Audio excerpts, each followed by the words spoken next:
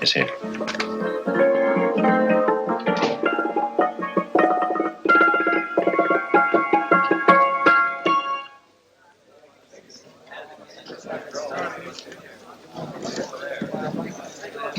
You gentlemen look like educated men of good taste. I have here some rare old first editions. Si le vieux vous embête. He's not bothering us. I'm interested in his books. Light beer. Now here are the complete works of Wilhelm Shakespeare, an old German writer. We move tonight. Orders from Berlin. Dr. Tobel is to be across the border before dawn. But we have had orders not to break into his house. And he hides there. Hasn't been outside in weeks. The Führer wants no trouble with Switzerland at the moment. We must be very careful. If we can't break in, he won't come out? When the Führer needs something as badly as he needs the Tobel bomb site, there is always a way. Dr. Tobel is interested in my scientific volumes. He's seen my forged Swiss papers, and he believes I come from Luzern. No, gentlemen, the price is much too low. I could not possibly sell so rare a book for such a price. I will induce Dr. Tobel to come on a visit to my shop as we pass the alleyway. You are interested in this book? A rare old set of Bismarck papers. One last warning. I've just had word from Berlin. The English spy hunter will try to take Dr. Tobel from under our very eyes. They are sending a stupid, bungling amateur detective. His name is Holmes, or some such foolishness. He will never escape from Switzerland alive. Now, quick. Get me thrown out of here. And watch for my signal from Dr. Tobel's window. But, gentlemen, you promised to buy one of my books. I told you no. Stop bothering us. They are not so great. The price is... Allez, sors d'ici, je t'ai dit plusieurs fois, faut arrêter les clients. Tranquille. Prends ton chapeau. Je crois pour mes livres. Prends les hautes parts, c'est ta carte. Je ne veux pas aller à car. Allez, sors d'ici. Reviens plus, hein. En fait, les clients, mais c'est le cochon. French. English. Oh, I hate those languages. Calm yourself, my dear Brown. In a short time, there will be only one language.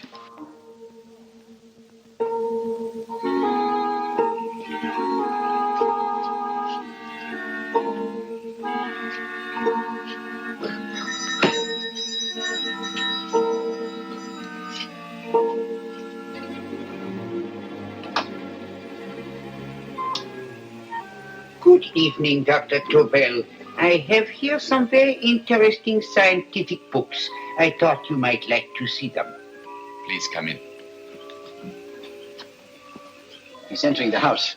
Quickly, get the car and have the motor running. I will follow. Herr X will have the Tobel bomb site at the Führer while this Holmes is still having his tea.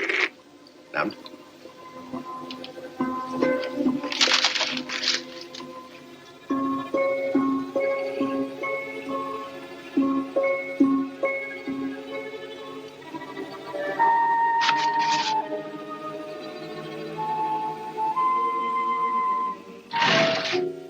What are you doing? I am sorry, but for months every move I have made has been watched. I am not a coward, Mr. Holmes. They won't watch you anymore. Tonight they intend to take you forcibly across the German border. Then why do we wait here, doing nothing, like rats in a trap? Calm yourself, my dear Dr. Tobel. We shall not only escape their trap, but we shall also take the cheese away with us. But how? The 4 sections of your bomb site fit inside these ponderous tomes. Although I must confess that I shied at the thought of disemboweling a complete set of Charles Dickens. Ah, but you cannot hide me in a hollow book. My dear fellow, I'm sorry that my good friend Dr. Watson isn't here to explain to you that my preparations are never slipshod. Stefan! Eric! Why do you call my servants? Your servants, yes, but tonight they assume new roles. Let me present Dr. Tobel and our old friend, the bookseller. Holmes, it is so simple. Yes, the obvious always appears simple. Quick now, we must leave. Stefan, the knapsack.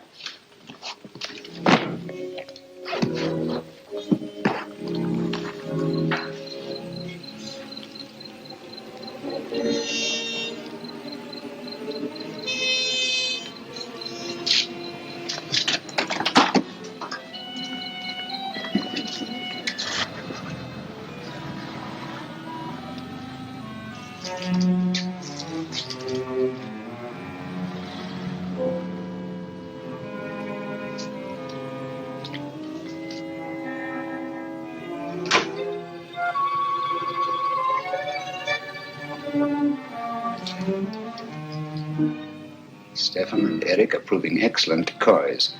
And the Gestapo has been fooled? Completely. Their servants are leading them into the next street. But what will happen to Stefan and Eric? Nothing, don't worry. I've taken care of that. The way is clear. Come on, quick.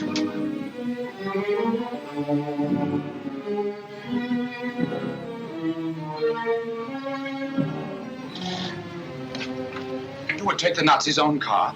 One must adapt oneself to the tools at hand.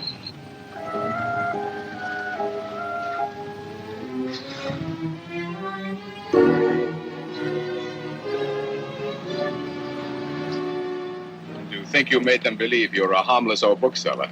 Yes, I've always felt that a thorough knowledge of the classics might come in handy.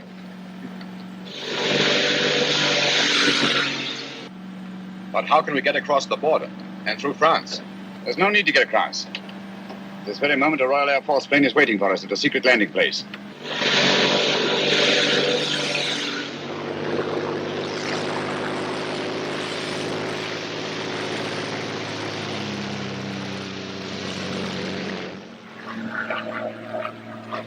How long before we arrive in London? In a very few minutes. We're passing over Dover now. Thank you.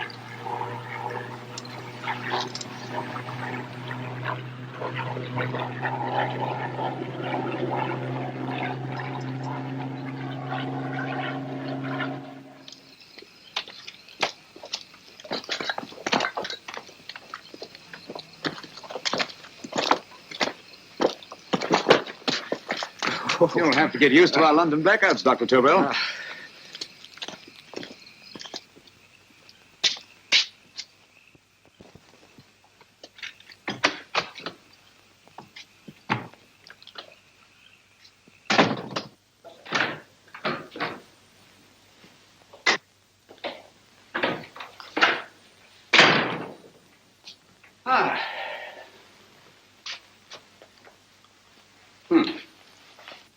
Dr. Watson's. Very untidy fellow. What are we going to do with these? A problem of the most elementary nature, my dear Dr. Tobel.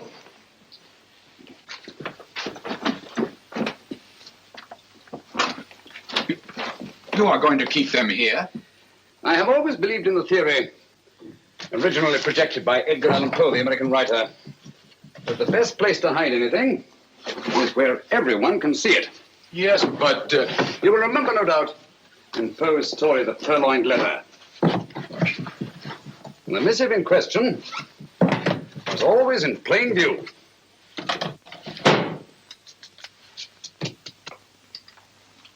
Hands up, gentlemen.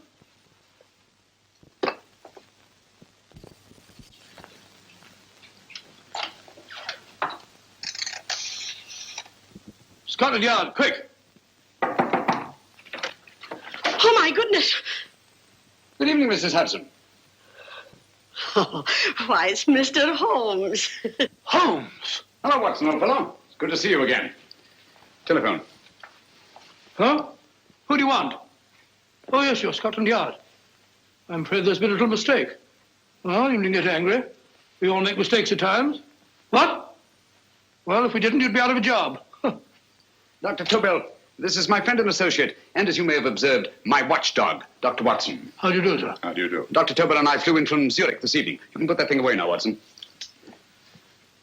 Dr. Tobel, awarded the Massingham Crest for physics in 1939. My dear Watson, there is only one Dr. Tobel. Without Mr. Holmes, there would have been no Dr. Tobel, I am afraid. But I thought you were living in America, sir.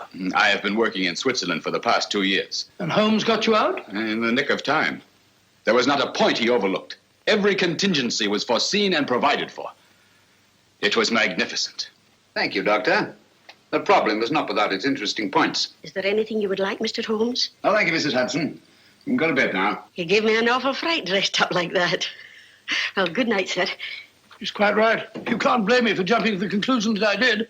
He looked like a broken-down musician. Holmes, why didn't you take your fiddle with you? I never did think much of this dressing up business. It was necessary, I assure you. The Gestapo was close on our heels. Really? This is Sherlock Holmes. I want to speak to Sir Reginald Bailey, please. Reginald Bailey? Is that the fellow who played Rugger for Blackheath? Yes, Watson. Oh. Hello, Sir Reginald. Holmes speaking. Yes, from Baker Street. I have Dr. Tobel with me. Oh, thank you. Very well, then. I'll meet you in half an hour. There must be no delay. I'll arrange with Sir Reginald to have the test tomorrow morning.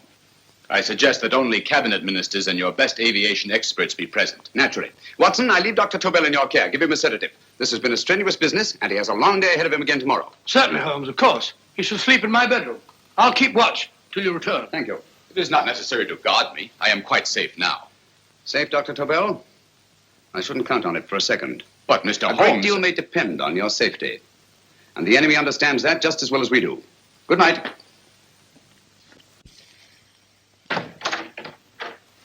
Keep alert, Watson. Yes, of course. A couple of these, and you'll sleep peacefully through a blitz. Thank you. You'd better start undressing at once, or you'll find yourself fast asleep in the middle of taking off your trousers. Well, I'll sit over here and keep an eye on things. Oh, by the way, if you're nervous, call out. Good night, Doctor. Good night, Doctor. Both saying the same thing at the same time. Good night, Doctor. Good night, Doctor. No, sir. I'm tidy full of Holmes.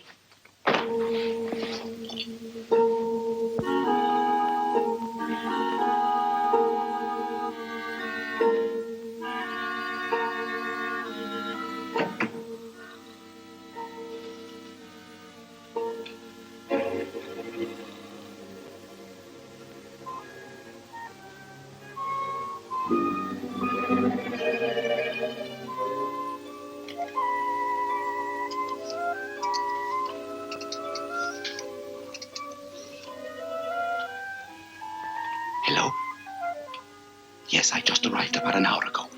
It is most important that I see you at once. No, I cannot explain.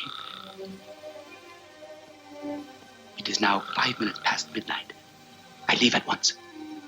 Goodbye.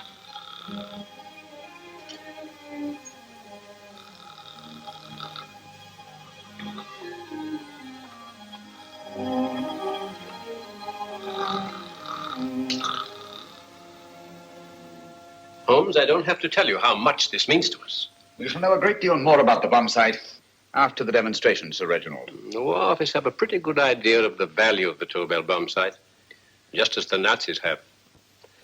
However, if you'd care to place Dr. Tobel under the protection of Scotland Yard until tomorrow... No, that won't be necessary. I shall personally deliver Dr. Tobel to your representatives on Salisbury Plain in plenty of time for the demonstration. Thank you. Good night, Sir Reginald. Good night, Mr. Holmes.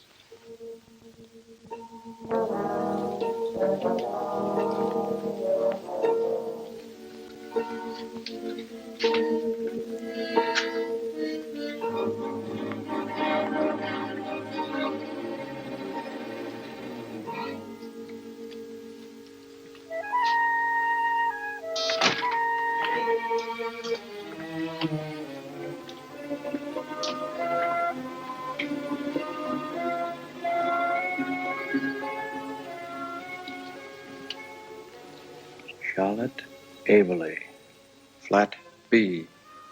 Right. Get the car ready. I'll wait here until he comes out.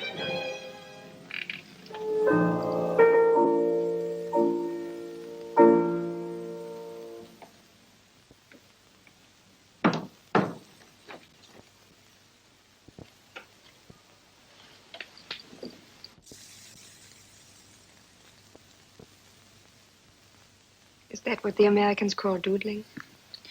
It is more serious than you could possibly realize, Charlotte.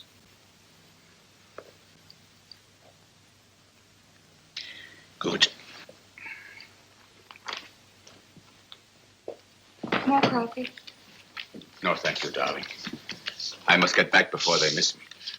We've been separated for so long. I couldn't bear it if anything should part us again. I want to work with you, and I want to know every minute where you are. Even for you to know the details of my mission in London is to sign your death warrant. If you're in real danger, I want to share it. There is one thing you can do. Guard this envelope. If anything happens to me, see that it reaches the hands of Mr. Sherlock Holmes. Mr. Sherlock Holmes. Yes. I pray I never have to deliver it.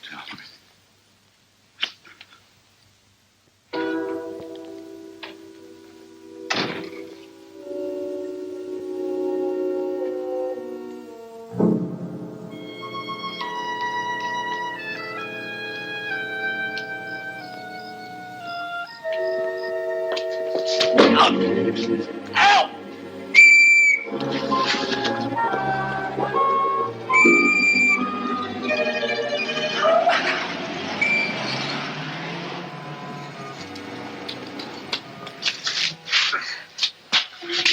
He got away.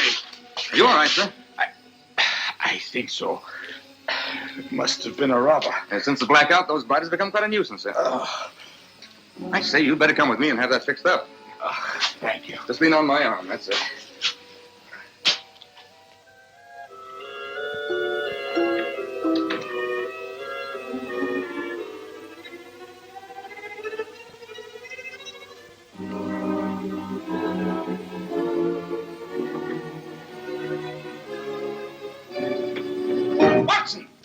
Watson, wake up! Huh? Where's Tobel? He's in there. No, he isn't. He's gone. That's impossible. He's asleep in my bed. I've been here all the time. If anything's happened to him... Tobel! All right? It is nothing. Yeah, sit down here. Let's have a look.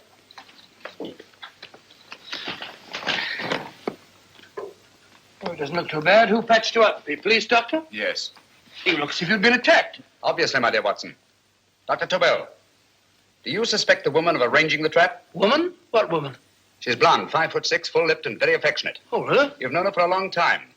You were attacked after leaving her apartment. Holmes, how do you know this? The face powder on your coat tells me of her height and her affection for you.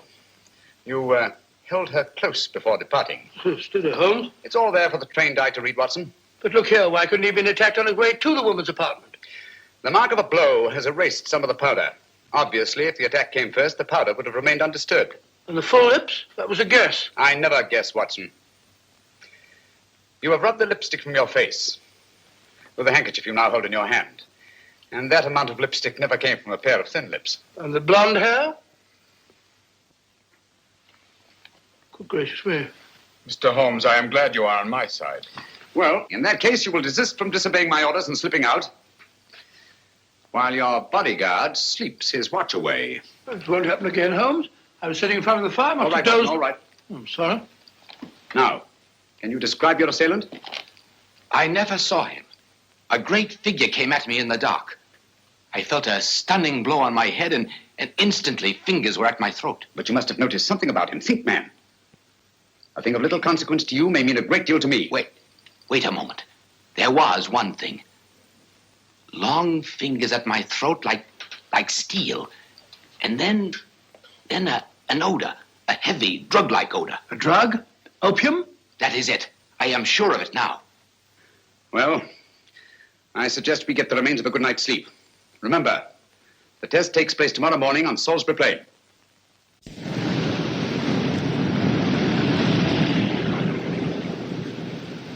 The principle of Dr. Tobel's device involves the use of 3 sonic beams. Is that right, sir? That appears to be it.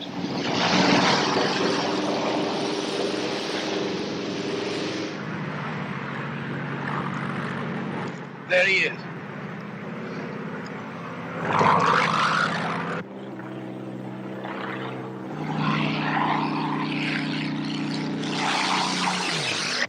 We're on the course now, sir.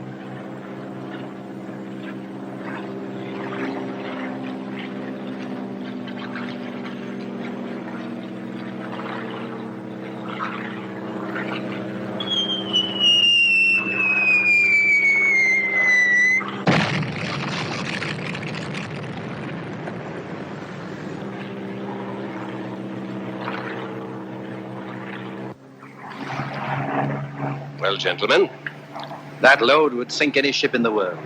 We must consider the possibility of good piloting and a lucky hit. I'd like to see another try of it. So would I. They want you to try again, sir. He's coming into position now, sir. We're on the course now, sir.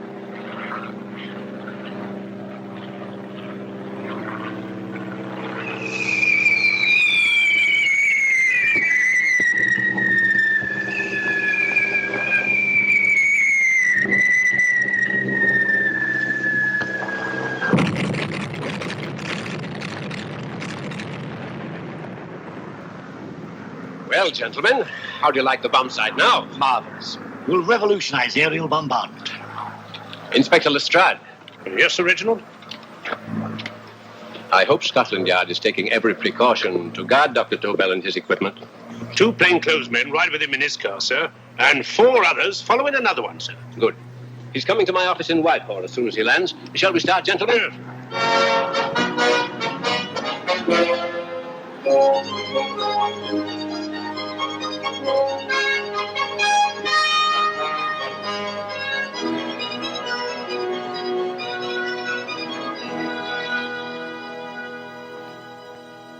Well, here he is, gentlemen. Congratulations, sir. It was excellent. Amazing performance.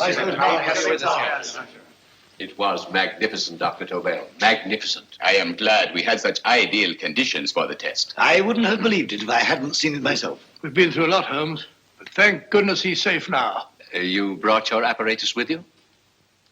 No, Sir Reginald. I did not. But why not? It must be lodged in the most impregnable vault in this building until we're ready to start manufacture. I have arranged for a little office of my own. I intend to supervise the manufacture myself. But you offered it to our government for our use. Everything Mr. Holmes has done has been with that idea in view. I still offer it to your government. But no one else will know the secrets involved. I have devised a plan to guard my invention. A plan as intricate as the bomb sight itself. If you imagine for one moment... Please. I will not change my mind, Sir Reginald. I am taking the matter into my own hands.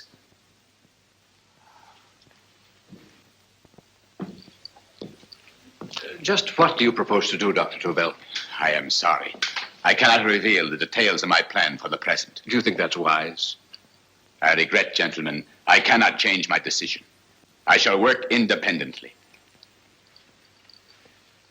Can't you persuade him, Holmes? But supposing something should happen to you, Dr. Tobel. You know, there's already been one attempt on your life. And if Holmes' suspicions are right... What, Watson?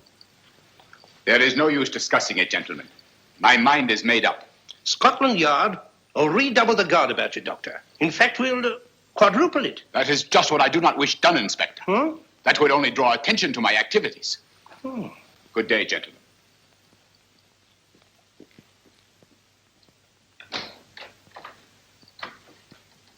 Just the same, I'll have my men watching him every moment from now on. No, wait, Lestrade. We must not offend Dr. Tobel. We must remember that he, as a citizen of Switzerland, is under no obligation to give us his invention. We must do as he asks. Don't you agree, Holmes? To be sure, Sir Reginald. I'm not officially connected with the government, and I intend to remain on the case. Good. That is, if Inspector Lestrade doesn't mind. Not at all, Mr. Holmes. We're always glad to have you hanging around. Thank you. You can put those away now, Lestrade.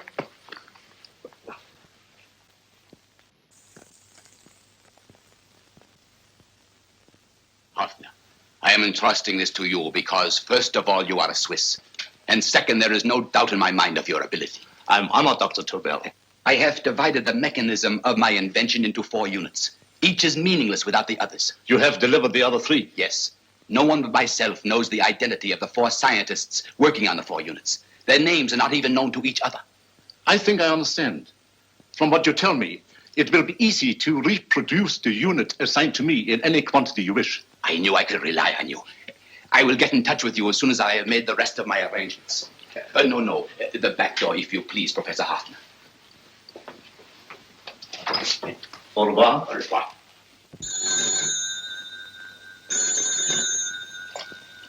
Hello? Yes, Lestrade?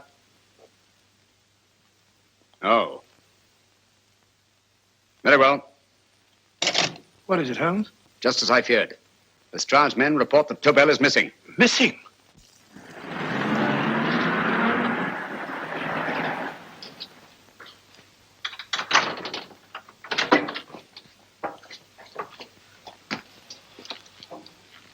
Gone. Yes, I was afraid of this. How long has he been missing? Practically since he walked out of your office yesterday. If you'd only given me the address of this place, I shouldn't have had to waste so much time finding it. Empty. The bomb site's gone. I didn't expect to find it here, Sir Reginald. This is a pretty mess. If you knew this was going to happen, why the devil didn't you do something about it? You can rely on Holmes implicitly, Sir Reginald. Tobel's gone, and heaven alone knows where. Well, it serves me right for listening to that crack-brained idea of his. He dismissed Lestrade's men, and they went, leaving him here alone and unguarded. Holmes, if anything has happened to Tobel, if his invention falls into the hands of Germany, it will be a major disaster for England. Christmas wrapping. He did his Christmas shopping in plenty of time. Yes, curious. Do you notice anything, Holmes? Scent. Perfume. Yes, I noticed it the moment we entered the room. Claire de Lune. One of the rarer essences, and very expensive. That woman again. Undoubtedly.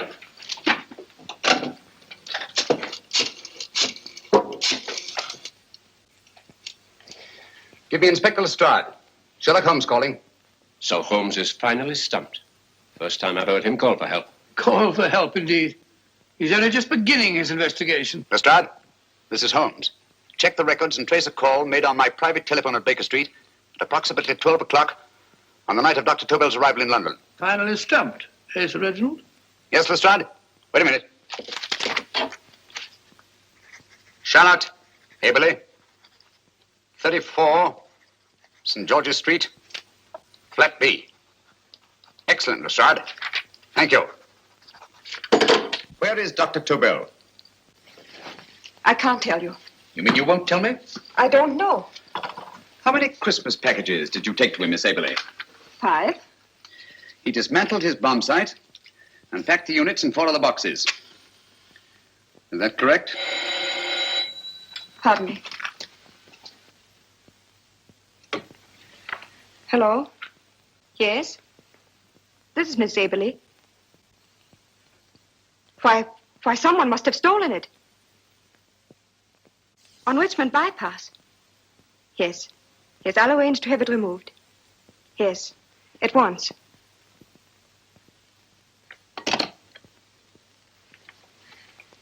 Now I can be frank with you, Mr. Holmes.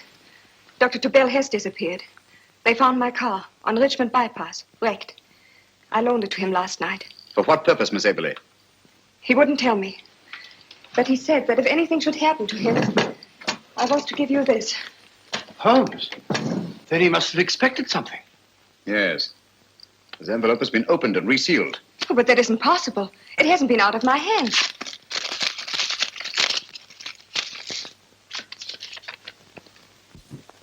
We meet again, Mr. Holmes. What?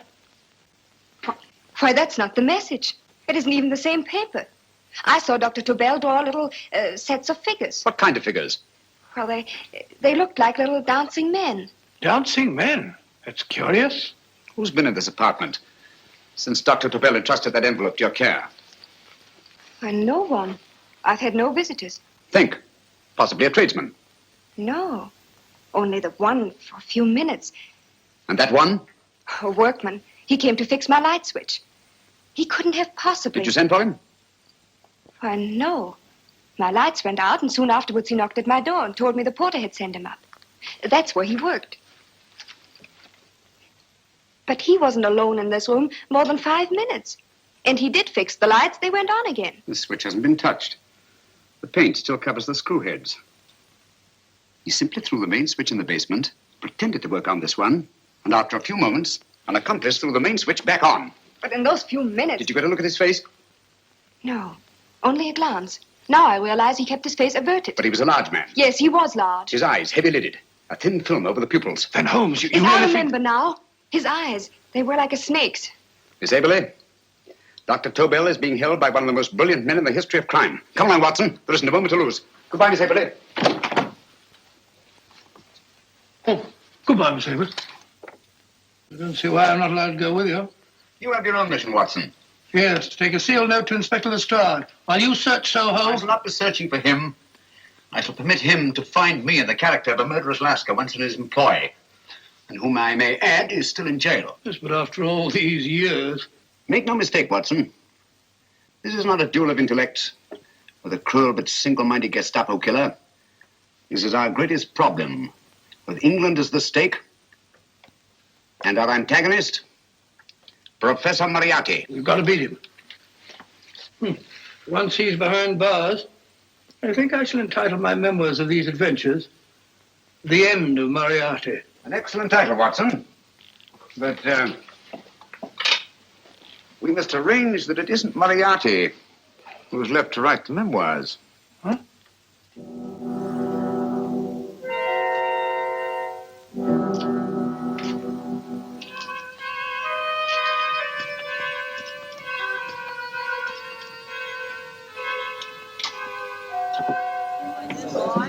Up she rises, up she rises early in the morning.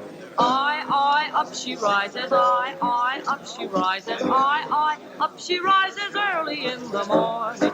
Up she rises, up she rises, up she rises early in the morning. Up she rises, up she rises.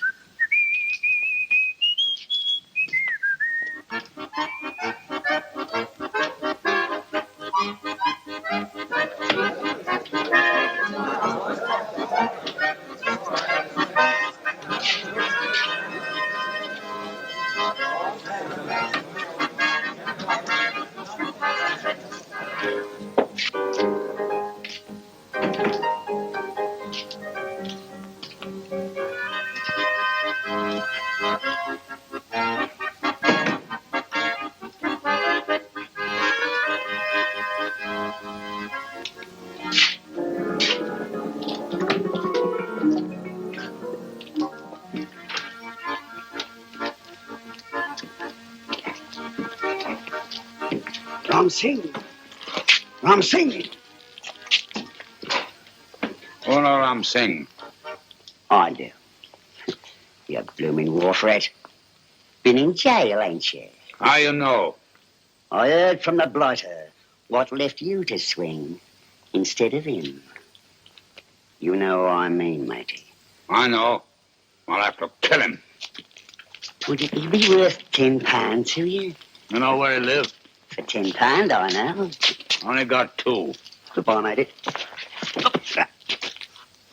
£5. £10 on nothing, you lying heathen. You dirty thief. Well, that ain't so much to ask for what you want to know. You'll make good bargain.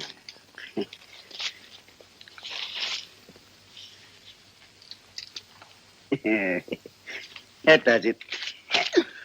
Well? You remember Angel's Court? Huh? Then follow your nose through the alley till you come to Jack Brady's carpenter shop. He can tell you where the blighter is at this very moment. You come too. Me? If you lie... All right, mister, I'll come along with you. Easy, matey, easy. Follow me. Please, Governor, I ain't had nothing to eat for 2 days. Please. Go away.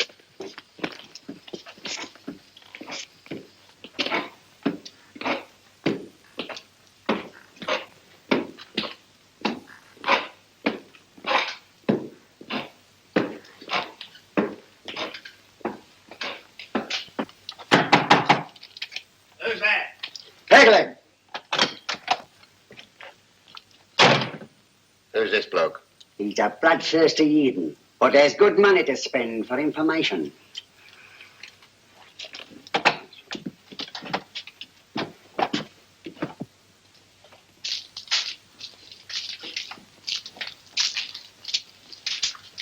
What's he want to know? He give me £5 to bring him to someone who could tell him the whereabouts of you know who. You not tell me I cut 2 throat. Cost you another £5. £5 more, eh? You pay him. Me? Come on, you. Come on, pay him. Right.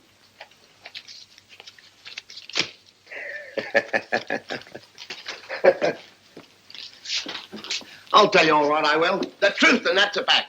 The blighters in Davy Jones's locker are feeding the fishes, he is. Deader than a blinking mackerel. Now, ain't that worth a £5? Oh! I tell you, he's alive. And I say he's been dead these many years. You lie! Easy there, Jack Brady. I would say you were wrong and Mr. Sherlock Holmes was correct. Good evening, Professor Moriarty. Welcome, Holmes. My men have instructions to bring anybody here who inquires for me. They haggle while I watch. An admirable disguise, by the way. It fooled them completely. Of course, it didn't fool me. I never intended that it should. I meant only that it should bring us face to face. Just like old times, eh? A battle of wits, of superior intellects.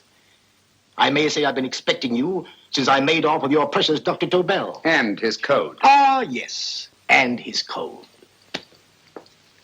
But valuable as your doctor and his code are to my business, I think my main interest in this affair is the chance it gives me to battle with you again.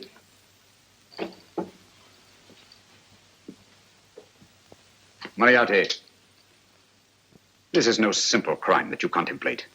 It's a staggering blow against your own country. That doesn't concern me overly.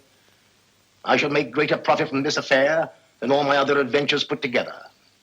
Then you refuse? Oh, most assuredly.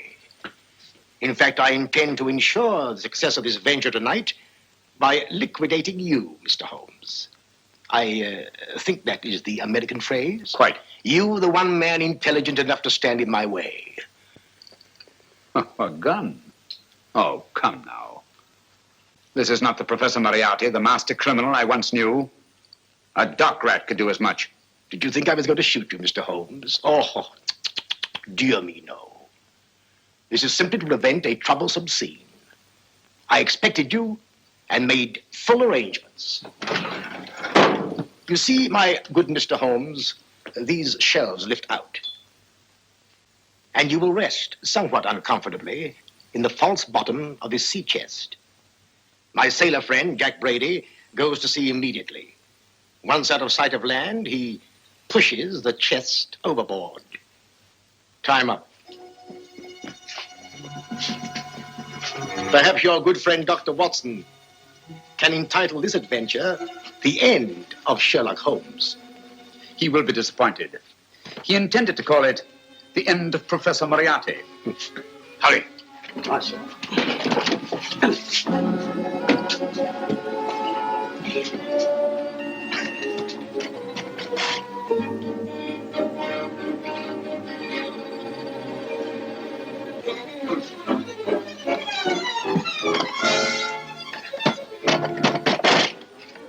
Brilliant man, Sherlock Holmes. Too bad he was honest. The one-legged man. He takes Mr. Holmes right to that carpenter shop. He knocks on the door. A man comes out, and in they go. Thank you, George. We'll take over the watch. Good night, Dr. Watson. Good night. What does Mr. Holmes hope to accomplish by this masquerade? He hopes to frighten Moriarty into rushing Tobel into another hiding place. Moriarty's dead, I tell you. Look out. Over here, quick.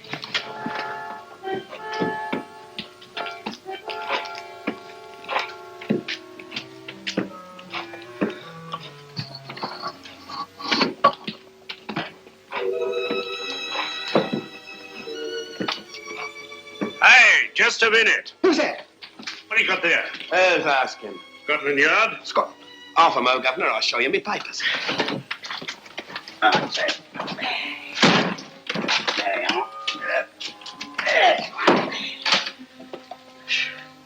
There you are, Governor. I'm Jack Brady, ship's carpenter. Shipping out tonight in a convoy. Destination unknown. My pal here's helping me get my chest aboard. Make him open it, Lestrade. Yes, go on. All right, Governor. See for yourself.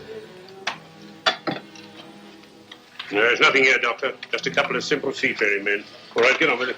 Thank you, Governor.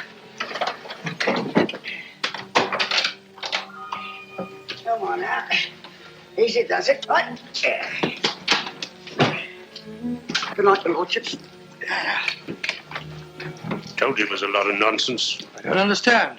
That thing was weigh a ton. Look at those men staggering. You've hit on something, Doctor. A few tools wouldn't take that much energy. We've just looked inside. On the top only, there might be a false bottom. Hey, you! You stop there! Stop or I'll shoot!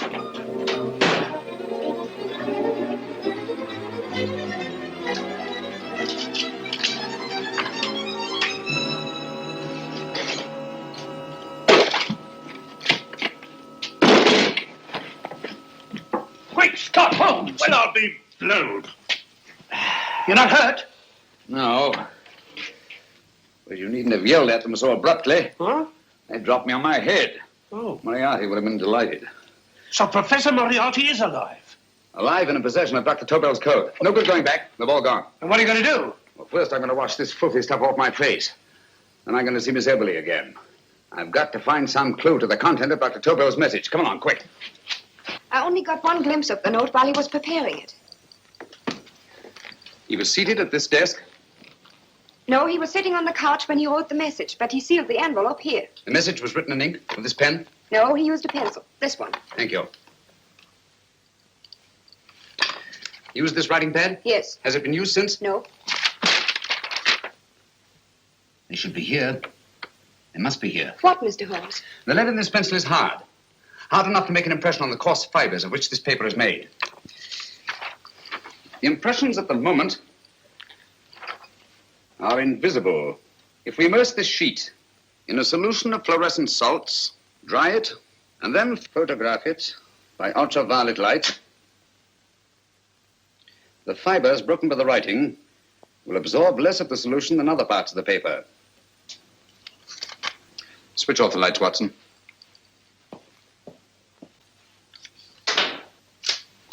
We place the slide in the projector and turn on the light. The broken fibers appear darker than the rest of the paper and are therefore visible. Splendid, Holmes. Now I recognize that code.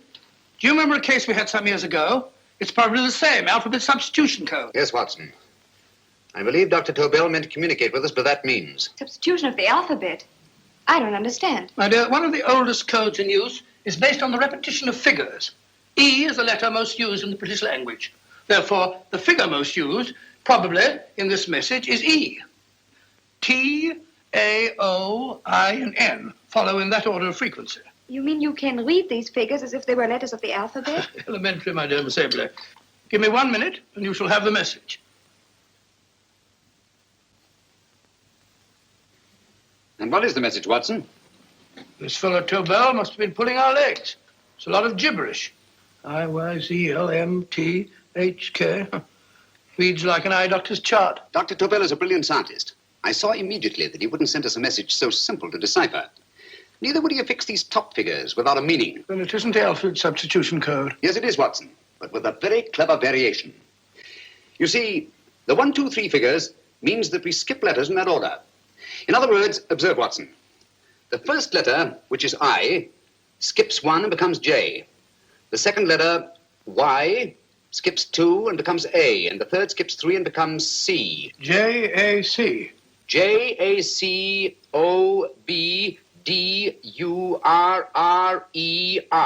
Jacob Dürer, a Swiss scientist and friend of Dr. Tobel's. P-A-L-A-C-E-C-R-E-S. Palace Crescent. Right. I say, Holmes, this man Dürer must be important. Obviously, Watson.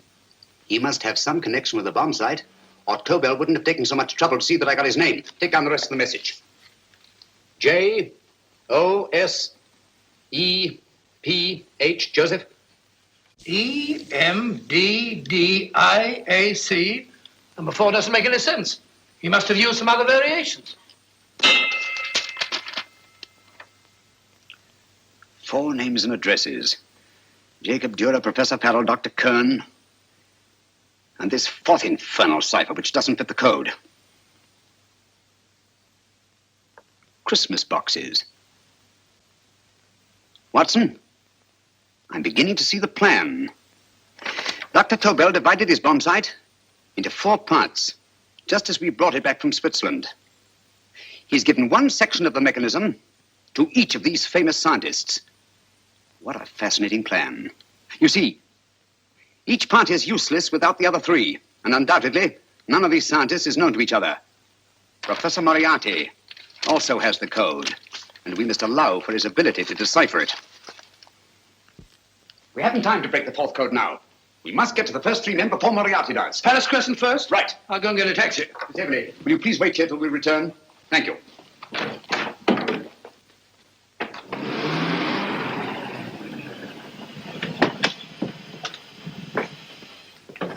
Here, where are you going, sir? Jacob Durrell live here? Yes, but there's been a bit of trouble, sir. You can't go in. Inspector Lestrade's orders. Oh. Here, just a minute, sir. That's Mr. Sherlock Holmes. Oh, very sorry, sir.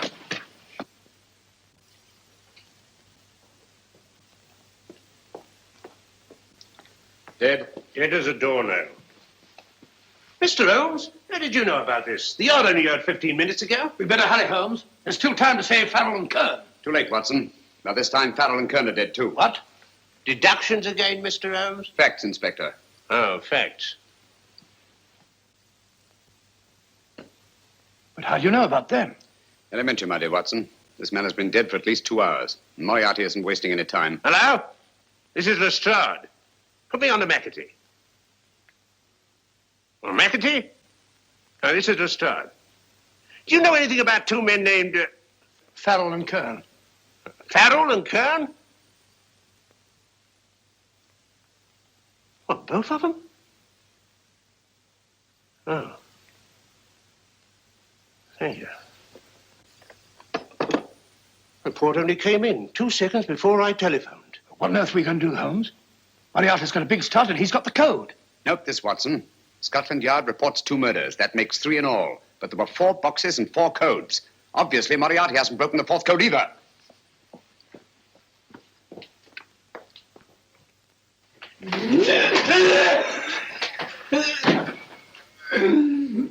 What is the name of the 4th man? I can't remember. What is the name of the 4th man?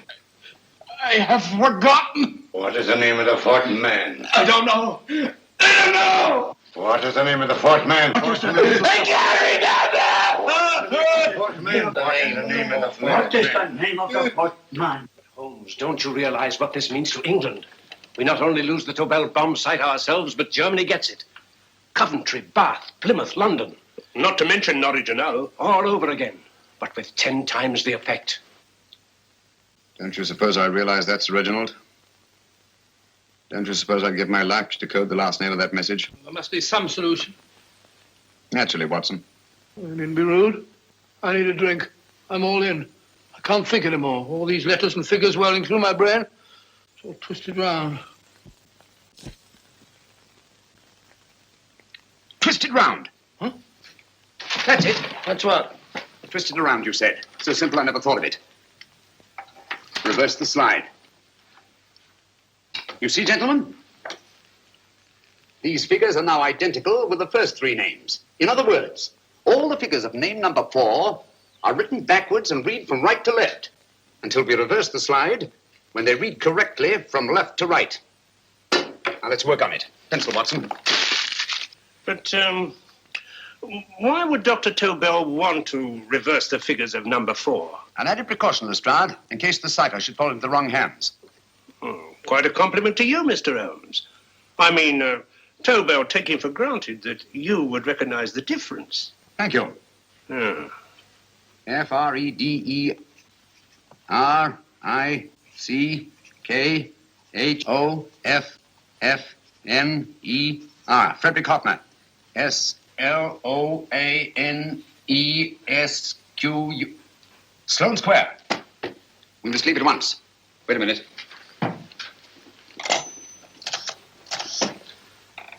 Information?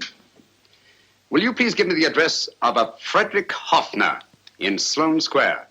I'll break this code. I'll find the name of that 4th man before Holmes does. There is not much more time. The submarine is to pick us up off Sheerness in 6 hours. I've beaten Holmes so far.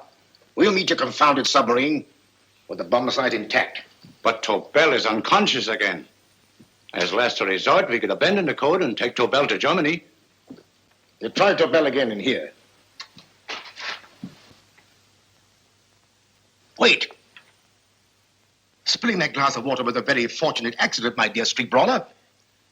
Dr. Tobel's perversion of the cipher was so simple, that it fooled us. I was looking for something ingenious. This is ingenuous. He simply reversed the cipher.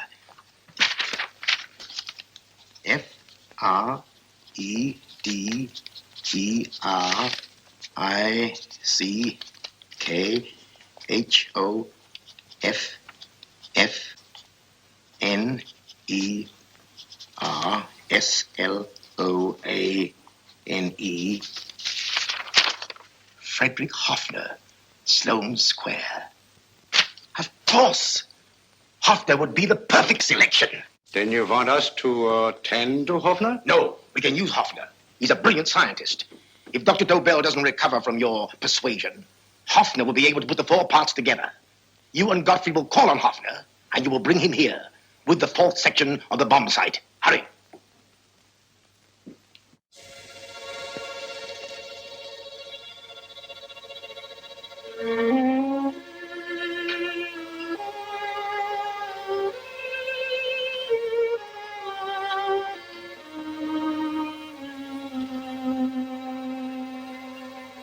Put up your hands, Professor Hoffner.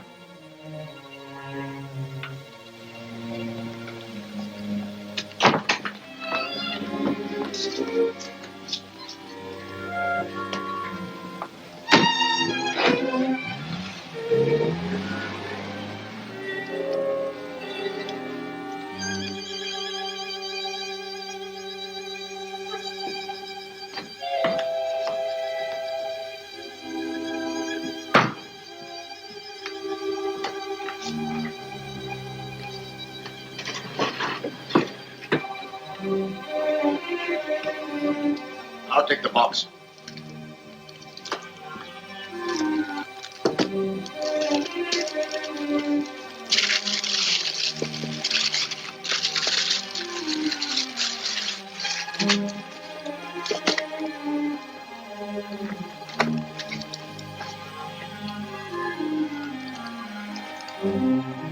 We meet again, Professor.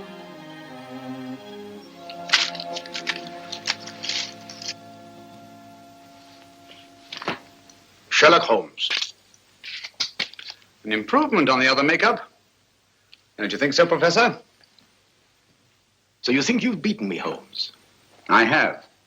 The real Hoffner is safely in the hands of Scotland Yard. But I still have Tobel. Now I shall sell Germany the inventor instead of the invention. You've learned nothing from him in spite of all your torture. Otherwise, you wouldn't be trying so desperately to collect the four sections of the bomb site. A keen observation, my dear Holmes. But observe further that you are now in my hands, and I have profited by my last mistake of allowing underlings to attend to you. Holmes took my place, and while the Nazis were inside with him, he instructed me to attach a small apparatus underneath their car. He's a brilliant fellow, Holmes. I helped him prepare the apparatus. Did you really, Doctor? That is, I poured in the luminous paint when you told me to. Very clever, Dr. Watson. The apparatus drips at regular intervals, leaving a trail of luminous paint. I see, leading us to Moriarty and Mr. Holmes.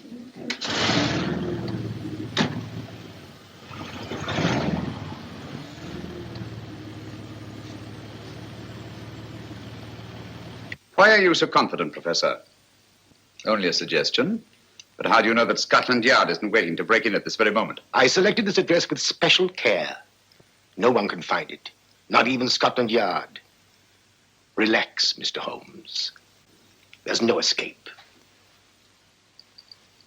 I might suddenly dash to the window, break it open, and shout to a passerby.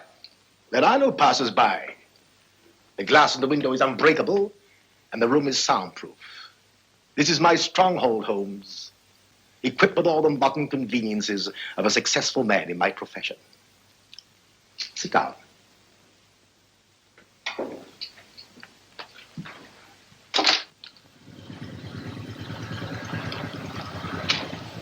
They've faded out again, sir.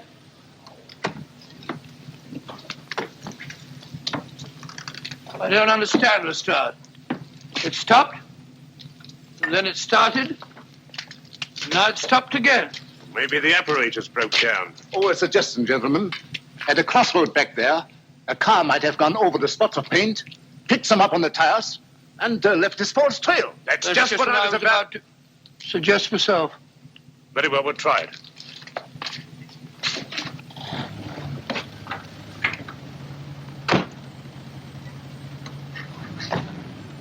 Now, Holmes, what should it be?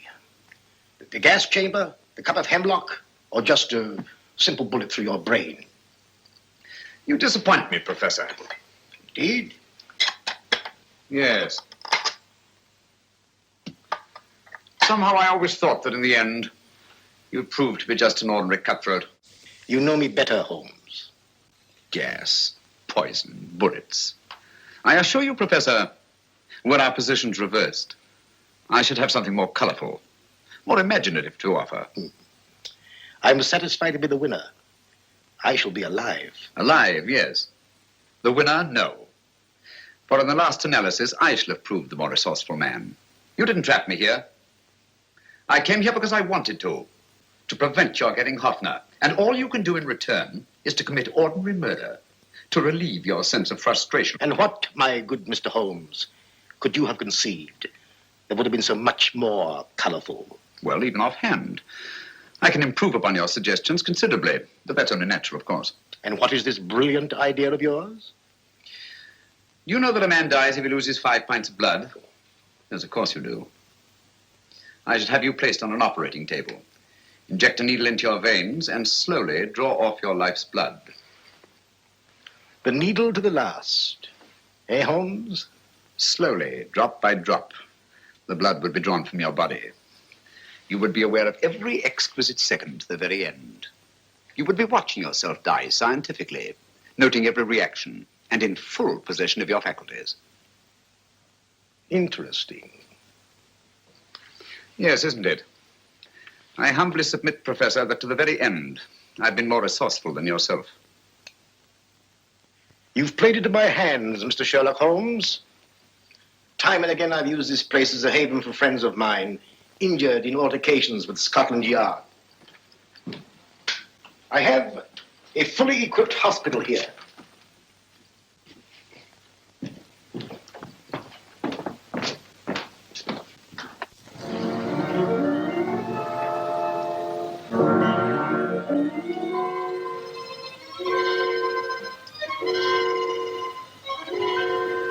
The trail goes this way, Inspector.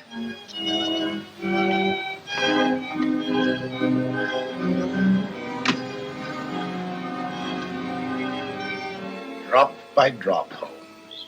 Drop by drop. In a way, I'm almost sorry. You were a stimulating influence to me. But it was obvious that I should win in the end. Only a matter of moments now. Take Tobel down to the boat. Stop the engine.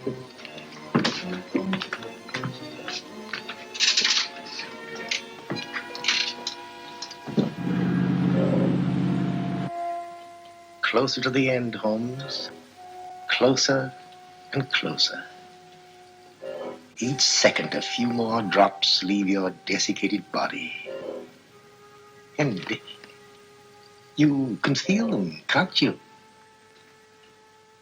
You're perfectly conscious, aren't you, Holmes? I shall be conscious long after you're dead, Moriarty. Ha! Still the same old swaggering, conceited Sherlock Holmes.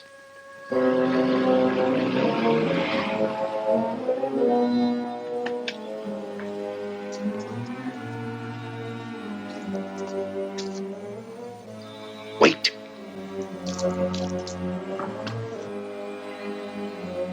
If Moriarty hears a shot, he'll kill Holmes. You keep an eye on the boat. Don't make a move till Dr. Watson and I get inside. Understand? You wait here, Professor Hoffner. Come on, Doctor.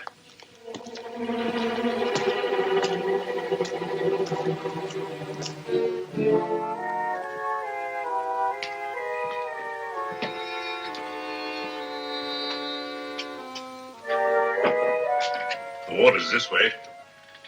Moriarty's rooms must be up here.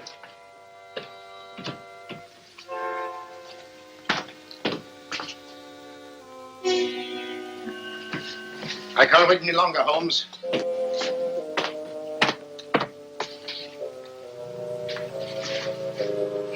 You'll have to forgive the crudity, my friend.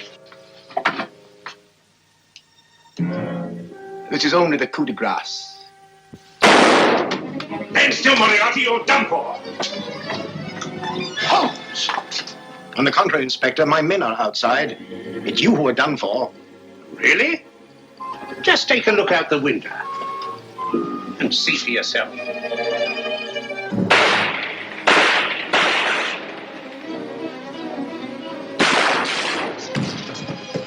We'll try to get to the speedboat. Yes, he won't go without Tobel. Come on.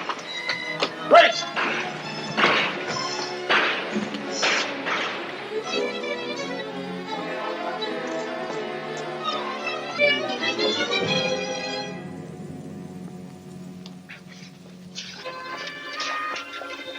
Here's Dr. Tobel, Inspector. He ain't too badly hurt. Thank heavens for that. Look after him, will you, Hoffner? I'll take him to the car.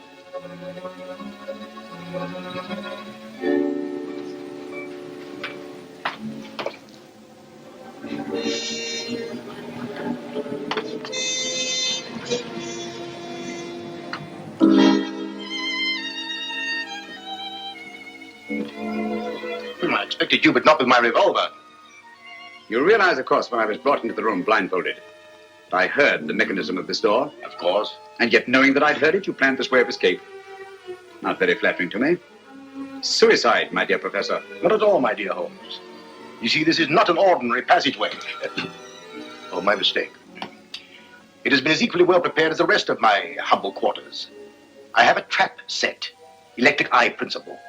My passing through will break the beam and automatically open a highly deceptive trap door. Behind me, of course, my pursuer, meaning you, my dear Holmes, will then be plunged 60 feet into the sewers below. Holmes!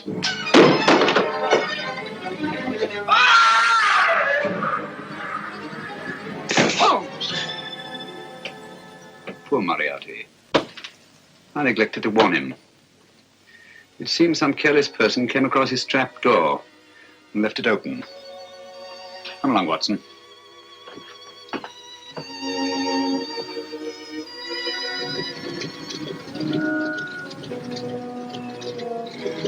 Germany wanted the Tobel bomb site. We'll send her thousands of them in RAF planes. Yes. Thanks to Mr. Sherlock Holmes and to Mrs. Tobel. And of course, Inspector Lestrade. Oh, that's all right, miss.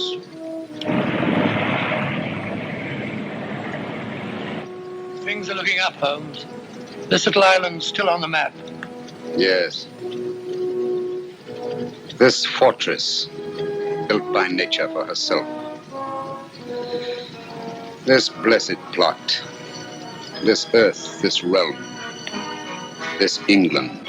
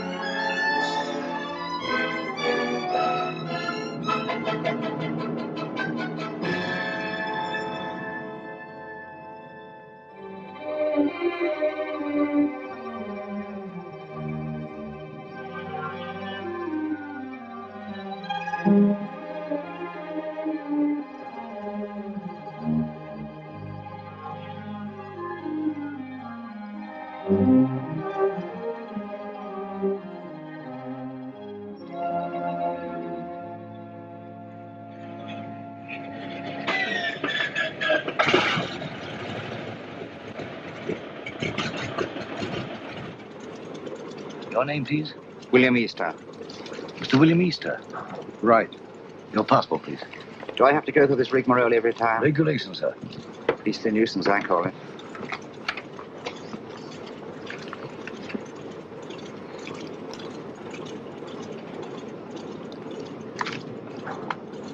You'll receive your American visa in Lisbon.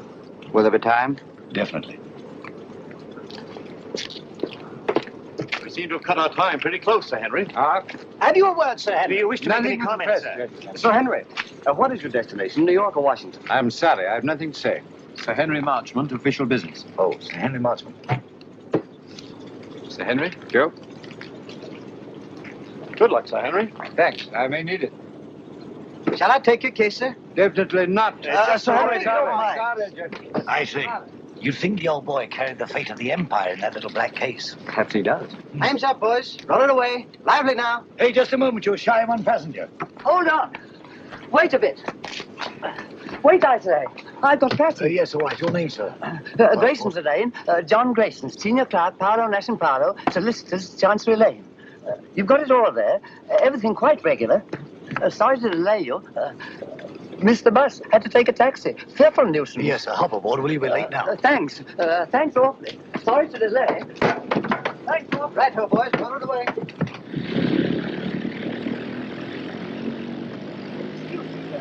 Awfully sorry. Quite all right. No sense of balance. None whatever. Thanks. Clumsy of me. No sense of balance. That's what it is. Effect of the inner ear, I fancy.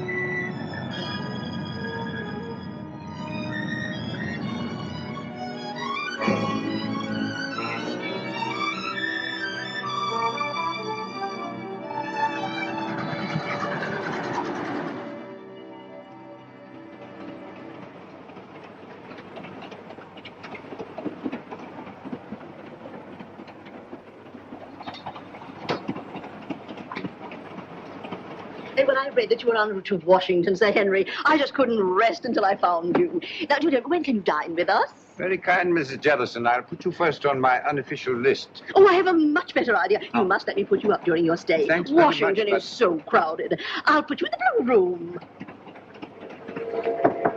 Come in.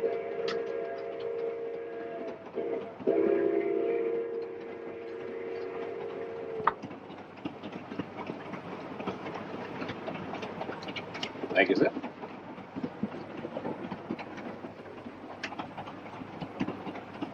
But if Sir Henry isn't the one, who is?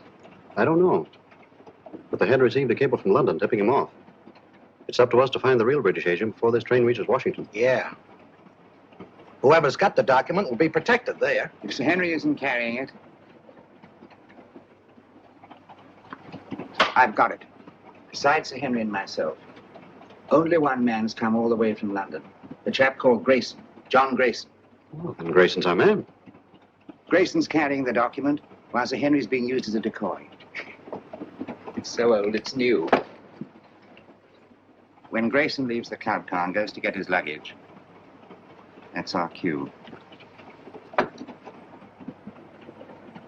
We know what to do, Easter. Good. That's Grayson standing at the bar. The little fellow.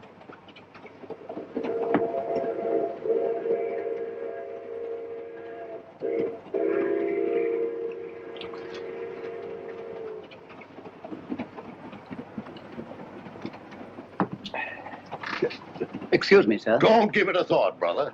I'm in politics. I'm used to hard knocks. I'm Henry Babcock, Senator Babcock. How do you do? John Grayson. Sit down, Grayson. Have a glass of grape juice from my home state. Used to know a man named Grayson, mighty fine man. He was murdered. 2 grapes, George. On the fire, sir. This book has got me all confused. I do wish you'd set me straight on the international situation. Rather large order, I'm afraid. Oh, you're so right, Sir Henry. One must take the broader view, I always say.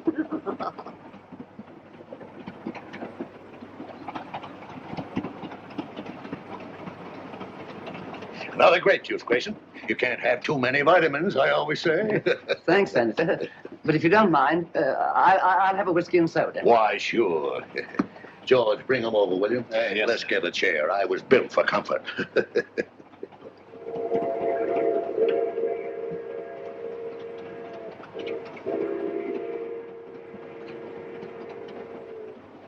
Jolly little beggars. What? Kept to myself as a lad.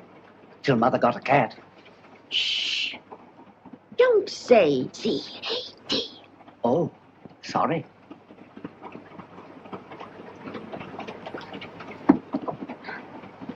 Permit me, ma'am. Oh, thank you. You're very kind, I'm sure. Pardon me, sir. Here we are. Porter. Yes, sir? Are we on time? Yes, sir. Be in Washington in 20 minutes.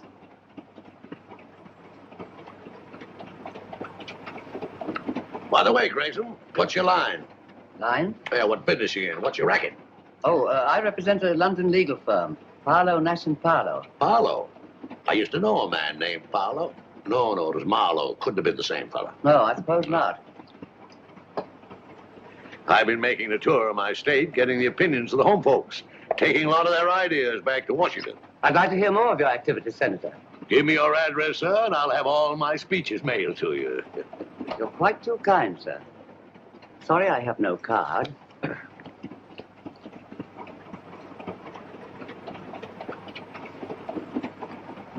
Oh, Porter. Yes, miss? Permit me. Thank you very much. Not at all. I'll be at this address for the next week or so. I hope. Thank you. I'll get my papers together.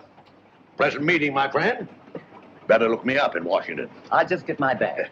Thank you, thank you.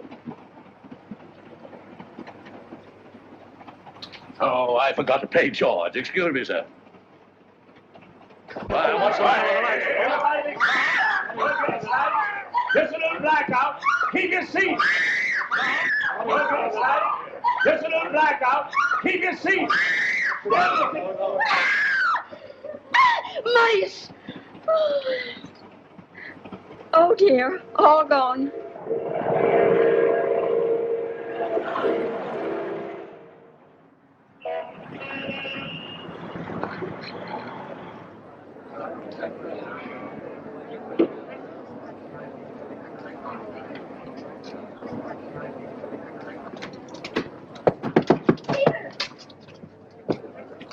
Peter. Nancy, darling. I didn't dream you'd be able to meet me. I got leave. Oh, darling, that's wonderful. Just 3 days. Oh, that's awful. We haven't a second to lose. First thing I did As I was saying, Sir Henry. was get this. Oh, this finger. Well, I haven't had much experience. Look, day after tomorrow, your aunt's giving us a reception. Until then, you and I are going to be a couple of busy people. Oh, I beg your pardon.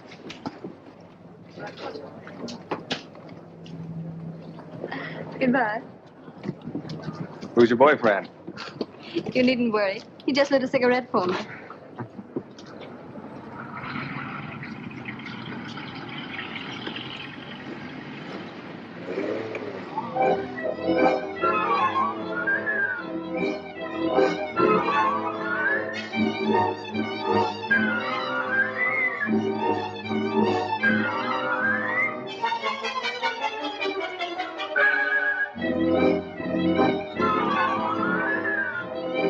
This is the BBC News Bureau, broadcasting from London. At this time, we present our regular morning summary of the news. A British subject has disappeared under curious circumstances. John Grayson, senior clerk in the firm of Parlow, Nash and Parlow, solicitors, Chancery Lane, has not arrived at his firm's representatives in Washington. Foul play is suspected. Deplorable. Simply deplorable. It's the sort of thing that shakes your faith, by Jove. I say, Holmes, shakes your faith in everything. You alarm me, Watson. I've never seen you affected by the news, however startling. Startling, my dear fellow, it's devastating. Seen the scores? The Navy got 428 for 6 wickets against the Army at Lord's. May I draw your attention to the fact that really momentous things are happening in the world today? I know all about that. I'll get to them later on. Excuse me. Mind my egg, Oldby. Oh, I'm sorry. With your consuming interest in the game, I'm surprised that you've changed your mind about running up to Lord's cricket ground this afternoon. It can't be helped. I had to put it off. How did you know I changed my mind? Elementary, my dear Watson. Invariably, when you go to a cricket match, you fill your flask with my best whiskey. Just now I noted in passing that the flask was empty. A single whiff informed me that it had been recently filled. Obviously, after filling it, you had poured the contents back into the bottle. Therefore, you had changed your mind about a cricket match. You amaze me, Holmes. You positively amaze me. Come in, Mrs. Hudson. Oh, excuse me, Mr. Holmes. There's a gentleman, and he's very insistent. Well, I do declare he followed me right up the stairs. Didn't I ask you to wait? My good woman, you may ask me to wait, but not the British Empire. Mr. Holmes, I must talk to you immediately. How are you, Mr. Irons? That will be all now, thank you, Mrs. Hudson. My good woman, indeed. Arons? I seem to know that name. Don't tell me, my dear Watson, that you don't recognize Mr. Arons at the Home Office. Oh, yes, of course. I knew the moment you came in. How are you, Arons? How do you do? Did you see what the Navy did to the Army at Lord's yesterday? All right, Watson, go on with your breakfast. Bad show. 428, 6 wickets. Mr. Holmes, I'm here on a matter of the utmost secrecy. Now, I assure you, Mr. Arons, that Dr. Watson is the very soul of discretion. Won't you sit down? By the way, Watson, please be so good as to keep tapping on the table with your knife. Tapping on the table, Yes. It will break the wavelengths if by any chance there's a dictograph in the walls. Oh, really? Cigarette? No, thank you. You can stop now, Watson. Well, Mr. Arons, I take it you've called on me in connection with the kidnapping of John Grayson in America last night. Oh, yes. Yes, exactly. Grayson was carrying a document of a very confidential nature. Indeed. Its contents are of such great international importance that I am not at liberty to reveal them. But if that document falls into the hands of the enemy, I can only say it will be absolutely disastrous for this government and our allies. For that reason, we did not wish to transport it to Washington in the usual way. So a regular King's messenger, Sir Henry Marchmont, was dispatched. Not carrying the document, of course. That's right. Sir Henry was a sort of... sort of red herring, shall we say? Precisely. The document was actually entrusted to a reliable but insignificant man in our Secret Service. On his arrival in Washington, he was to make himself known to Sir Henry and deliver the document. Now, not even Sir Henry knew that this man, Pettibone, who traveled under the name of John Grayson, was the real messenger. Pettibone? Yes. Alfred Pettibone? Yes. Good man. None better.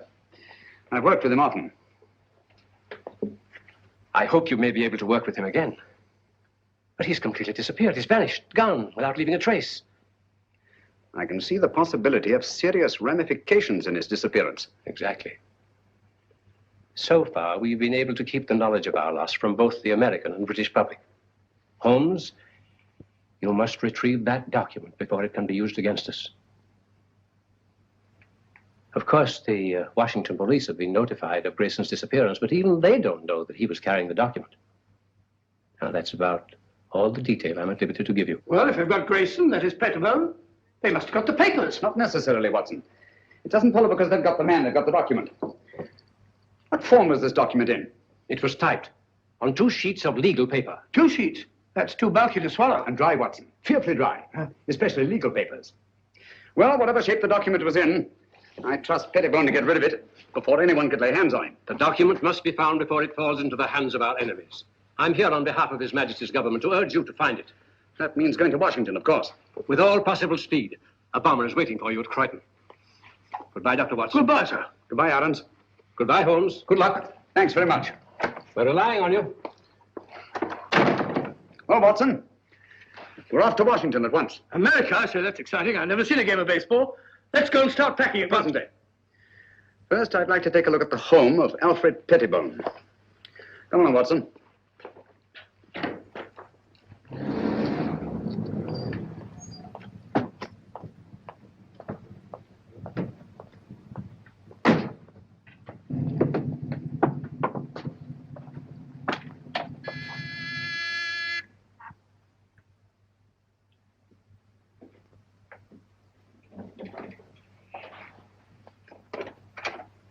Why, Dr. Watson, what a surprise.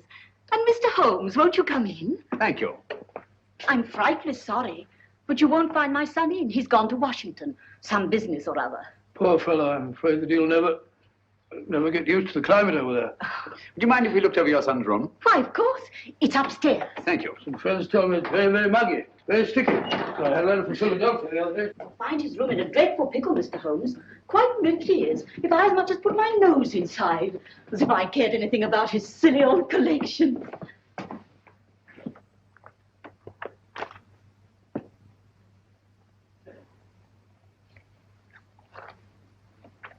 This sort of Pettibone seems a curious sort of fellow. Sort of collector of collections. Postage stamps, military buttons, butterfly, bugs, snapshots. All sorts of rubbish. Yes, I shall write a monograph someday on the noxious habit of accumulating useless trivia.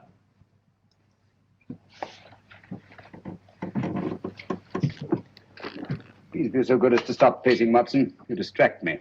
All right, all right.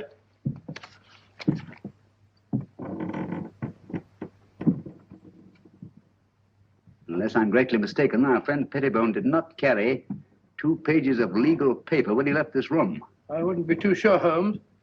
Ashes are deceptive, you know. On the contrary, my dear Watson, the rag used in our official documents leaves an ash that is unmistakable.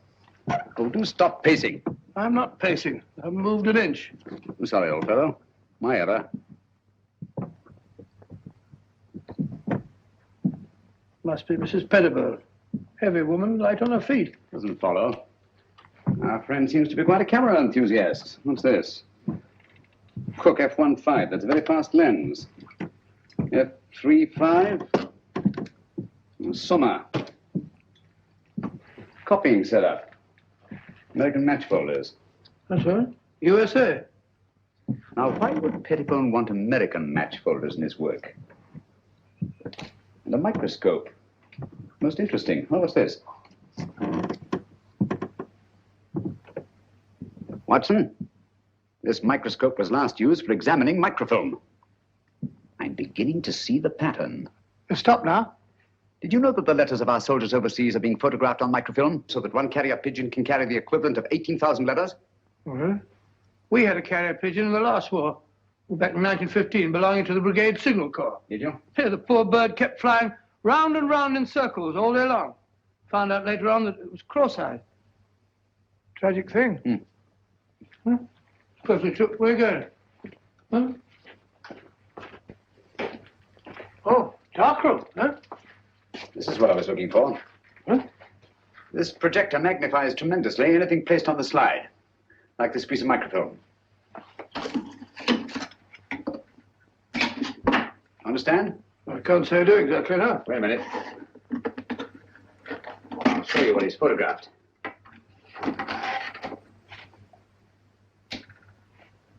Oh, it's a match folder. What do you want to photograph that for? Probably to line up his equipment before he photographed the document. We've got it, Watson. Have we? Yes. Come along. Oh, it's all as clear as mud to me. Just as I thought. This document has been reduced to microfilm to make its concealment possible. Alfred Pettibone is a most ingenious fellow. A bulky document is obviously difficult to conceal. But 2 pages of a state paper, photographed on microfilm, would be reduced to a size no larger than a halfpenny stamp. Slitting a match folder with this razor blade, Pettibone placed the now minute document inside, stuck it together again, and there he had it. An American match folder, rare in London, but completely inconspicuous in the United States. Do you mean to say we're off to America just to look for a match folder? It's a big country. A big country, Watson. And a small match folder. Come along.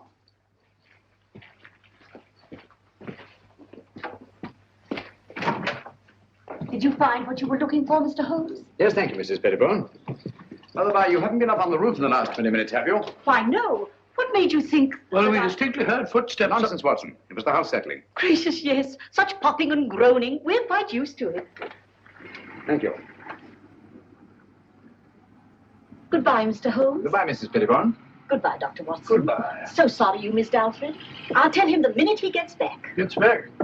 Oh, yes, of course. Well, goodbye again, Mrs. Pettibone. Just a minute, Watson.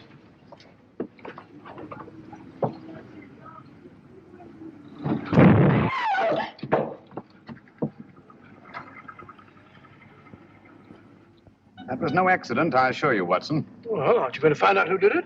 Time's too precious now. But at least I know they've learned of my entry into the case. They? Who are they? The same group that took Alfred Pettibone off the train on his way to Washington. A group that will stop at nothing to get their hands on the document he carried. Their leader is a clever, resourceful criminal who seems to have sources of information from everywhere. Oh, that means a worldwide organization. Who'll stop at nothing, you say? Quite. That's why we must get our bags and ourselves aboard that bomber without delay. We're opposed by an adversary worthy of our best efforts. At present, he has all the advantages. Even that of being only a merciless, nameless shadow.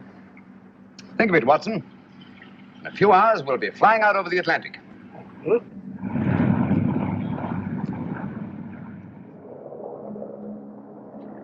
We're flying over New York, sir. New York, eh? Yes, sir. We're being cleared by radio. Non-stop, Washington.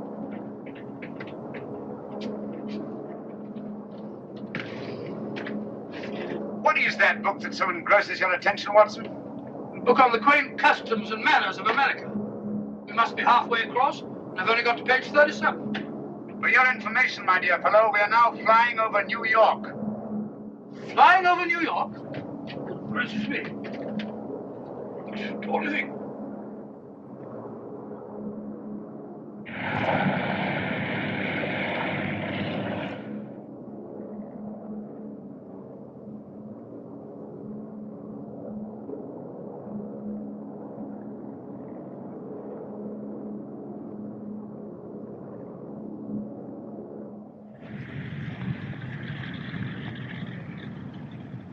This is the embassy car, Mr. Holmes. You're being very helpful, Mr. Lang. Detective Lieutenant Grogan of the Washington Police.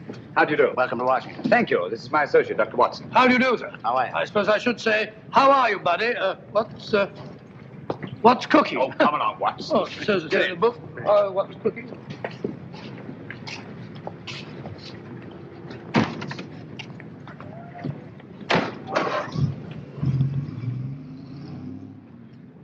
Grogan had charge of investigating the Grayson case for the Washington Police.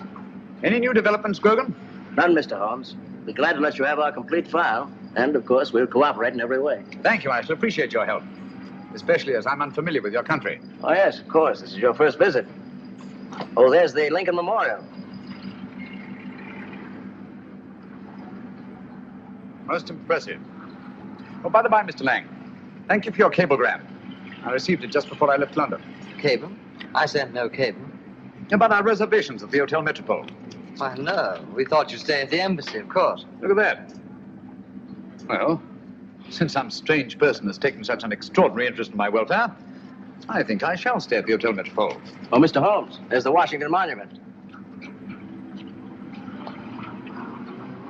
There's the Capitol, Mr. Holmes.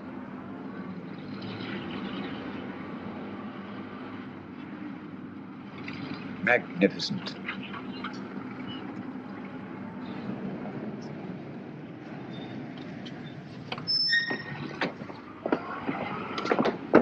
We're expecting you, Mr. Holmes. Thank you.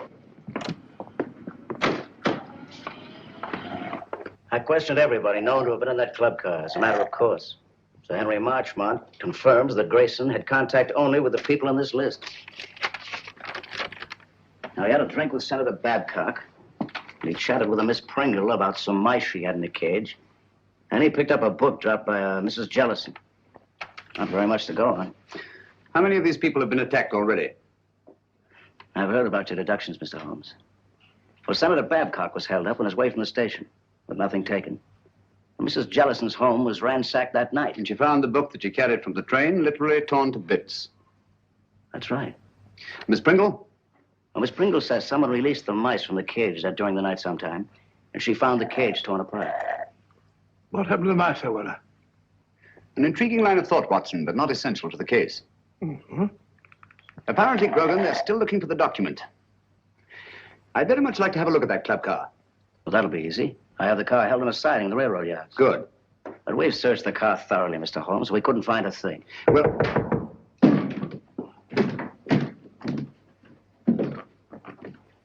what are you doing? What's this? Mr. Holmes, your trunk. Trunk? I have no trunk. It says right there. To Sherlock Holmes, Hotel Metropole. How was this trunk delivered? An expressman brought it, sir. What's the name of the company? Do you remember the license number? Naturally, I didn't notice that. I just signed for it. All right, thank you. That'll do. Well, this trunk's not locked.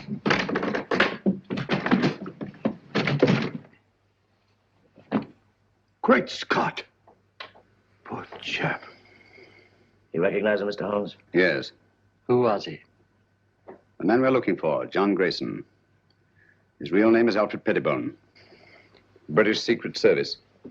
Why should they send the body here? Obviously to frighten us. Or to tell us they know that Sherlock Holmes is on the case. Gentlemen, they knew we were on the case as early as their attempt on our lives in London. They're much too intelligent to believe that a corpse would frighten a trained detective. No, I rather think they intend this as a message. And they wanted to be sure that I'd be here at the Hotel Metropole to receive it. Message? What do you mean? They want us to believe that they found the document, and therefore have no further use for Grayson. Well, if that's true, then we're done for. I'm not so sure that it is true, Watson. If they have the document, why are they wasting time sending me this? No, it's an attempt to throw me off the track. Grogan, you've a police laboratory, of course. Certainly. I'll see what I can find out about the body. Yes, whatever marks it reveals. And the trunk. A microscopic examination. Everything about it. The lining, the blanket in which the body is wrapped, everything. Let nothing escape. We have the best police laboratories in the world, Mr. Holmes. I beg your pardon, Lieutenant Grogan. You see, I'm so accustomed to working quite alone at my lodgings in Baker Street that I sometimes forget the more modern scientific methods so particularly effective here in America. But if there's anything there, they'll find it, Mr. Holmes. While you're doing that, I'll take a look at the club car. Coming, Watson? Here we are, Mr. Holmes. I have the porter, as you asked, and the railroad company sent Mr. Moore to unlock for us. Delighted. How do you do? Very good. Let's go in. This way, gentlemen. Well, it looks as if the police have made a thorough search. Whoever did it, it wasn't the police. There have been visitors here since our friend Grogan. My goodness, look at our car. Talk about a blitz. I say, Holmes, if Grayson hid anything in this car, it certainly isn't here now. Not necessarily, Watson. If you'll help me put this place in some kind of order. Yes, sir, boss. This would go about here, I imagine. That's it, boss. Yes, And, yes. wait a minute. Oh, yeah, that's certainly more like it. Yes, sir. Thank you. That'll be all. Watson, will you be Mr. Grayson for the moment? Grayson? Huh, if you want me to, old man. What do you want me to do? You're having a drink at the bar. Oh, drink. Oh, that's not a bad idea. Drink at the bar. Bring me a whiskey and soda, will you, Stuart? Stuart? Sorry, Dr. Watson, but the bar's closed. Oh, says the bar's closed.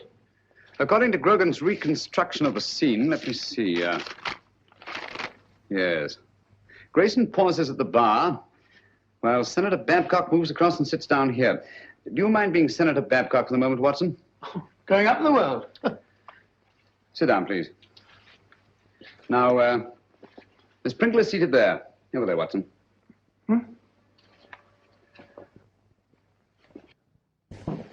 Now, Miss Pringle. That's right, the mouse woman. Oh, the mouse woman. Watson, over here, please. Oh. No, not there. Not there. That's Senator Babcock. Oh, pardon me, Senator. Sit down, please. Now you're Mrs. Jellison. Oh, excuse me, Mr. Holmes. He ain't Mrs. Jellison. He's the young lady. What? Sir Henry Marchmont was sitting right here, and Mrs. Jellison was right here. She's a sort of a big, fat lady. What did Grayson do that attracted your attention so particularly to Mrs. Jellison? The little man, he retrieved her book. And the young lady sitting here, didn't she converse with the little man? No, sir. That young lady didn't have no converse with no one. When the little man lit her cigarette, she ran back and said, "Thank you very much." But you have matches here for your customers. Oh, yes, she called me, and I saw a cigarette, and I knew she wanted a match. And Grayson used one of his own matches. Dog it. Oh, yes, he took a folder from his coat pocket. Did he put the match folder back in his pocket, or did he give it to the young lady? I don't remember. I was fairly busy. Try to remember. Well, if I should try to doomsday, I couldn't rightly say just what happened to that match folder. Oh, yes. I remember just one important thing. What? When the little man lit her cigarette, he said something very peculiar. What was it? He said, "Permit me." Oh. Well, gentlemen, I'm extremely grateful to all of you. That's all we can do for the present, I think. Since the place was torn to bits after the murder of Grayson, the attacks on Senator Babcock, Mrs. Jellison, and Miss Pringle, I'm convinced that the document left the club car long before these events. But how? By whom? And who was the mysterious young lady whose cigarette Grayson lighted? Did anyone meet the young lady? He sure did. He? Who was he? Tall, handsome, in a uniform. I see. I suppose you wouldn't remember what kind of uniform. I certainly would. Lieutenant. Navy flyer. My boy's in the Army. He's going to be a flyer, too. Splendid. Did you happen to hear them say anything? Oh, I didn't happen. I just couldn't help hearing it. Mm-hmm. Well, what did they say? Oh, yes, he said he had 3-day leave. They had to move fast before the big part her aunt was giving them. Then, too, he put a ring on her finger, and they both looked mighty happy. Mm-hmm. Just the way you look right now. And the way I'm looking myself. Come on, Watson. That's the girl. I told the head I could swear to it. Is the address there? All there. Right in our laps. And also right in the lap of Sherlock Holmes. That's the least of our worries. The head could handle 10 like Holmes. I hope so. But don't underrate that Englishman. I have several friends who did.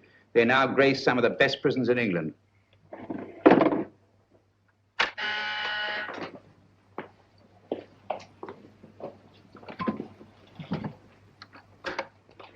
Yes, sir? I talked to the catering company. It's quite all right. They could hardly refuse me. It's the Acton Company. The Acton Catering Company. Yes, sir. I know what to do.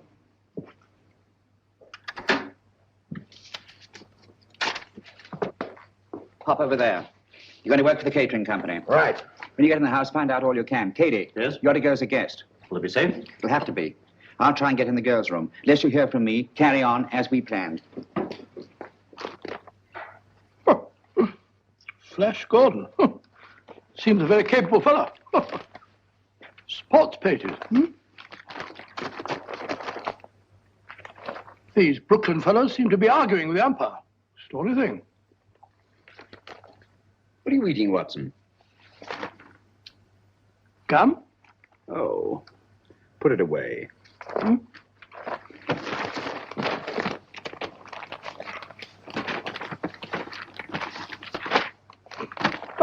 Never seen you take an interest in the society columns before.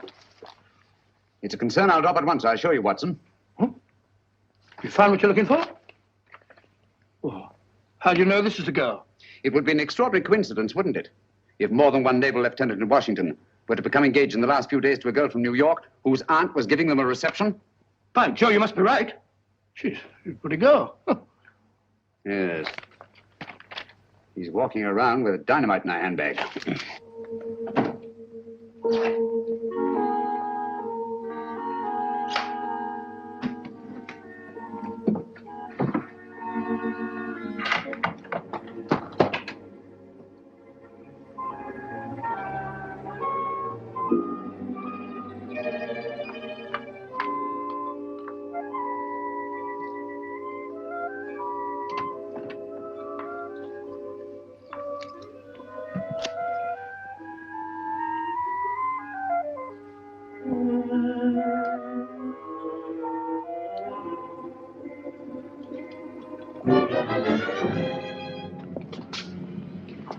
.625 Wardlaw Place.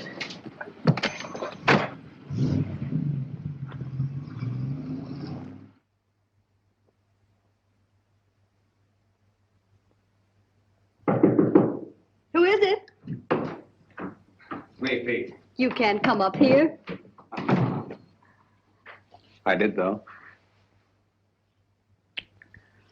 One gets you two. That party's going to be awfully dull after this. Let's not go. Let's go away and get married. You've only got one more day. That's an idea. No, we can't do that, Andy. I'll tell you. Let's sneak a look at the new apartment. It was awful sweet of Auntie to give us the whole floor of this house for our apartment. The least we can do is let her have the fun of showing it to us. Okay. Let's face the party. I'll get my bag.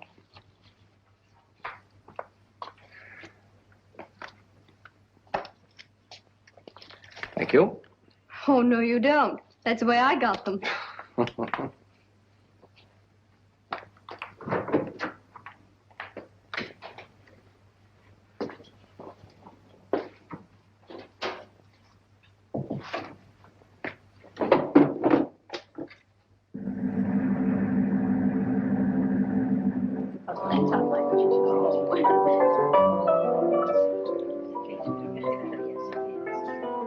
How do you do? So glad you could come.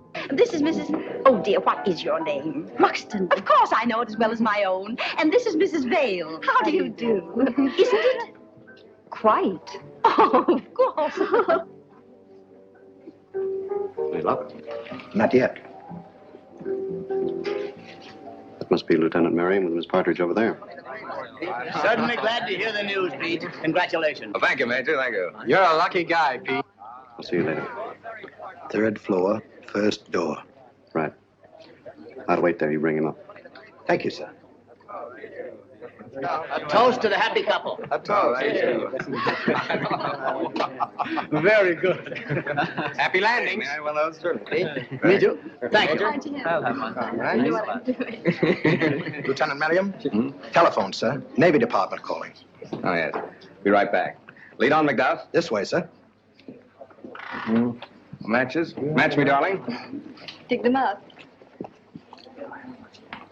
Thank you. Oh, Pete, hold it. You can keep them, Major. Oh, thank you.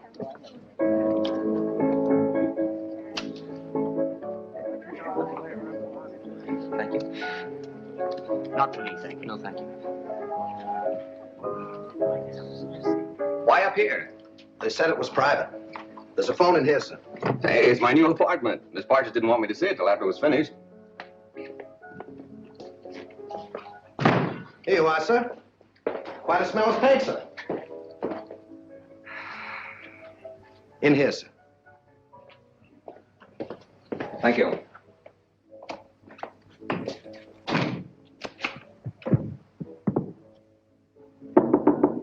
Okay, now. We should get some action, Sir Henry, with Sherlock Holmes in Washington. Yes. I don't mind telling you I'd give anything to get my hands on that document. Yes, I know. Or at least know that it's in safe hands. Thanks. Engaged today and married tomorrow. No, thanks. Have you a match? Miss Partridge? Yes? Lieutenant Merriam asked if you would come to the new apartment. But he's not supposed to see it yet. The new apartment? He must think you're already married. Yes, I don't dare let that man out of my sight. Excuse me, will you please? Surely. Oh, I'm so sorry. May I? Thank you. This way, please. Oh, I know the way, thank you.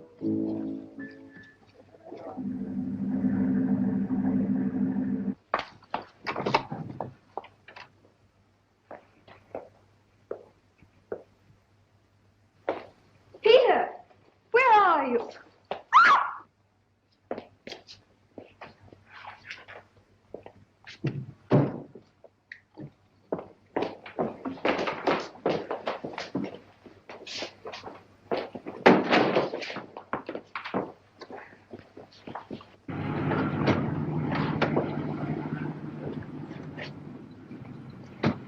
Well, here we are, Grogan. Good connection.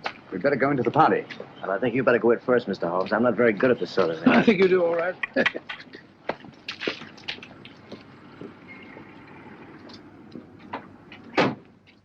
the only possible explanation. Mrs. Partridge, forgive my intruding, but is your niece the kind of girl who would just disappear in this manner of her own free will? Well, ordinarily, of course not. But the girl's in love. In love? Well, of course, if they're in love, that's... Even so, they'd naturally tell you of their destination. Really, I've no idea. Oh, but they'll be back here again tomorrow. You see, I prepared an apartment for them, an entire floor in this house. By the by, Mrs. Partridge, I gather the rug you ordered for the apartment was not entirely satisfactory. Oh, those tiresome workmen. I told them not to come in here this afternoon, but they did. And walked out with the rug, which they no doubt informed you had been sent by mistake and would be replaced tomorrow. Yes, but however did you Quick, know that? Show me the apartment. Yes, there were 2 rugs there. One for the living room and one for the dining room. All your workmen wear rubber-soled shoes, do they not? Oh, but yes, always. Their company requires them to. Nevertheless, there have been leather heels on this floor. And a woman's heels. Very recently, I should say. Not yours, Mrs. Partridge. But recently enough, so that no dust has had time to settle in the imprints. Stay over there, please.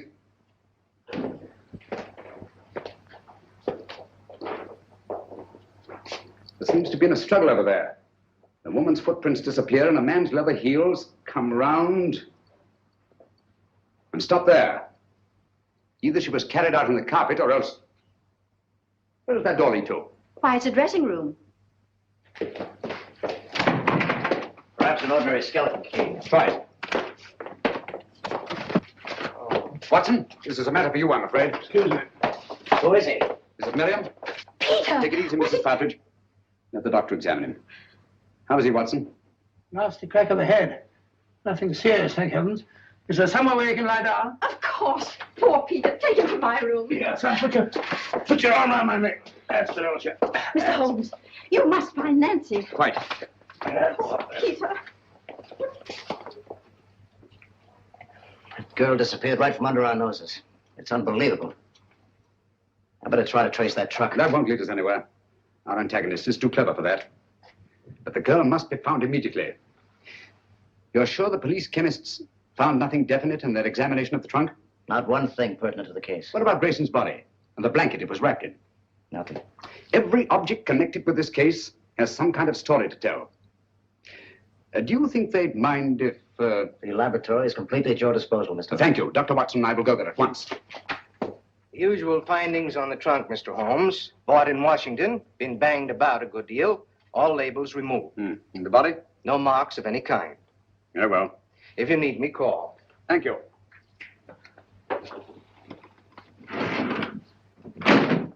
Watson, please. Just tidying up a bit. This blanket is beginning to tell me many things. Really? Don't say so. It only remains to translate them properly. Yes. And just as I thought, this blanket has had a most varied history. It's been on many a sea voyage. The latest not 6 months ago. Since then, it has been used to wrap a multiplicity of objects. Carvings of teak wood, candle snuffers made of pewter,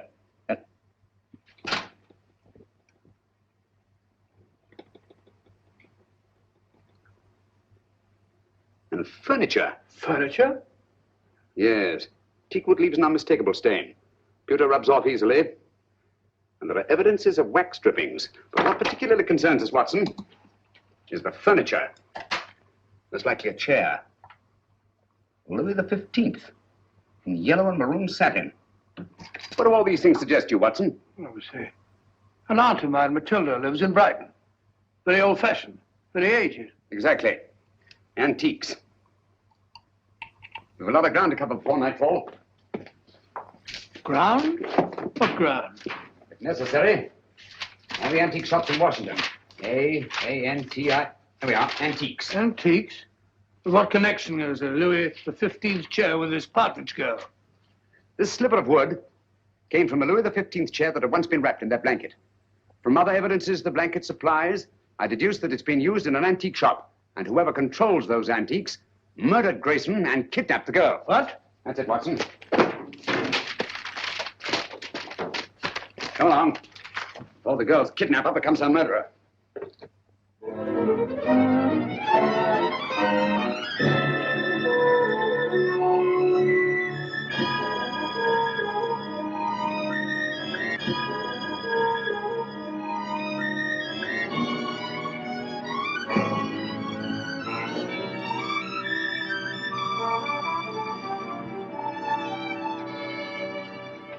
I'm fed up with all this shopping for antiques. You must keep searching, Watson. The girl's in grave danger. Hello. Hello? Oh, sorry. What is it, huh? This isn't the place it seems to be. Look, Watson. Those cabinets. Obviously imitation, and yet they're priced as if they were authentic.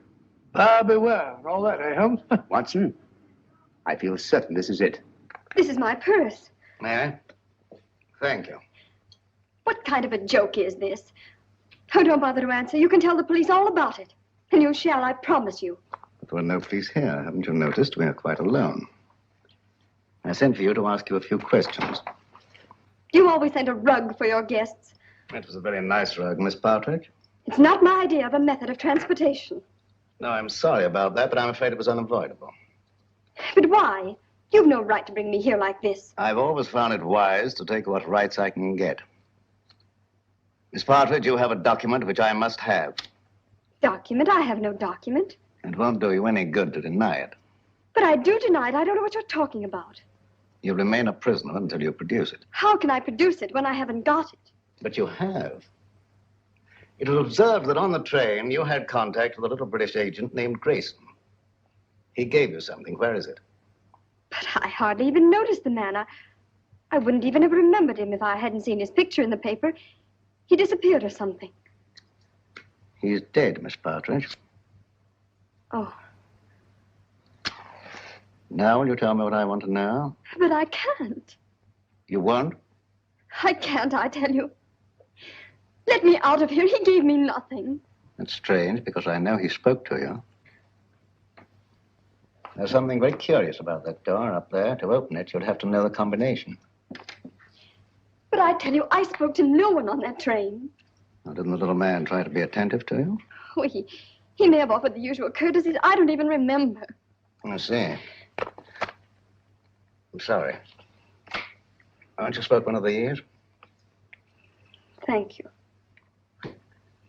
And you're quite sure he said nothing at all to you? Of course I'm sure. Permit me.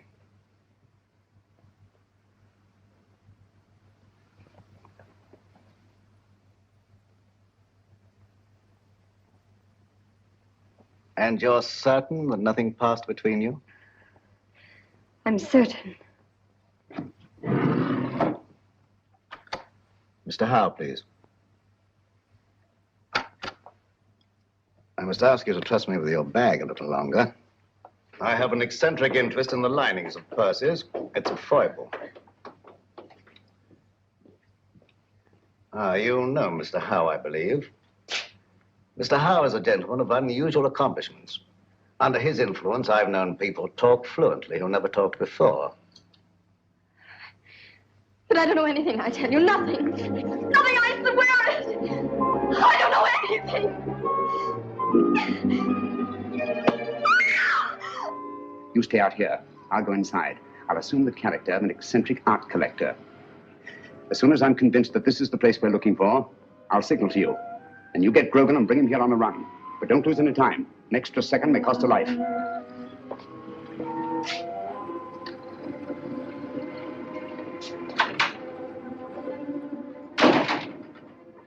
No, madam, I don't know who she is. But notice the modeling. It has good symmetry, good lines. Oh, I'll be right with you, sir. No, thank you. I'll just take a look around.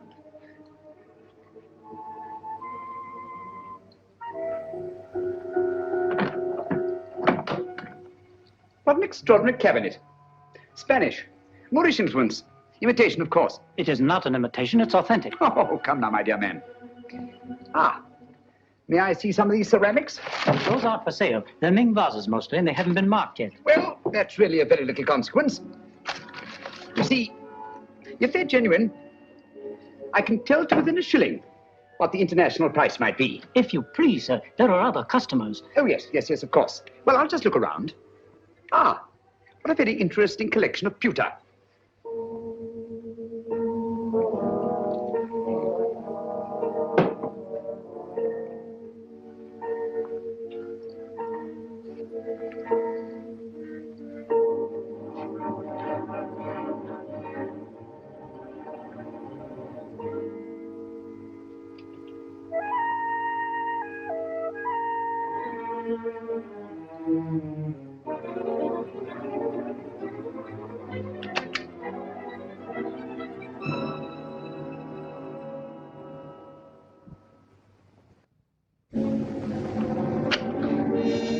That'll be $500. Now, would you just give me the address where you want it sent? Yes, Mrs. J. Wellington, Jr. DuPont Circle.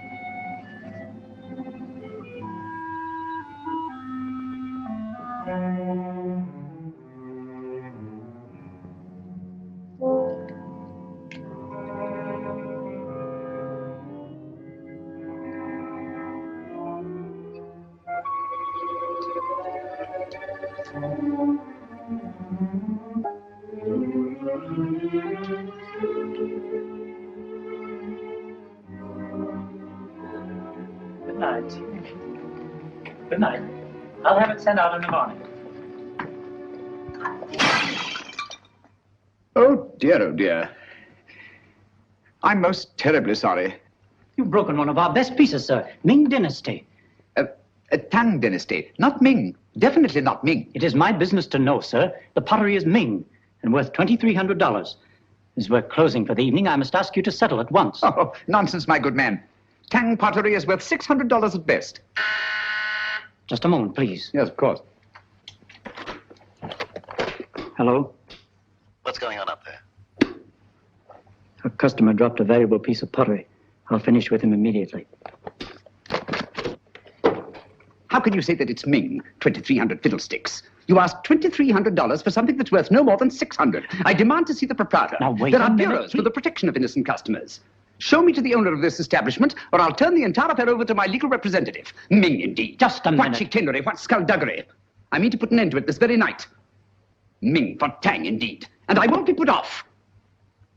Call the proprietor immediately. Very well. Just a minute. Yes? This man's mad. An eccentric collector. I can't get rid of him. Insists on seeing you in person. All right, stall him for half a minute, then send him into my office. I'll get rid of him and quickly. Oh, how? No screams till the customer's gone.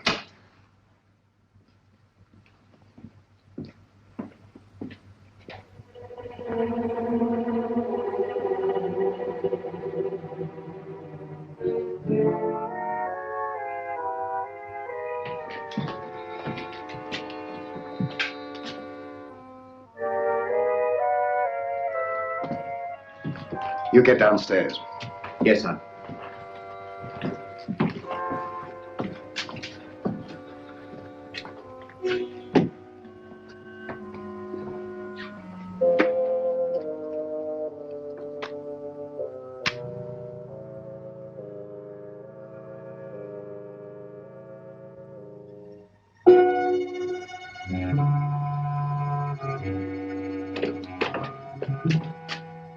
I'm most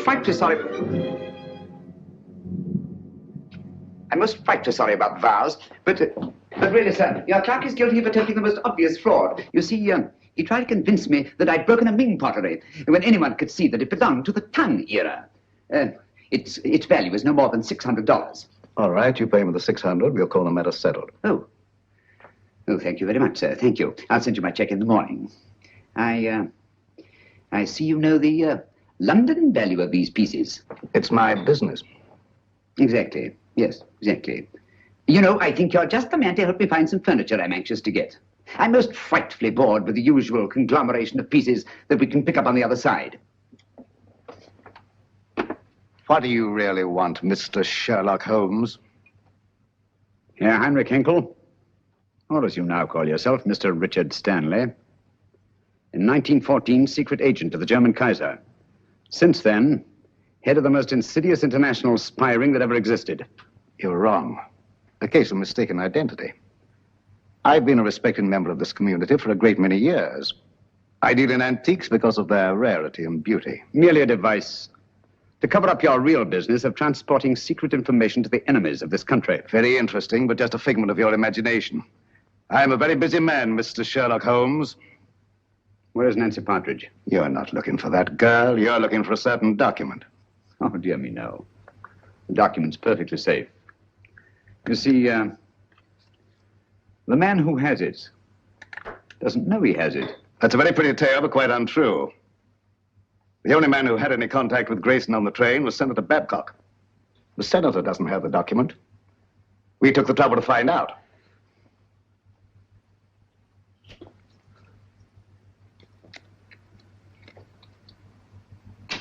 Permit me. Thank you. Perhaps you've been misled by the common notion regarding the shape and bulk of state papers. They might easily have been reduced to a convenient size, you know. Say, a document no larger than a postage stamp. Postage stamp, huh? That's a very interesting theory, but not supported by the facts. And quite beside the point. Where's the girl? She's not here, of course, but you're quite at liberty to look round if you care to. Thank you. I shall do so.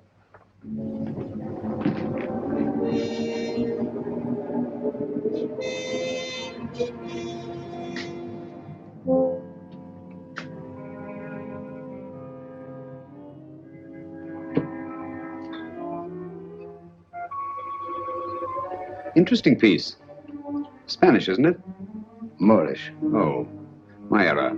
It's an amazing specimen. I assure you won't find what you're looking for there. You stimulate my curiosity.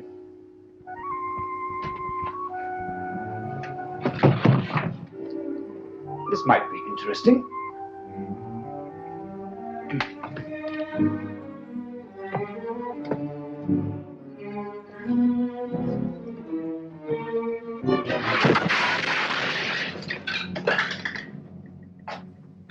The Moors were an incredibly inventive people, weren't they?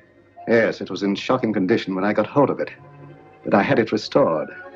It's very lively now, but old-fashioned.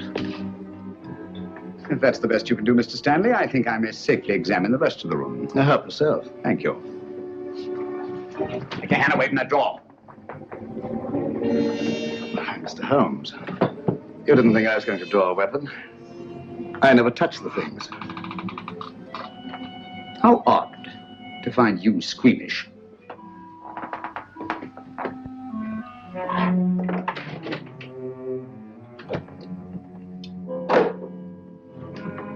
That connects only with the shop. You're very quick to say so. And yet a short while ago, I saw two other men in this room. And they didn't go back into the shop, so there must be another exit. And perhaps another room. Yes, Mr. Stanley, what is it? Bring Miss Partridge here at once. Excellent, Holmes. I see your voice hasn't lost its flexibility. My hand hasn't lost its cunning either.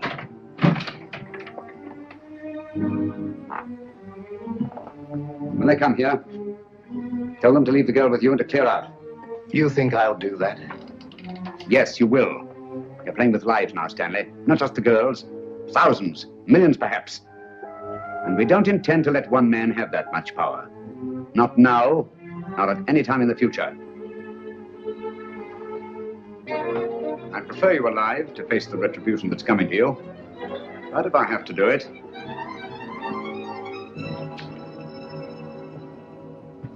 All right, Mr. Holmes. I suppose we must all meet our match sooner or later.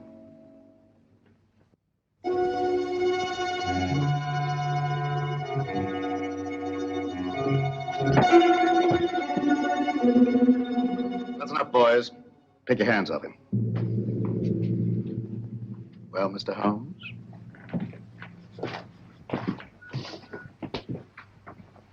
Tell the clerk to go home and see the front door's locked. Well, Mr. Stanley?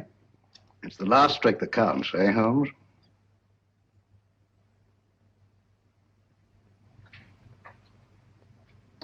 I'll remind you of that later.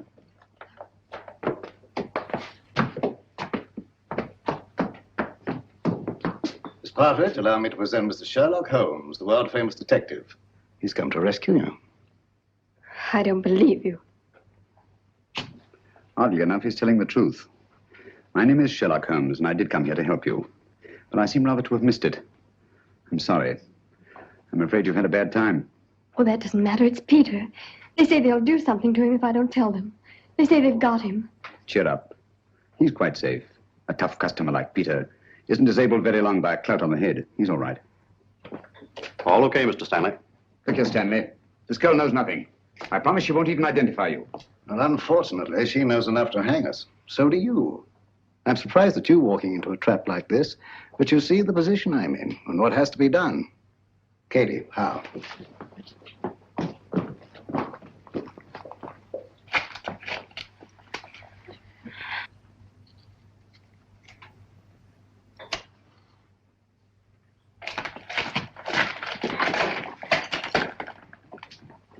will give me great pleasure to attend to Mr. Holmes personally. Easter, and the girl's yours.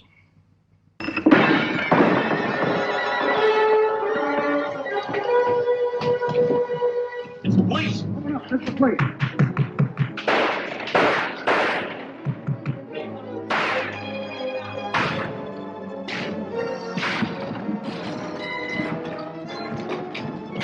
Holmes, where are you? You all right?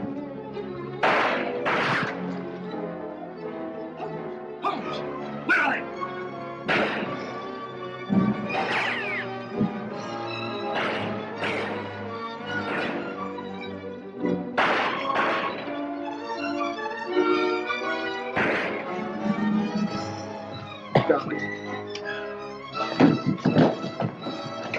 Thank heavens you're safe.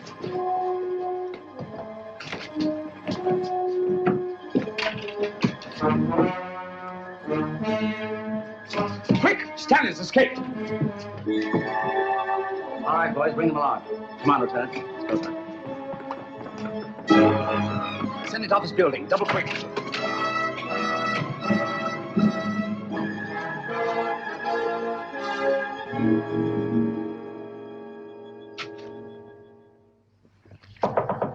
Come in. I'm glad you're safe, Senator. Safe? No man is safe. Look at the way my constituents snipe at me.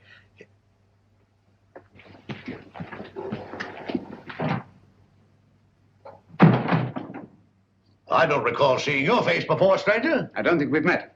Well, that explains it. My name is Sherlock Holmes. Glad to know you, Holmes. What's on your mind? Senator Babcock, I'm here to inform you of great peril to your life. Richard Stanley, a dangerous criminal, is now on his way here. Richard Stanley? Why, he's the most respectable citizen of Washington, has been for years.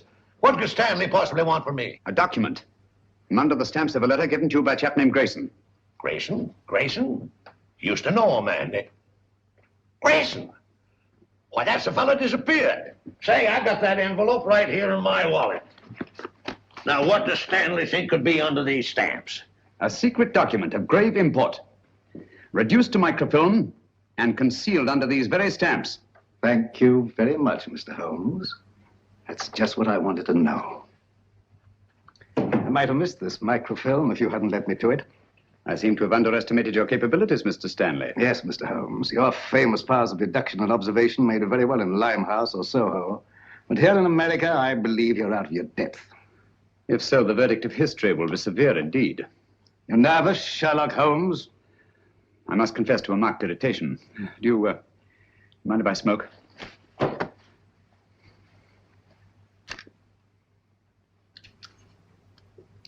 Thank you. The whole course of the world might be changed by your acquisition of the microfilm. Oh, it will be, and for the better. You match. You can keep those. Thank you. And now, if you'll pardon me, Mr. Holmes. Why don't you do something, Holmes, if that thing's so all-fired important? The English senator. Cricket, old boy, always cool in the crisis. The last trick, eh, Holmes? Yes, the last trick. Say, you're a smart fellow, Holmes. Here's the microfilm, Holmes. Thank you, Senator.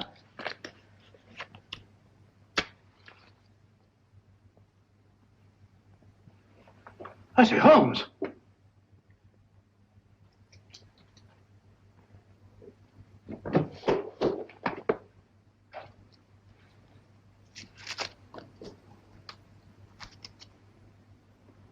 This is the microfilm with the document on it. It'll be in the proper hands within the hour.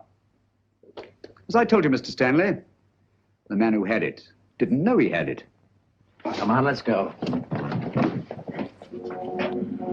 Well, it'll be nice to get home to Baker Street, eh, Holmes? Yes. But this is a great country, Watson. It certainly is, my dear fellow. Look, up there ahead. The capital. The very heart of this democracy. Democracy. The only hope for the future, eh, Holmes? It's not given to us to peer into the mysteries of the future. But in the days to come, the British and American people will, for their own safety and for the good of all, walk together in majesty, in justice, and in peace. That's magnificent. I quite agree with you. Not with me, with Mr. Winston Churchill. I was quoting from the speech he made not so long ago, in that very building.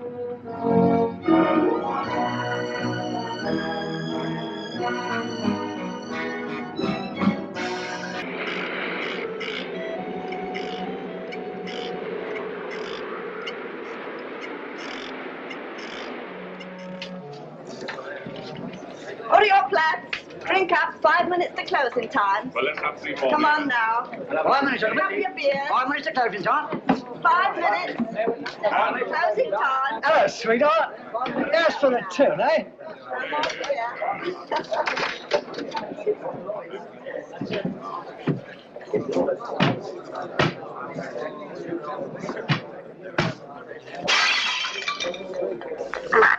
Here, you're hard luck, that's what you are.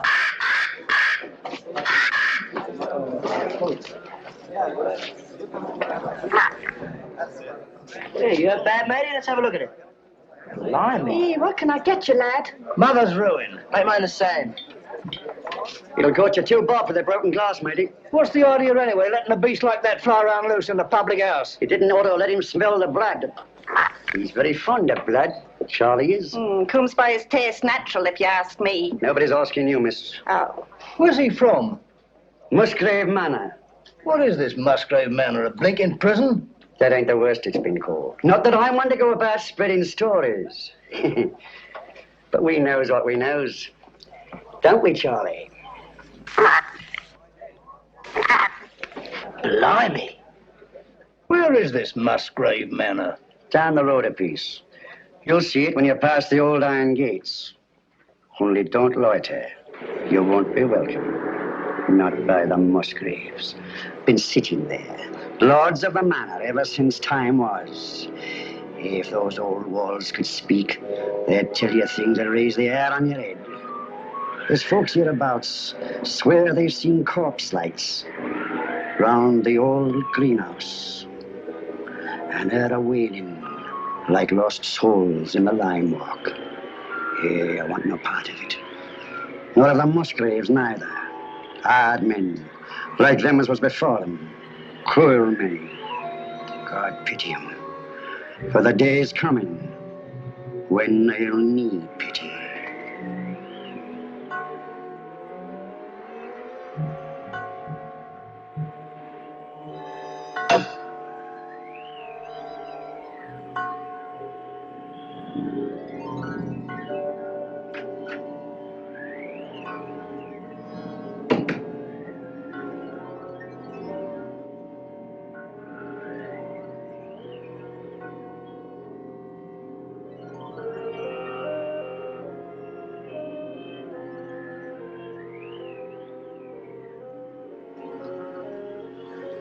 I don't think you're being quite fair, Geoffrey.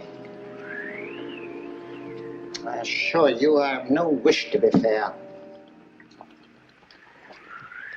An excellent specimen of the Copris Carolina.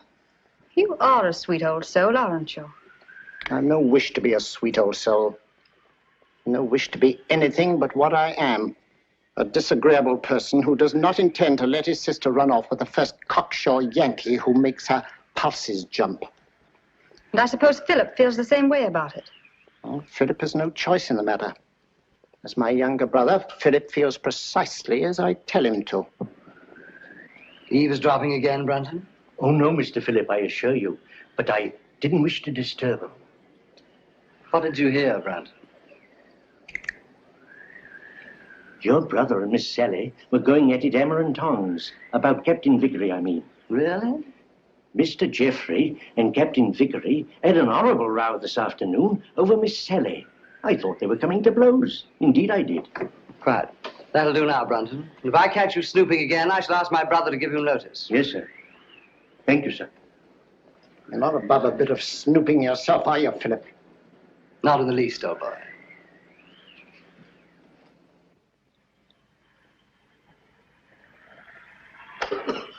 Brunton! Oh, there you are. I've been ringing for you. Sorry, Dr. Watson.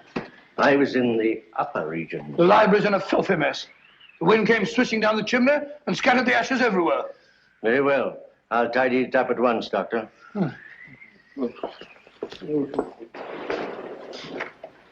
Room full of smoke, papers all over the floor. Foul night, Brunton. It's customary in Elston, sir. Just the sort of night I fancy for the ghost of Lady Clorinda. Oh, no, Dr. Watson. Lady Clorinda only walks in the west wing. No one ever met a ghost in this part of the house. Oh, really? Isn't there some story that... Oh, there was an housemaid claimed that she saw Sir Jervis Musgrave with his head on backwards in this very room. Oh, gracious me. Well, she was just a flighty girl, sir. Sounds like it. Very flighty. Most. Head on back. Head on backwards.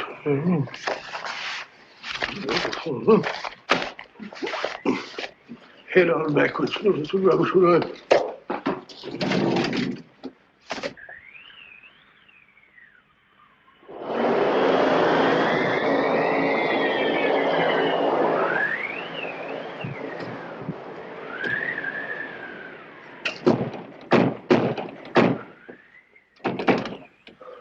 I said, Brunton, does the wind always carry on like this here? Frequently, sir. It's a great pity. It makes the gentleman restless. More than usual, I mean. Well, our patients are all tucked up for the night now, eh, Brunton? Are they? Of course, of course. Well, aren't they? Captain Vickery is in his room, sir.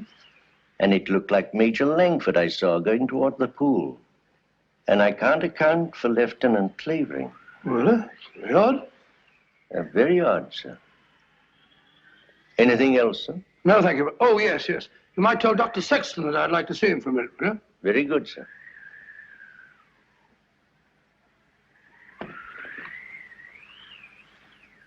Good night, sir. Good night, Brunton.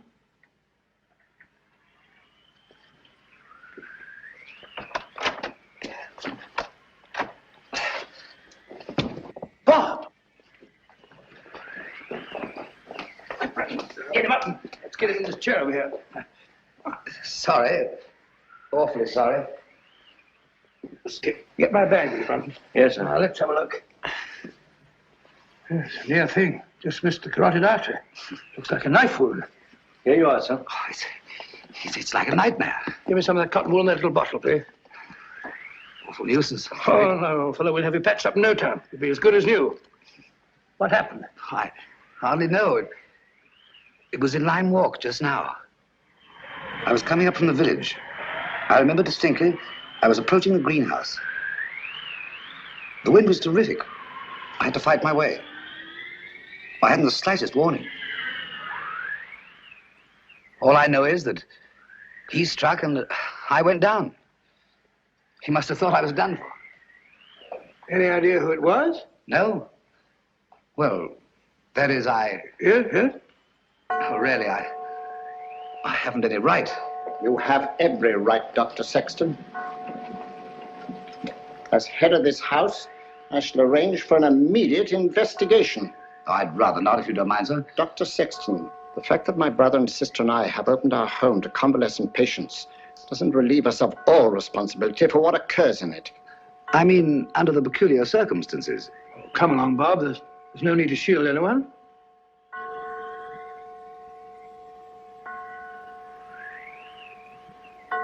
$13. 13? That's curious. What's got into the old clock? Nothing at all. Oh, sir, don't you remember the last time it did that? Your father was killed the next day.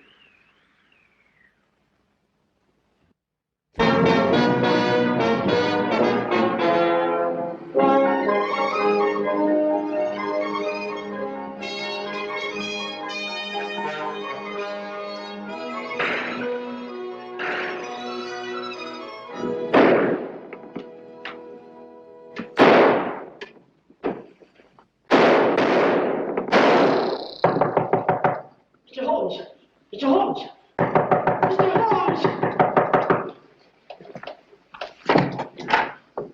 Oh, Mr. Holmes,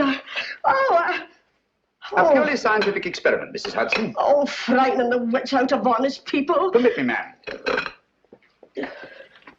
Oh, dear. So now it's bullet holes in me plaster.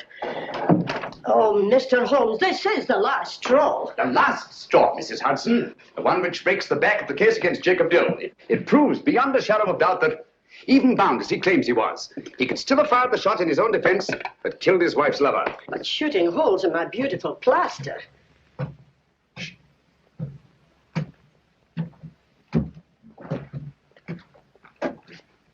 Come in, Watson. My dear fellow, I'm glad to find you in. I didn't even knock. How did you know it was me? I. Me is acceptable, Watson, unless, of course, you're a purist, which I doubt. And may I add that your step is like no other in London. You're just in time for breakfast. Good, I rather counted on that. Mrs. Hudson, dear, how are you? Oh, it's good to see you again, sir. I think there'll be enough there for two. Splendid. You're a sight for sore eyes, Watson. Thanks, old boy, and so are you. Sit down. Good, thank you. All right, let's have it. What brings you from Northumberland at this early hour? A bad business, Holmes. A very bad business. How do you know that I came from Northumberland? Elementary, my dear Watson. Your overnight bag carried a fresh Euston label. The only train arriving at Euston Station at this hour is the Newcastle Express from Northumberland. Ergo, Sir Knight, thou comest from Northumberland. Of course. Obvious, isn't it? Quite. Now tell me, what dark deed was done at Hurston Towers last night? Well, that's what I came to see about, Holmes. About 10 o'clock last night, I was sitting in the lab. How do you know that I came from Hurston? You wrote me that you'd volunteered for medical service within the realm. With your experience, what post could have been offered you, other than to put you in charge of a home for convalescent officers? Only one such home has been opened in Northumberland in the last month, and that's Musgrave Manor at Hurston. Simple reasoning. Child could do it. Not your child, Watson. Well, of course. Well, I never had a child. I very nearly did, though. Did I ever tell you about that widow at Twickenham? Very narrow escape. I just found out in time she had a most horrible little squirt, about 3.5. Yes, Watson, I think we'd better stick to Hurston. Oh, sorry, what? Oh, Hurston. It's a grim old pile. Very spooky. Don't tell me that you met a ghost. No, not so spooky as that. Ghosts don't stab people in the neck, do they? Or do they? Not well-bred ghosts, Watson. Who was stabbed in the neck? My young assistant, Dr. Sexton. When? Last night. Any idea who did it? Oh, no idea. You reported it? No, well, no, I didn't. Why not? Oh, see, it was a... My dear fellow, what you're trying to say is the officers in your care are all fine fellows, wonderful war records and so on. Is that it? Precisely. So you thought perhaps a private investigation? Exactly. Very right and proper thinking, Watson. We've just time to catch the 9:30 train for Holston. But, my dear fellow, there's no immediate hurry. Isn't there? Your patients are all victims of combat fatigue. Any one of them might go over the edge at any moment. And from what you've told me, there's a killer loose at Hurston. Great Scott, you may be right. Come on, Watson. We haven't a moment to lose. I only hope we shan't be too late.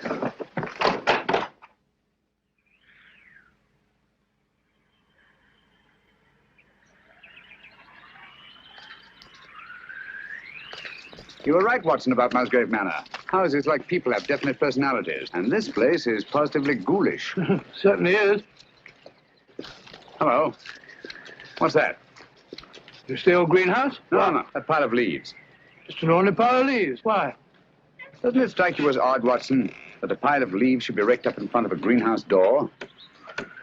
No gardener in the world would do that.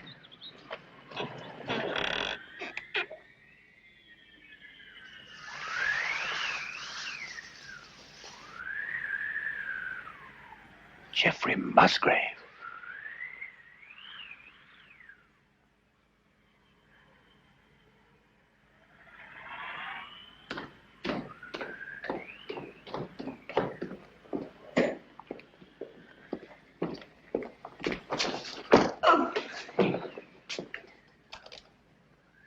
That's all very interesting, Inspector Lestrade.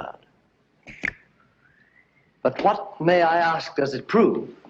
What I'm trying to prove is this. That Dr. Sexton here went down. Twice now, Inspector. You were stunned. Naturally. You were out longer than you thought. That's the point. What point? Just this. The man who attacked him had time to get back into the house before Dr. Sexton here came to. Yes? Yes. And this here glove... Oh.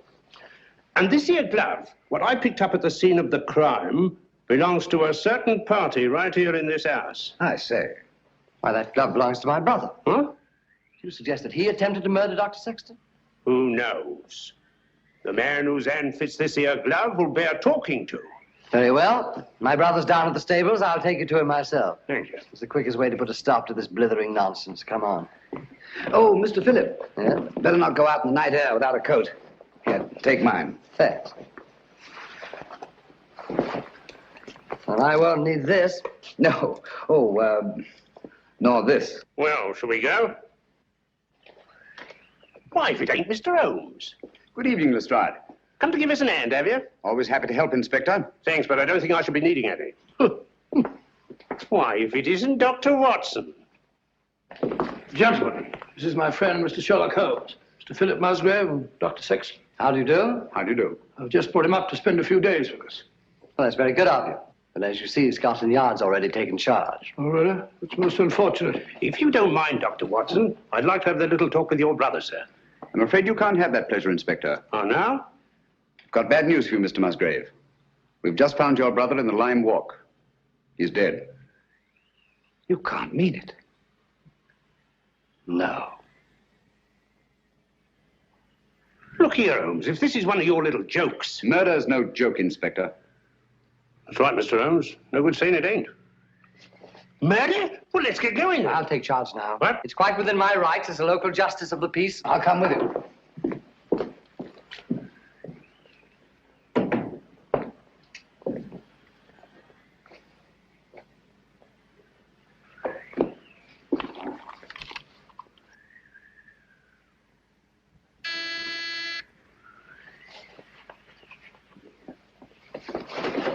Wait a minute, you fool. Don't go barging in like that. Don't maul me. Surgical instruments. You know, Watson, the instruments that save life are hardly more pleasant to look at than those that take it. Grisly thought, Holmes. You rang, Dr. Watson? Yes, Brunton. I want you to take some men and go down to the Lime Walk. Me, sir? Oh, I can't, sir. I'm sorry, but I simply can't. My stomach, you know. I really couldn't look at a corpse. Corpse? Well, How did you know that there was a corpse? Obviously, he was listening at the door. I'll take care of the matter, Doctor. I was listening, too. Come along, Brunton.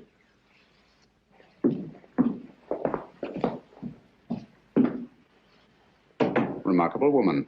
Housekeeper, I suppose. She's very efficient. Same type as Mary Ann Carpenter, the trunk murderess. Extraordinary house. Yes, it is indeed. Now, Watson, if you don't mind, I'd like to have a word with your extraordinary patients. Let me remind you, Holmes, that my patients are just patients. Quite so. All normal men, sound in mind and body, no sign of psychoneurosis. I quite understand. Then, Holmes, even normal people are sometimes a little... Precisely.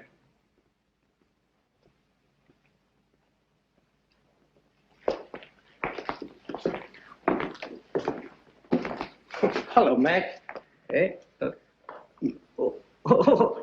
I must have taken a wee nap. Mac, I want you to meet a very old friend of mine, Mr. Sherlock Holmes, Captain McIntosh. How do you do?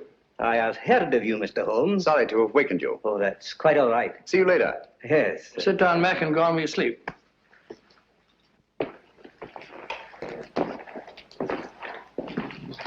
Poor chap, he lay wounded in a trench on Joshua Hill. The German tanks went over him. Watson. Huh? Have you any idea how Geoffrey Musgrave met his death? Yes, depressed skull fracture. Only hang it all, Holmes, it isn't. Isn't it? Why not? No edema, no bleeding, no contraction of tissue. Precisely. The blow on the head was delivered after death. Musgrave was killed by a sharp instrument thrust up between the base of the skull and the top vertebra. Great Scott. Should we go up now?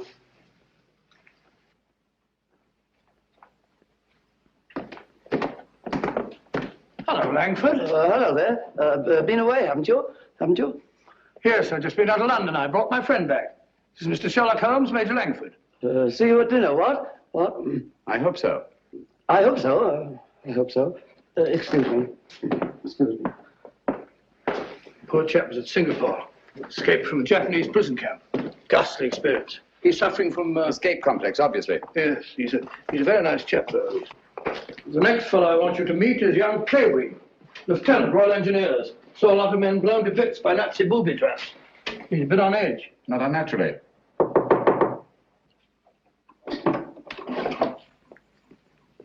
Coming. Well, Dr. Watson, come in, won't you? Sorry to keep you so long. You see, I was lying down, resting. This is my friend, Mr. Holmes, who's here for a few days. Mr. Clavering. Glad to meet you. How do you do? Sorry to disturb you. Not at all. I say, you don't happen to have some cigarettes about you, do you? That's one of the reasons I came. I brought you some of those American cigarettes that you're so fond of. It's all right. Open it up. No hurry. No hurry at all. No, no, no. Of course there isn't. Shall we go? Yes, well, we must be off. We've got a lot to do. See you later. Yes, I'll be back. Good night. He seemed afraid there might be a bomb in that package. Well, he's found him in less likely places than that, poor chap. The man in this room is an American flying officer, Captain Vickery, and nothing very much the matter with him. What's he here for, then? Just spot arrest. Had a pretty long go of it, worn out. Needs all the rest he can get. Vickery? Vickery? Doesn't seem to be in. No one at home. Found to not. Not since tea time, at any rate. Well, what's this? Captain Vickery, here's your tea. If it's cold, don't blame me. That sounds like Brunton's work. The butler? He fancies himself a poet, but only when he's drinking. I see. Wasn't there an American killer given to verse? Holmes, you don't think that Brunton... Excuse me. I merely stated there's an American killer given to verse. Dr. Watson, oh, where are you? Oh, there you are. Steady, my dear, steady. Please make me wake up, won't you? It's just a bad dream, I know. Jeff and Pat... No, my dear, you've got to get a grip on yourself. Come on, come sit down. My brother Jeff, murdered. Poor old Jeff. And I hadn't spoken to him since we had the fight yesterday on Captain Vickery's account. And now he's dead. No, my dear, you must pull yourself together. But you don't understand. They're trying to say that They're trying to prove that Pat killed Jeff. No. Yes. Funny, isn't it? Awfully funny. Awfully funny. Awfully funny. Stop it. Who are you? My name is Holmes. Sherlock Holmes? Yes. Then you'll help us, won't you, Mr. Holmes? Pat and me. I'll try to.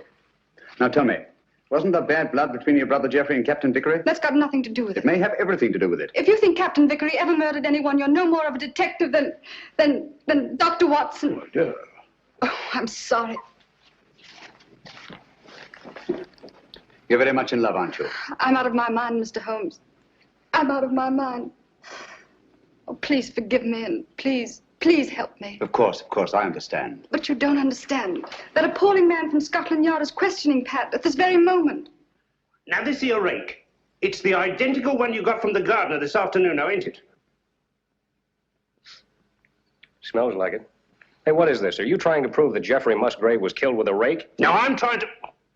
Never mind what I'm trying to prove. Just incriminate yourself, Captain Vickery. That's all the Stroud wants. I'll thank you to keep out of this, Mr. Holmes. This is Mr. Sherlock Holmes. How do you do? He's promised to help you, dear. There's nothing to worry about now. Only his neck, miss. Now, this here rake. What did you say you were using it for? I told you, I got it to fish my cap out of the pond. It blew in. Oh, so you were using it down at the pond, were you? For the 10th time, yes. And how did it happen to turn up alongside Musgrave's body, eh? I don't know. Uh-huh. Well, that's that. Oh, Mr. Holmes. Any fingerprints on the rake, Inspector? No, Mr. Holmes, that's the point. If Vickery here was only using it to fish his hat out, well, no, he wouldn't bother to wipe his fingerprints off, now would he? It's beyond imagination, I suppose, that somebody else could have used the rake and wiped off both sets of fingerprints. Highly interesting, but very unlikely. Now, you admit that you had a regular set-to with Geoffrey Musgrave yesterday, didn't you? You threatened to bash his head in. I merely made the offer. He didn't accept it. Who told you so? He did. Oh, no, he did. I only stated what I heard. Captain Vickery did threaten my brother. That's right, Mr. Holmes, and it's no good saying it ain't. This Yankee lad had motive and opportunity, and the rake ties him right up tight to the corpse. All right, come along.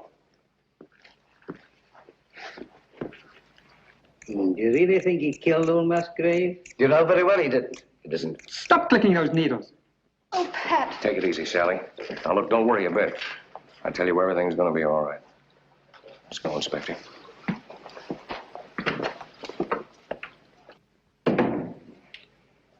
Mr. Holmes. Steady. Oh, aren't you on our side? Yes, Sally. Then why don't you do something? Because Captain Vickery will be much safer in the local police station tonight than he would be in this house. Oh, Mr. Holmes, what am I going to do? Watson, get a What am I going to sedative. do? I'll get it at once. Come along, Sally.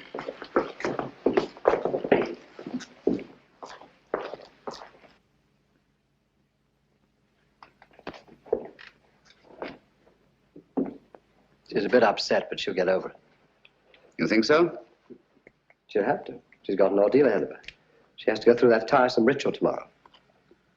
Ritual? This is an old family ceremony, Mr. Holmes. Sally's next in line now that I'm head of the household. Blast this thing. This help? Oh, yes, thanks. Knitting needle, isn't it? Yes. Handy little thing. This is my heir. Sally has to recite a sort of formula over Jeff's body in front of the fireplace in the library in the presence of the entire household.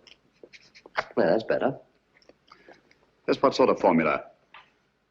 Oh, it's not meaningless words. Musgrave ritual, they call it. It's an old family custom. It's been handed down for generations. You remember the words? No, not at all. But you had to speak them when your brother Geoffrey took over. Yes, if that's right, I did. Let me see now. Who first shall find it were better dead. Who next shall find it perils his head. The last to find it defies dark powers. Who first shall find it were better dead. Who next shall find it perils his head. The last to find it defies dark powers and brings good fortune to Hurlstone Towers. Where was the light? On the face of the messenger. Where did he speed? To guard the Queen's page.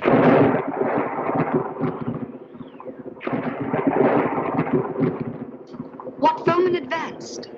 The bishop's page, rashly. And who to repel? The king's cautious page. What then the...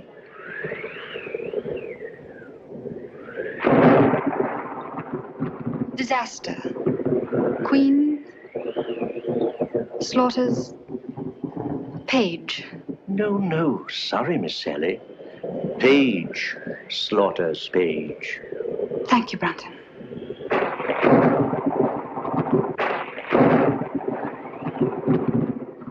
Who came then to slay him? The bloodthirsty bishop. Where shall he go? Deep down below.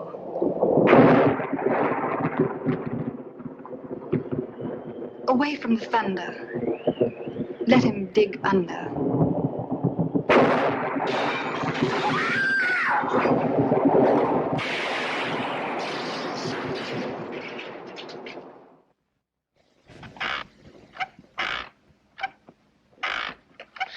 Once more into the breach, dear friends. Once more. Happy day.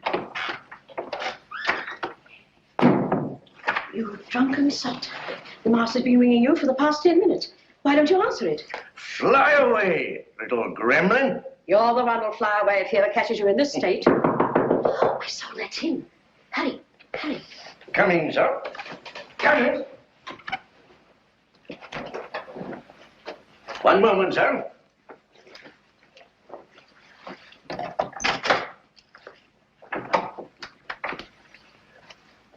Mr. Holmes. Come in, sir, come in.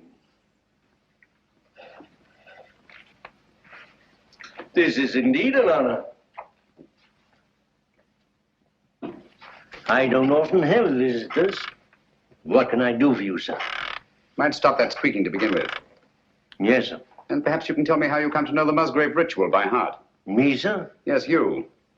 When Miss Sally forgot the lines today, you were the one who prompted her. Well, sir, I memorized it. Obviously. But why? Because it has no meaning. I love things that have no meaning. Thank you, Brunton. But supposing it did have a meaning, and suppose that meaning were tied up with the murder of Geoffrey Musgrave. Oh, what a lovely idea. If I may say so. You may, Brunton.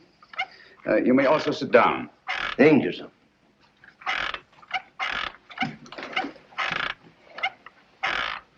Oh, stop it. And look at me. No, here. You know the meaning of the Musgrave ritual. Do I? Well, don't you? You'd be surprised at all the things I know. What things? No, you don't. About the Musgraves? That'd be telling. But here's to them anyway. All the Musgraves, past and present. Some of them were murderers, and some of them worse. But they all knew how to keep a secret. And so do I. Brunton.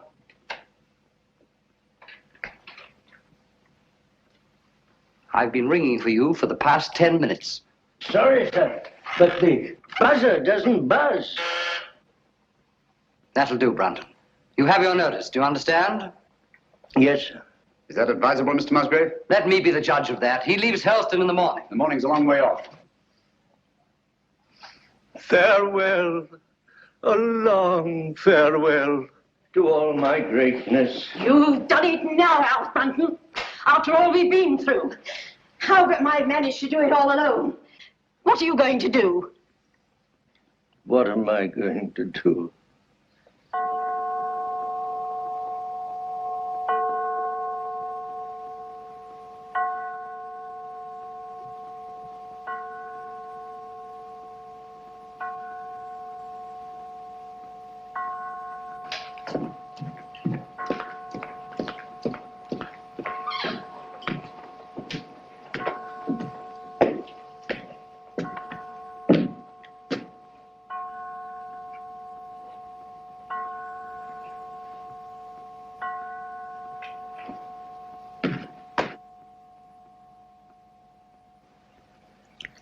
"13 again.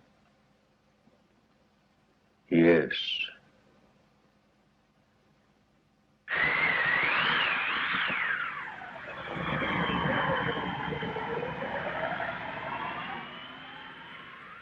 Flow gently, sweet afternoon among thy green days. Flow gently, I'll sing thee. Mr. Howell's attitude confuses me, Watson. She swears that she hasn't set eyes on Brunton since last night, and yet she seems completely unwilling to help us find him. Quite so. She knows where he is as well as we do. I mean, as well as we don't. I wonder. You said that he was drinking last night.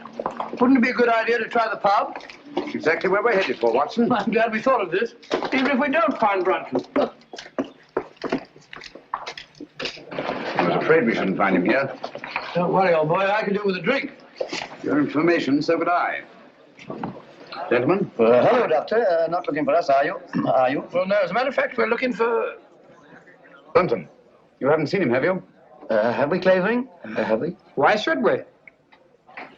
Morning, Gracie. Morning, Doctor. What do you have? A bottle of Bass, and what's yours? Pint of bitter, please. And a pint of bitter. Oh, really? Hello, a tame raven. You're a devil, are you? A kettle, are you? Birds of prey, aren't they? Yes, in a way. Scavengers, rather. They can smell a carcass half a mile off. Yeah, that they can and all. You should see Charlie here when there's a tasty bit outside in the street. Shall we go sit down?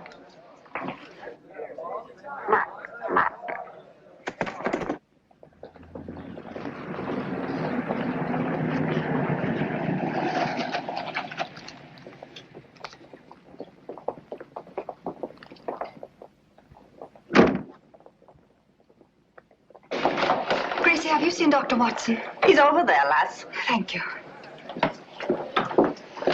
May I speak to you a moment, Mr. Holmes? What's wrong, Sally? We can't find my brother Philip. Did you look in his room? That's the trouble. We had to force the door. It was locked on the inside. Really? Yes. Oh, you must come, Mr. Holmes. Certainly, Sally, at once.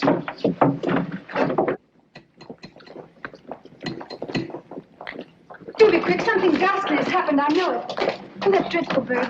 Please drive it away. Watson. Take it away. Away? Where? Anywhere. Into the pub. Just take it away.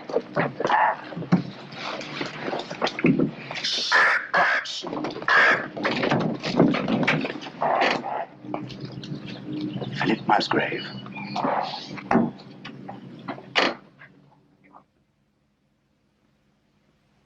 What are they doing now? Doing now? I don't know. They stopped talking. Somebody's walking about in the upper hall. Heavy footsteps.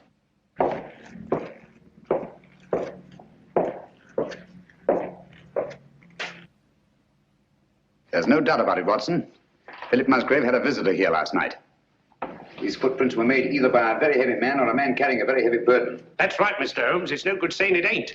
The burden was Philip Musgrave's body, and these here footprints were made by Alfred Brunton. It doesn't necessarily follow. Oh, don't it? Here, try that on your footprint. And that's Alfred Brunton's shoe. That's perfectly, Inspector. But the fact that these prints were made by Brunton's shoes doesn't prove that Brunton's feet were in them. Why not? Where should Brunton's feet be if not in his own shoe? Well, they're not in them now, are they? Look here, Holmes, let's use our intellect. You what? What's wrong with that? Let's stick to motive. That's my strong point. Now, this here Brunton had motive. Philip Musgrave gave him the sack, didn't he? Did Geoffrey Musgrave also give him the sack? What's that got to do with it? Everything. The similarity of method in both murders shows they were the work of one man. Well, that's Vickery out. He was in jail at the time of this All right, murder. Watson, all right. Then Alfred Brunton's our man, just what I said. What possible motive could Brunton have had for the murder of Geoffrey Musgrave? Motive? Oh, bother motive. Who cares about motive? This case is as simple as ABC. Is it? Then perhaps you could explain to us why these footprints lead up to a blank wall and never return. What? You didn't think of that, did you, Inspector? There's just one possible explanation. I've got it. Brunton murdered Musgrave right up against the wall. He hoisted the body over his shoulder, like this, you see, walked backwards, clean out of the room. That's a very undignified position, Lestrade. Up to date. In a house as old as this, it's not unusual to find secret passageways that lead down through the walls. Hello, here we are. No, you don't. Come out of there.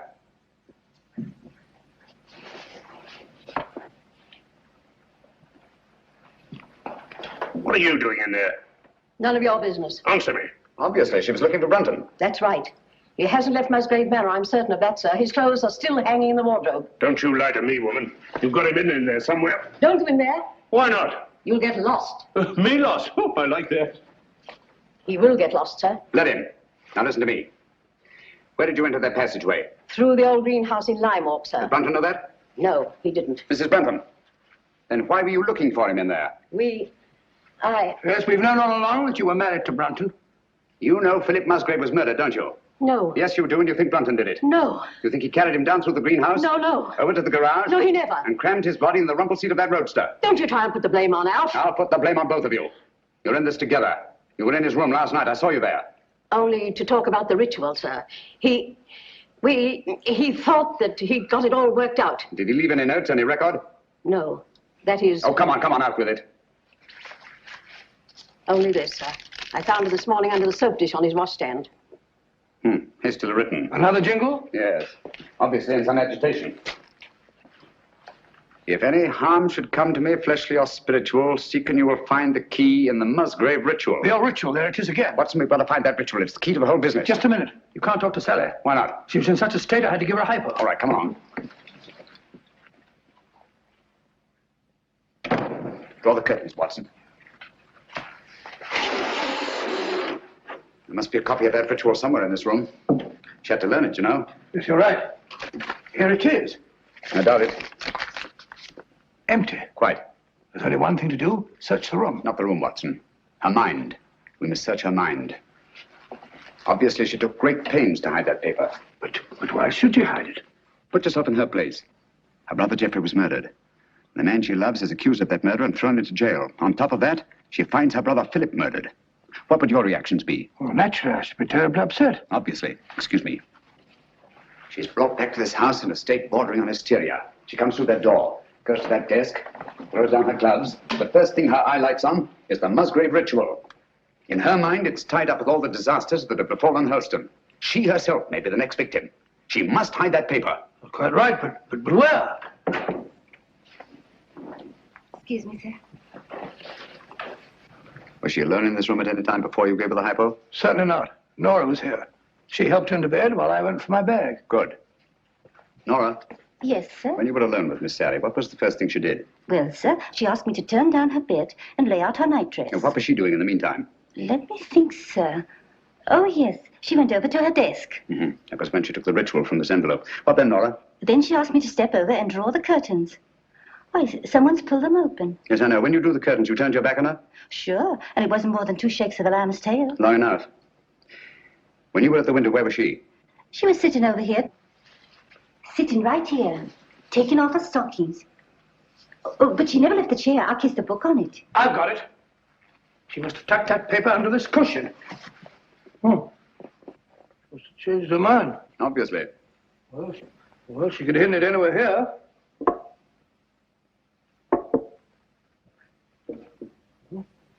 What time is it when you brought her in here, Watson? I'm afraid so, dear. The clock was striking the quarter hour when I came in, sir. I definitely heard it. This clock? The same, sir. Thank you, Nora. You may go. Obviously, this clock was running at 12:15. Just as obviously, it stopped at 12:20. Huh? When Nora turned her back, Sally reached across, opened the clock, and hid the ritual in here. Amazing, Holmes. Elementary, my dear Watson. Where fell the light on the face of the messenger? Where did he speed? Guard the Queen's page. Gibberish, that's what it is. Hokey pokey, penny a lump. Thing like this, Watson, that's been handed down for centuries can't be mere gibberish. Who had entered the lists? The King's Pale Knight. Pale poppycock. I say, Watson. King, Queen, Knight, Bishop. Sounds like a game of chess to me. Precisely. Where fell the light? The light, Watson. Follow the light. On the face of the messenger. Look at it, Watson. Look at it. Like a giant chessboard. This is no gibberish. These are chess terms, and that's the chessboard. The secret of the Musgrave murders is locked up in that floor. And by Jove, we've got the key to it. Who had entered the lists? The King's Pale Knight. White King's Knight to White King's Bishop 3.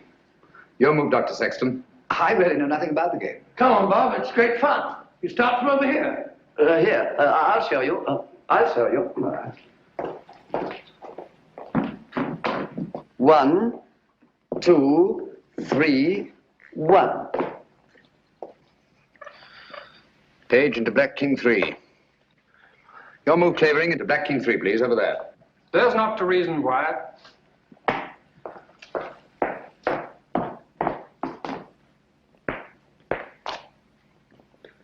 Page slaughters Page. Your move, Watson.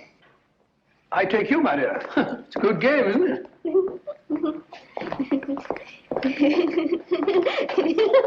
Stop it. You mustn't giggle. It's be serious.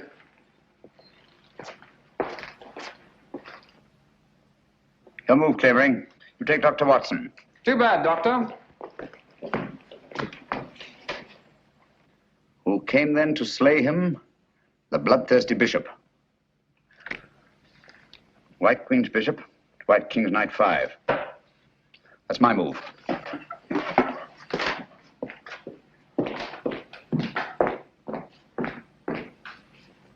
One, two. I say, Doctor, you moved, didn't you? Did I? I don't think so. Yes, I'm afraid you did. Well, where was I? King Bishop 3? That's right. Oh, yes, of course. So sorry. 3, 4, 5. Captain, it looks bad for you. Aye, but where shall I go? Where shall he go? Deep down below. Mrs. Howells, what's underneath this floor? It's only an old cellar, sir. The entrance goes down behind that stair, but it's been locked up for centuries. One of the old Musgraves murdered his own brother down there. Shh, listen. Hello, what's that? It's Brunton. Alf, he's in that passageway over the fireplace. Are you there, Brunton? Get me out! It's me, Lestrade. I'm lost. I'm all turned around. You have been for years. Get him out of there, will you, Mrs. Howells, and give him a saucer of milk. Come here, Jenny. Stand on the square for me. Stamp on it. Keep stamping. Clavering, get your sound detector. Gentlemen, deep down below.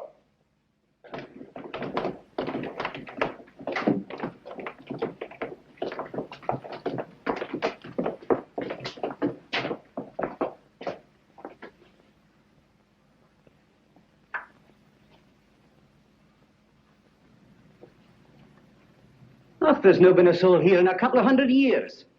Someone's been here. And in the last 24 hours. Clean as a new pin. Precisely. The dust of 200 years is on the walls. The floor's been swept clean. Obviously in an attempt to remove footprints. Shh. Listen. That's Jenny in the hall upstairs. Clavering. Let me have your sound detector.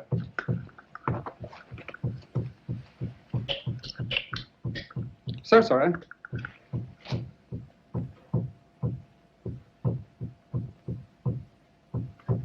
You must find the exact spot under that square I marked in the hall.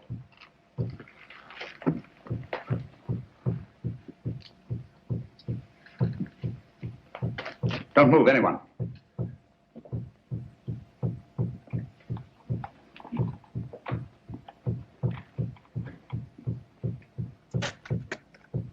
Someone's moving about, interfering with what I'm trying to do.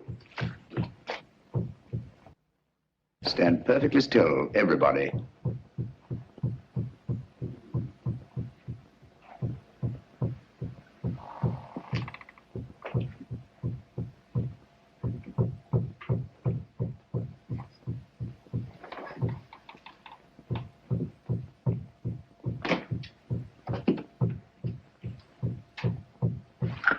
This is the spot. Lend me a hand. Of course.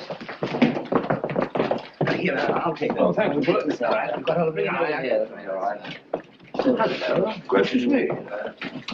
Here lies the body of Ralph Musgrave, knight, lord of the manors of Hurlston. This place used to be known as Hurlston Towers. Netherfield and King's Hargrave, Anno Domini 1539.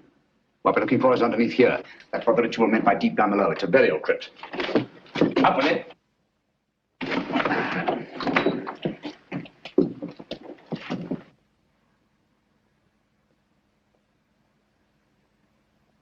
I say, there's somebody down there. Who is it? This is Brunton? Is it Brunton?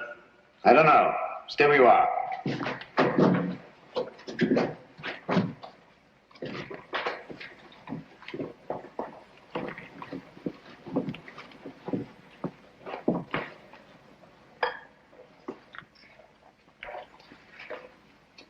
Who is it, Holmes? It's Brunton, all right. Is he dead? Yes. He's been dead for hours. Murdered. Hello? What's this?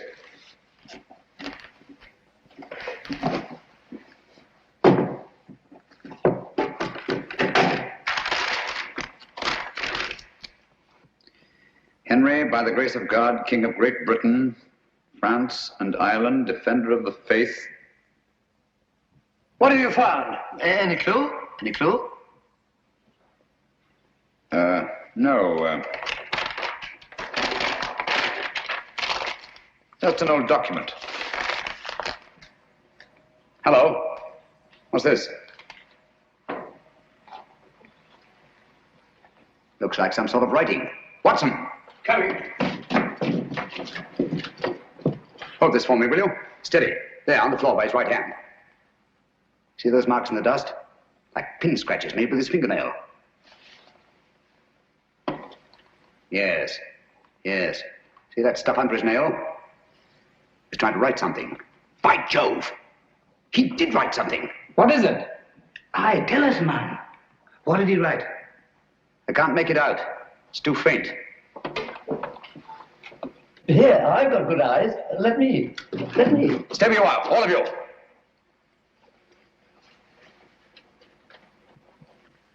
These marks must not be erased. What are you going to do, Holmes? I'm going to leave this just as it is, until I can get the proper chemicals to bring out the words. Have you no notion of what he tried to write? Yes, I have. I think that Brunton, with his last strength, wrote the name of his murderer on that floor in his own blood.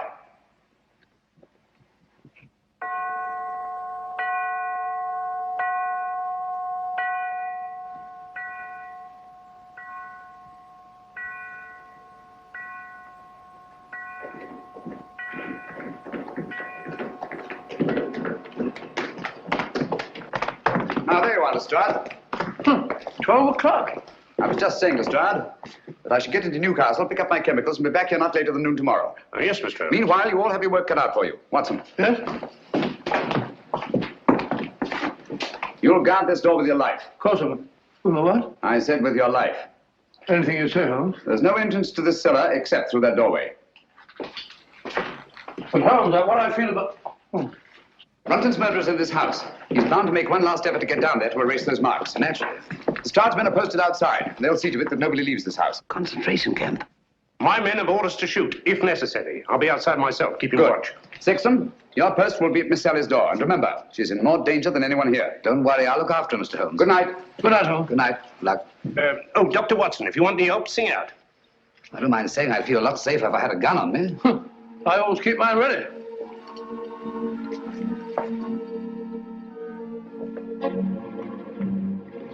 Oh, good night, Bob. Keep awake, old man. I will.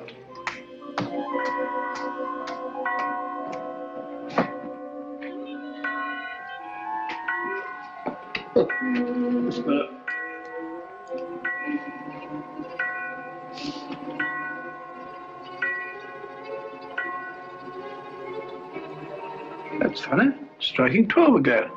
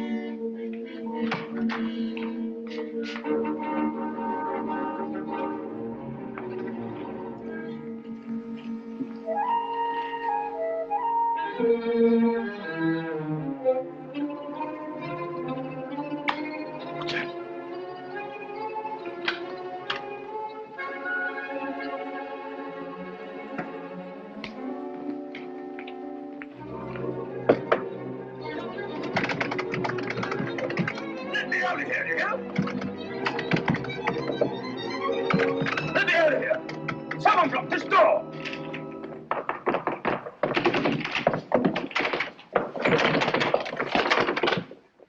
What on earth's all this monkey business? I didn't lock you in. Well, doors don't lock themselves. They do in this house. What are you doing down here anyway? I'm worried it's about Langford. Langford? Yes, he's got it into his head that this is a Jap prison camp. He's got that filthy rope and he's bound and determined to go out the window. He can't do that. The Strahd's men will shoot him. He may be out already. I'll head him off. Then again, he may not be. Perhaps you're right. Let me go. No. You'll be shot. I'll go. No, you'll be shot. Oh, really? Let's both go. I can't leave here. You stay where you are. I'll go and call the Strahd. Remember, Clavering, stay where you are.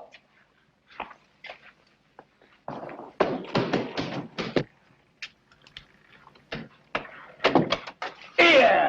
Look here, Constable. I'm Dr. Watson. Are you now? Well, I'm Mrs. Miniver. Come along to the inspector. Gross impertinence.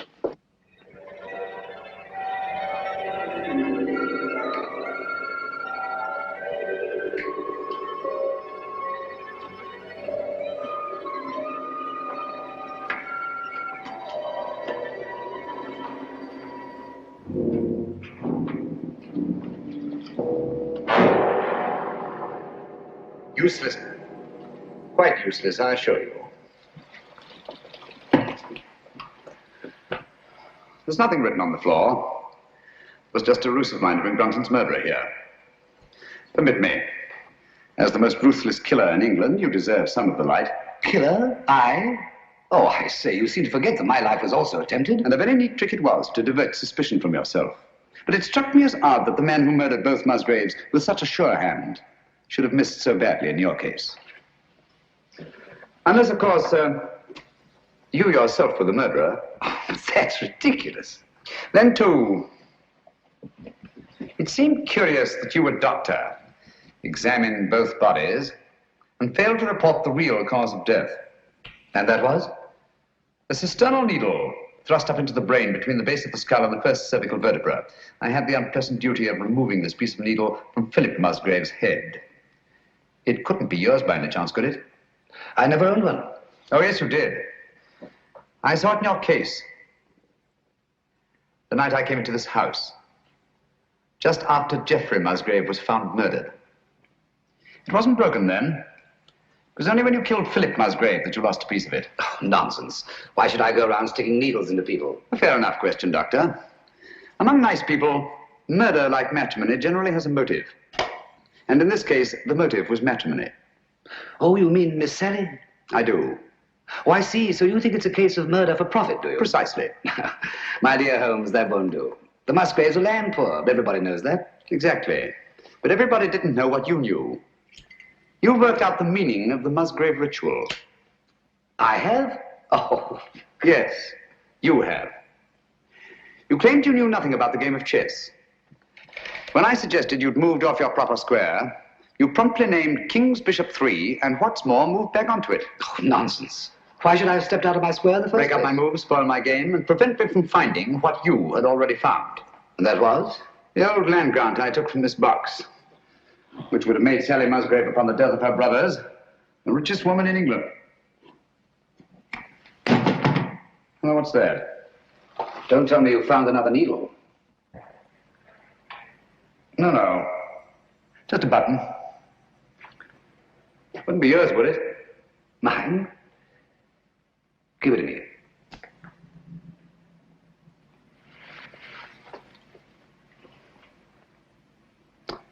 Thank you. Would you mind telling me why you think I was down here with Brunton? No, not at all.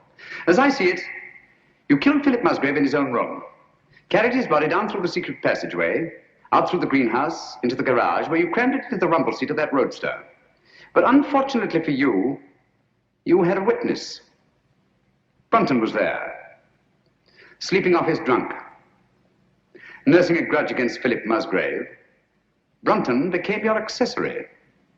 But you didn't want an accessory, so you lured him down here with the promise to share the Musgrave treasure with him and exit Brunton. Very ingenious, Mr. Holmes. You seem to have everything, except perhaps the negligible item of proof. Suppose we leave that to the jury. Suppose we do. Shall we go? After you. Oh, by the way, don't forget your torch. Oh, thanks. I don't suppose it occurred to you that you were taking a bit of a chance coming down here all alone with a suspected murderer. One has to take chances in my profession, Doctor. You see, I couldn't possibly risk sharing my little plot with anybody. Not even with Dr. Watson? Oh, particularly not with Dr. Watson. If he'd known what was up tonight, he'd have been so elaborately mysterious, he'd have given the whole show away. As a matter of fact, I had the devil's own time luring him away from that door upstairs so that we could be alone. That's all I wanted to know.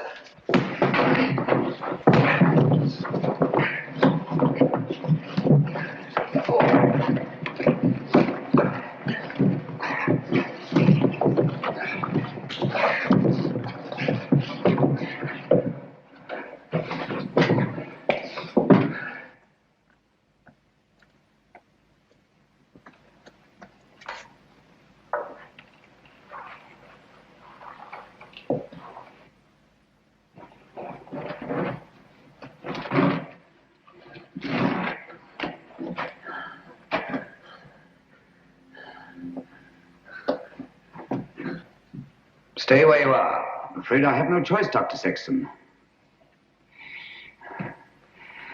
Look here. You're not really going to kill me, are you? They'll hear you. Who will? That was a bad slip you made, letting me know you were so completely alone. And you're really going to kill me? I'm afraid I have no choice, Mr. Holmes. But as you said, I've no evidence against you. No proof at all. You forget the needle and the button. Bring them here, please.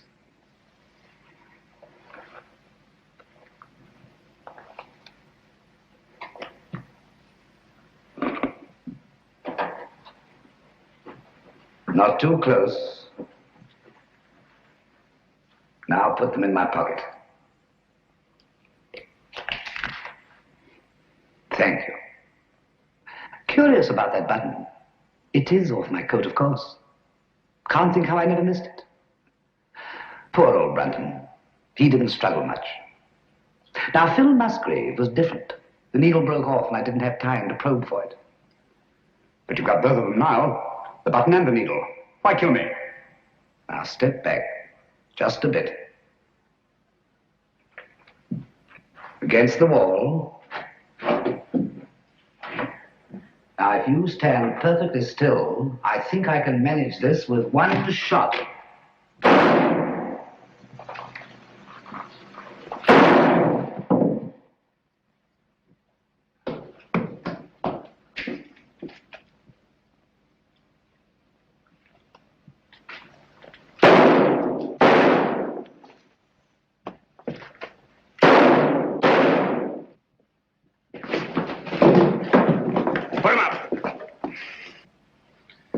Did you hear his confession, Watson? Every word, Holmes.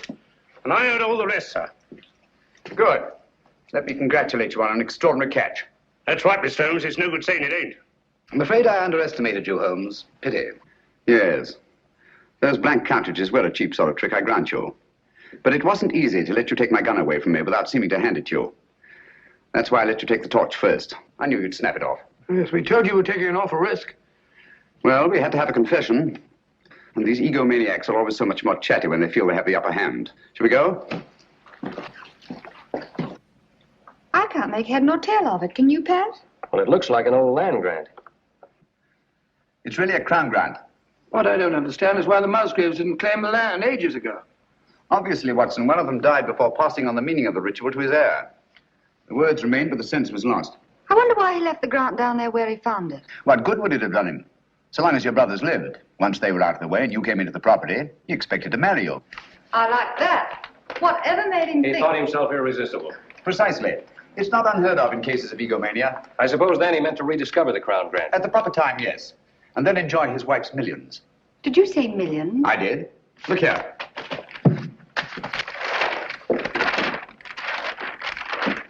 About 80,000 acres of the richest soil in England. But aren't there people on it? Yes, farms, villages, even a factory town, with hundreds of workmen's cottages. Is this thing legal? Perfectly. Of course, it'll drag on through the courts. Just a moment. The people on this land, they put their money into it, their life work. It's their homes I'll be taking. Yes. Do you think I'm going to kick these people out?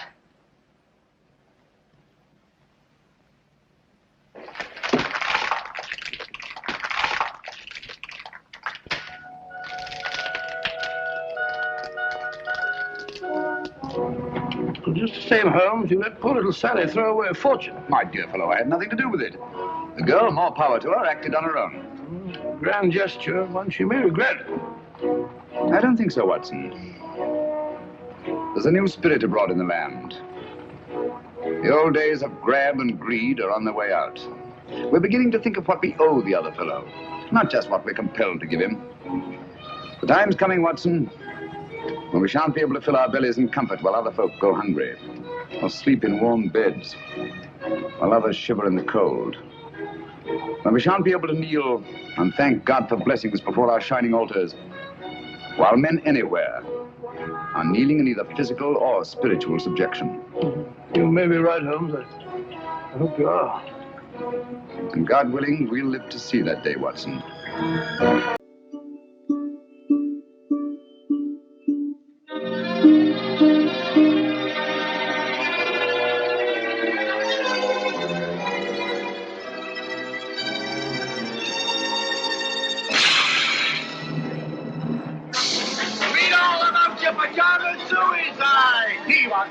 Thank you, sir. Thank you. Read all about it. Another pajama suicide.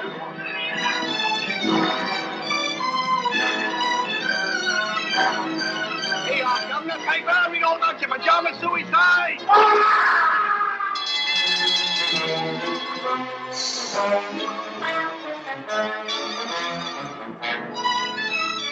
But dash it all, Susan, it's a crime. Suicide's a crime. Where are the police? Where's Sherlock Holmes? That's what I've been thinking, Robert. Where is Sherlock Holmes?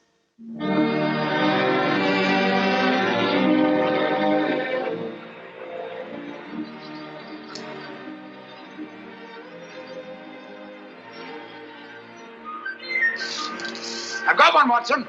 Play him, Holmes. Play him. It's a beauty. Don't let him get away. Blast. I've lost him.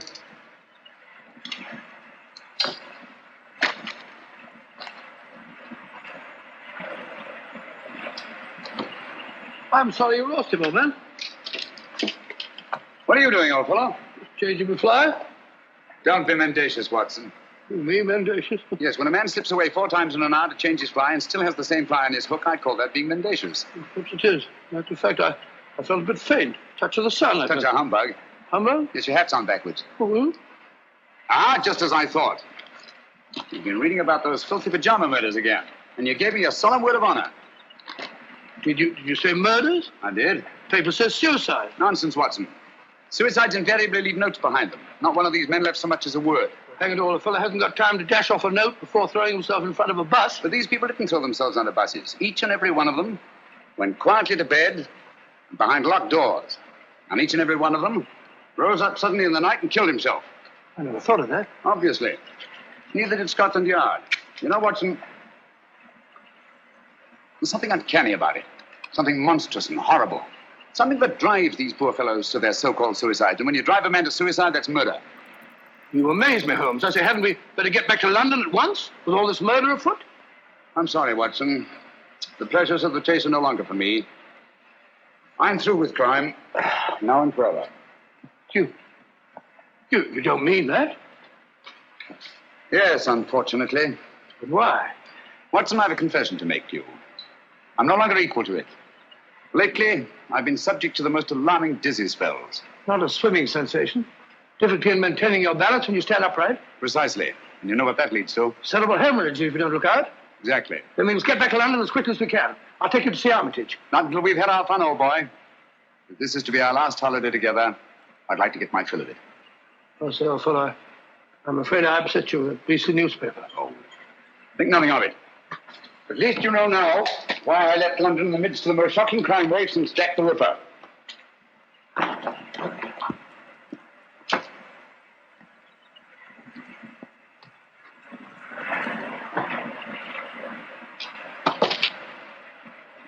Watson!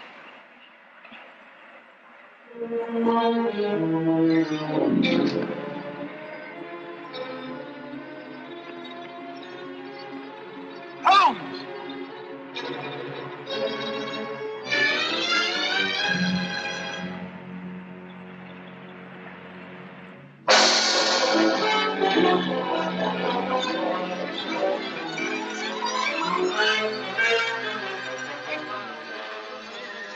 Sir, read all about it. The name of Ronald Boyce Carter must be added to the list of suicides that have shocked London in recent months.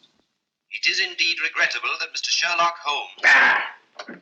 You know, Susan, that fellow Holmes had no business dying just now. It's an outrage. A dashed outrage. Poor man. I hear they're going to send all his things to the British Museum. Things? What do you mean things? You mean his old boots and discarded waistcoats? Robert, what would the British Museum do with his waistcoats? It's his scrapbooks they're going to exhibit, and all his records. The strange death of ex-President Murilo. The giant rat of Sumatra. Ghastly affair. You know, in some ways, Mrs. Hudson, this is the happiest days of my life. No, Dr. Watson. Don't get down in the dumps. What can't be cured must be endured, you know. You're right, my dear, you're right. Sentiment, pure sentiment. Sit down there now. Oh, dear. That must be the van from the museum. And his things aren't even half packed. You go down, my dear, and hold them off for 15 minutes. And then they can come up and take it all away. But I don't want them to take it all away. It's like tearing a piece out of my heart. Oh, there, my dear. I know.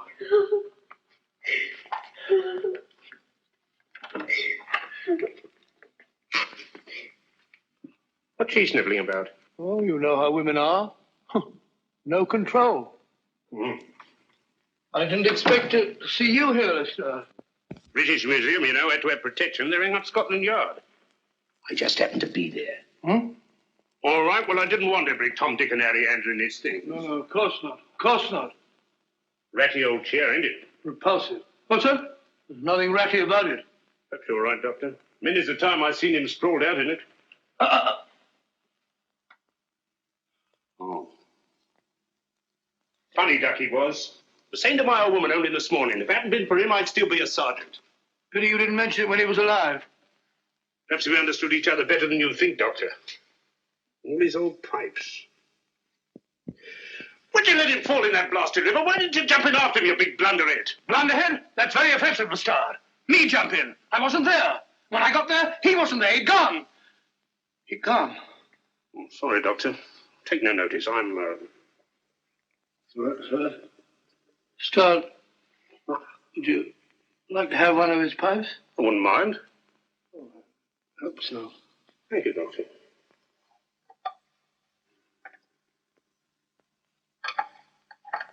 You've picked a very old one. That's the one I want. It's the one I remember best. I'll be stepping downstairs to the vans for a bit, Doctor. Take your time with the packing, Doctor. There's no hurry, you know. British Museum will still be there. What's the row about? A registered package for Mr. Sherlock Holmes. Oh, Neil signed for it. Thank you, sir. Yeah, I'll bring it here. Mine sign here, sir.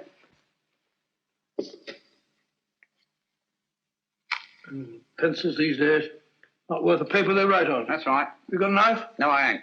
Well, wait a minute. All right. Cool dummy. So this is where he hung out. These were his rooms. Not much of a room, if you ask me. Who's asking you? Yeah, that's mine. I've lost things like that before. Oh, well. I suppose it suited him all right. All right. He was no great shakes as a tick from all I heard. Just one of them easy chair Johnnies. Would sat on his tail and let everybody else do the dirty work. That'll be enough. Mind you, I ain't saying he didn't get that credit. But newspapers can be bought. Can't they now? You insect. You dare to imply... All right, Governor. Keep your shirt on. I've got a right to my opinion. And it's my opinion that Mr. Sherlock Holmes was nothing more but an old herring gut. You say that again. An herring gut. An old herring gut. Oh! Up to get you, worm. We'll see who's a herring gut. It's all right, Watson. I take it back. Call off your dogs. Holmes! It's all right, old boy. Don't look like that. Get hold of yourself. Here, have a drink. My word, you made a shambles of this room. How could you play such a trick on me? You brought it on yourself, old man.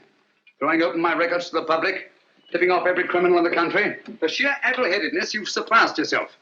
Don't you realize the dynamite that's in those records? I had to stop you, even if I had to come back from the dead to do it. I'll never forgive you for this, Holmes. Not until my dying day. It was a filthy trick, I grant you. But I had to see you. No one ever looks twice at a postman, you know. If the books are ready, Doctor. You can put them under lock and key at the yard, Inspector. I'm seeing things. How are you, Lestrade? Well, strike me up a country. Just when we thought we had you nicely dead and buried. What a sell. My return from the dead was absolutely necessary, Inspector. Necessary, me Aunt Dinah's bustle. You give yourself a treat acting about all over the place. What's the game, anyway? Very briefly this. It's obvious that these so-called pajama suicides are really murders. Brilliantly conceived and executed, they're very near to being perfect crimes. Where's my calabash? Oh, well, never mind. Indubitably, these murders are the work of a well-organized gang. And directing them is one of the most fiendishly clever minds in all Europe today. Any notion who? I suspect a woman. Any tobacco around this place, Watson? There's a packet. A woman? You amaze me, Holmes. Why a woman? Because the method, whatever it is peculiarly subtle and cruel. Feline, not canine. Poppycock. Canine, feline, quinine. When a bloke does himself in, that's suicide. Unless the bloke is driven to suicide, and in that case, it's murder. Driven? That sounds like a woman, doesn't it? Definitely. A female Moriarty. Clever, ruthless, and above all, cautious. Therefore, my first step was to give her enough rope by passing out of the picture. I see. When the cat's away, the mice begin to play. Precisely. Bosh, you and your theories. Oh, serious. Anyone would think you had eyes in the back of your head. You can keep the pipe, Lestrade. Sorry, old man. I'll give it to you. Very right and proper, Watson. Thank you, Mr. Holmes. Now, what features have these pajama suicides in common? Poor fellows just die in the middle of the night. Nobody near them. Behind locked doors. And they're all well-to-do, more or less. Right. And each and every one of them, it seems, was fond of the pleasures of the gaming table. Keep that in mind. It's highly significant. It gives us our one and only lead. Lead to what? My dear Lestrade, if we're to set a trap for this femme fatale, I see no reason why we shouldn't bait it with the kind of food she likes. Got a pencil, Watson? No, I gave it back to postman. Yeah, take this one. Don't break the point this time. Now, write what I dictate. And you, Lestrade, I trust you to see that it gets into the newspapers. Murders. Ready, Watson? Go ahead. The distinguished native officer, Rajni Singh, colonel of the Maharaja of Umpur's own Lancers, has just arrived in London. Rajni Singh? I never heard of the gent. He was just born, Watson. Oh, I see. Huh? Carry on, old boy. In spite of his well-known devotion to the goddess of chance... In spite of his well-known devotion to the goddess of chance, Rajni Singh insists that his visit to our shores is solely in the hope that British surgeons may restore his left arm, paralyzed in the service of the Empire. Sounds rather a nice person to know, doesn't he? Exciting. I have to get a new line of small talk. What do they do in India, Norman? Oh, ride elephants. Oh, how cumbersome. You must see that he gets a card to the urban casino.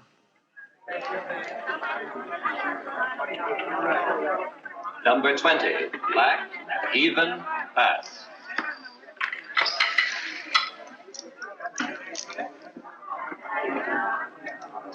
Make your bets, ladies and gentlemen, make your bets.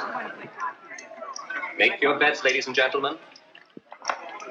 S'il vous plaît? May I? By all means, madame. You changed my luck, I hope. Make your bets, ladies and gentlemen. Make your bets. Number 7, red, odd miss. How ghastly. The fortune of war, madame. So sorry I didn't bring you luck. But you have brought me the charm of your presence, madame. Excuse me. Make your bets, ladies and gentlemen. Make your bets. Blank check, please. Name, please. Rajni Singh. 100 pounds. Make your bets, ladies and gentlemen. Excuse me. Make your bets. How's your luck, my sweet? I think it will cut up rather large. Make your bets, ladies and gentlemen.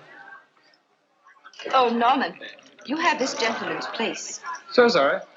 Thank you. 16. Oh, not 16 again. You play. 19. I feel lucky. I almost wish that you... Would play 19. Wish me luck. It is kind of you to be concerned for a stranger. But no one from your country is like a stranger to me. Make your bets. You see, my father was Captain Spedding of the Bengal Lancers. I was born at Srinagar. In the Kashmir. It is there the most beautiful women in the world are born. That's all now. No more. Number 16, red, even, miss. If only I'd let you alone. It is fate, madame. One cannot fight it. If you wish to take my place, sir. Thank you. Good night, madame. And goodbye. Make your bets, ladies and gentlemen. Make your bets.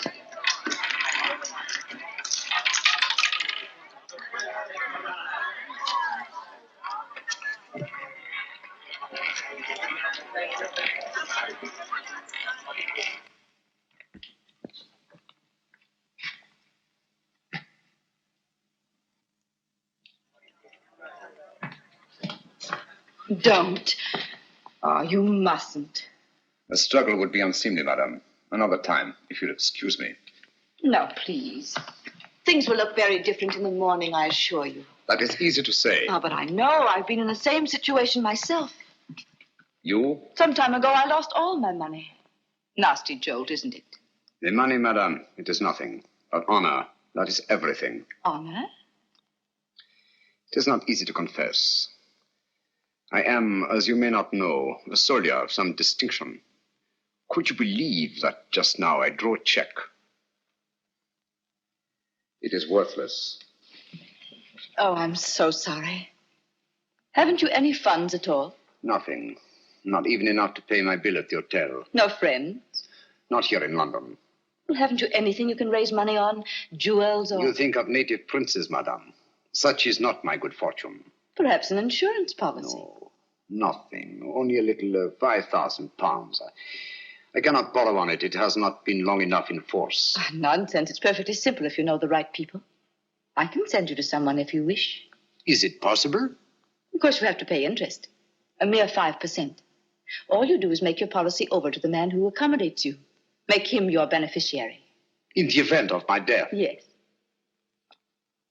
But you're not going to die, are you? It would be an impertinence, madame, to take my life out of your hands. How strange that a man's life should lie in such a little hand. So soft. I may come tomorrow and see you to thank you, madame. Please.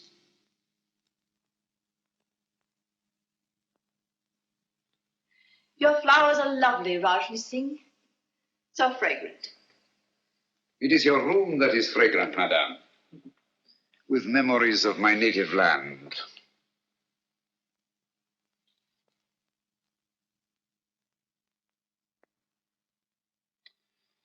It is all so real, so nostalgic.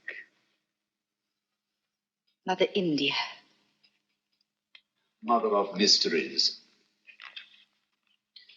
May I? Oh, by all means. They're just some photographs my uncle picked up years ago. I have them out to keep my memories of India fresh.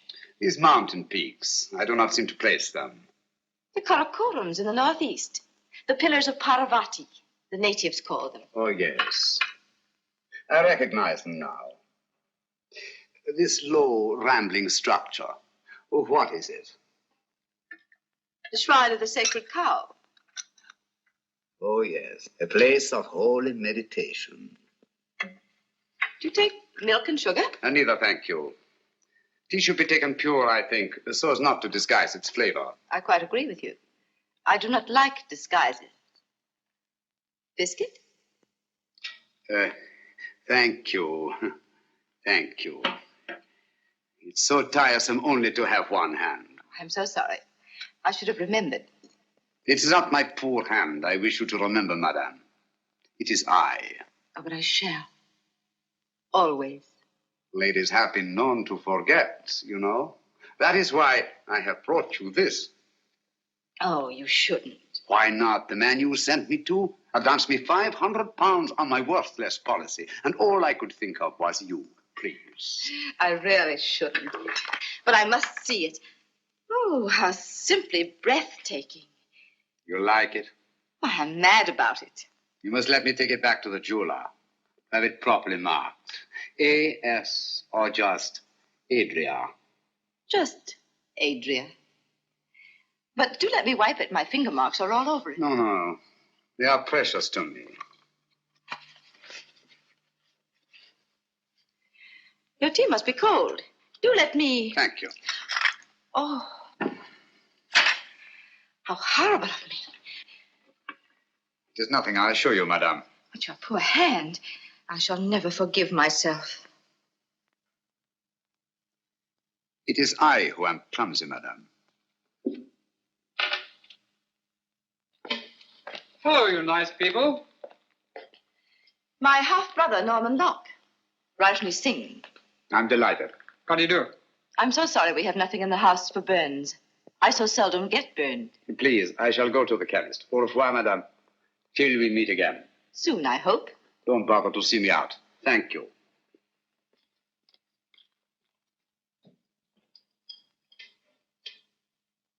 I say I never burn anyone unintentionally. Neither do I. I wanted to see him use that left arm, and he did.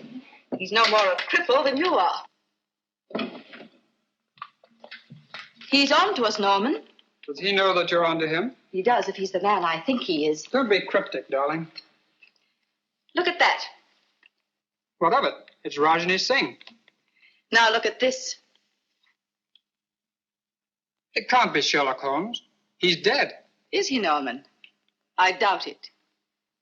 But if you were to say to me tomorrow, Sherlock Holmes is dead,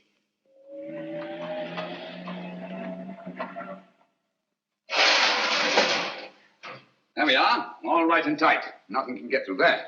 I don't understand. If you want to keep them out, how'd you expect them to get in? My dear Lestrade, my purpose is fairly simple. I merely wish to duplicate the conditions under which these so-called pajama murders occurred. Locked doors, sealed windows, and no opening through which any human agency could possibly enter this room. I don't hold with that. Where there's a murder, there's got to be a murderer. That's the way I look at it. Precisely, but it's not the murder I'm after. It's the means of murder. The secret and terrible machinery of these crimes. Now, you don't expect anyone to pop out of that. I expect nothing and everything. Keep your eye on that alley. I may be coming down sudden-like, see? Right.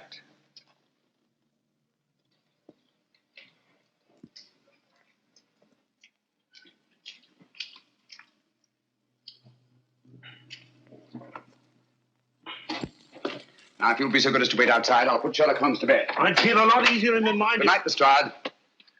Just stay within call. It happens awful quick when it happens. Good night.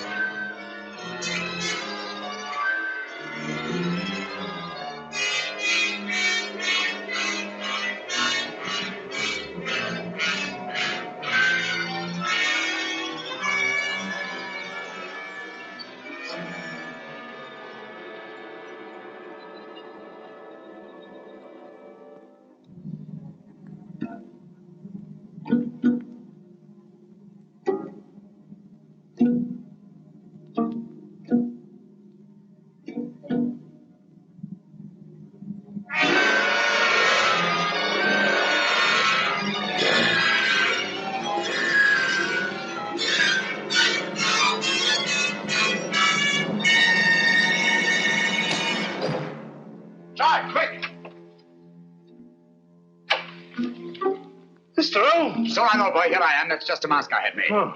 There's your killer. Quick, down the back stairs to the alleyway. Stop anyone who tries to leave or I'll cut the roof. Save you out!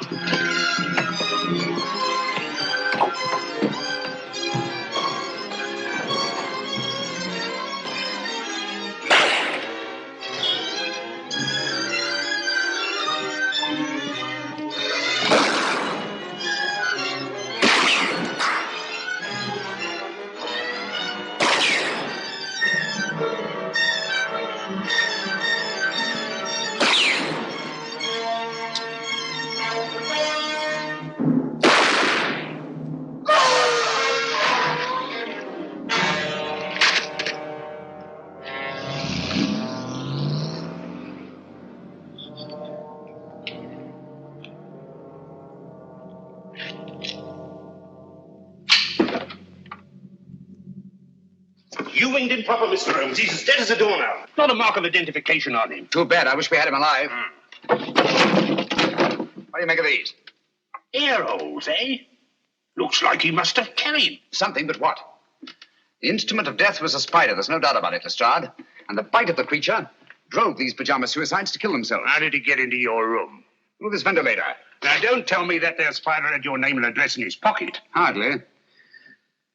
This screen was removed from the mouth of the ventilator, obviously to admit something much larger than a spider. We know only half of the machinery of these crimes. Out of the light.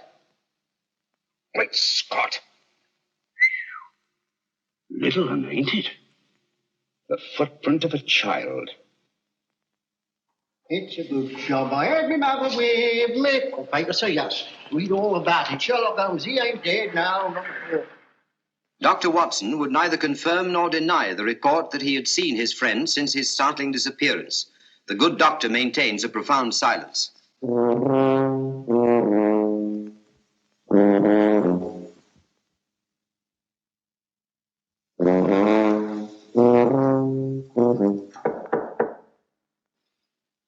Come in.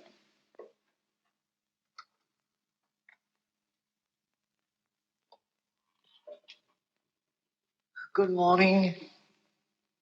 Good morning, sir. Mr. Holmes, I presume? Dr. Livingston's the name. How are you, Mr. Stanley? I'm very happy to meet you, Dr. Livingston. My name is Adam Gilflower from the Bureau of Entomology. Oh, a bug hunter. Let me take those. Won't you sit down, Mr. Gilfillet? Gilflower is the name, sir. Oh, flower, yes. It goes with insects. Flora and fauna. I see you don't like to face the light, Mr. Phil Gillet. My eyes give me a great deal of trouble, sir. Oh, I'm sorry to hear that. That's too bad. That's too bad. They're useful things, eyes. They rest the glasses. I have an appointment with Mr. Holmes. Will he be here soon? Will he? He certainly will, Mr. Wallflower. As a matter of fact, he's here now. You're sitting on him. No, don't bother to get up. You tell Docky Wocky all about it. I don't understand. Not half you don't, you old herring gut. I beg your pardon. Of all the transparent old fakers I ever saw. Gilflower, what a name to pick. Gilflower, Billflower, Bullfrog, Giggle Woggle, Wiggle Woggle. Why, you can do better than that. A child can see through you. Those dark glasses, that preposterous wig. Come out from behind those silly whiskers. I know you. Watson. Holmes. My dear fellow, you've surpassed yourself. I think you owe Mr. Gilflower an apology. They're stark mad. But not dangerous, I assure you. My name is Holmes. I know your time is precious, but my business is urgent. Thank you for coming so promptly. I believe you know more about spiders than any man in London. Oh, I shouldn't say quite that, Mr. Holmes. I wonder if you could identify this specimen and tell me something of its manners and its morals. This poor fellow's been very roughly handled. Have you a magnifying glass? Yes, oh. Here it is, Holmes. Sorry. Oh, come, old fellow. Don't look so down in the mouth. The game's afoot, and I shall need you. Will you really, Holmes? Naturally. Here you are, sir. Extraordinary. Mr. Holmes, where did you find this creature? You recognize it? The deadliest insect known to science. It is the Lycosa carnivora. Habitat the upper reaches of the Obonga River. Its bite is fatal. Hideously. Human beings are its chosen prey. And its venom, once injected into the bloodstream, causes such excruciating agony that the victim is driven to self-destruction. Does the bite of this creature leave any trace? Only if you know what to look for. 2 small punctures hardly visible to the naked eye. And its virus disappears in the bloodstream? Completely. It's the only thing. Tell me, sir, could one get hold of a live specimen of the Lycosa carnivora in London? Oh, I doubt it. Oh, hold on. Ordway might help. Matthew Ordway, Laburnum Villa. Write it down, Watson. Matthew Ordway, Laburnum Villa, New Road, Chipping Walton. Mr. Ordway is slightly eccentric. That shouldn't trouble you. Huh? He has a remarkable collection of spiders. You might tell him that I sent you. Thank you, Mr. Gilflower. That's very kind of you and very helpful. Oh, don't mention it, sir. I'm a law-abiding citizen, always willing to help at any hazard. Good day, Mr. Potson. Watson? That's not very funny. I think it's understandable, Watson. Now the work. Where's my pencil? Here it is. Look up the trains at Chipping Walton, will you? There's good fellow. Mr. Matthew Ordway and his spiders is indicated. If Ordway is disposed of any Lycosa carnivora in the last few months, and he can tell us who took them. Found that train for Chipping Walton yet, Watson? The wretched trains start.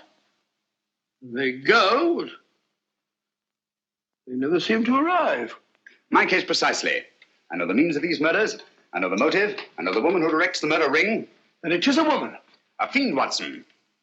She selects her victims from those desperately in need of money, persuades them to pawn their insurance policies with her various accomplices, and then kills them by means of Lycosa carnivora. Incredible. No more incredible than nature herself. Here, let me have that. After all, nature provides the means. Our Spider-Woman merely uses it. You amaze me, Holmes. Hasn't she some difficulty in realizing these policies later on? Not she. In due time, 2 years under English law, her victim's beneficiaries come forward and cash in. Never the same man twice, mind you. But you know this for a fact. As well as I know my own name. And yet I haven't one shred of evidence to connect this woman with her crimes. You're in my light, old boy. Oh, well. Here we are, Chipping Walton. Arrive. Come in. There's a lady outside to see you, Mr. Holmes, a Miss Spedding. Oh. Ask her to come in. All right.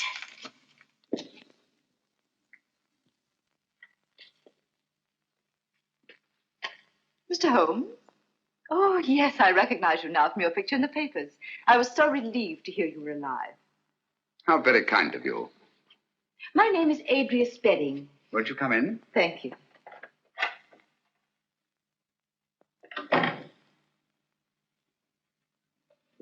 My little nephew, Mr. Holmes. How are you, my lad? I'm playing nurse today. I'm sure you'll give an exceptional performance, Miss Spedding. Poor child, he's a mute. Vocal cords paralyzed from birth. Oh, how unfortunate. Say, he's scratched his hand, hasn't he? Yes, he's always climbing into the most unlikely places. Run along, dear, and sit in that chair. There's a good boy. Right over there.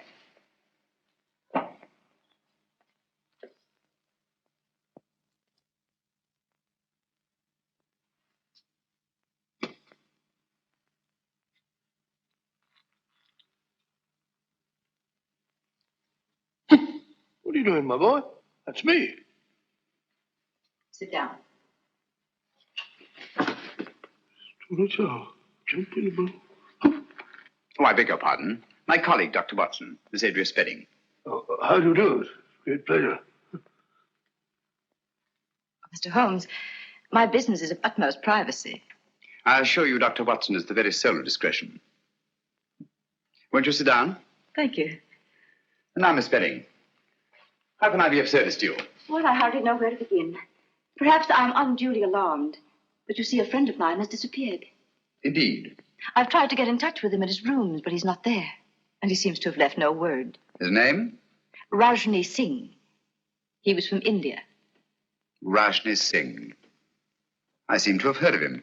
Oh, Mr. Holmes, I'm terribly afraid I shall never see him again. Oh, come now, Miss Spedding. I'm sure you won't have to look far. Look at all the pretty butterflies. Perhaps you're right. Larry, stop that. Oh, you naughty boy. Put on your shoes and socks. Oh, let him go barefoot.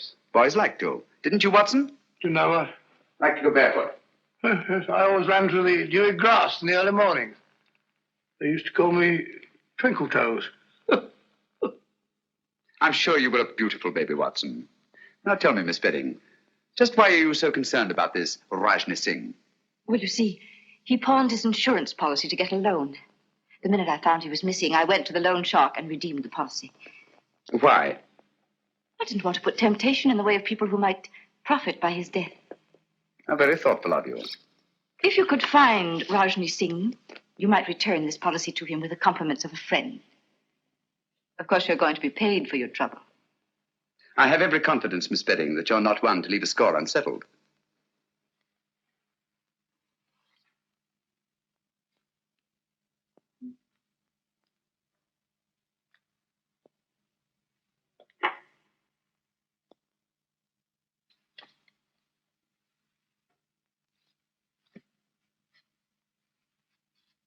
Larry, let it go. Come here. He seems possessed to catch flies. Now, if you put on your shoes and socks, Auntie will give you a nice sweet. You have quite a way with children. Oh, I bribe him shamefully. This will be the third today, would you believe it? American candy. Hard to get. There. Now, mind you don't get your fingers sticky. Cunning little beggar. One could almost tuck him into a suitcase. He must be a great comfort to you. Oh, he is. Cigarette? Thank you. Oh, what a lovely case. Yes, isn't it? I picked it up quite by accident. Wasn't a mark on it. except some negligible fingerprints that the police couldn't identify. You may have it, Miss Spedding. Why give it to me? Should we call it a trophy of the chase? Oh, I really shouldn't. Breathtaking, isn't it? I owe you a great deal for this, Mr. Holmes.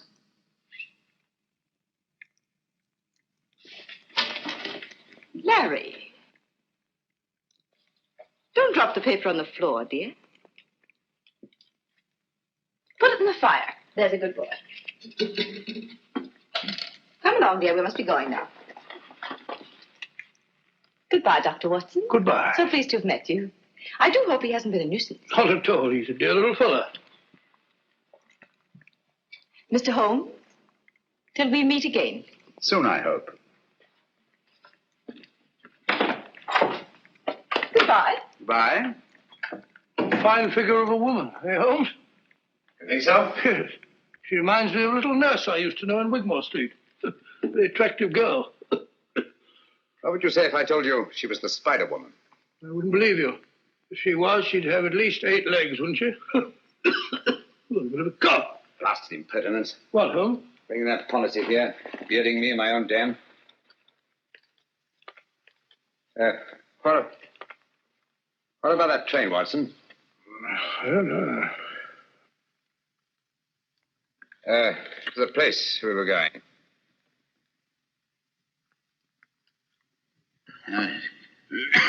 Going to see a man Broadway about something.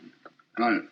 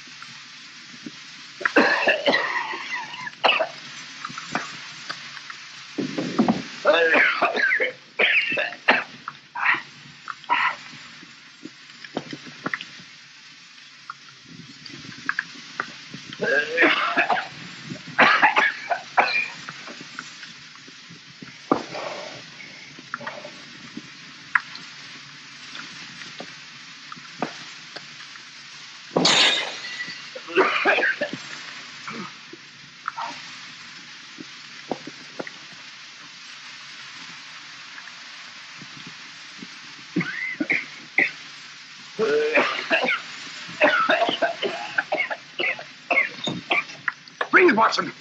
Breathe deeply.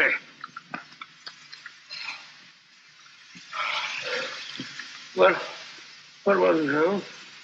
Yes, my dear fellow. We've been entertaining Miss Adria Spedding.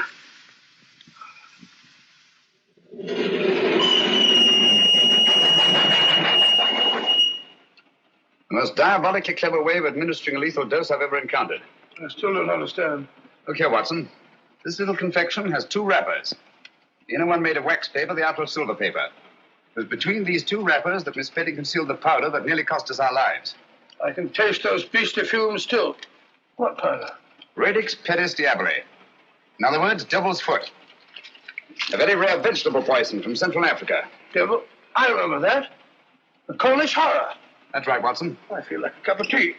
By Jove, it's lucky we're still alive, eh? For how long, I wonder? Here we are, Watson. What do you mean, here we are, Watson? Here we are where? Miles away from anywhere. Well, I fancy a collection of spiders might not be too welcome in a crowded neighborhood. I think you're right, Holmes. Well, the old way can identify the persons to whom we sold these spiders.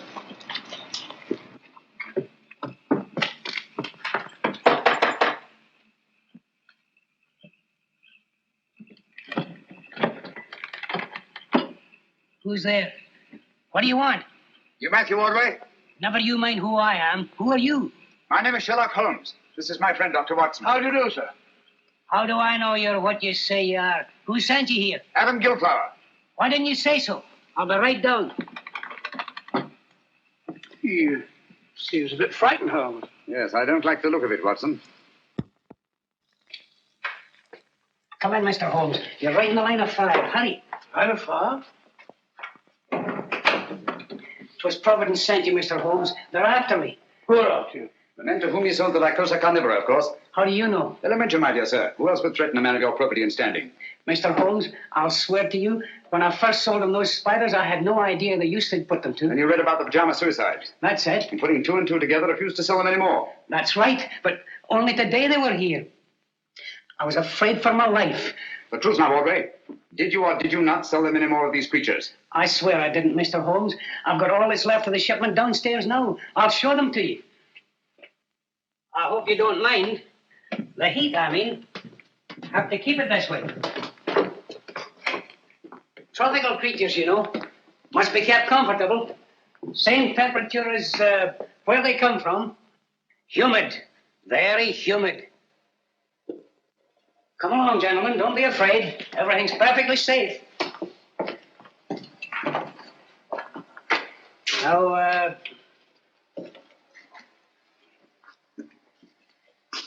here's where we keep the big fellas, you know. Quite so. These glass cages get all steamy. There they are. Ugly-looking brutes, aren't they? Positively obscene. But their poison is very valuable to doctors and the like. So I hear. Now, over here, we have some fine, healthy specimens of the black widow. You've heard of them? Frequently. Dapper little devils, aren't they? Female of the species, eh? They eat their mates, I'm told. Well, what an unpleasant habit. Oh, yes. Tell me, Audrey, have you any specimens of the Mendex flagranti? The what? The Mendex flagranti. Oh, no. I'm sorry. I sold the last one we had yesterday, but I can get you one. Wait a minute, Audrey. I think I see one on your shoulder. Take it off! Take it off! Steady, man, steady.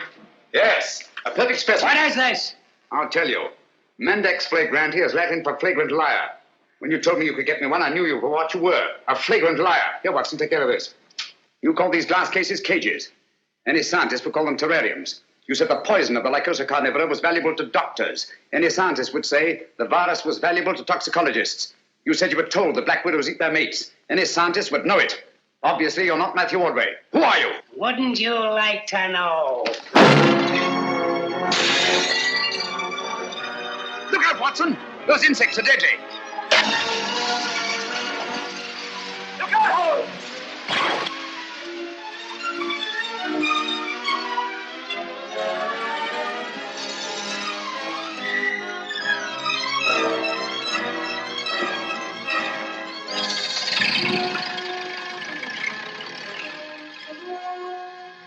He's gone.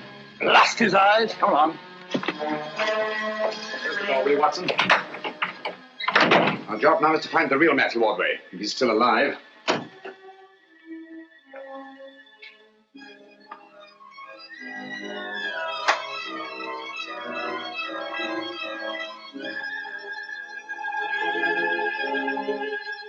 It's Ordway beyond a doubt.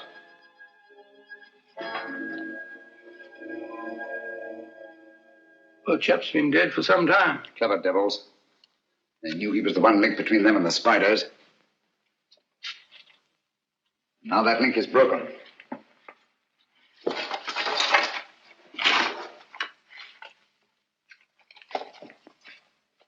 What have you found, Holmes? Some sort of record Ordway kept. Looks like a journal of his travels. Dates, places, all in Central Africa. Look here. Obango, lycocarniv, poison, immune, little, doggle, faithful to. Bungo, lycoca, immune, little dog, faithful. Huh. Sounds like a crossword puzzle. Little dog, faithful to. Whose little dog, I wonder? The word isn't dog, Watson. It's dog with an L after it. Now, what word begins with D-O-G and has an L after it? Doggerel. Oh, it's not a G and then an E. No, dog-like. That's it, dog-like. Now, what is it that Ordway could have had with him in the jungles of Central Africa, immune to the virus of the Lycosa carnivora, that was both dog-like and faithful? Oh, why not a little dog? No. A dog wouldn't be immune. Never mind, we'll go into that later. Ring up the local police, have them take charge here. Right, sure. Don't see a phone anywhere. Try that door.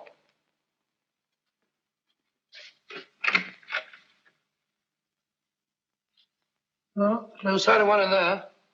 Looks as if old Aubrey must have gone in for anatomy on the side. That's curious. His main interest was invertebrates, not vertebrates. And why the chart of the skeleton of a child? Because it isn't. What's that? It isn't a child. Are you sure? Huh. With all these teeth. No. The skull of a normal child of this size, 5 or 6 year old, would be much larger in proportion to the circumference of the chest. Watson, I've got it. Got what? That devil of a woman. Bringing that chart at Baker Street to throw me off the track. What track? She knew I'd found that tiny footprint. She wanted me to think it was the footprint of a child. I don't follow you, Holmes. Watson, I've been blind. Mole, an owl, a bat. Look here. A bango. Lycosa carnivora. Poison, immune, little, dog-like, faithful to their masters. What on earth are you talking Able about? to creep through the smallest openings. The perfect instrument for the spider murders. Watson, if you ever see me getting too cocksure again, fancying myself more clever than Adria Spedding, just whisper one word to me. What word, Holmes? Pygmy.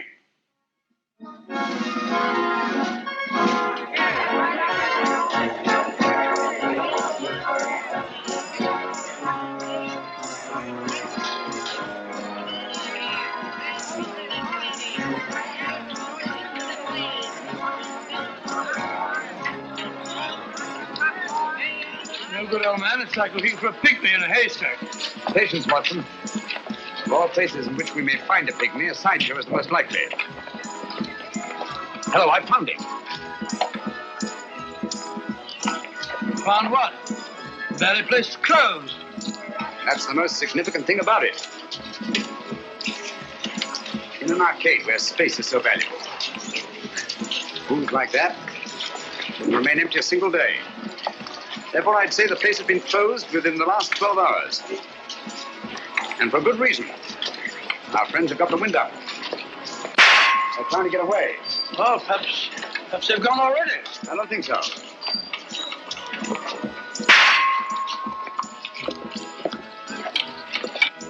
Over here, quick. Don't look back. Oh, what's the matter, Holmes? What's up? Don't ask questions. Go and ring up Lestrade. Tell him to come for double and wait for me here in front of the shooting gallery. Where are you going? I don't quite know. Oh, Watson, while you're waiting, don't attract attention. Try to be as inconspicuous as possible. Right, Holmes. Hurry. Here you are, sir. Try your luck on Mussolini, Hirohito, or Hitler. Hit him where their hearts ought to be, and listen to the hollow sound.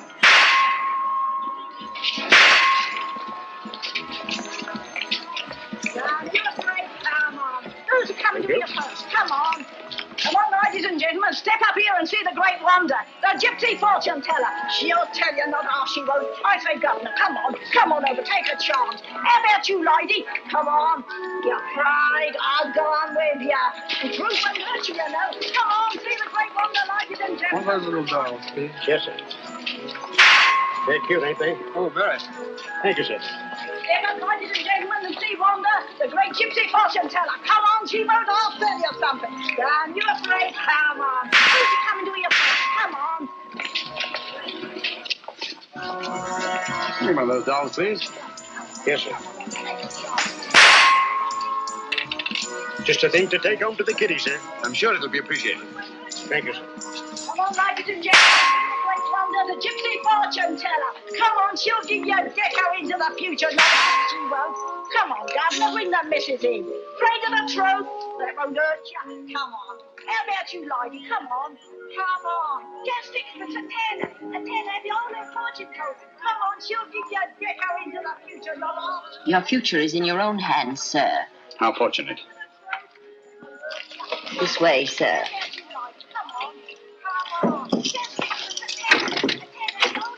Down that passage to the door at the far end. Thank you.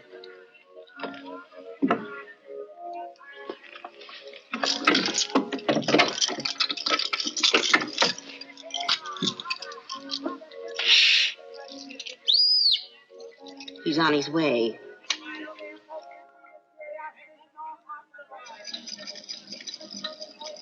Come in, Mr. Holmes. Don't stand in the drafty corridor.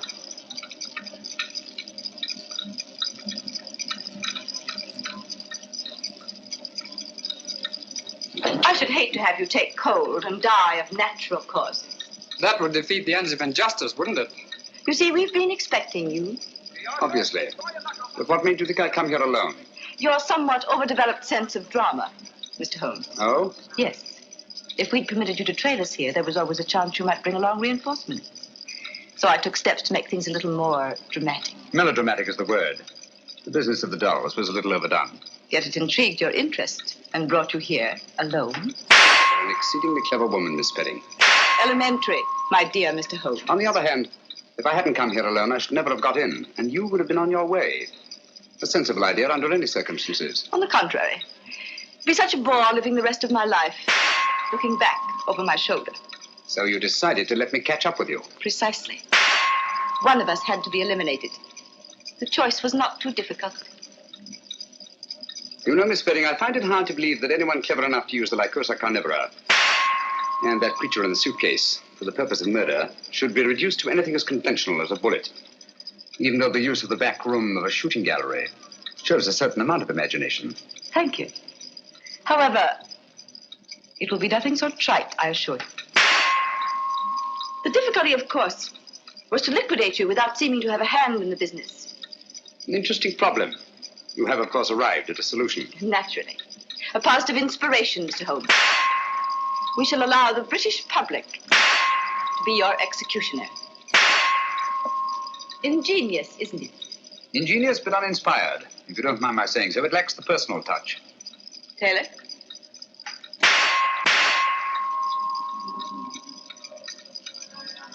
Jimenez, meet me here and meet me there. Where is he anyhow? I'm blessed if I know. He said wait here by the shooting gallery.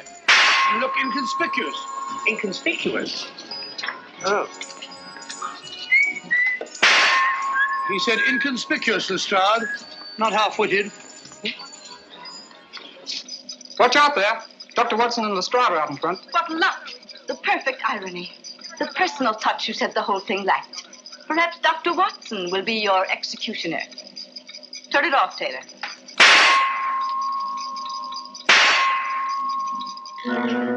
Hit 'em where their hearts ought to be, and hear the other side. What do you say, Doctor?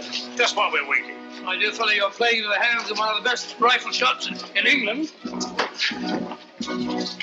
I say the ballet target stopped. All right, Grandpa, keep your hair on. Just a minute mechanical problem. My dear fellow, one can't shoot at a sitting bird, can one? No, Doctor. Remove that gong. You see, when this steel plate is removed, there's nothing to prevent the bullets from going straight into your heart. Do you mind, Mr. Holmes?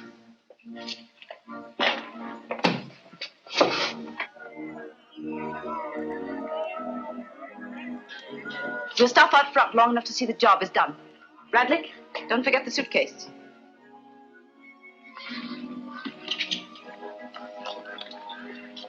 All right, Taylor, start the machinery.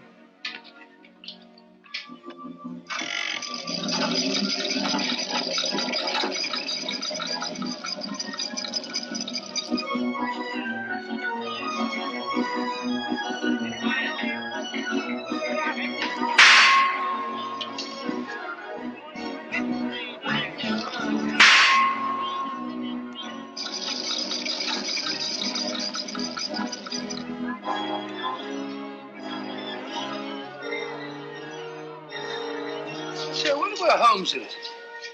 He's been a long time. Well, if he said he'd be here, he'll be here. It's no good saying he won't. Guess I'll get Hitler the next time.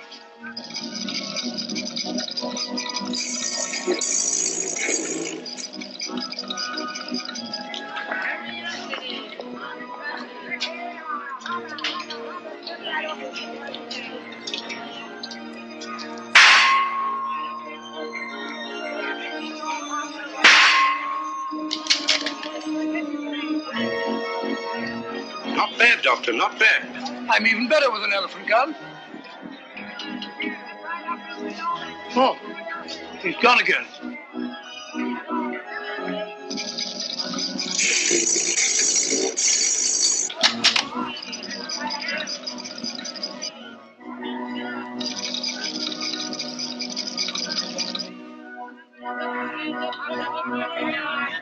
I'll get him this time.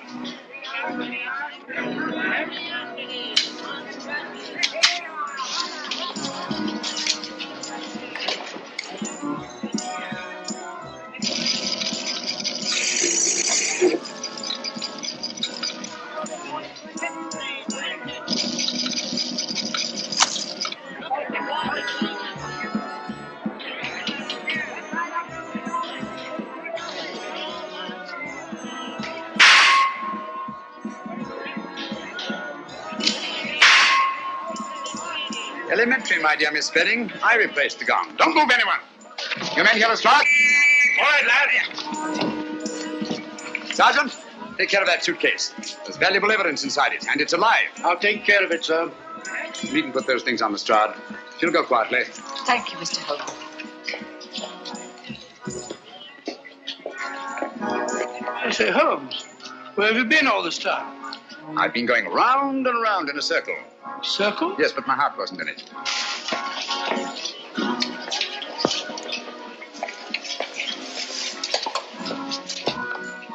Remarkable woman.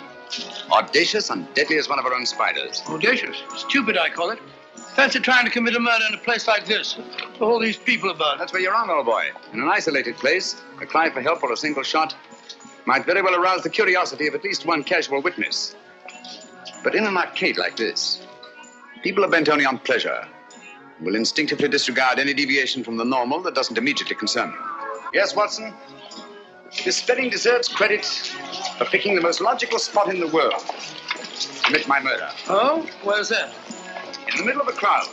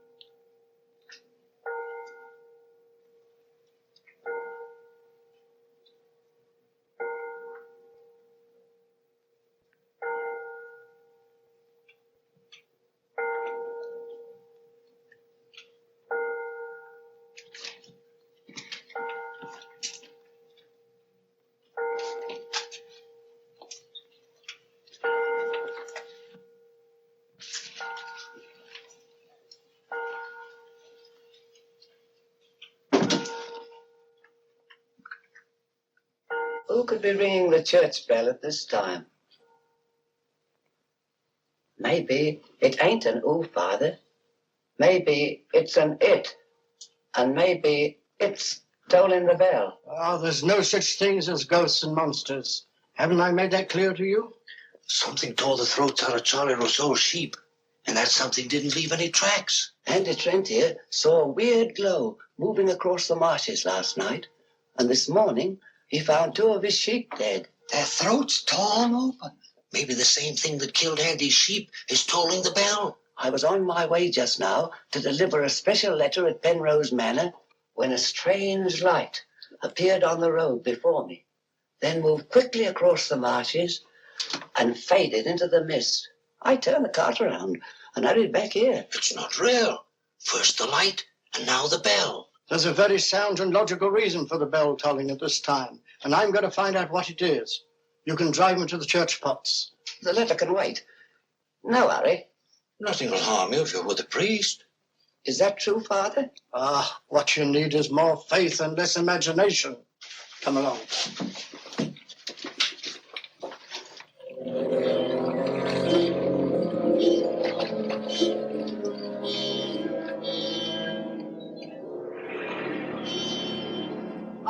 deliver that letter to the manor.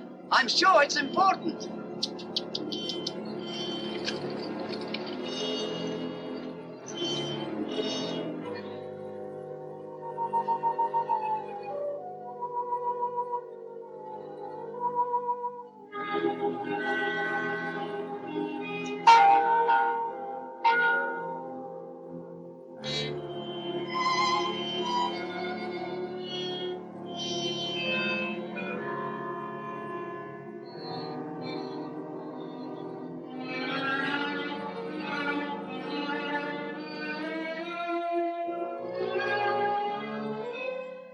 Thank goodness that bell has stopped. Odd, it's tolling at this time of night. I don't like it. What with this phantom roaming the marshes? I saw it again tonight. Who would that be?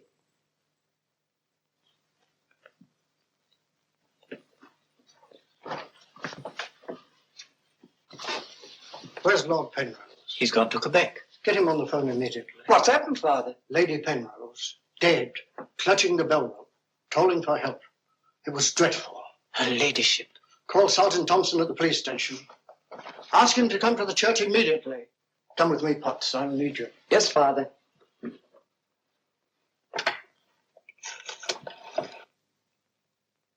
Operator, put me through to Quebec.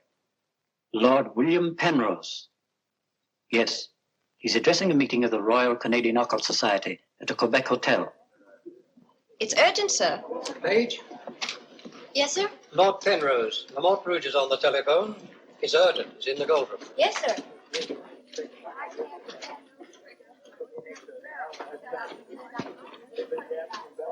Gentlemen, as you know, the greatest obstacle in proving the authenticity of the occult lies in finding facts.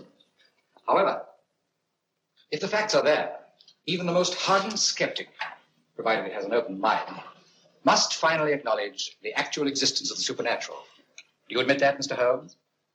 Facts are always convincing, Lord Penrose. It's the conclusions drawn from facts that are frequently in error. Yes, in the case of the Hound of the Baskervilles, as well as in the adventure of the Sussex Vampire, we found Watson, please. Oh, sorry. Well, gentlemen, this time I have facts. Cold facts. Many years ago, 100 to be exact, an apparition appeared at night in the village now called La Mort Rouge. The following morning, 3 people were found dead, their throats torn out, hence the town's rather grim name. Interesting, yes. But facts? No. I hardly think the tales of superstitious peasants can be considered... I haven't finished, Mr. Holmes. La Mort Rouge has again been the scene of these strange and unexplainable occurrences. Unexplainable, that is, from your point of view. Several of our most responsible citizens have actually seen the strange apparition on the marshes at night. And next morning, sheep were discovered... with their throats torn out and no traces of the killer anywhere to be found. Oh, you read about it in the papers. Oh, as a matter of fact, I haven't. It was merely a deduction. A rather obvious one, I'm afraid. Deductions are a weakness of mine, as Dr. Watson can tell you. Would you believe it? Holmes can... Well, those are facts, Mr. Holmes. Ignore them if you can. But it's very urgent, sir. Okay, well, go ahead. Thank you. I never ignore facts, Lord Penrose. And I have no doubt that the incident of the sheep with their throats torn out is unquestionably a fact. However, the interpretation of this fact as being final proof of the existence of the supernatural is merely supposition. Therefore cannot be accepted without further data. Your opinions, Mr. Holmes, are undoubtedly the result of your inability to cope with something beyond the realm of your comprehension. So, man. I'm sorry, John, but this ridiculous skepticism... Yes, what is it, my boy? La Mort Rouge on the telephone, sir. Very urgent, my lord. Excuse me, gentlemen. I'm afraid, Lord Penrose... It's quite understandable, Sir John. Lord Penrose is deeply entrenched in his beliefs. That's his privilege. Well, hang it all, Holmes, the fellow was positively rude. Well, shall we see a little overwrought, Watson? I'm leaving immediately.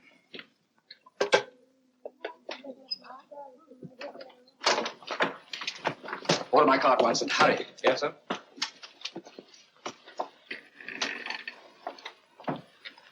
Gentlemen, my wife has just been found dead. Her throat torn out. In exactly the same manner as the sheep. This is terrible.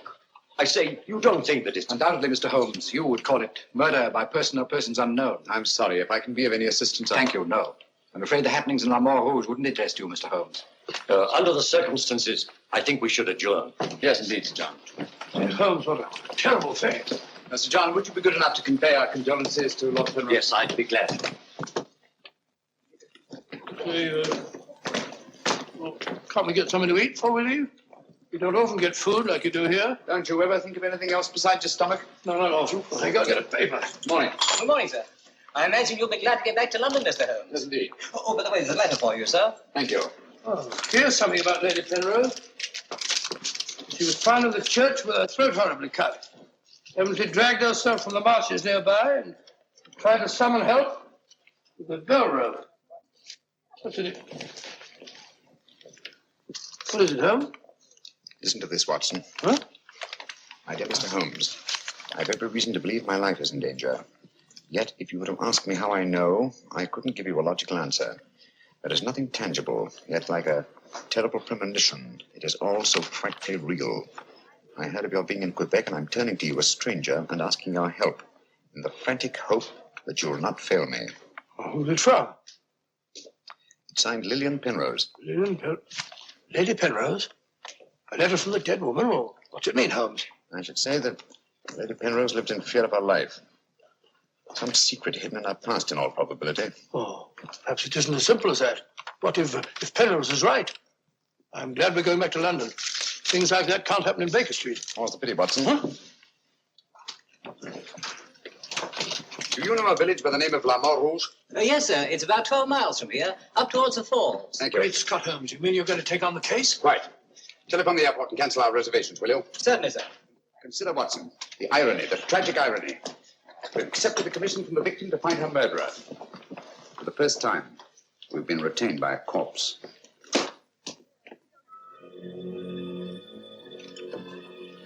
Doesn't seem to be a bell. Never mind, come along. Do you think we should?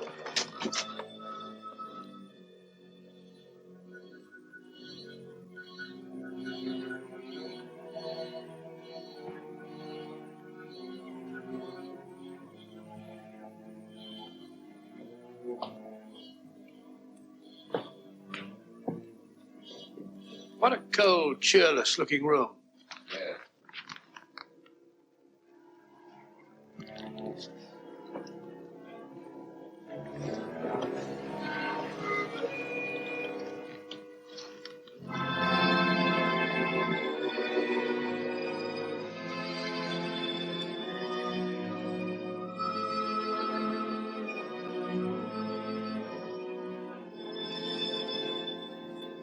What do you want?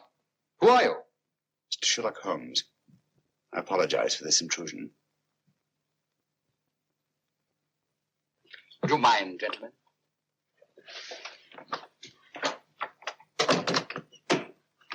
Mr. Holmes, is it your custom to burst into people's houses without ringing the bell? We couldn't find the bell, sir. If you've come here to use the death of my wife to prove your theories, I must ask you to leave. Penrose, I received this letter from Lady Penrose this morning.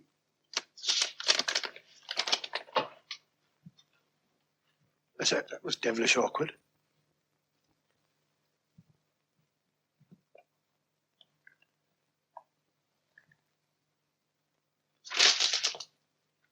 I'm afraid you're a little late, Mr. Holmes. My wife's dead. And I've come here to find her murderer. You might have saved yourself the trouble.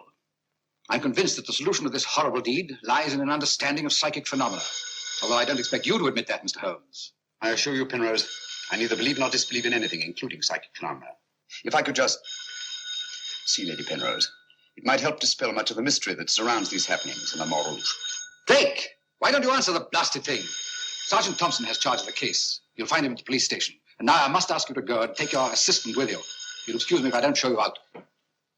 Drake! Drake! Drake, where are you? What?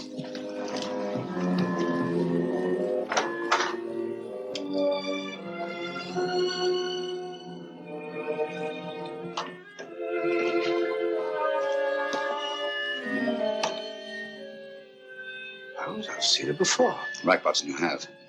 Yes, but where? Never mind that now. We must examine the wound before Penrose returns and has us thrown out of the house. Clumsy job. Just missed the jugular vein. Must have bled to death. And it bled for several hours, eh? Possibly more. Long enough for Penrose to leave La Rouge and reach Quebec in time for the meeting? Holmes, you don't suspect I Penrose? suspect nobody, Watson. I was just asking a question. I beg your pardon, gentlemen. There is another who desired the death of her ladyship. I saw it last night in the fields, moving in and out of the shadows. You're the butler, aren't you? I was the butler. I've given notice.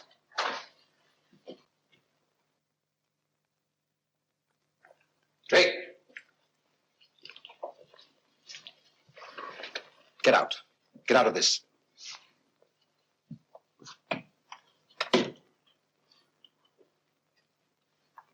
I trust you found what you were looking for. Two things have been made clear to me, Penrose. That your wife was murdered, and that she's Lillian Gentry. Lillian Gentry? Will you leave, or must I call the police? That will not be necessary. We're on our way to the police station now. The wounds found on Lady Penrose's throat are identical with those found on the throats of the dead sheep. Now, I'm not a superstitious man, Mr. Holmes, but I don't know of any weapon capable of inflicting such wounds, except an animal's claw. Of course, it could be done by a five-pronged garden weeder. Not that garden weeder, Mr. Holmes, that's mine. I use it to weed the garden at the back of the jail. I'm inclined to agree with the Sergeant, Holmes. A weapon such as that would have severed the jugular vein, and death would have followed immediately. Lady Penrose lived long enough to drag herself to the church and toll the bell in a frantic effort to call for help. Yes, I know all about that. But there must be some logical motive instead of all these goblins and monsters. Sergeant, have you ever heard of Lillian Gentry? No, I can't say that I have, Mr. Holmes. She was a famous actress who came to America some time ago. She appeared for many years in the United States and Canada. Then suddenly she disappeared. Her disappearance was never explained, and she was soon forgotten. But what's the connection between Lillian Gentry's disappearance and the death of Lady Penrose? Lillian Gentry and Lady Penrose are one and the same person. The same person? Precisely. One more question, Sergeant. Do your files show anyone with a prison record living in La Mort Rouge? No, Mr. Holmes. The only person having any connection with a prison is Emile Journet. He came here 2 years ago with his daughter and bought the hotel. He was a guard at Talon Prison. Thank you, Sergeant. I hear there are a lot of prairie chicken in these parts. I'd like to have a bag of them someday. I think that can be arranged, though. Yes, we can stop over at a farmyard and you can shoot all the chickens you want. That's all very funny, Holmes. Here you are, old fellow. We're going to engage rooms at Monsieur Journet's hotel. Landlord! I say landlord! Place seems deserted. Won't be for long if you bill her like that. Landlord! Oh, sorry, Holmes. Got to try and make summer. Yes, monsieur? My dear, have you got a room for us? Yes, monsieur. Good. Sign here, please. I'll sign for us both. Well, thank you. You seem very young to be in charge here. Yes, monsieur. You are Mademoiselle Journet? Marie's your name, monsieur. My dear, you've been crying. Why? Papa's going away. Oh, come now. Is that such a tragedy? Did you cry at your papa were going away, Watson? I don't believe so. Just wait, monsieur. Bring your bags. Yes, of course. Wouldn't I be unhappy if my father was seen my father here? He died about 20 years ago in Shelton.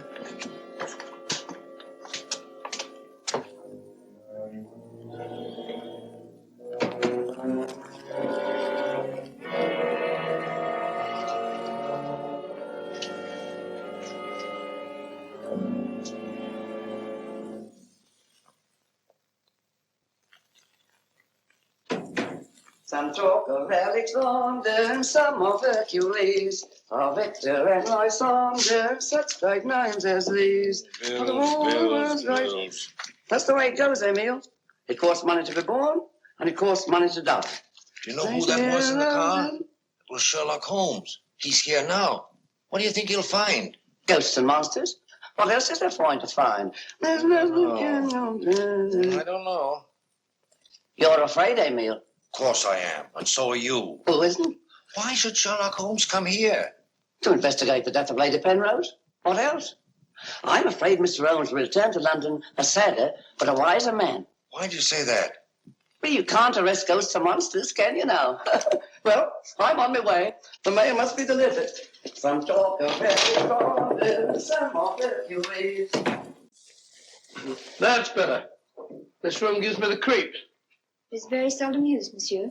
It isn't often that strangers come to Le Mort Rouge, and when they do, they never stay. I can't say that I blame them. Will your father be away for long?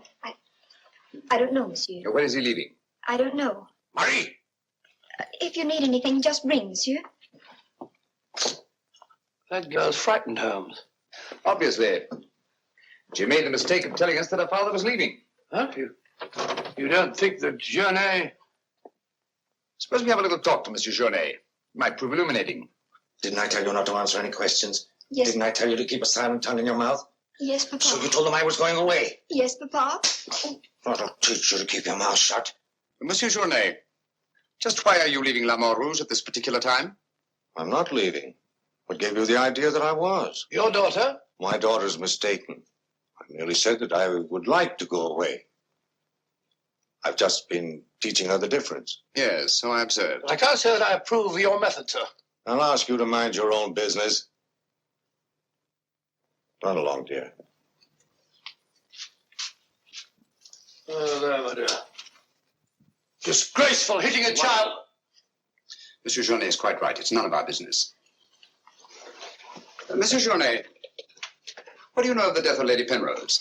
Only what everyone in the village knows, that she was killed by the monster. You've seen this monster? No, but who else could have done this terrible thing? Sheep have been killed, their throats torn out. You were a jailer at Town Prison, weren't you? Oh, yes, monsieur. Why did you decide to come to La Mort Rouge? Well, I always wanted to own a hotel, and I heard this one was for sale, so I bought it. That was 2 years ago. Yes. I believe it was about the time the monster made his reappearance, wasn't it? Do you suspect me of being the monster, Mr. Holmes? No. I was just remarking a coincidence. I thought you didn't believe in those things, Holmes. Quite right, Watson, I don't. At least, not in the supernatural variety. Not the werewolf who bites into his victim's throat with his teeth. But, a monster who uses for his weapon of death a 5-pronged garden weeder. Yes, that's a little more in my line. I don't know what you mean. I mean that this monster's been recreated and used as a screen behind which to commit a horrible crime. Whoever did it felt certain that no suspicion could possibly fall on him. But my unexpected arrival upset his plans. Very possibly he became frightened, decided to run away. You're right, monsieur. I was running away. But not for the reason you think, but in fear of my life. And who would want to kill you? I don't know. It's like some terrible premonition. But it's so real. The very word that's in Lady Penrose's letter. Yes. That still doesn't explain this garden weeder. I swear to you, I know nothing about its being here. Haven't we better send for that fellow, Sergeant Thompson? No, Watson, that won't be necessary. Monsieur Journet knows as well as we do that you can't run away from yourself. Oh, would you be so good as to return this to Sergeant Thompson, monsieur? I took it away quite by accident.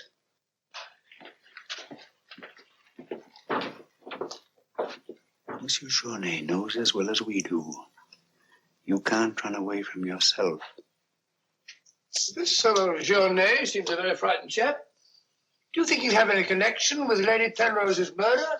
Time will tell us many things, Watson. And now, my dear fellow, there's something you can do for me, if you will. Anything, Holmes? I knew I could rely on you.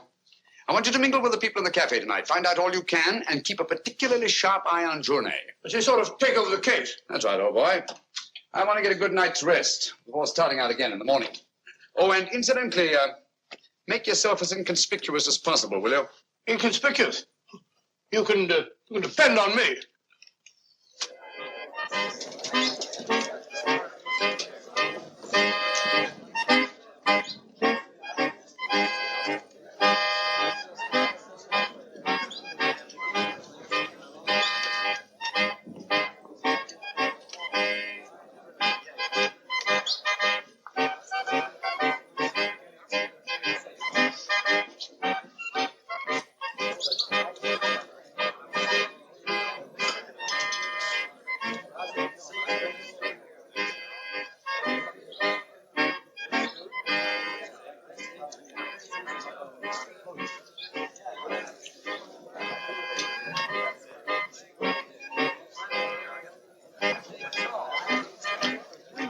Thank you, my dear. I'm glad to see that the tears are all gone. Are you feeling better? Thanks to you and Mr. Holmes, Papa's not going away. Not going away? Oh, good.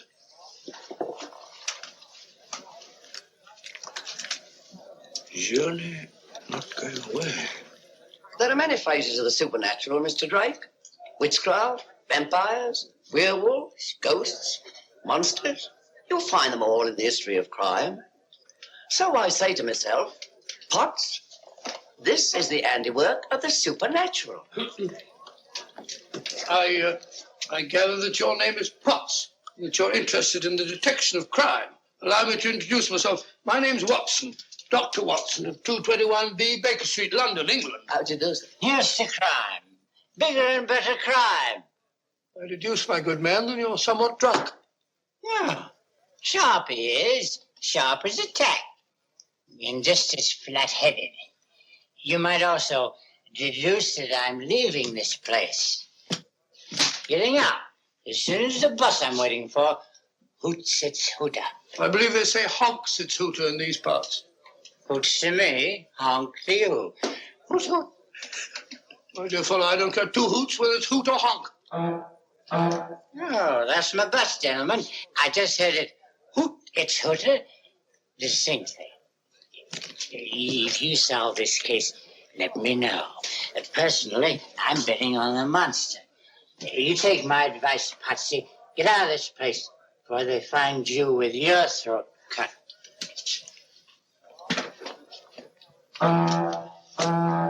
Hoots! It's hooter.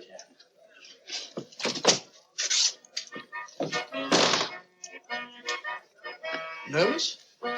Well, the thought of having your throat torn out by some monster isn't likely to make you very gay, Dr. Watson. Indeed. Some of Monsieur Journey's excellent wine will soon remedy that. Marie, would you bring a bottle of this excellent wine for my friend here? Yes, monsieur. Mr. Potts, as a student of the occult, supposing you give me your theory of this murder. You like this wine? Oh, but Dr. Watson, I never drink anything stronger than milk. Teetotaler? No, hiccups. Every time I drink alcohol, I have hiccups. Sorry.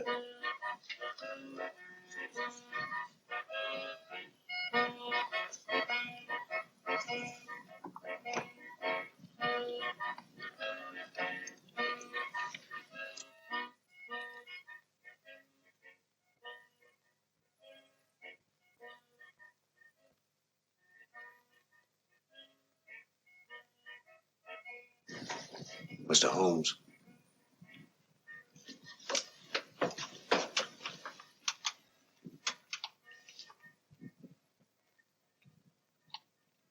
Mr. Holmes.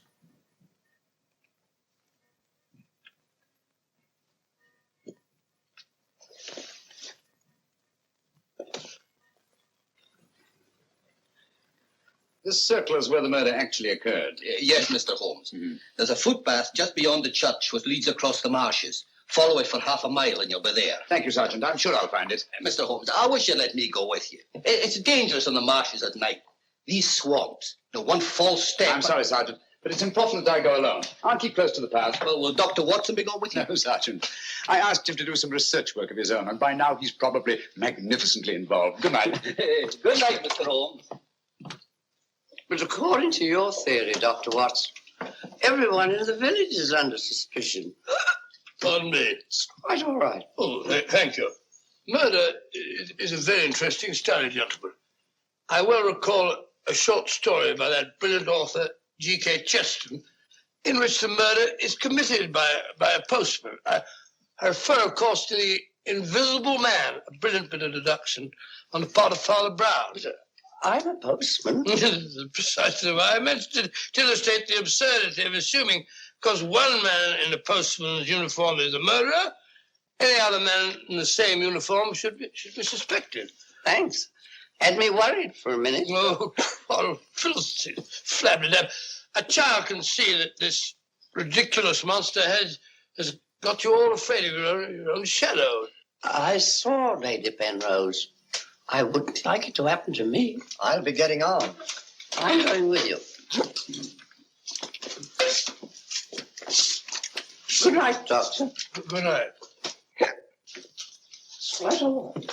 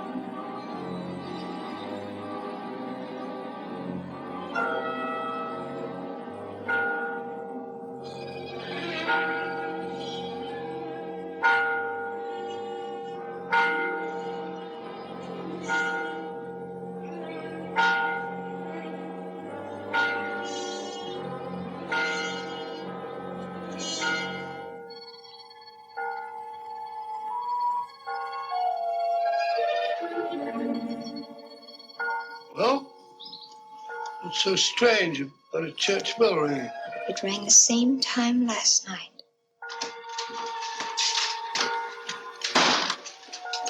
Excuse me, Dr. Watson. Can you tell me if Mr. Holmes is armed? Armed, my dear fellow? Why should he be? He's gone to bed. You're wrong, Doctor. He went out in the marshes alone. I tried to go with him, but he refused. But great Scott, if he runs into this monster and he's by himself, he'll get killed.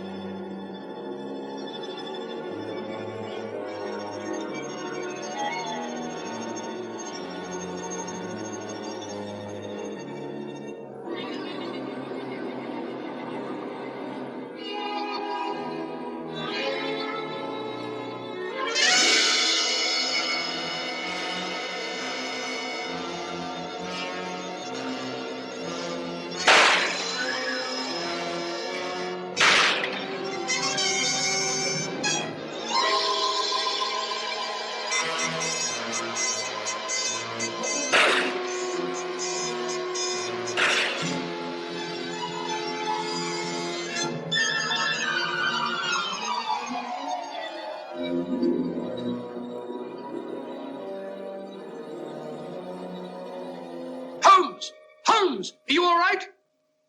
Where are you, Watson? Here I am. Over here, Holmes. Watson, where are you? I'm in the bog.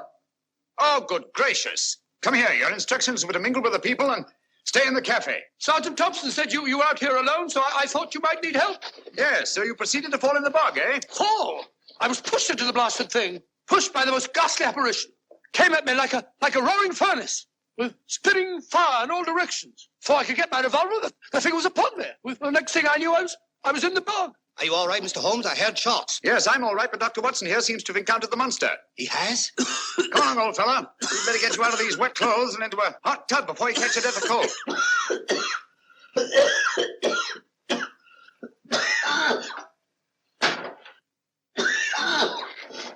Yeah, you've had enough of that.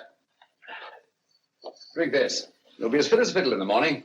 Sorry you had such a bad time. I got a right to share your dangers. Thanks, old fellow. You know, I wasn't sure the villagers weren't right. And if it did turn out to be some sort of supernatural monster, well, why should I involve you? Rubbish. However, I did learn something. I can now state positively that our antagonist is not a phantom. But the thing actually spat flames at me. All just a figment of your imagination. The murderer knew I was out on the marshes and obviously wanted to frighten me. You frightened me, all right. How do you manage the flames? Merely clothing, treated with phosphorus. When the murderer fled, his shirt caught on a tree, and this piece of cloth was torn off. Come in. I'd like a few words with you, Mr. Holmes. I'll come directly to the point. Hello. What happened to your assistant? I'm not his assistant. If you must know, I was pushed into a boggy hole on the marsh. Pushed? By whom? I don't know. Spat fire at me. My good sir, in spite of Mr. Holmes's theories to the contrary, things have been seen and heard on those marshes that cannot be explained away by the use of logic. If I were you, I'd keep away from them. I'm not so sure. Holmes found... Penrose, for the first time in my long pursuit of crime, I confess that I find myself baffled. I'm a detective. I need tangible clues. And up to now, I admit, I found none. And you won't. I advise you to leave La Mort Rouge. Tonight, you escaped with your life. Next time, you may not be so fortunate. Thank you for your considerate advice, Lord Penrose. Good night, sir. Excuse me. Oh, good night. I don't like that fellow, Holmes. Why do you think he came here? He wanted to find out if we discovered anything. He seemed very pleased when I told him we hadn't. Now, Watson, there are one or two questions I want to ask Sergeant Thompson. You stay here. I have a vitally important job for you. Anything, Holmes? What do you want me to do? Go to bed. Yes, it's cotton fabric. Yeah, take a look. That discoloration, the purple ink must have been spelt on it. Possibly. I should say this cloth was red with blue lines. Probably large checks. Yes, it seems to have been laundered a good many times. The blue lines are almost completely erased. Yes, you can scarcely see them. Good fabric, well woven, with a solid base. Hello, Bill. Hello, Sergeant. Your phone call must have been important. You bring me over this time of the night. It was. This is Mr. Sherlock Holmes. He wants to ask you a few questions. This is Mr. Taylor, the storekeeper, Mr. Holmes. Oh, good evening, Mr. Taylor. Good evening, sir. Have you any shirts of this design? Squares are red and the lines blue. Yes, I have. Can you remember to whom you sold them? I can. I keep them in stock specially for Judge Brisson. He won't have anything else. Judge Brisson, who's he? A retired magistrate. He's a cripple, lives alone with his housekeeper. Have you sold any of these shirts to anyone else? No, sir. They're too expensive for the village and the boatmen. This is the finest material. Imported. You say Judge Brisson's a cripple? Yes, he was a magistrate in Quebec. Had a stroke about 2 years ago. That's why he retired and came here to live in La Mort Rouge. Just about the time that Monsieur Journey arrived here. Now that you mention it, it was just about then.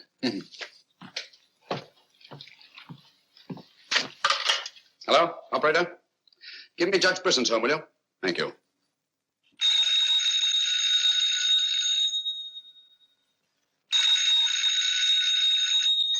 Nora.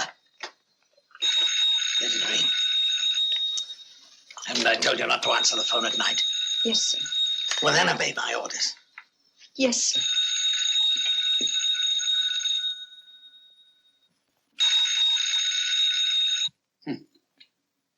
No answer. Where do you live? On the Marsh Road. But I don't advise you to go there after dark, Mr. Holmes. The place is a fortress and guarded by a savage dog. I think Dr. Watson and I will have to pay Judge Brisson a visit in the morning. Good night, gentlemen. Good night, Mr. Holmes.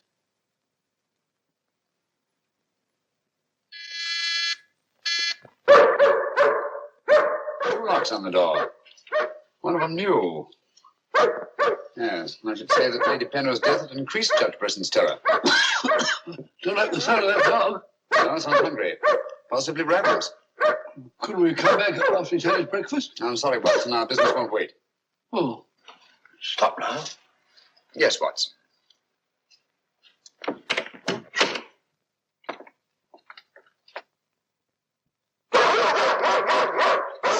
Good Fido.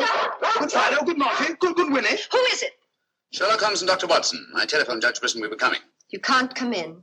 He's given orders no one is to be admitted. You wouldn't want Judge Brisson's death on your hands, would you?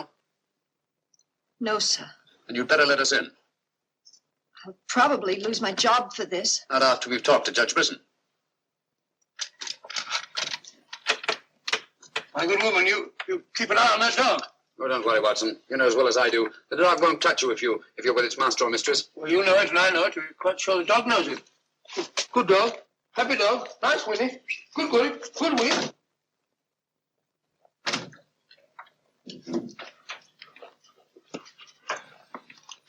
Let me warn you, I'm armed. And I'm an expert shot. We didn't come here to harm you, Judge Brisson, but to protect your life. I told you over the phone this morning, Mr. Sherlock Holmes, that I did not want to see you. I don't want to see anyone. But I want to see you. Stay where you are. Nora, show these men out. Judge Brisson, if you'll answer a few questions, I may be able to save your life. I have the fullest confidence in my own defenses. And I will not trade them for any theories of Mr. Sherlock Holmes, however plausible you make them sound. Now get out, will you? I'm sorry. Under the circumstances, I'm helpless to prevent your death. Almost certainly by violence. Come along, Watson.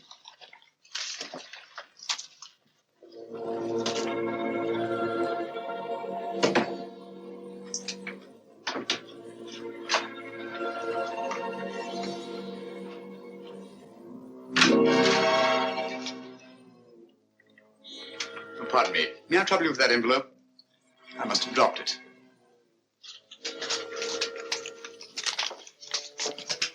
Thank you. You're a very clever man, Mr. Holmes. A crude device, Judge Brisson, but it's confirmed my suspicions that you're not the cripple you pretend to be.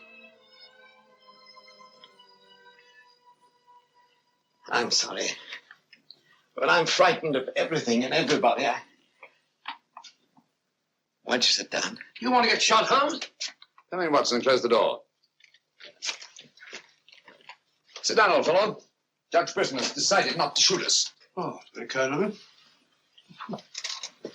Gentlemen, this fear is driving me mad. It's quite understandable. The whole village seems to be consumed with fear. But in your case, judging from your vicious dog, those barred windows, and that hunting rifle, it's not fear of the supernatural. Just what are you afraid of? Well, truthfully, Mr. Holmes, I don't know. And yet I feel its very presence. At times, I feel I can almost reach out and touch it. When I first came to La Mort Rouge, I had a slight attack. It affected my legs, but, well, I've recovered. And you've continued the deception, using the wheelchair as an excuse for not going about the village. Well, you see, people would be more inclined to accept my hermit-like existence. Yes, naturally. Tell me, Judge Brisson, had you ever heard of Monsieur Journet before you arrived at La Mort Rouge? No, I hadn't. How many of these shirts has your housekeeper purchased for you? Oh, 4 or 5. I'm not positive. You still have them? Well, 1 or 2 became badly worn, and I told my housekeeper to give them to a man who was doing some work for me at that time. Can you describe him? No, I'm afraid I can't. That was about a year ago, you see, and, well, I didn't pay much attention to him. He worked in the garden. Could your housekeeper remember him? No, that was a different housekeeper then. She went to the United States. Try to remember, Judge Brisson. Your life may depend on it. I do remember one thing. He had a very slight limp. I used to watch him from that window as he walked across the lawn. Splendid. Continue your vigilance, Judge, and under no circumstances allow anyone to enter the house, even someone you may know well. What's that mean, Holmes? It may mean nothing, Watson, and it may mean everything. I'm quite sure that Sergeant Thompson will have observed a man with a limp in a village the size of La Mort Rouge. Good day, Judge, and thank you. Good day, sir. I'm sure Sergeant Thompson will have observed a man with a limp in a village the size of La Mort Rouge.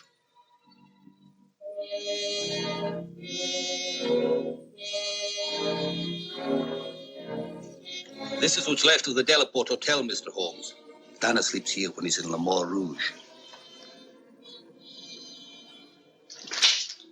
Spooky old place. The villagers call it the ghost house. It's been deserted for years. He walks with a limp. A left foot, I think. To the trained ear, Sergeant, footsteps have a characteristic rhythm as identifiable as fingerprints.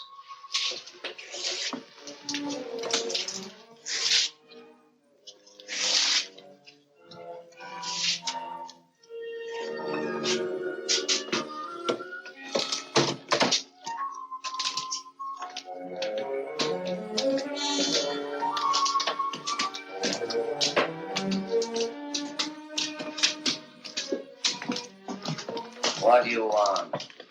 Come to have a talk with you, Tanner. I've done nothing. Then you won't mind answering a few questions. What do you want to know? Tell me, Tanner, where were you 2 nights ago? Down the river. Last night? I just got back tonight. You're lying. You can't frighten me. But now I got a job to do. It's quite evident that you haven't been on the river within the last 48 hours. Are you trying to make me out the murderer of Lady Penrose? How do you know she was murdered? I'll tell you how you know she was murdered. Because you murdered her. Holmes, look! In there! The monster! That's right, Watson. one of Brisson's shirts, which Tanner here treated with phosphorus. Take him, Sergeant. I'll give you all the evidence later. Look out!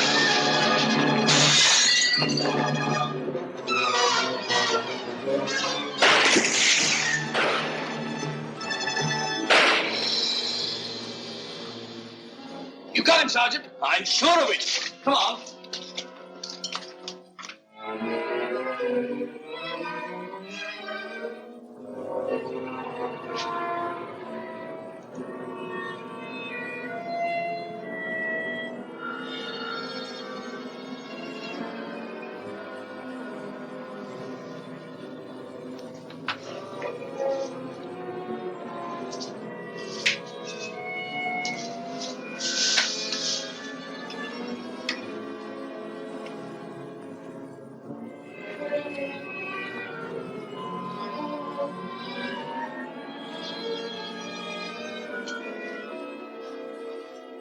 I see no reason why we shouldn't leave for home tomorrow. So much for tomorrow. But for tonight, what do you make of this, Watson? I found it in Tanner's room. Just a photograph? That's right, old boy, just a photograph. You notice anything else about it? Part of it's missing. Bravo, Watson. Now, if we can find the missing half, notice the discoloration of the torn edge, faded signature. The upper half was torn off sometime within the last year, I should say. Well, why all this fuss about an old photograph? Watson, have you ever stopped to think that the science of detection is very much like stringing a handful of beads? I can't say I have. Well, it is. And in this particular case, you might say that I have 5 beads. Journée, Brisson, Tanner, Lord and Lady Penrose. So far, I haven't had any thread to string them together. This, gentlemen, is our thread. And I think I shall start with Lady Penrose. But Lady Penrose is dead. The dead can tell us many things, Sergeant. You and Dr. Watson remain here at the hotel. I'll meet you later. I'm sure you got Tanner, Sergeant. But Mr. Holmes is never satisfied with a dead criminal. He has to sit in on the post-mortem. Come along. Let's go downstairs and celebrate the death of the monster. That's a good idea, Doctor.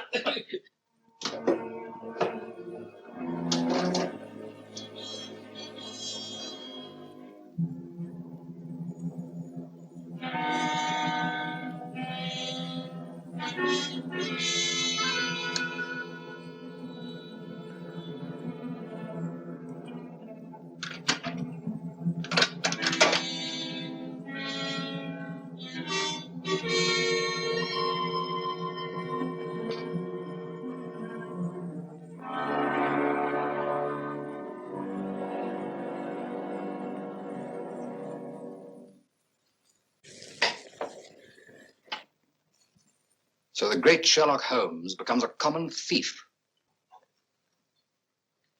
You realize, of course, that I might have shot you. I knew that you'd refuse to see me, so naturally I had to take that chance. Tell me, who is Alistair Ramsden? What has he to do with your being here? Perhaps this will explain. Found the lower half in a room occupied by a boatman named Tanner.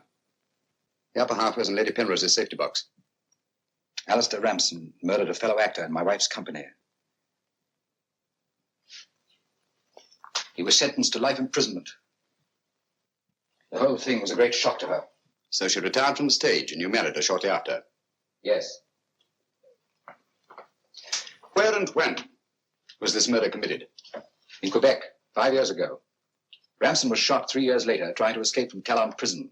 His body disappeared in the St. Lawrence. Was it ever recovered? I don't believe so. Penrose, Alistair Ramsden and Tanner are one and the same person. What? It was he who sent the upper half of that photograph to your wife as a warning. What could my wife have in common with a murderer? Yet he killed her. He killed her? Yes. The monster was none other than Tanner himself. We found a shirt impregnated with phosphorus in his room. Tonight, when we faced him with the evidence of his crime, he bolted and jumped out of the window into the river. Sergeant Thompson fired a couple of shots at him. He's dead? In a way, yes. I don't understand. Tanner is dead only because he was discovered, and have therefore outlived his usefulness to his creator. But I'm afraid that Alistair Ramsden, the actor, who created and played the part of Tanner, is very much alive. But surely, now that you know who the murderer is, the police... It's not quite as simple as that. During the time he's lived here, Ramsden has undoubtedly established another character for himself, perhaps several others, who are by now familiar to the people of the town of Le Mans Rouge and quite above suspicion. He could be almost anyone in the village. He may even have been your butler, Drake. This is fantastic. Yes. Yet Lady Penrose's death is only the beginning. There's no saying where this madman will strike next. Tell me, is there anyone else in La Mare Rouge who may have been connected in any way with the case of Alistair Ramsden? Judge Brisson was the magistrate who tried and sentenced him.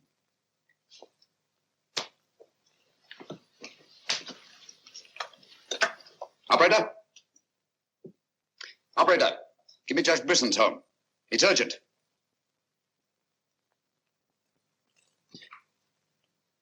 Judge Brisson, this is Sherlock Holmes. Oh, yes, Mr. Holmes. Oh, I'm quite all right, thank you. I've chained up the dog, as you asked. As I asked? I haven't telephoned you before. Somebody's obviously imitated my voice in order to gain access to the house. Well, certainly, Mr. Holmes. I'll lock all the doors and await your arrival. Yes.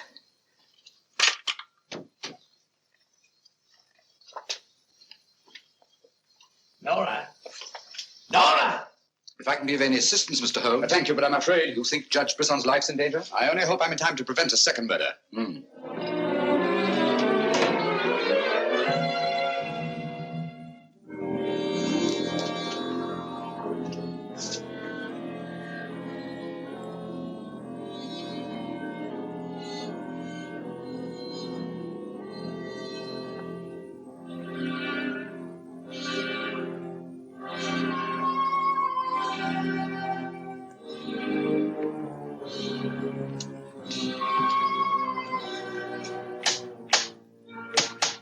That's Mr. Holmes. Show him in.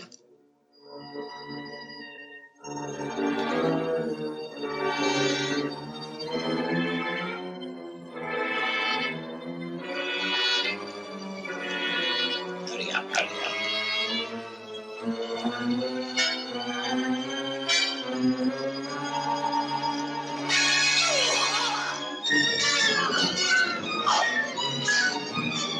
Judge Brisson! Judge Brisson!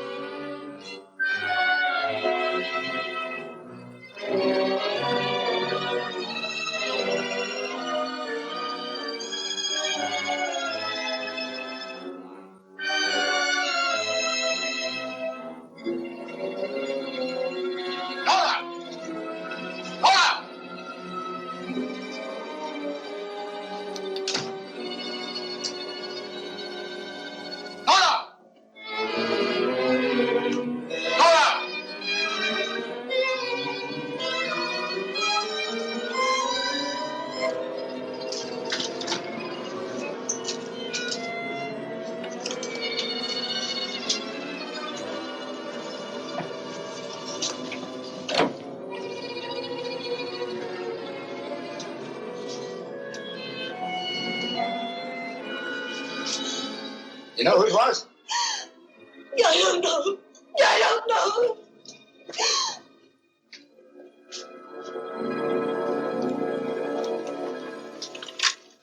Hello? Operator, Monsieur Journey's cafe. I want to speak to Sergeant Thompson. It's urgent.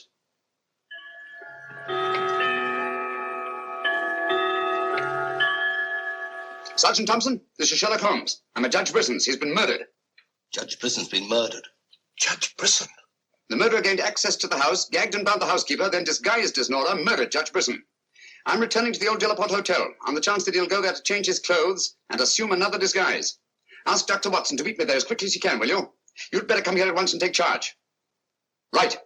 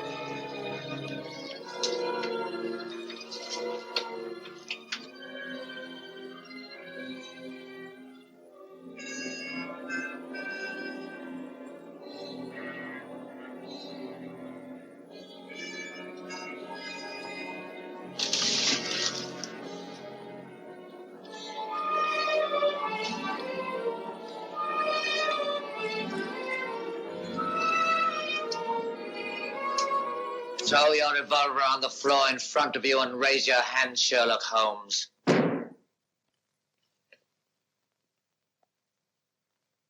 I should have thought you would have felt more at home in the spotlight. I see you finally identified me. Yeah, Jack Tanner and Nora the housekeeper were brilliant. You should really take a bow. It's too bad you appeared on the scene when you did, and I had to ring down the curtain on the monster. Your recreation of the monster of La Mort Rouge as a means of murder must have given you great satisfaction. Why did you kill Lady Penrose? I see no reason why I shouldn't tell you. I couldn't bear the thought of another man possessing her. And Judge Brisson? During the trial, I grew to hate him.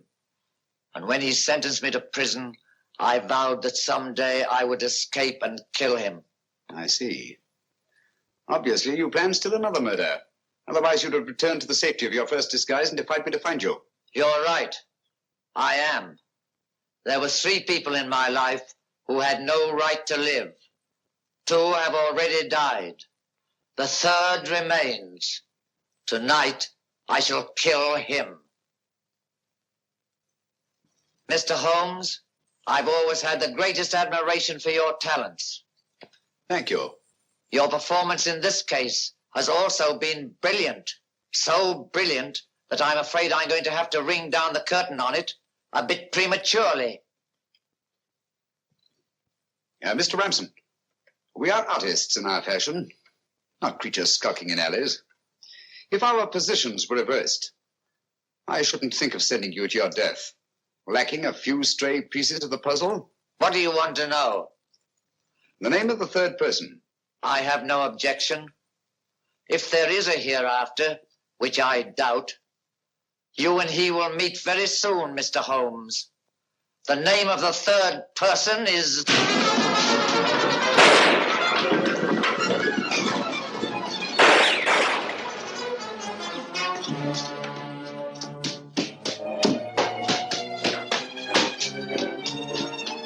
Coming, Holmes! Look out, Watson!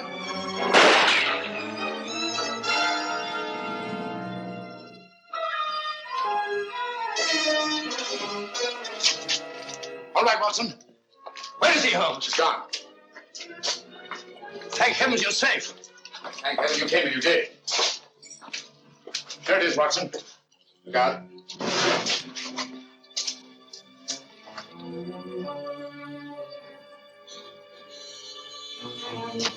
So he got away again?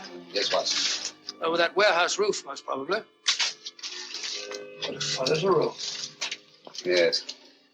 This is obviously the secret room where his disguises were created. Looks like an actor's dressing room. He is an actor, Watson. One of the finest acting talents of our time. Look at this. Nora, the housekeeper. His name's Alistair Ramson. Alistair Ransom? Never heard of him. No, that's not important. The important thing is that he murdered Lady Penrose and Judge Brisson. Great Scott, he did it. Yes, Watson. This Ramson is a paranoiac. His orgy of crime is not complete. There's still another. I was just about to learn his name when you so conveniently fell down the stairs.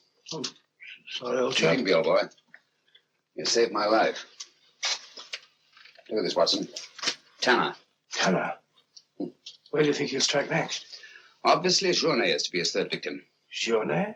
Yes, Watson. As in the cases of Lady Penrose and Judge Brisson, Journet also felt his presence. But in each case, it was vague and unexplainable. Well, what connection can he have with Judge Brisson or Lady Penrose? Journet was a guard at Talon Prison, where Alistair Ramson was confined. He's the 3rd person against whom the murderer holds a grievance. Now he's disappeared. Journet disappeared? So Marie told us in the cafe? Watson, Journet's disappearance can mean only one thing. He's in hiding. Our job is to find him before Ransom does. Journet's the only man who can lead us to the murderer. We'd better have a talk with little Marie.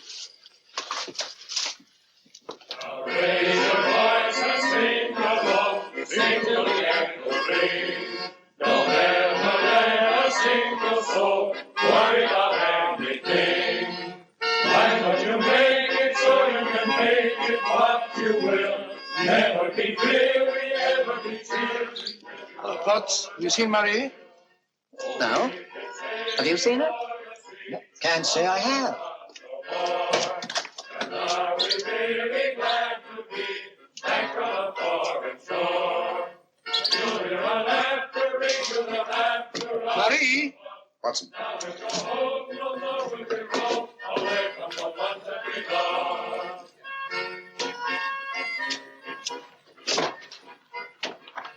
What is it, Holmes?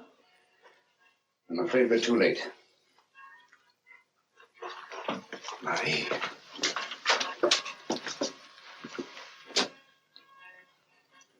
Don't touch anything, Watson. Murdered in exactly the same way as Judge Bristol and Lady Penrose. Poor innocent little child. I should have prevented this. Nonsense, my dear chap. You did everything possible. How on earth could you have prevented it? Child's death is a tragedy, of course. I see exactly what happened. She was standing here by the desk, and the murderer came in by that door. He came in through that door, but Marie was not in the room. She alone, of all people in the cafe, saw Ramson enter this office. It was someone she knew well. Someone who might have a message from her father. So she followed him here. And when she refused to tell him whether her father and Gunny killed her. Ramson already knew that Johnny had disappeared, but he didn't know where. When he questioned her, she became suspicious, and it was then that he killed her. Telephone Sergeant Thompson, will you? And here's the Judge Bristol. Ask him to come here at once. And see that no one leaves the cafe until he gets here. The murderer may be among them.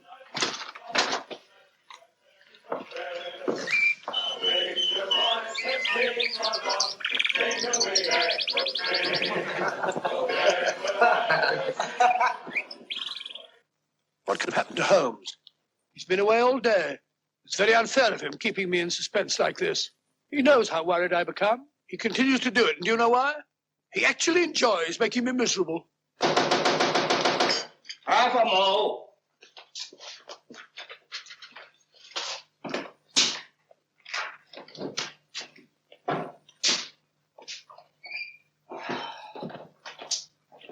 No good, Watson. It won't work. What won't work?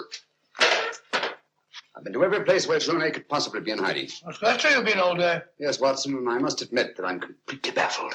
We've got to find Journey before it's too late. But how? I've been everywhere within a radius of 5 miles of this village. I've even been to the church in the hope that he'd disguise himself and attend Mass. He may have gone to Quebec. Every road's covered. He hasn't left this vicinity, of that I'm certain. All right, I'll answer it. Hello? Hello?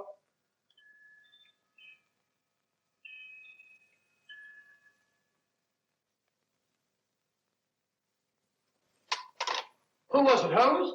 Watson, get your hat and coat. You're very rude, Holmes. You leave me all day long with that very dull inspector. I ask you a perfect right question, but all you say is, Watson, get your hat and coat. We're going to find Journey. Sergeant, you wait here till I call. Watson, do this. Watson, do that. Watson, get your hat and coat. Watson, take that. Watson, Brisson's house. Watson, this, Watson. It's my opinion that Judge Brisson's house is the last place that you'll find Journey. Put yourself in Journey's position, Watson. Where's the most likely place that Ramson would look for you? Certainly not in the very house in which he's just killed one of his victims.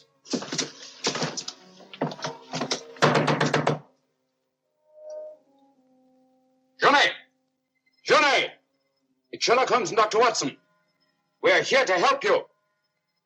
Like the look of it, Holmes.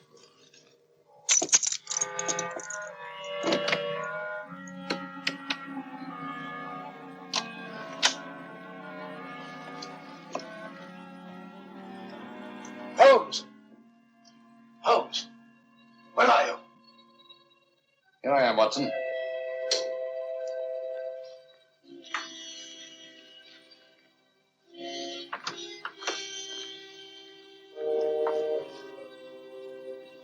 Journey! What do you want? We've come to help you. How did you know I was here? When you called your hotel just now, I answered the telephone. The chimes of Brisson's clock here merely confirmed what I already knew. You must return with me to the cafe at once. I'm not leaving this house. The murderer's waiting out there in the marshes to kill me the moment I leave here. Naturally, but first he must have the opportunity. If you return to the cafe, he'll have that opportunity. It's the only way we have to apprehend the murderer. What if I refuse? Journey, what I have to say to you is not going to be easy. Marie... What? Murdered. Now you know why you must return. This fiend must be brought to justice. Justice? This monster kills my poor innocent child, and you talk of bringing him to justice. Will that compensate me for the death of Marie? If it's the last thing I do, I'll kill him with my own hands. You can't take the law into your own hands. Once you return to the hotel, he'll make an attempt on your life. Then we'll get him. How will we know who he is? You already know. It's his disguise that we haven't penetrated. Who is he? Alistair Ransom. Recognize the name? He attempted to escape from Talon prison when I was a guard there. Journey, if you don't want to remain in hiding for the rest of your life, you must return to the hotel and help me to put an end to this monster for all time. Come, let's go. Good. Put an end to him. How are you going to do that, Holmes? I'll tell you both about it on the way to the hotel. So you're really leaving, Doctor? Yes, Sergeant. Gentlemen, Mr. Sherlock Holmes and I are leaving immediately for London. It's extremely regrettable that the murderer has escaped us, but all our cases cannot be crowned with success. I'm extremely sorry, gentlemen. Have you no idea where this fiend has gone? Mr. Holmes is of the opinion that he's escaped across the border to the United States. It may be years before we can trace him, if ever. Oh, Jenny, just a minute. Our bill, please. Bill? Yes, Mr. Sherlock Holmes and I are leaving immediately. Oh, I'm sorry, Dr. Watson. I'm just on my way to the church to offer a prayer for Marie. I'll forward your bill to you. Yes, of course, my dear fellow. I understand. We'll leave our address at the desk. Goodbye, Mr. Potts. It's been a great pleasure knowing a man of your intelligence. Thank you, Dr. Watson. It has been most stimulating talking to one of your vast experience. Oh, thank you. Let's hope that we shall meet again someday and continue our little chats on crime. It would be most exciting. Oh, by the way, Mr. Holmes would like to see you for a minute in his room. Yes. I'll show you where it is. It's the second room on the right up there. Thanks. Hey, Neil, it's me. But, do you mind if I walk part of the way with you? It's a bit frightening out here. It's these marshes. This is almost the very spot where Lady Penrose was attacked. 3 deaths in 3 days. It's a pity Marie had to be killed. She was such a sweet child. 3 deaths in 3 days. And still one more to be accounted for. You were frightened, Amy. It's strange to see you showing fear. The man I hated at Talon prison. Ransom!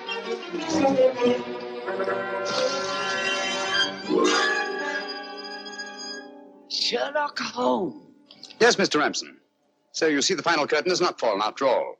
I thought you were on your way to London. Naturally, that's what I wanted you to think.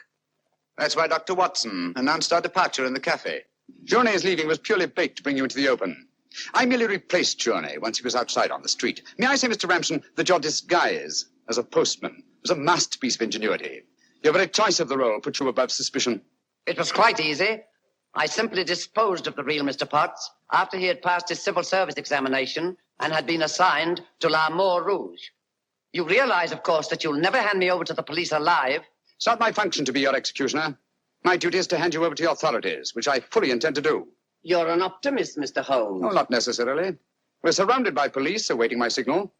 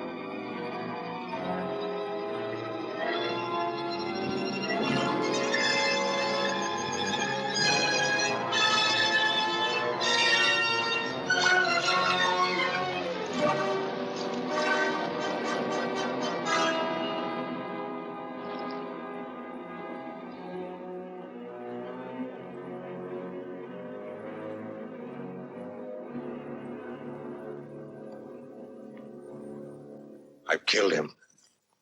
With this. Ransom's instrument of death has been his own executioner. Well, gentlemen, our search for the monster has ended where it began, on the marshes. Hey, Watson? Watson, where are you? Why isn't he here? He was with us a minute ago. Watson! Here I am, Holmes. Where are you? I've fallen in another hole.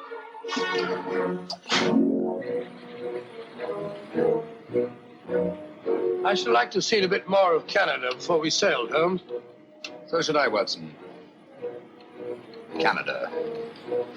The linchpin of the English-speaking world, whose relations of friendly intimacy with the United States on the one hand, and her unswerving fidelity to the British Commonwealth and the motherland on the other. Canada. The link that joins together these great branches of the human family. Churchill say that? Yes, Watson, Churchill.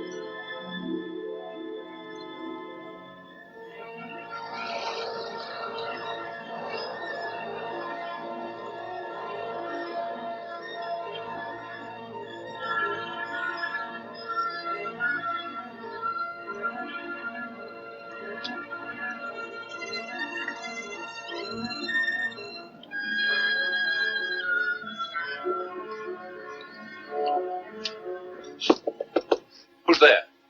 Stewart, sir. I say, we're not at Dover yet, are we? No, sir, but there's a message for you, sir, in the wireless room. I'll be right there.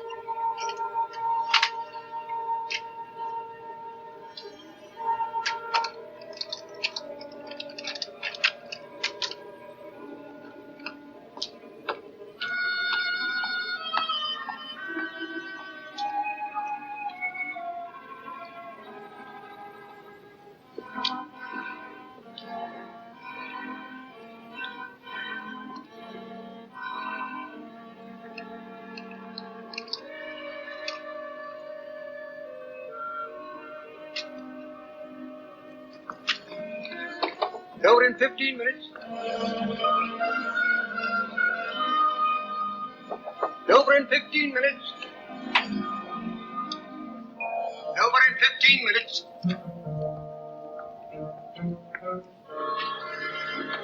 Over in 15 minutes.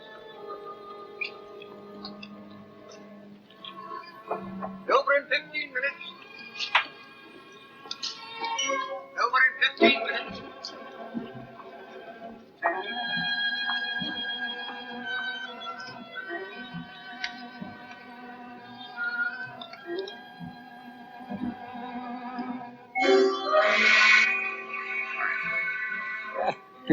Oh, bless my soul. I must have dropped off right in the midst of our most interesting conversation. My dear young lady, What must you think of me? Oh, please. I knew you were tired, so I kept very quiet. I wouldn't have awakened you for the world. You're very kind. Oh, you were telling me about your roses. Ah, yes. My roses, my beautiful roses. I'm proud of my roses, sinfully proud. Oh, yes. We must be getting into Dover. Well, bless my soul. Yes, indeed. Oh, I beg your pardon. I beg your pardon. Yes. There are the White Cliffs.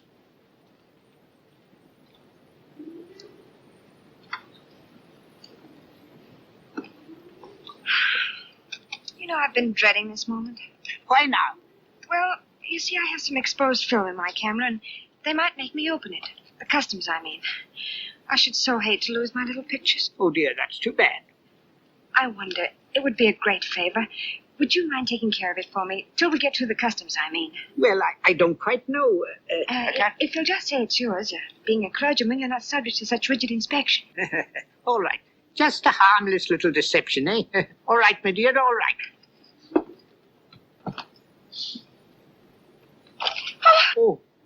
Oh, dear, it nearly fell overboard. Yes. Oh, dear.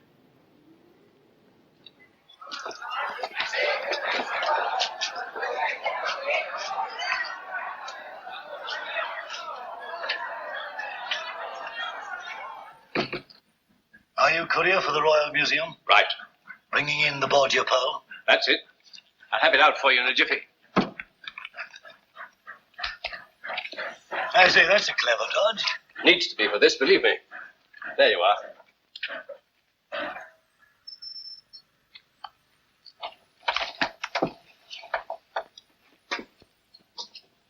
That message, sent to me on the boat. It was a hoax to get me out of my stateroom.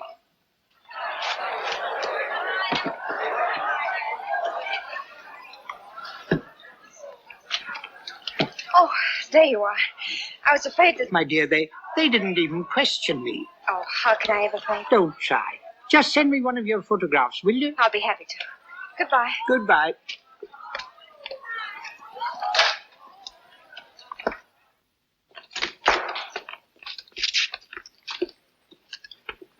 Why, Giles! Come on, get in. How many times must I caution you, my sweet, not to speak until doors are shut? Sorry, I didn't expect you to meet me. Oh, I couldn't deny myself that pleasure. Now, Amy, you're more beautiful than ever. Glad to be back. Yes, and we're glad to have you back. We? Oh, an old friend of yours turned up quite unexpectedly. He's been asking for you. Who's that? I found him prowling round your room, making wistful little noises like a dog. No, it can't be. Yes, my dear, the creeper. I'm not going to the flat. Oh, you'll be quite safe. I have him under lock and key. Now to business. What luck? See for yourself. I stuffed it with paper to stop it from rattling. It's absolutely the biggest pearl I've ever seen.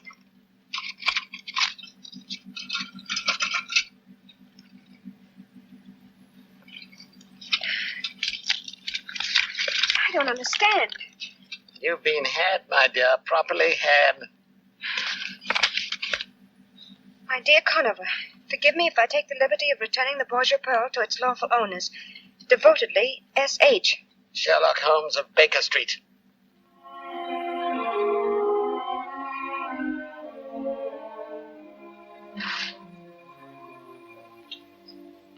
Well, you won't tell me what you've been doing. One thing at a time, old boy. Let me get off this makeup. Oh, I'm as stiff as a varnished eel. It still doesn't answer my question. What have you been up to? A little bit of hijacking, old boy. Reach into the inside pocket of that coat that you're about to throw aside. What do you find there? Pocketbook? Open it. Take out what you see. Your fingers have now closed on a matter of £50,000. What? Can't be real. Real as death, old fellow. The blood of 20 men upon it, down through the centuries. Where'd you get it? From a charming young lady named Drake. Elias Yvette de Joux, alias Lisa Vanini. Never heard of her. No, nor of Giles Conover either, I fancy. Oh, I can't say that I have. That's the incredible thing about it, Watson. This man pervades Europe like a plague. Yet no one has heard of him. That's what puts him on the pinnacle in the records of crime. What's he do? Everything and nothing. In his whole diabolical career, the police have never been able to pin anything on him. And yet, show me crime without motive, robbery without a clue, murder without a trace, and I'll show you Giles Conover. That's amazing, Holmes. 2 years ago, he disappeared from his usual haunts. And I've every reason to believe that he... Oh, here it is. I've every reason to believe that he's back in England again.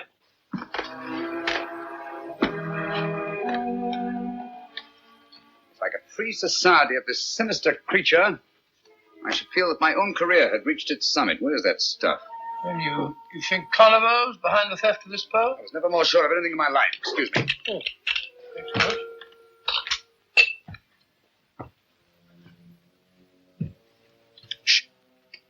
Listen.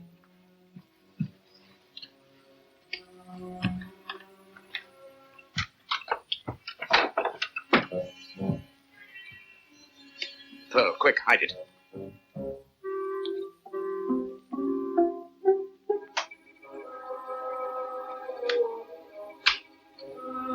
Turn out that light.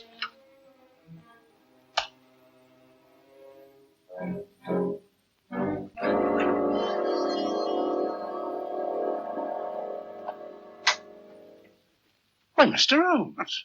My apologies, Lestrade. I was expecting Mr. Giles Conover. Come in, won't you? Good evening, Dr. Watson.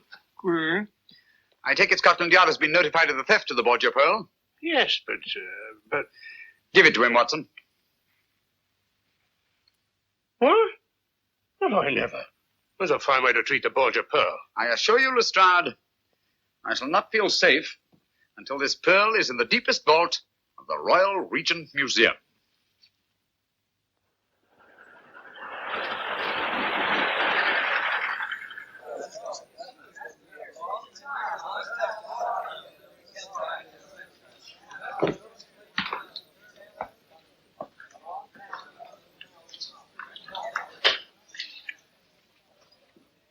I don't mind telling you, Digby, I should be glad to see the last of your precious pearl. Oh, precious is a feeble word, Holmes.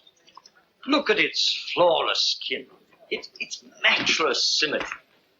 It's a miracle of beauty. Miracle of horror? Steady on now. Isn't that a bit strong? Is it? Think of its blood-stained history. Think of all the misery it's brought to the poor wretches who laid greedy hands on it. Alexander Borgia died twisted and black with poison. Carlos of Spain became a dribbling madman. A disastrous jewel, Digby. The world would be much better off if it were sunk in the ocean from which it came. Oh, really, Mr. Holmes? We'd hardly treat a national treasure in such a cavalier fashion. If you'd kindly open the case, Inspector. Certainly, sir.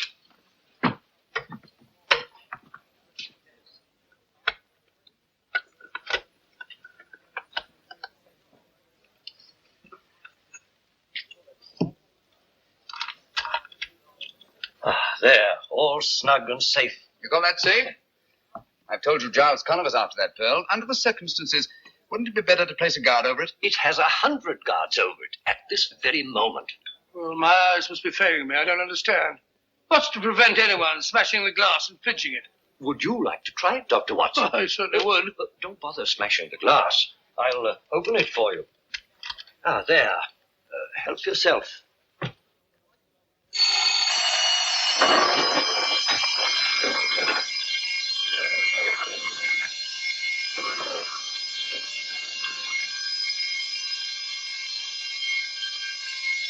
Mr. Digby. Don't be alarmed, Bates. Merely a demonstration.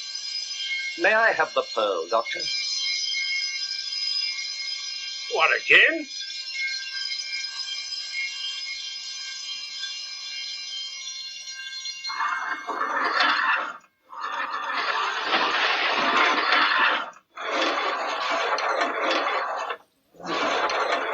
That allays your fears, I trust, Dr. Watson.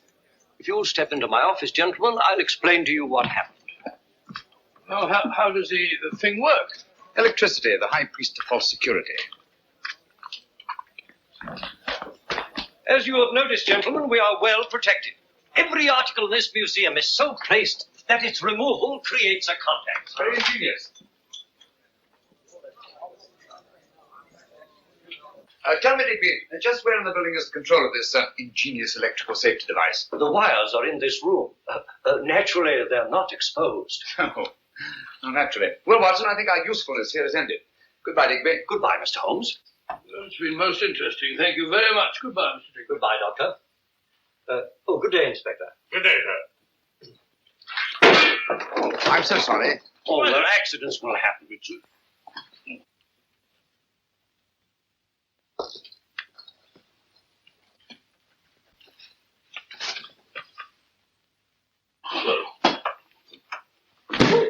Now you're going. Oh, I knew it.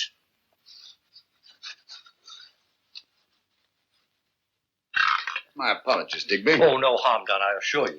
On the contrary, I'm afraid the greatest harm has been done.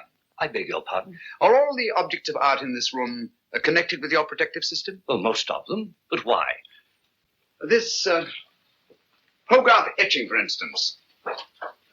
Is it connected? Most certainly. It's a priceless original. Take it down, will you, Watson? Not me. Once bitten, twice shy. Oh, tosh. I'm not afraid of guards and gongs.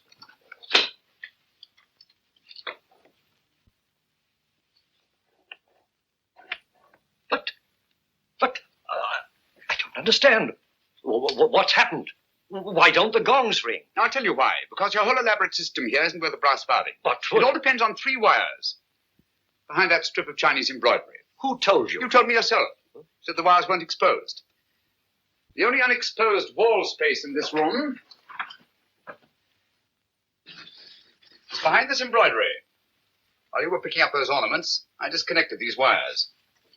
Just to show you how absurdly easy it would be for anyone, far less ingenious and far less resourceful than Giles Conover, to do the same thing. Now will you listen to me when I tell you to lock that pearl in the deepest, darkest vaults in all England?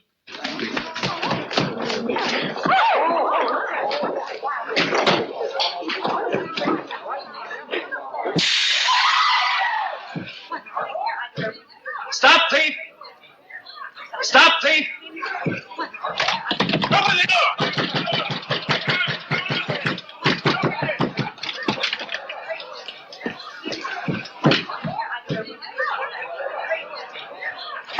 Gone!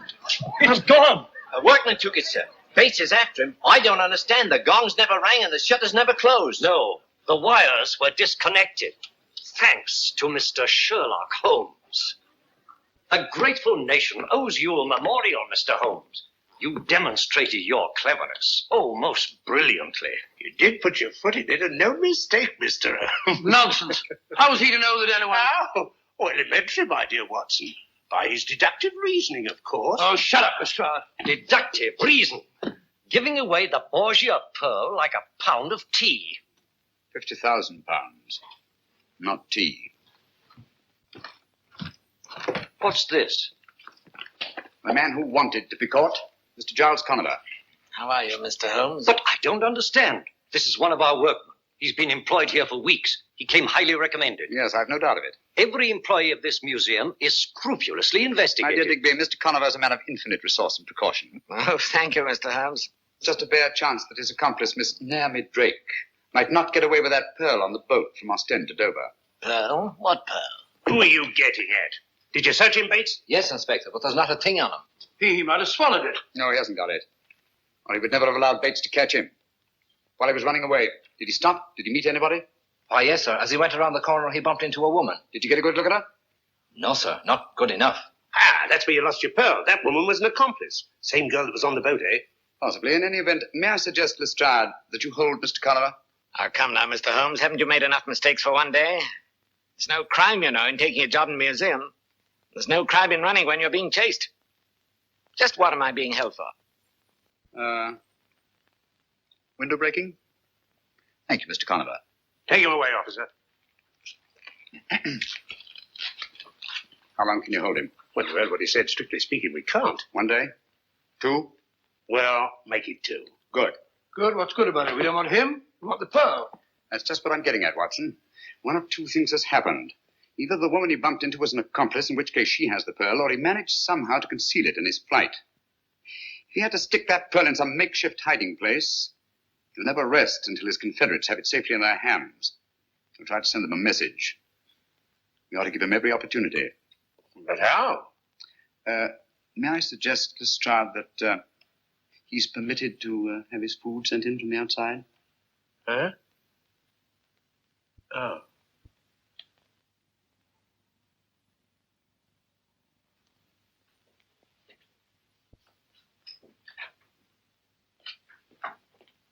Here we are, Inspector. Here is his tray, just the way Mr. Conover left it. Oh?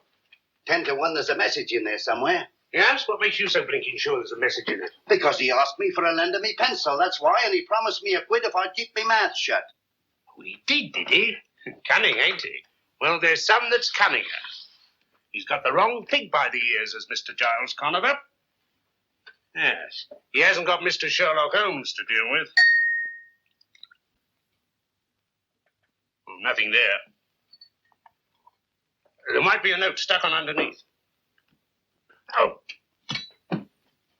Seeing eye, that's what you've got to have. Nothing much gets by you, Inspector. Oh, we all slip up once in a while. No one's infallible, you know. That's funny.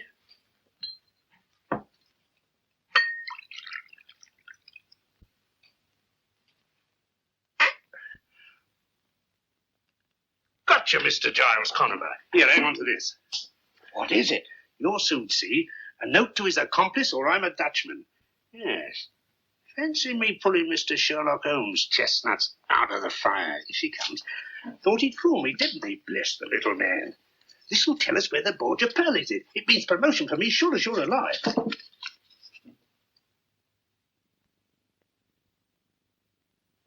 What did it say?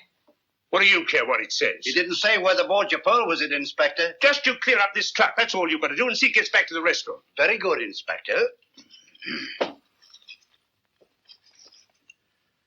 Holmes and his theories.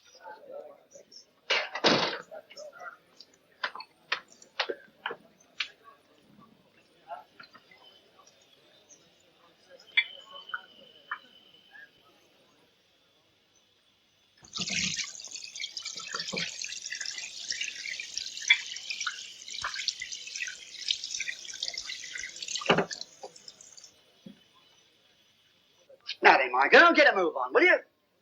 What are you staring at that plate for? Oh, I ain't a staring at it. Now I'm washing it. See? Well, I ain't paying you to go to sleep on your feet, you know. Gone, you old bag of grease. Wash your own dirty dishes. See? Here, you can't do that there, here. Lovely weather, ain't it? Well,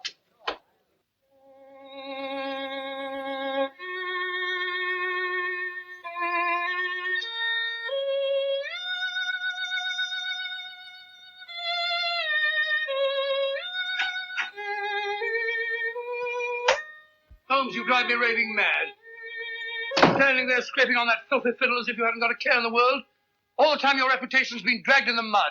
My dear Watson, I really must caution you against hitting newspaper reporters in the teeth. It isn't dignified. Well, he deserved it, the idiot. But how did you know I struck a reporter? Observation, my dear fellow. You come in here with 2 copies of the morning paper.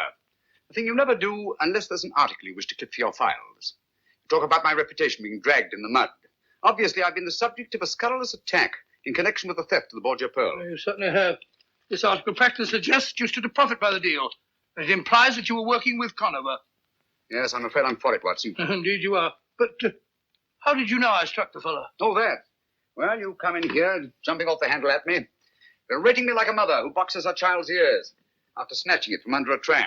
A very human impulse, Watson, and one that suggests that you've been taking up the cudgels on my behalf. What a remarkable deduction. Not when you consider that the skin is missing from the first and second knuckles of your right hand.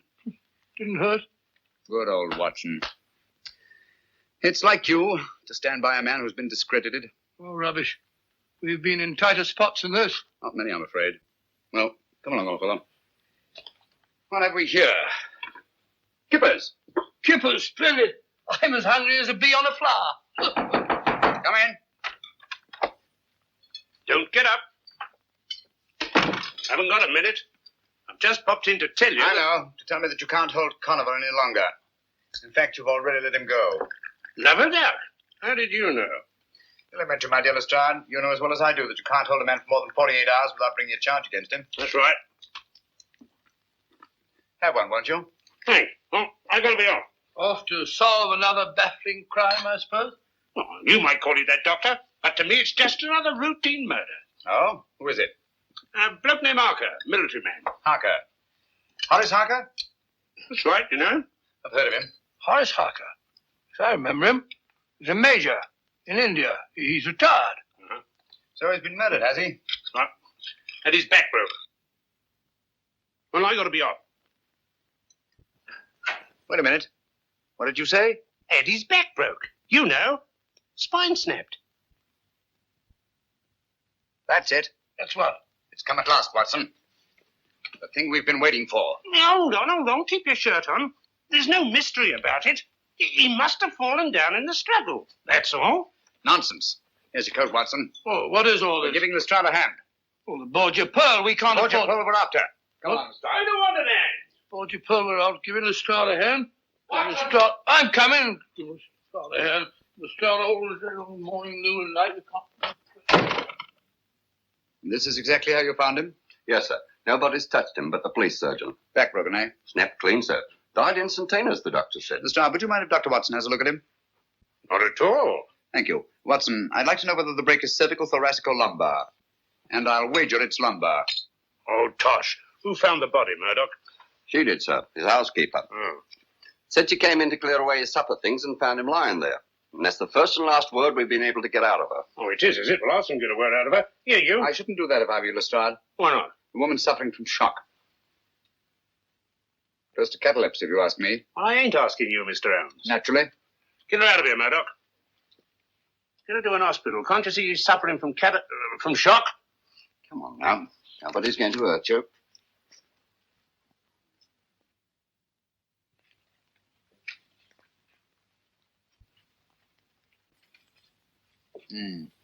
Major Harker seems to have thought very highly of Napoleon.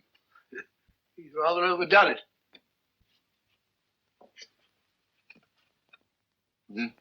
I don't think much of that one. Where was the break, Watson?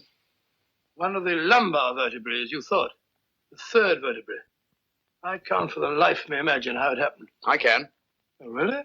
Well, it happened just as I thought. The housebreaker comes in through this window over here. So you see, Mr. Sherlock Holmes, I shan't be needing you after all. Simple as ABC, isn't it? Yeah. The murderer comes in through that open window. Major Harker's having supper over there with his back to him. Carry on. Well, he tiptoes over behind his victim here. Harker rises, they come to grips. They barge all round the room, bang into this table, dishes go every which way. Harker falls and breaks his back. Simple, ain't it? So simple, my dear Lestrade, as to be almost childish. For instance, will you kindly explain how the dishes that were on this table could have been knocked off in the struggle and this silver milk jug left standing and all these knives and forks and spoons in perfect arrangement? Well, Mr. Holmes, if it's the psychology of knives and forks and milk jugs you're talking about, I beg to be excused. I'm trying to account for this broken china, Lestrade. That's the outstanding feature of this case, whether you know it or not. All these broken plates, plaster ornaments, bric-a-brac. Why was all this china smashed? Nothing else disturbed. Why? Yes, and how about his back being broken? A man can't just fall down and break his back in that casual way, you know? Right you are, Watson. External forces indicated. There's no doubt about it. Major Harker's back was broken deliberately. I suppose you're going to tell us just who did it. Yes, I think I can. I've never known but one killer who used that technique. What? Oh, come on, he's dead and done for. You remember him? Am I likely to forget the Oxton Creeper? Hoxton Creeper? Oxton Horror, I called him. A monster, Watson. With the chest of a buffalo and the arms of a gorilla. His particular method of murder is back-breaking. And it's always the same. A third lumbar vertebra. How horrible. Do you mean to stand there and tell me you think he's still alive? Why, they got him 2 years ago, trying to escape from Devil's Island. Did they? Yeah. I wonder. I'll lay you odds he's in London at this very moment. All right, Mr. Holmes, you stick to your theories, I'll stick to my facts. That's fair enough. Do me a favor, will you? Anything your little heart desires. This broken china. Have it all swept up carefully and sent to me at Baker Street, will you? All right, but what do you want it for, anyway? Oh, just a souvenir. Come along, Watson. I think our usefulness here is ended. Mind you sweep it all up, Mr. Holmes. As a matter of fact, Watson, what I did not tell Lestrade, since I can't prove it, is that the Hoxton Creeper has always been Giles Conover's right arm when it comes to killing. When you heard that Major Harker's back was broken, you suspected the creeper, eh? Naturally, it can't be mere coincidence that the creeper comes back into the scene just as Giles Conover reappears in London. I see, but how does Harker tie up with that gang? In the foggiest notion. Buy a box of matches, gentlemen. But there is a connection. Or Harker wouldn't be lying there now with his back broken. My surmise is that Giles Conover's lost the Borgia pearl and is trying desperately to get it back, just as we are. Do you really think so? I'm just as sure of it as I am that we're being shadowed at this very moment. Eyes front, Watson. Come on.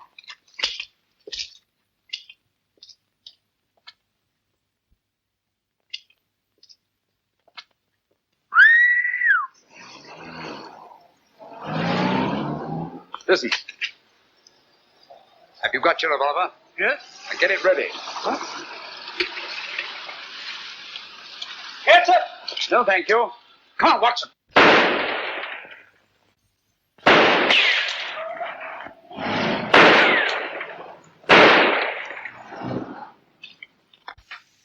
Conover's gang. We're on the right track, Watson.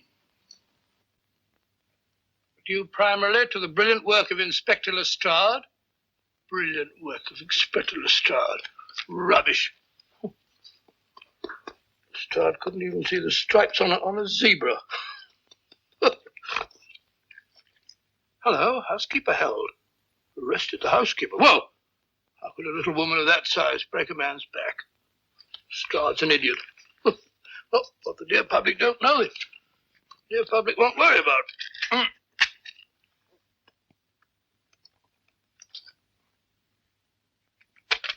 Funny. Had it here a moment ago. Only thing. See. Only thing. Listed it. Oh, what would Holmes do? I know. Reconstruct.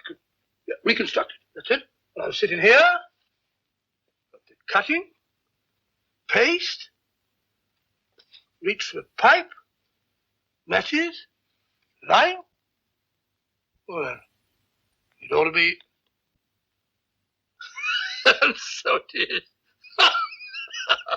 Eureka! Well, pure deductive reasoning. When I was telling Holmes about that, he couldn't have done better himself. The first door on the right, sir. Oh, thank you. Thank you, madam.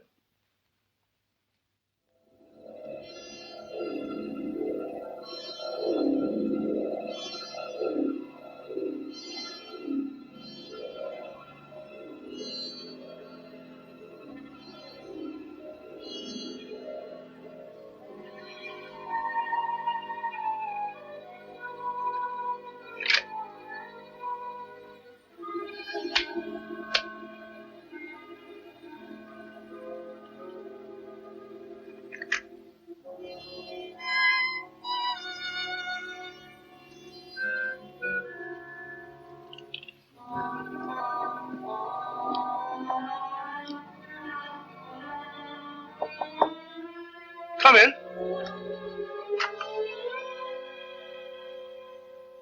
Dr. Watson, I believe.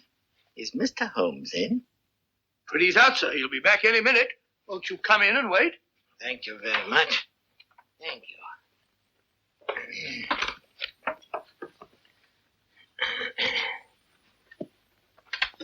Sit down, sir. Thank you. Have a cigarette. No, thank you, no. The doctor won't allow me to smoke cigarettes.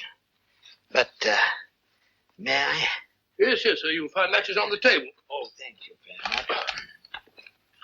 You know, my health has never been the same since that dreadful affair at Farnsworth Castle. Farnsworth Castle? The Farnsworth case. I thought I recognized you. Just a minute. I'll tell you who you are. Really? Yes. Simple deduction. The bowed shoulders of the scholar, the open countenance of the churchman. You must be Lord Farnsworth's brother, Archdeacon Farnsworth. No, sir. I'm no archdeacon. Oh, and you're the man who found the body in the bathtub. Oh, it was the butler who found the body, and it was in the cupboard. Strangled, wasn't he? No shot. Oh, shot, yes, of course, shot, yes. Lord Farnsworth's uncle, wasn't it? I am Lord Farnsworth's uncle. Oh, of course, my mistake. You're Lord Farnsworth's uncle. And your name is, Theophilus Kirby, Lord Farnsworth's uncle and biographer. Of course, I remember you well. Holmes will be very glad to see you. He may be a bit late. By the way, as he isn't here, if there's anything that I can do, same training as Holmes, pure deductive reasoning. For example, I can see that you're in trouble. On the contrary, sir, I've never been happier. Oh, my mistake. You've been happier. I've been looking for some little token of gratitude which I could give to Mr. Holmes. And at last, I think I've found something that he'll appreciate.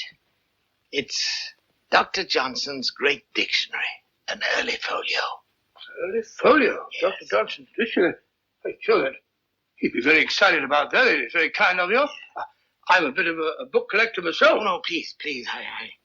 I've inscribed a little dedication.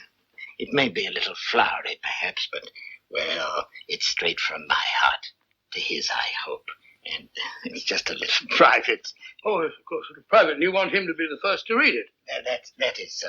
You're very understanding, sir. Thank you very much. Now, I'm afraid I must go. I'm sorry. Don't you worry about the book, sir. I give you my word that Sherlock Holmes will be the first person to open it. Oh, that makes me very happy, sir. Very happy. Goodbye, sir. Bye, Doctor. I'm sorry you can't stay.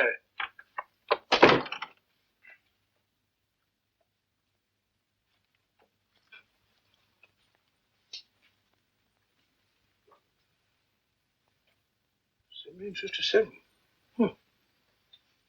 Early folio. This will be worth a lot of money, huh?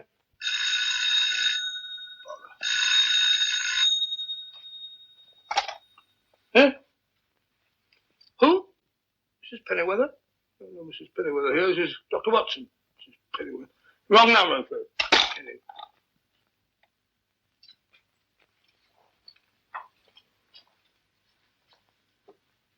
I don't think Holmes would mind if I just...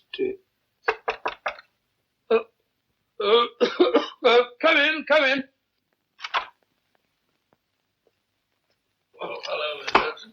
I brought you tea. And when Mr. Holmes comes in, see that he eats a bite like a good soul. Certainly, my dear. I'll be glad to. I have a hard time getting him to eat. Oh, good afternoon, Mrs. Hudson. Oh, I just brought you tea. Thank you. And be sure you drink it. I will. Hello, Watson. Well, too bad you're late. Old chap was here to see you. Oh? Sorry to have missed you. What old chap?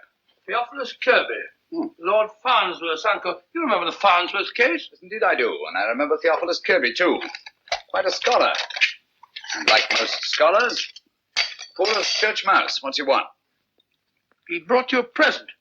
First folio of Dr. Johnson's dictionary. Book must be worth a lot of money.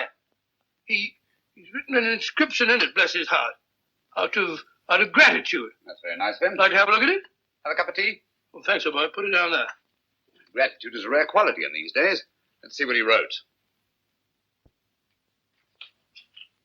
Watson, have you been smoking a cigar? No, the old boy smoked one. Kirby wasn't a smoking man, as I remember him.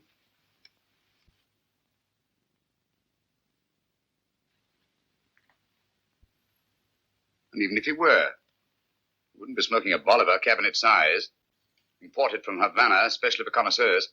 Well, if you're not sure of him, there are plenty of samples of his writing on the shelves over there. Why don't you compare them Don't with... touch that book. What? Give it to me. I'm sorry, Watson, but unless I'm greatly mistaken, you've been entertaining Mr. Giles Conover. Stand back from that book.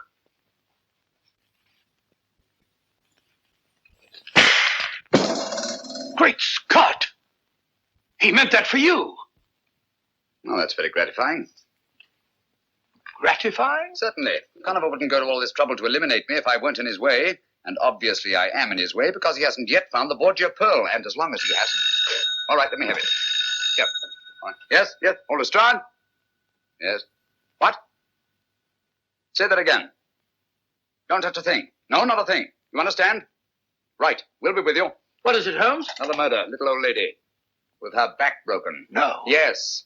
And in a litter of smashed china. That was exactly how I found my sister. There. Steady, my dear, steady. You live here, Miss Carey? No, Mr. Holmes. I teach history at a school in Cardiff. I came home today for the holidays. This card, Mr. Holmes. The very last thing she did.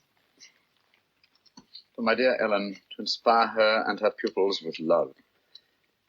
A gift for you. What was it, Miss Carey? I don't know. I'll never know now. I found it on the desk over there. She was writing it when... Oh, why do you stand there? Why don't you find the beast who committed this dreadful crime? Look here, Miss Carey. Just one question. There'll be quite enough questions. You come along with me, my dear. What you need is a sedative. I'll telephone for a nurse. There, my dear. We're quite all right. Pitiable. Poor little woman. Back broken, eh? Snap clean, sir. Same as Major Harker's? Yes. Once more we find the body in a litter of smashed china. What do you make of that? Coincidence, I'd call it. Would you? Yeah. Curious, isn't it? 2 murders at the opposite ends of London. People who couldn't conceivably have had anything in common, their backs broken, and smashed china around their bodies. Well, things do get smashed in the struggle, you know. Including the plates that are hung in these wire racks on the walls. When a lady gets hysterical... She may do many desperate things, but my dear Lestrade, she does not run around the walls like a mouse. Oh. Those plates were taken down and smashed deliberately. And it was done after she was killed and not before. Is that another one of your little theories, Mr. Holmes? No, it's a fact. And easily demonstrable. If you lift up that body, I think you'll find there's not a vestige of broken china underneath. But just to prove you're wrong. Here, lend a hand here, Bleeker. Right, sir. Easy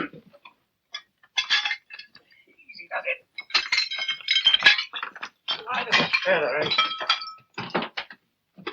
What did I tell you? Look at that, Lestrade. That china was broken after her dead body was flung there on the floor. But why? Why was it done? Well, as I see it, we're dealing with a monomaniac. And after each and every one of these murders, he goes into a bestial fury and smashes things. But why bric-a-brac and nothing but bric-a-brac? Why should a murderer who was strong enough to break Major Harker's back vent his bestial fury by breaking up dinky little cups and saucers when he could just as easily break up a large chair or smash a big table? There's no accounting for the workings of the criminal mind. Oh, nonsense. He follows a pattern and there's purpose in it. Would you have those broken fragments collected and sent to me at Baker Street, please? Oh, what's the use? You won't find any fingerprints in them. Perhaps not. But broken china is the one thing these murders have in common. We've got to get to the heart of this mystery, and quickly, too. Don't you realize there's a monster at large in the city bent on destruction? We don't know why, we don't know where. But somewhere, at any moment...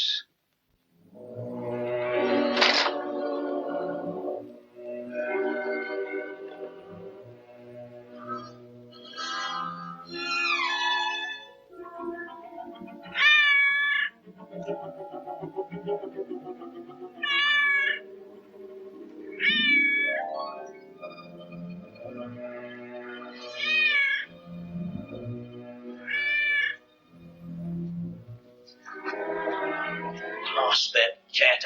I'd swear I put her out. That's funny. I'm sure I drew those library curtains.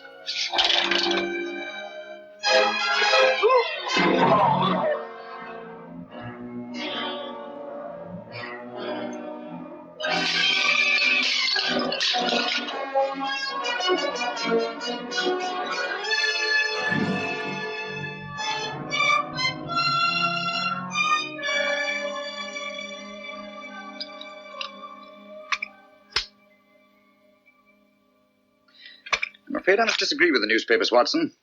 The Hoxton Creeper, to the best of my knowledge, is not a madman, or if he is, then there's method in his madness. And that method, I'm convinced, is supplied by Giles Conover. You think all this broken china is just a blind to make it look like the work of a madman? On the contrary, my dear fellow, the smashed china shows purpose, it shows motive.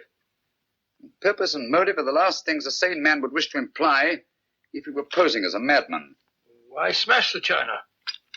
The killer didn't choose to smash the china, he had to smash it. Oh?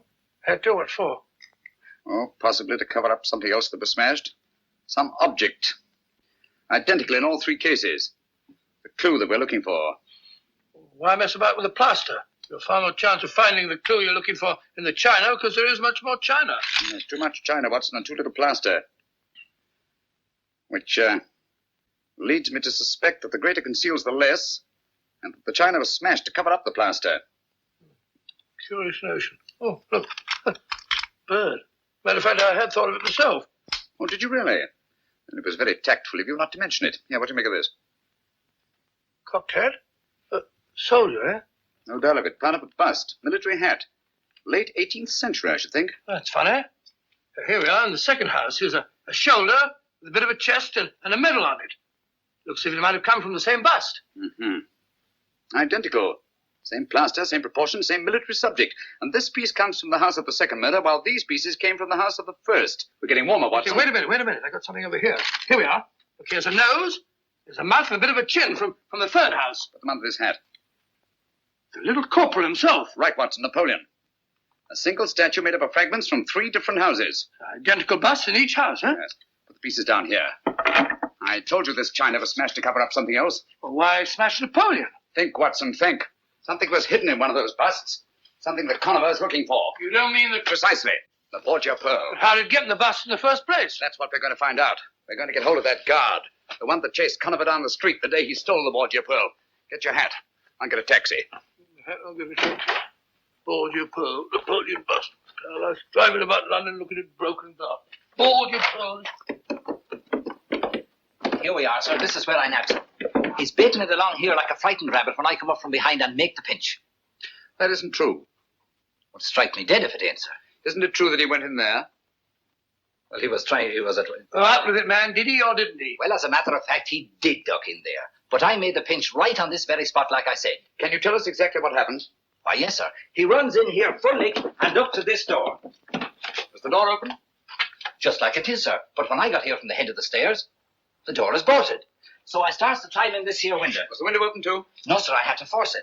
When suddenly the door opens, out he nips, and I made the pinch right on that very spot like I told you.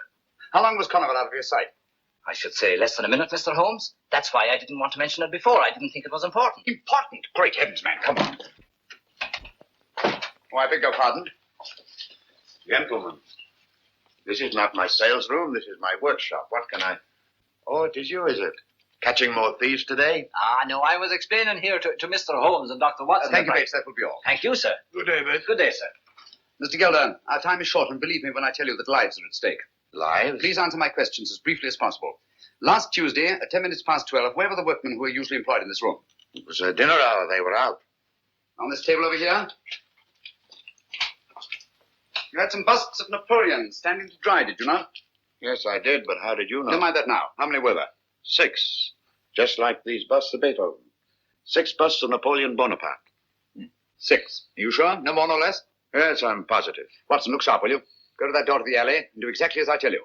Huh? No, not her. Just do it. Leave your stick. Think I have an alley cat? Go outside and close the door. Stand over there, will you? Me? Yes, please. Ready, Watson? Ready, Holmes?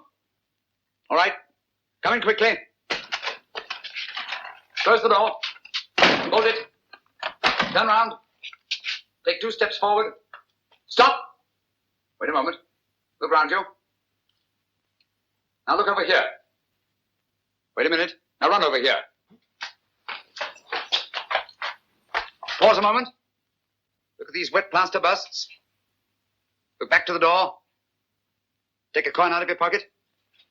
Come on, hurry, man, hurry. Now stick your finger in one of these wet plaster busts. Go on, do it. Put the coin in. Put it in, put it in. Now smooth over the plaster. Cover up the hole. Both of them. 54 seconds. That's close enough. Conover could have done it faster. He acted on his own while you had to wait for instructions. You mean to say that... Precisely. Conover stuck that Borgia pearl in one of those 6 wet plaster busts of Napoleon. What? Gilder. Gilder, what happened to those 6 busts? You are not the first one asking me that. No, who was the other? A woman? When? Was it Wednesday? The day after the thief was taken? Yes, it was. Amy Drake, Watson. Amy Drake? What did you tell her? The same as I'm telling you. They were delivered, all 6 of them. Yes, but to whom? To Amos Hodder's art shop on Kensington Road. Amos Hodder.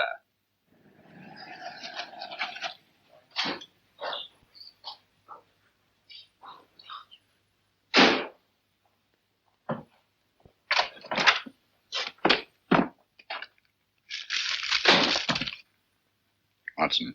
Huh? What an amusing statue. Most amusing. Is it? Why? Because I say it is. Pretend to be interested. Huh? Oh, fine bit of modeling, Holmes. Very amusing statue. Most amusing. Sit down in that chair. Huh? Sit down in that chair. Let no one else in or out of that door.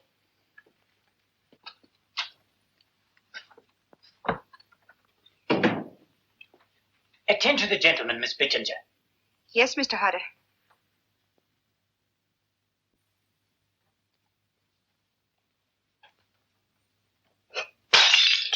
Oh, mercy me.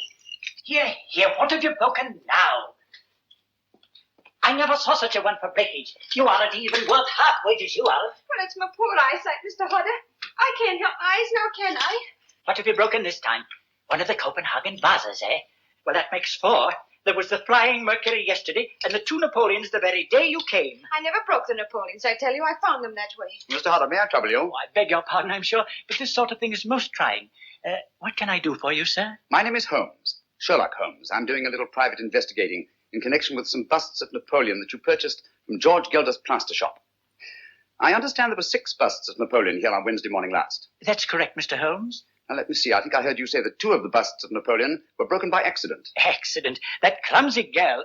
Oh, Bittinger, put the vases up on the shelf before you break the rest of them. And sweep up this litter, will you? Yes, Mr. Hodder. Well, don't be too hard on the poor girl, Mr. Hodder. Accidents will happen, you know. Now, tell me, you say that 2 of the busts were broken here in the shop. A 3rd went to Major Harker, a 4th to Miss Carey, and a 5th to Mr. Thomas Sandifer. Yes, sir. And by the strangest coincidence, all 3 of those persons... It was not a coincidence, Mr. Hodder. Bless my soul. Tell me, what happened to the 6th bust? Why, I sold it the same as the others. To whom? Do you remember? Some doctor or other. I have his name in my account book. My memory for names is rather poor. Now, where is the wretched thing? Yes, here we are. Let's see, it would be Wednesday or Thursday. Any luck? The best of luck, I think, Watson. Fortunately for us, we arrived here before Naomi Drake. Here we are. Sold to Dr. Joseph Caldecott, 13 of Burnham Road, Streatham. Good, that's just what I wanted. Take down the address, will you, Watson? Got a pencil? Dr. Joseph Caldecott. C-A-L-D-E-C-O-T. 13 of Burnham Road.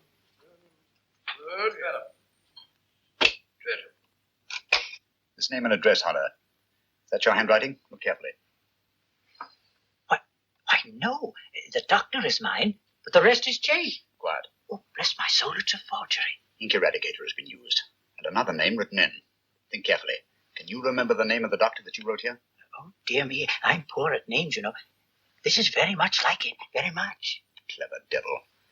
She's made the names enough alike to throw you off. This telephone. Is there an extension in there? Why, yes. What are you going to do, Holmes? Shh, quiet.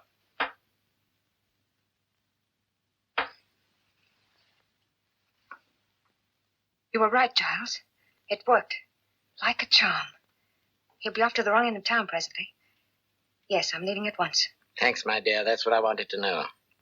I shall start at once. Meet me in 2 hours. Same place, eh? Why, of course he's here. He's sitting right behind me. Then I shan't meet you. Not till you got rid of him. Oh, nonsense, my dear. His devotion to you is most touching. But I tell you, I just can't stand having him near me. Giles. Giles. Yes, my dear. What is it? I thought you'd hung up. Oh, hardly, Naomi. I understand there's another doctor. Same name. Not listed in the directory. Are you sure you've given me the right man? Positive. Dr. Julian Boncourt. Boncourt. 18 Chelsea Place. Thank you, my dear. Don't worry about the creeper. I'll take care of him. Watson, telephone Dr. Julian Boncourt, Boncourt. Tell him to take the bust of Napoleon that he bought here and go to the nearest police station.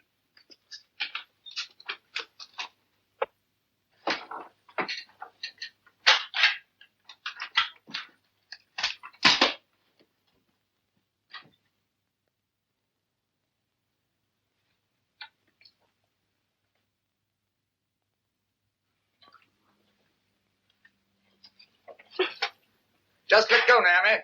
I'm here to catch you. Think you're clever, don't you? You can't hold me. Come on down. What charges are against me? Peddling matches without a license. Constable, put the cuffs on her. She's an accomplice in 3 murders, possibly 4. Leave me alone. You can't do this to me. No one there. I can hear it ringing.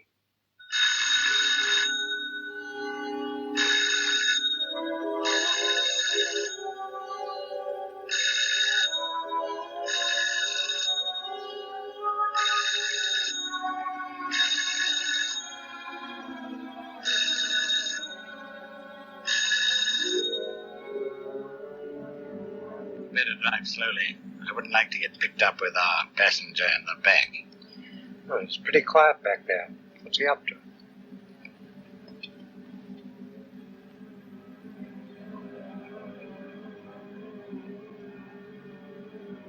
He's got Naomi's vanity case.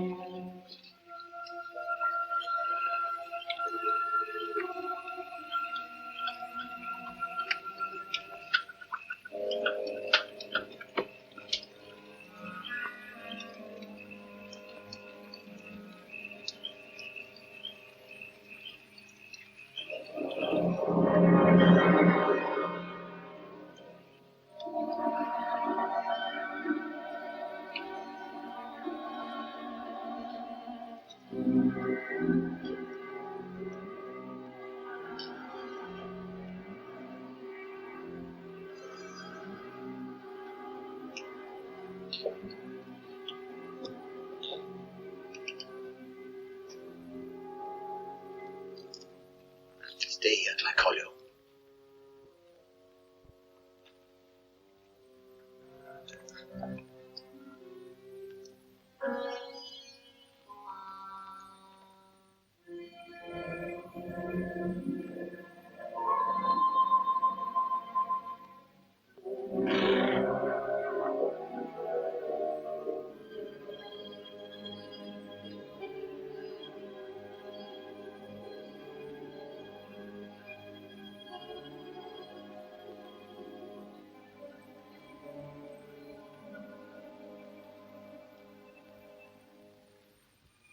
Dr. Boncourt.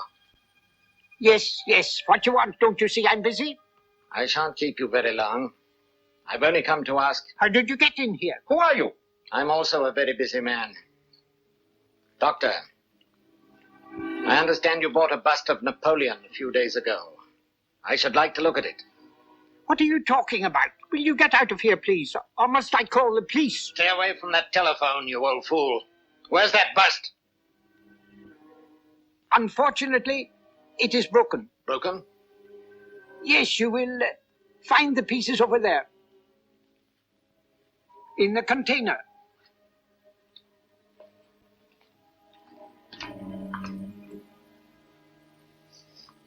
But you won't find the Borgia pearl there, my dear Conover. Drop that gun. The bust is still unbroken and quite safe.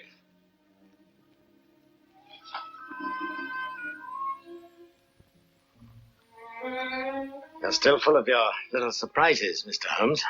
Back up against that wall. I don't like your work, Conover.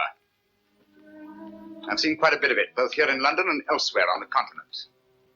Don't like the smell of you either. That underground smell, the sick sweetness of decay. You haven't robbed and killed merely for gain like any ordinary halfway decent thug. No, you're in love with cruelty for its own sake. The world will be much better off without you. It will give me great pleasure to...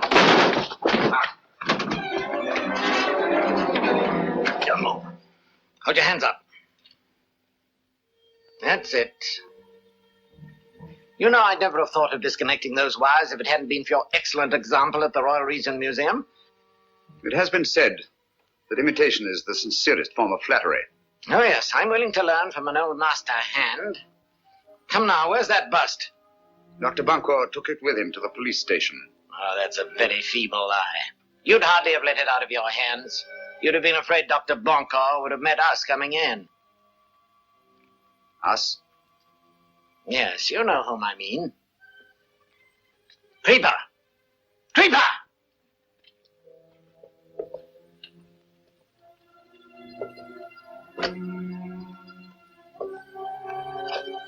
Stay where you are.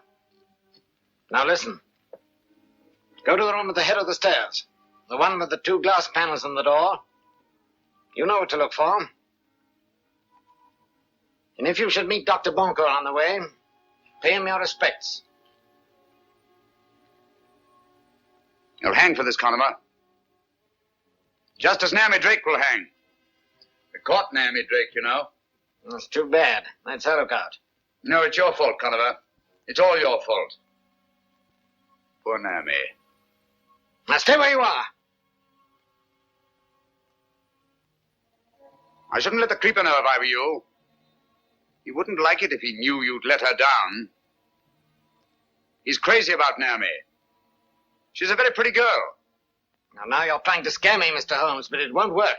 You've got nothing on Naomi. She'll get off. Oh, no, she won't. She lost her head, you see, when she found she was cornered. Grabbed up a large pair of shears and stabbed Dr. Watson to death. She'll hang for that, you know, and it's all your fault. You got her into this. You won't raise a hand to help her, will you?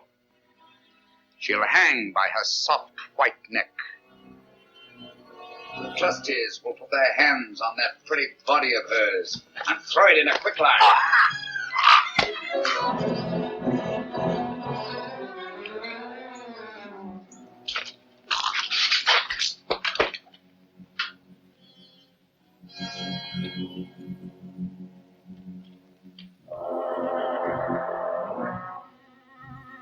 Stay back.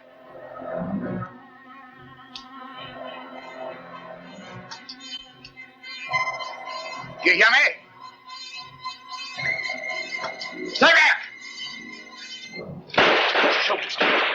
That's it. Give it some more. Go on, put your shoulders to it. Give it some more. That's it, it'll go. Holmes! Thank heavens! Come in, gentlemen. But where's Bunko? He's quite safe. Lestrade, send one of your men upstairs, will you? Tell Dr. Bunko that all is well.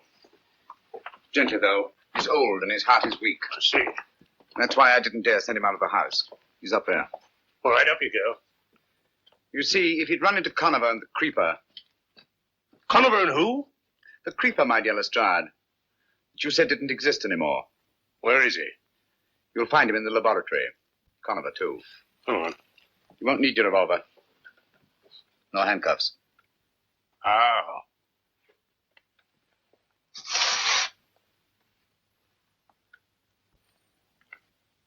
You got them? Yes. Did they find the bust? No. Well, what did you do with it? My time was very short, Watson. So I put the bust in the last place I thought the Conover would look for it. He literally brushed by it as he came in. Amazing. And the Borgia pearls inside that? If it isn't, I shall retire to Sussex and keep bees.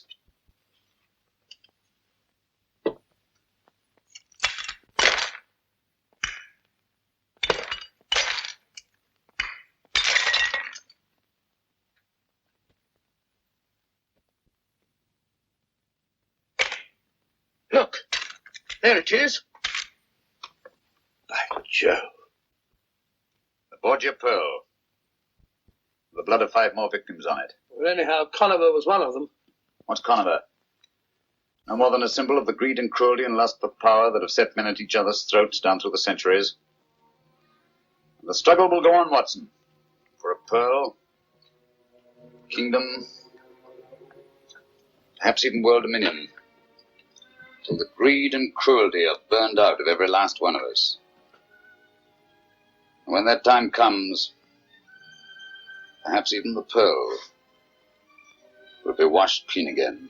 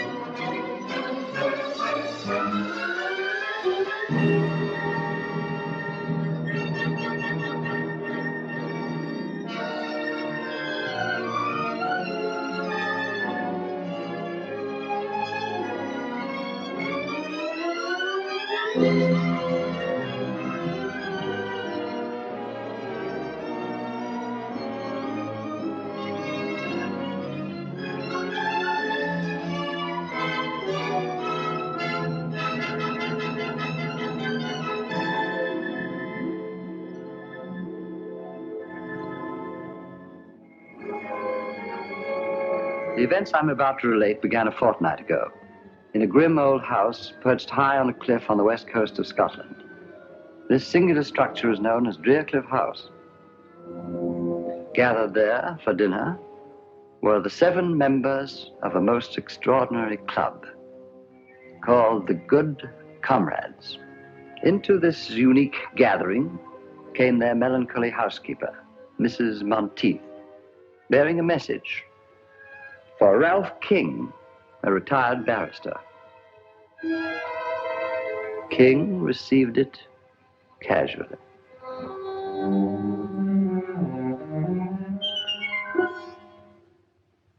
When they saw the contents, the Good Comrades took the whole thing as a joke.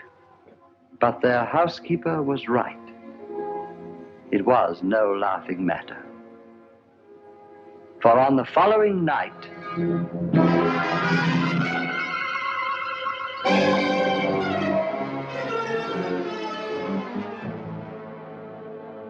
Ralph King died horribly. But this was only the beginning. A few nights later, as the Good Comrades gathered to drink a final toast to their departed member,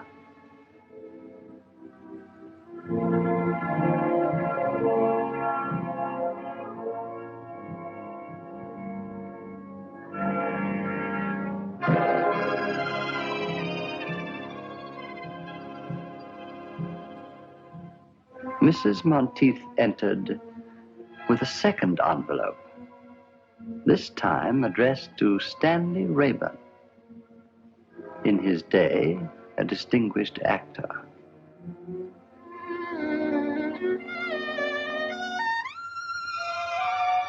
This time, you may be sure there was no laughter. These men were afraid, and their fear was justified. For once again, the message proved to be a portent of death. It was 10 days before Rayburn's battered body was recovered. Tell me, Mr. Chalmers, what do these envelopes contain? In the first case, 7 orange pips, or seeds. In the second case, 6. And the number of orange pips refer to the surviving members. A grim warning, eh, Holmes? Looks like murder. Not necessarily, Watson. A moment ago, you referred to this club as extraordinary. Why? All of the members are past middle age, retired, and without near kin. 6 months ago, they formed this club here in London, then promptly left for Drearcliff, the ancestral home of Mr. Bruce Alistair, their eldest member. Nothing very remarkable about that. Sounds rather friendly, as a matter of fact. The remarkable fact is that all 7 of these men appear to have but one thing in common. Huh? What's that? Elementary, my dear Watson. Each is worth a great deal more dead than alive. That's right, Mr. Holmes. How did you guess? My dear Mr. Chalmers, you represent the Association of Insurance Underwriters. You're worried about the untimely deaths of these 2 good comrades. Ergo, these men must carry rather large insurance policies. Yes, but that's not all.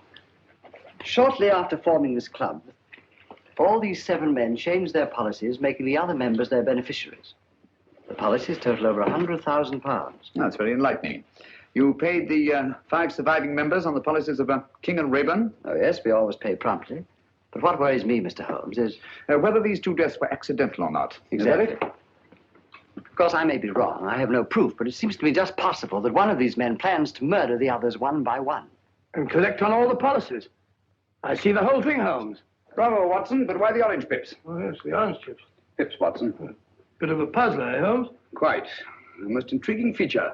Tobacco around this place. After all, Mr. Holmes, several lives may be at stake. The temptation of sudden wealth could possibly turn one of these seemingly harmless men into a ruthless killer. Exactly. Are those the good comrades? Yes.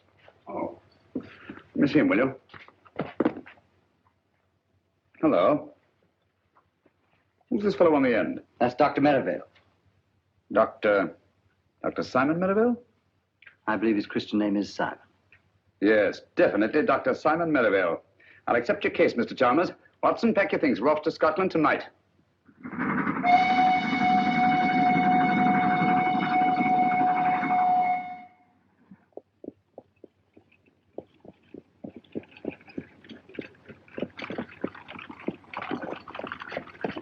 Scotland, home of my ancestors.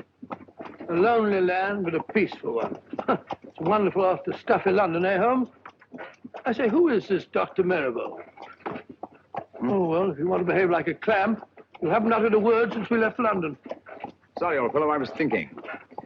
20 years ago, Dr. Merivale was a famous surgeon in Harley Street. He can't be so very famous. I never heard of him.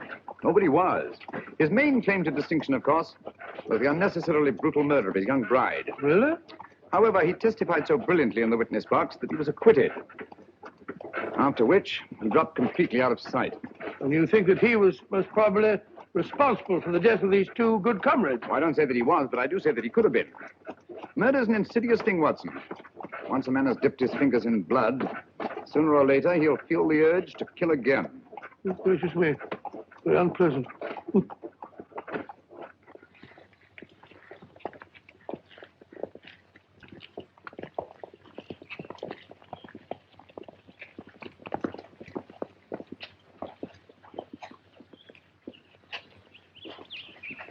Funeral home. You suppose we're too late? Oh, I think you're unnecessarily suspicious, Watson. One of the villagers, eh? Aye, sir.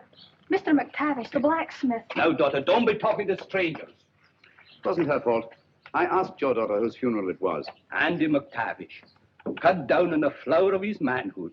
What a pity. Young fellow, eh? Just 72. 72? Flower of his manhood? Trying to be funny. Come on, Watson. Oh, 72, flower of his manhood. I've seen about 40 men. Ready, what do you want? What can I do for you, gentlemen?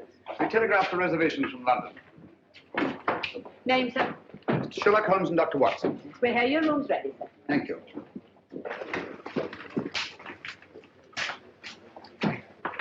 Sign there, gentlemen. Yes, indeed. Are you staying long, gentlemen? No, not long. We just came up here to look into the... We just came up here for the shooting. Shooting? Yes, sir. Grouse, of course. No grouse here, sir, for the last 40 years. No grouse? Cheer up, Watson. You'll find some other quarry to occupy our time. This way, gentlemen. Take the gun, will you? Take the big bag.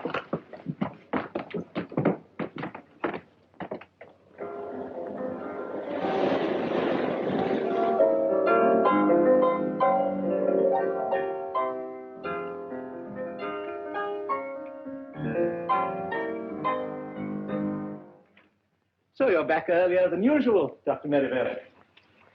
Gentlemen, I've just made a rather intriguing discovery. The village of Inverness has a distinguished visitor. Huh? Really? Oh, Mr. Sherlock Holmes. Who? I didn't quite catch the name. Sherlock Holmes. Oh. Sherlock Holmes, the famous detective. One wonders what he can be doing in Inverness. Have you forgotten, Alistair, that 2 of our members have already met with violent deaths? Yes, of course. Yes. Cosgrave, must you pace up and down like a monkey in a ruddy cage? I fail to see how what I do can concern you. Simpson! Cosgrave! Cannot we behave like good comrades? Doesn't anything ever get on your nerves, Alistair? Oh, dear me, no. I have no nerves.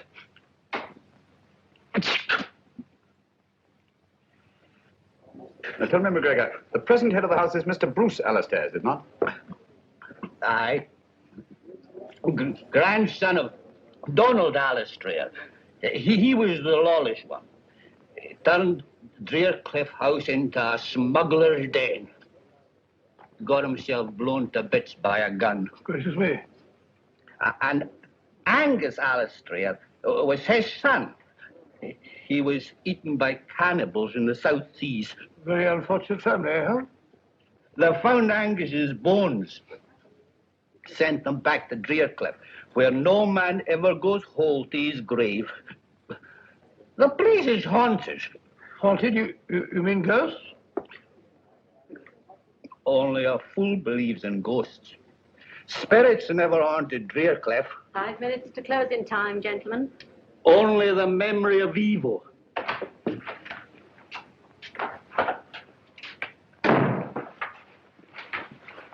You're wanted at Drearcliff House, Sergeant. What is it, woman? Murder. Alistair himself, is it? I don't know. Dr. Merivale didn't say. Mr. Holmes, would you care to come along? Yes, I would, thank you. Watson? You mark my words. Alistair has met the brutal death of his fathers.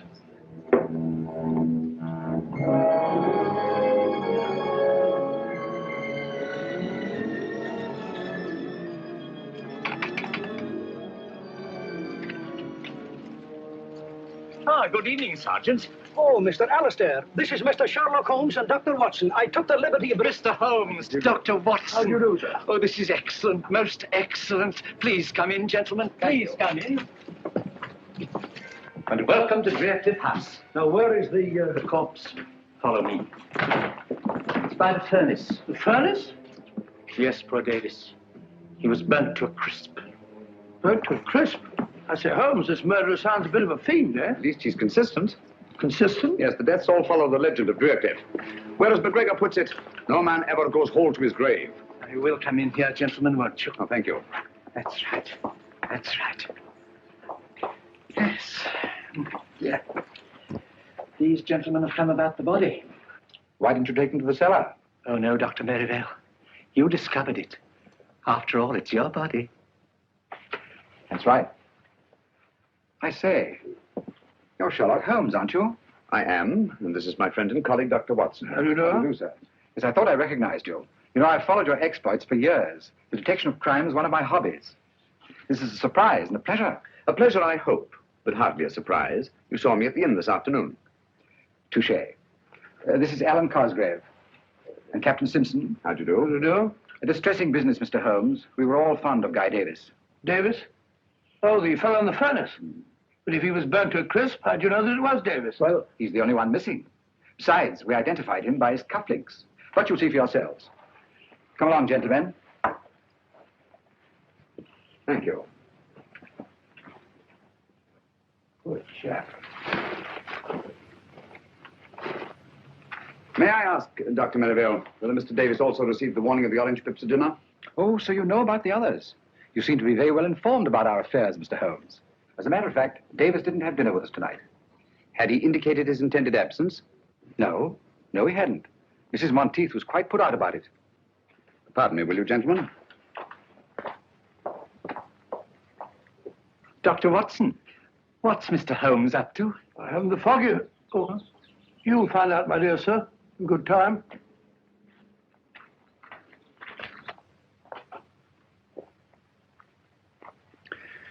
Isn't there something you wish to tell me, Mrs. Monteith? Me, sir? Yes. Please give it to me. The envelope addressed to Mr. Guy Davis. Thank you.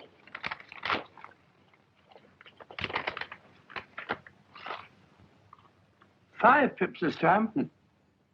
How'd you know that she had them? It's obvious, my dear Watson. Since Mr. Davis was not at dinner, Mrs. Monteith had no opportunity to deliver the envelope. Yes, of course. Quite obvious. Where'd you find it?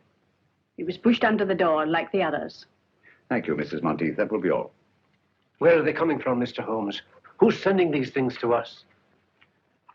Is there anyone who might have a grudge against you? Have orange pips any significance for any of you? Well? I seem to remember reading somewhere that among some obscure tribe of savages, orange pips were looked upon as a symbol of death. You really? Sergeant. Aye, sir? I think you'd better telephone Scotland Yard. Oh, we've never had a telephone at Draycliffe House now. They're so noisy. I can make the call from the village, sir. All right. It's not often we have the opportunity of meeting such charming people. You go ahead, I'll follow you. I'm afraid, Mr. Holmes, if you don't go with the sergeant, there's no way to get back to the village tonight. But, Mr. Holmes, there's no need for you to stay at the inn. It's such a dreary place. We've plenty of room here, and it's much more cheerful. I thought we came here for privacy. We wouldn't dream of putting you out. Oh, but I thought it would be so nice to have such exciting people as our guests. Thanks very much. I'm sure Mr. Holmes's business in the village is much more important, Alistair. Please, Mr. Holmes, we insist. I think Alistair's idea is an excellent one, don't you, gentlemen? You speak for yourself, Cosgrave. Come, come, come. We are all friends, aren't we? Or are we? Guy Davis was a friend, too. So were King and Rayburn. You've got to stay, Mr. Holmes. You and Dr. Watson, we can put you up. Any objections, Dr. Merivale? This is a tempest in a teapot, Mr. Holmes, but you're welcome, of course. Now, if you'll all excuse me, I'm rather tired. Good night. What do you say, Simpson? Glad to have you, gentlemen, of course. Then you will stay, both of you? Thank you, Mr. Alistair. We should be very glad to. Sergeant, will you have our things sent up from the inn? Right away, sir. This is excellent. I'll tell Mrs. Monteith to get your rooms ready. Mr. Holmes, I must say I feel a lot safer now that you and Dr. Watson are in the house. Oh, delighted to be of any use, Mr. Cosgrave. And, well, if you would care to keep me informed if you should discover anything, I would be only too glad to help you.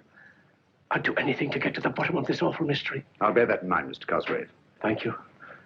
Good night. Good night. Good night.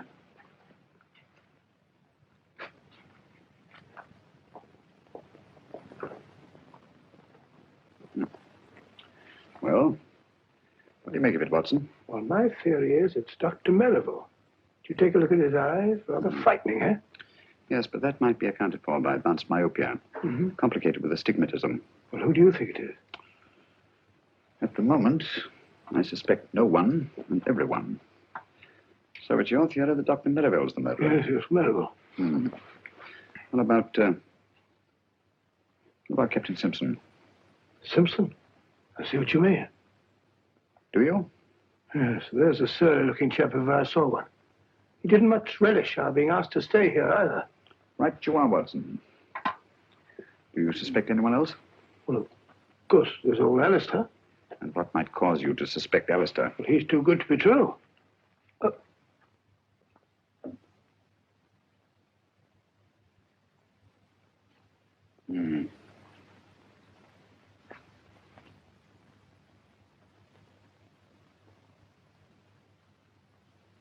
What are you looking for now, Holmes? I wish I knew, Watson. Someone's got a morbid taste in literature. Or a thirst for knowledge. Well, Holmes, there's one of them that's got nothing to do with it. Who? Cosgrave. Why Cosgrave? Oh, he's definitely got the wind up. Fairly begged us to stay just now. Yes. I'd vouch for Cosgrave, all right. Mrs. Monteith will be down directly to show you to your rooms. I just popped in to say good night. Oh, thank you. I trust you'll sleep well. Oh, by the way, Mr. Alistair, I wonder if you could tell us which one of you suggested changing your insurance policies, making the other members of your club the beneficiaries. Oh, let me see now. Oh, yes, of course. It was dear old Alan. Alan? Yes, Alan Cosgrave. Good night. Good night. Cosgrave. I suspected him from the start. Yes, you did, didn't you? How about a pipe before we go to sleep? Sleep? I shan't be able to close my eyes in this sinister house.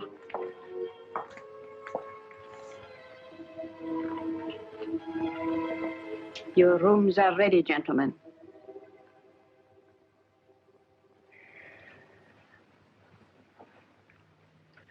Where's our good friend, Dr. Watson? Oh, he was rather tired last night. He's still sleeping. Yes, our beds are very comfortable here. Why don't you stop that ruddy marathon? Your bodyguard's here now. Simpson, you mustn't tease Cosgrave. Remember how sensitive he is. You should ignore things. Like Alistair. Thank you.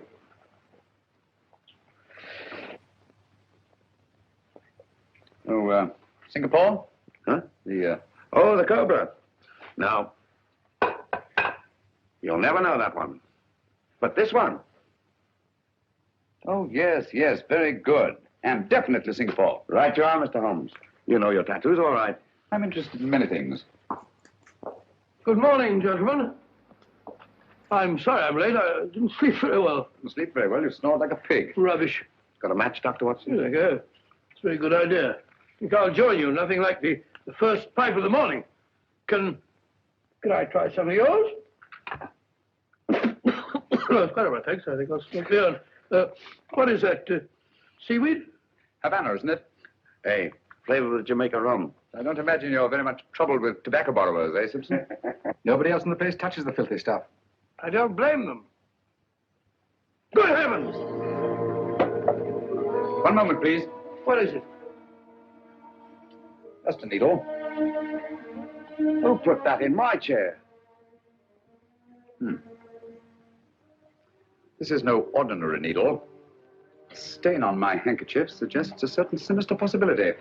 Give me that beaker, will you? Yes, of course. We shall see. Thank you.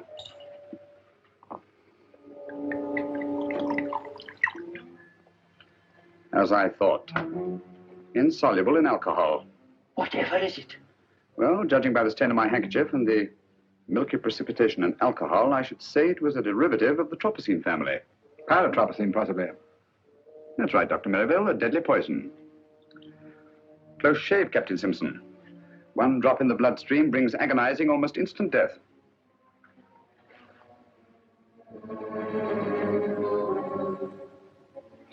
It's our custom at this hour to honor our departed friends. I hope you gentlemen will pardon us. We quite understand, Dr. Merivale. Please proceed. Thank you. Good comrades, our dear friend Guy Davis has gone to his reward. Let those of us who remain drink to our dead, and to that bright tomorrow when we shall join them in a better, happier world. Wait a minute. There's something wrong here. If you please, Captain Simpson.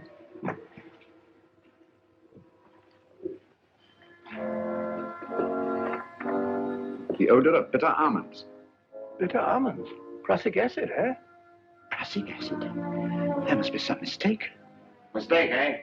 Lucky I didn't make it by drinking that stuff. Well, what have you got to say? Whichever one of you it was tried to kill me, had better look out. I'm a dangerous man to fool with. Hadn't we better adjourn? I mean to say that we've not yet finished the toast to our dead. But do you think it's quite safe? Don't be absurd, Alistair. Take my glass. I assure you, it hasn't been poisoned. Thank you. Thank you, Dr. Merivale. To our departed comrades,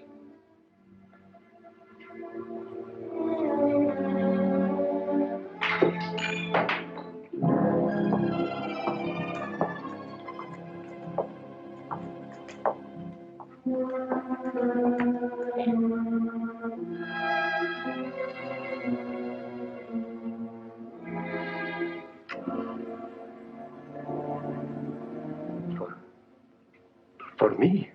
Aye, Mr. Cosgrave. It says so on the envelope.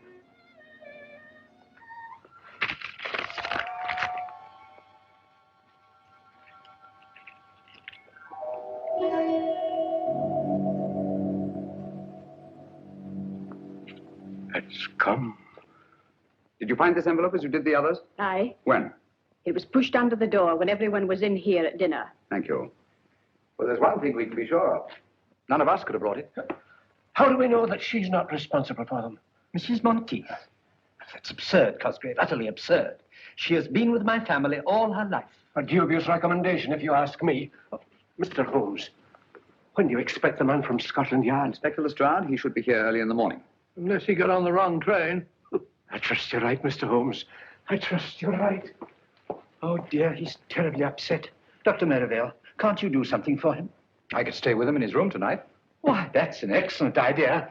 And I shall be just across the hall from him. I think that's the wisest possible course. With you gentlemen protecting each other, what harm can befall you? Well, then, we must hope for the best. Come, Merivale. Good night, gentlemen. Good night. Good night.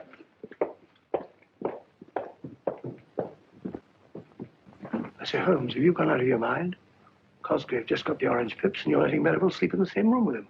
You'll be all right. All right. Well, what's to prevent Merivale killing him in his sleep? I hardly think he'll stick his own neck squarely in the noose. Oh, yes, I see what you mean. Well, the field's narrowing down, Holmes.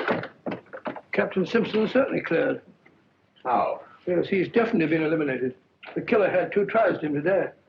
Nonsense, my dear Watson. No one's tried to murder Captain Simpson. Well, how about the poison needle we both saw? Captain Simpson spotted it, if you'll recall, from about where you are. Oh, what's so extraordinary about that? Can you see the needle there now? No? Well, there is one. What? Gracious. How did it get there? I placed it there myself just before we went into supper. You couldn't see it, yet you have exceptional eyesight. Well, you'd have to have telescopic eyes to see it from over there. Exactly. You mean that Simpson... Well, how about the acid in his drink? There wasn't any acid in his drink. Well, it definitely smelt like bitter almonds. It should. That's exactly what it was. Bitter almonds. How do you know? Because I put it in his drink myself. You did? Great Scott, why? To observe his reaction. It was quite different from that of the morning. The first was acting, the second genuine terror. Hence I knew that he'd undoubtedly planted the needle himself. Oh, why should he? Well, there are several possible explanations. The most obvious, of course, to avert suspicion. And you think Simpson's behind all this? I don't know, Watson. This is a most unique case. Instead of too few, we have too many clues and too many suspects. The main pattern of the puzzle seems to be forming, but the pieces don't fit in. Well, it seems perfectly clear to me. One of these men is picking off the others one by one to get all their insurance money for himself. Well, it's obvious. How do you account for the orange pips? Well, this man has an accomplice who brings them. What for? To warn his victim that he's going to be murdered? Oh, Watson, it won't do. It won't do at all. I don't like the look of it, Holmes. Muddy waters, huh? Too muddy. As if someone were constantly stirring them up. Well, why should they stir them up? To confuse me. There's intelligence behind this business, Watson. Cold, calculating, ruthless intelligence. Must you smoke that filthy stuff? Smells like an old sock. Strong tobacco keeps one awake. You'd better have a pipeful. We have a long vigil ahead of us tonight. No, thank you. I don't need any of that stinkweed to keep me awake in this chamber. This chamber of horrors. This stinks like a little bird.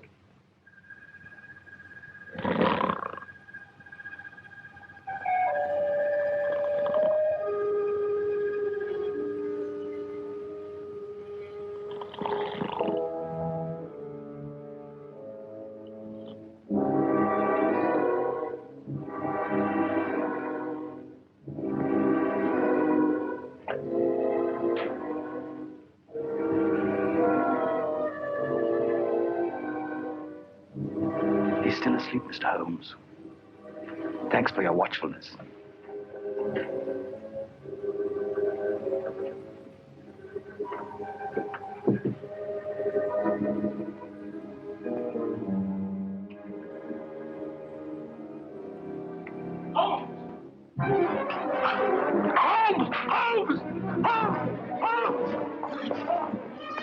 Watson! Watson, are you all right? I think so. It was It was a close call. What happened? I didn't see a thing. I was asleep. Someone came at me from behind. If you'll come this way, Inspector Lestrade. Thank you very much, my good woman. What? Oh, Mr. Holmes. Dr. Watson. This... How are you, Lestrade? Here, what's going on here? Someone just tried to kill Dr. Watson. Blimey, you. When we find that out, Lestrade, we can all go home. All right, Mr. Holmes. Scotland Yard will take charge of this. Have a look around the grounds, Bleeter, will you? Yes, Inspector. Mr. Holmes, I'm afraid something's happened to Cosgrave and Merivale. What? The door of their room's locked. I can't get any answer. What is going on here? Oh, I do hope they're all right. Got your skeleton key, Lestrade? Yes, I have. Wait a minute. Here we are. Watson. Lestrade, give me a hand. Yes, Mr. Holmes. Get him on the bed. You got it? Yes. Go ahead. What a dreadful thing to happen. Oh, poor Merivale. Is he badly hurt? Yes, he's had a nasty crack on the head. What's... take it easy, Doctor. Don't try and talk. Mrs. Monteith, get me some cotton wool and some hot water as quickly as you can. Tell me what happened. He's in no state to be questioned now, Lestrade. Who do you suspect, Mr. Holmes? I don't know, Lestrade. But it's connected with the attack on Dr. Watson, which was obviously intended to draw me downstairs. Where's Cosgrave? Here, I'm taking over here. It looks to me that this Cosgrave, whoever he is our murderer. Well, he didn't murder Dr. Merivale. He's still alive. Yes. Yes, he is, isn't he? Well, just the same, I'd like to ask this Cosgrave a few questions. I don't think you're going to find Mr. Cosgrave. At least, not alive. Oh, well, what's going on here? Afraid Holmes is right, Inspector. Poor Cosgrave. By now, he's probably murdered like the others. Murdered? Oh, dear. What's so interesting about that rope, Mr. Holmes? I was looking at this knot, Lestrade. To Bolan, much favored by seafaring men. Sailor, eh? Simpson. Simpson? Captain Simpson. But no. It couldn't be. How do you know he couldn't be? Mr. Alistair, where is Captain Simpson? He's not in his room either. I looked when I tried to rouse Cosgrave and Merivale. Has anybody seen this Simpson this morning? I saw him walking across the garden, Inspector, about 15 minutes ago. Ah, now we're getting somewhere. Which is the way down? How did I get up here? Suffering cats, what is going on here? You any explosives on the place? Yes, we have some dynamite stored in the shed behind the stone room. What do you need dynamite for? Just to blow up some cumbersome rocks. Pretty badly mangled, Holmes. Can't tell who it is. It's Cosgrave, all right. Poor Alan. Cosgrave's, I presume? Certainly looks like the ring he wore. Yes. Yes, of that I'm positive. Look here. What was he doing with dynamite at this time in the morning? That we shall never know. Oh, dear, and it was all my fault. I never should have let them keep it here. Don't blame yourself, Mr. Alistair. This body was carried here. Look. Observe those heavy footprints? So I see the whole thing. Cosgrave was knocked unconscious, thrown into the shed, and deliberately blown up. Yes. This chap was carrying an heavy burden, all right. Hello. Who are you? My name is Simpson. Captain Simpson. I'm Inspector Lestrade from Scotland Yard. What do you know about this murder? I was walking on the east terrace when I saw Cosgrave enter the shed where the dynamite's stored. Do you mind comparing your shoes with one of these footprints? Are you accusing me, Inspector? I'll tell you in a minute. Put your foot in one of these prints. Nonsense, Lestrade. You've only to look at the shoes of everyone present to know that these footprints are much too big to have been made by anybody here. With the possible exception of you, Lestrade.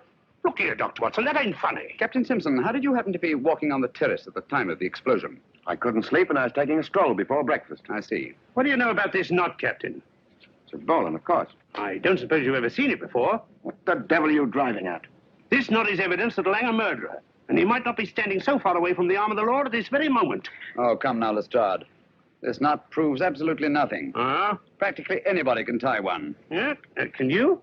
Yes, I think I can, Lestrade. There you are. Well, quite a knotty problem, eh? Ah. With your permission, gentlemen, Captain Simpson and I will go and make arrangements for the funeral of our friend. Come, Simpson. I wonder which one of the three remaining good comrades will be the next to receive the orange pips. Orange pips? Won't someone please tell me what's going on here? Where is that confounded woman with the brandy? Mrs. Monteith! Well, there you are. It's about time, too. Let's get on with the ceremony.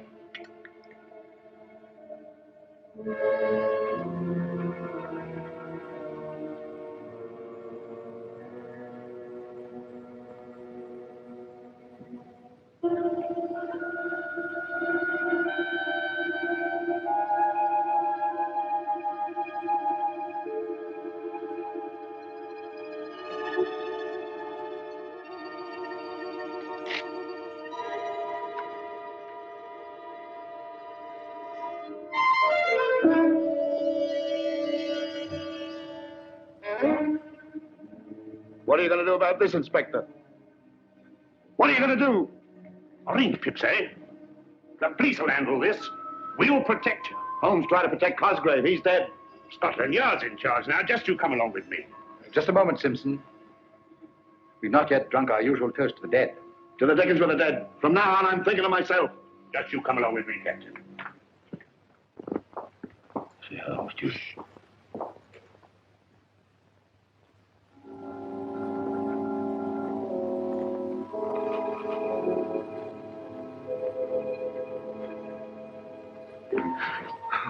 Oh, it's you, Inspector. My nerves are all on edge. Just want to make sure you're all snug, Captain. You're sure I'm safe here? Safe as the Bank of England. You're protected from every angle. On the terrace is Sergeant Bleecker, out of sight but on the job every second. While in the shrubbery is the local sergeant of police, ready to pounce if the blighter should come that way. That's fine, Inspector. While I myself guard the lower hall, hoping and praying the killer should come my way. Come on. Sounds very thorough, but I don't like it very well. Oh, go on. Tuck yourself in and relax. Scotland Yard will look after the rest. Good night. Good night, Inspector.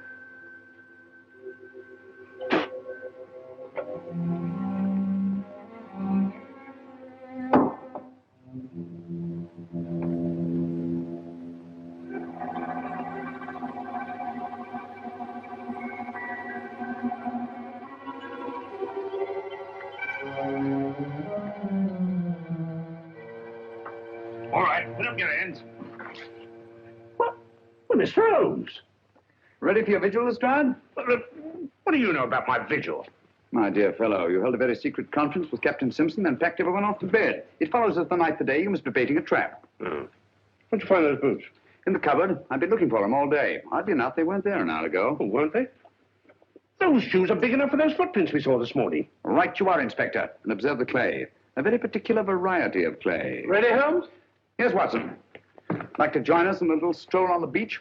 No, thank you. You and Dr. Watson go play in the sand as much as you like, but I'm going to stay right here to catch the murderer. Good luck. Well, if you get nervous, you know where we are.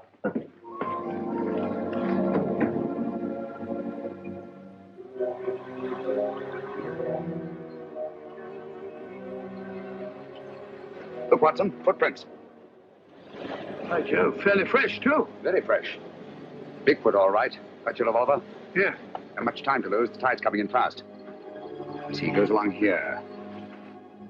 Wait a minute. Now he stops. To light his pipe. Observe the spilled tobacco and burned match. Now he goes on again. Wait a minute, here we are. Hello. What is it, Holmes? Another set of footprints. Bigfoot's been joined by somebody. This one's a smaller man. Now they go along together, side by side. Rather slowly, I should say, judging by the spacing of the footprints. Now Littlefoot goes up the cliff, and Bigfoot goes on alone. Hello. Something funny there. Footprints disappear altogether. Look out, Watson! Great Scott, Holmes, that was meant for us. Precisely. Well, there's nothing more to be done here. I have a strong feeling we are needed back at Draycliffe House.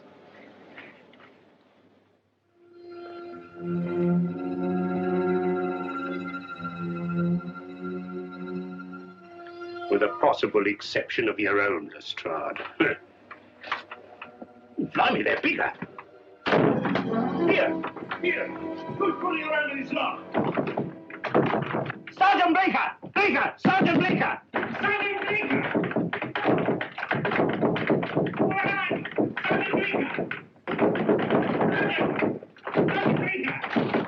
What has got... Oh, Mr. Holmes. Where's Simpson? He's in the... What? He's gone. I left him here on this here couch.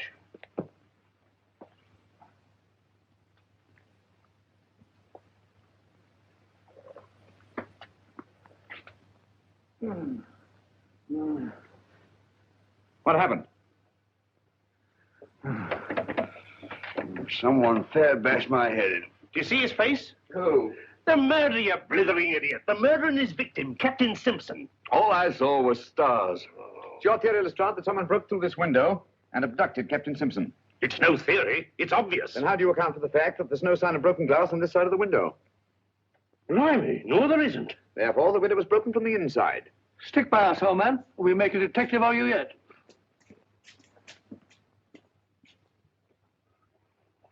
Ah, I say, what's happened? Captain Simpson seems to have disappeared. Disappeared my foot. He's run away. He really was frightened, you know. That's just what he wanted us to think. No harm would have come to him if he'd stayed, and he knew it. I was right in the first instance. He's our blasted murderer himself. Dear me. Captain Simpson, a murderer? Don't you worry, Mr. Alistair. We'll soon have him in jail before he can kill anyone else. Aye. You'll find him like the others. A corpse. Don't you worry, gentlemen. It's only just a question of time before we catch Captain Simpson. He can't have got far. My men will soon apprehend him. You know, this rather reminds me of a very similar occurrence. When I brought about the undoing of the notorious Professor Moriarty. You brought it about. It hadn't been for Mr. Holmes. Oh, well, of course, with the kindly assistance of Mr. Sherlock Holmes. We found him, Inspector. There you are. What did I tell you? Where is he? At the beach, sir. Dead? Oh, yes, sir. Quite. Dead? How did you know he was dead, Mr. Holmes? Elementary, my dear Lestrade. The pieces of the puzzle are beginning to fall into place. In what way was the body mutilated? But no arms, no legs, and no head, sir. Observe the recurrence of the pattern, Watson? I see. No man goes whole to his grave, eh? Exactly. Oh, dear.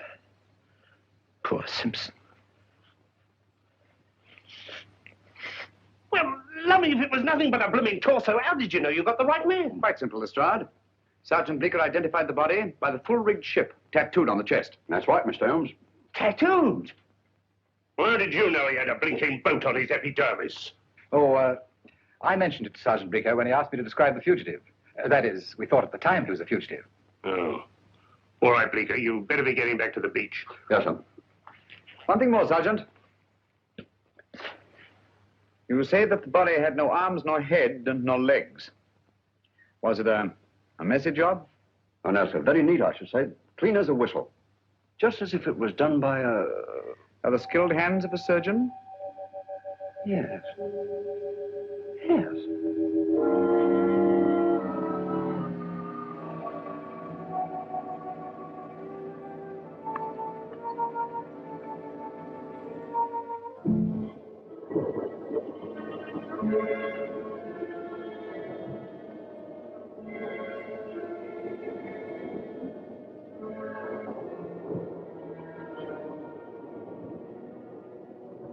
Our Inspector Lestrade of Scotland Yard. What? But... Excuse me, Inspector. Please, Watson. Thank you.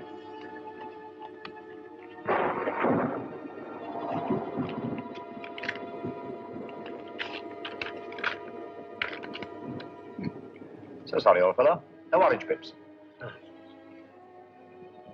Just a minute, that might be police business. Inspector Lestrade, must see you at once about the Deercliff mystery. Please come to my shop in the village as soon as possible. Alec McGregor. McGregor, the tobacconist. Where is his shop? Next to the inn. Well, I'd better be off. Mind if I come along with you? All right, Mr. Holmes. If you think you can be any help. I think I'll come along too. No, Watson, you stay here. These are the last two members of the Good Comrades. Their safety depends on you. You can rely on me, Holmes. Posse wine along with you, Holmes. Excuse me, please. Excuse me. I was afraid of this. Too late.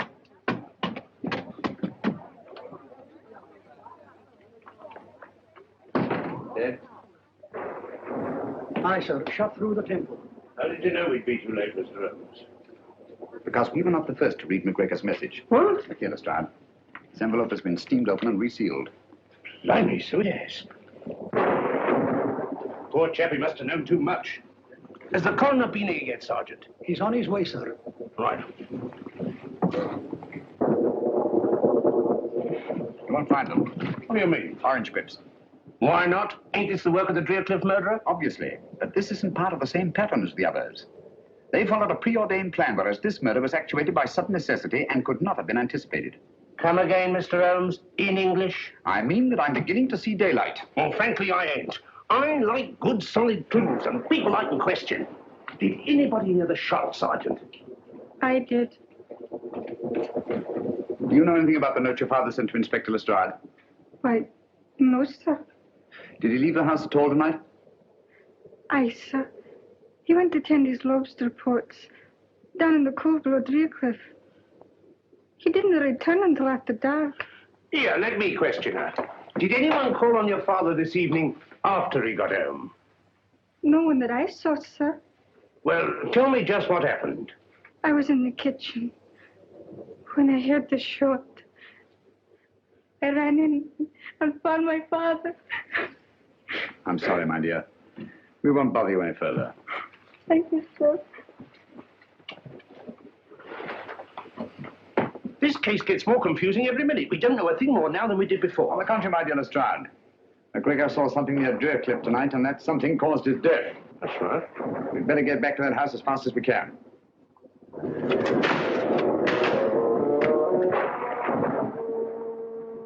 I'm glad to get back to Baker Street.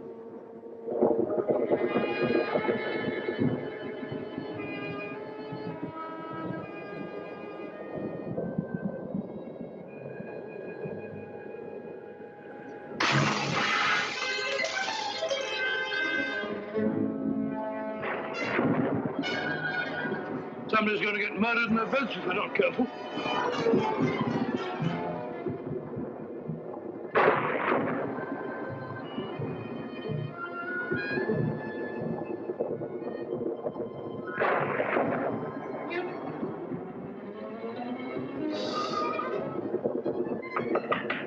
Hello? You there?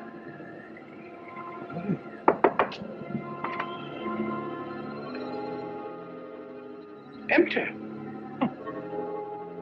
Very funny. Stolen thing. Can't have gone out in a night like this.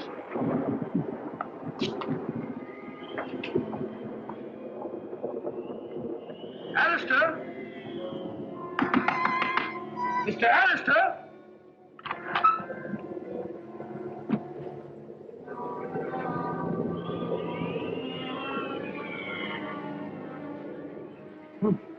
Gone. Mr. Alistair?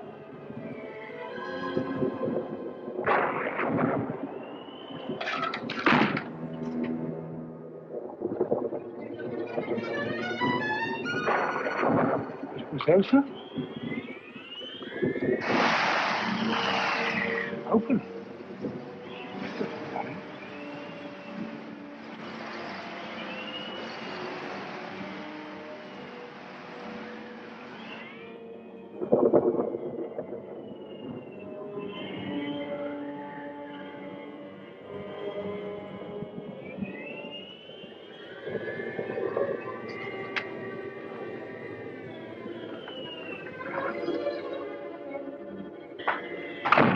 Both missing.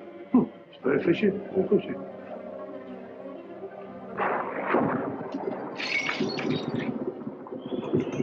Broken mirror. That's done it. 7 years bad luck. What's that? Mrs. Marquis! Mrs. Marquis! Wait a second.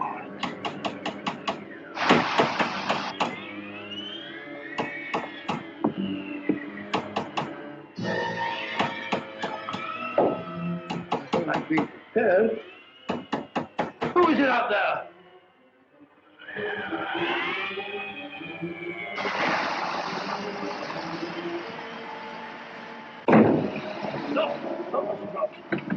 is Monteith! This is Monteith! Come down here, all right? Let's go.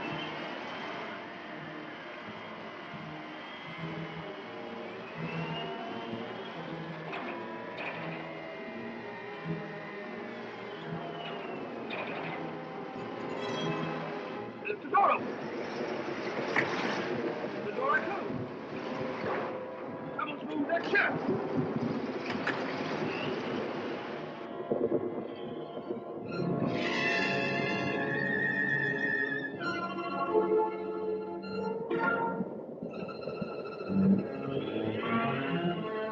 Stand still or I'll shoot!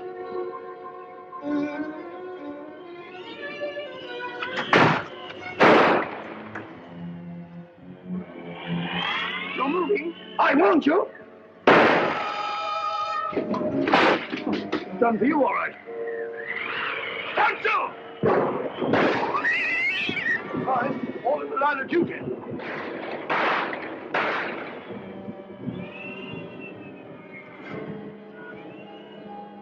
Who's that? Watson, what on earth are you up to? Holmes!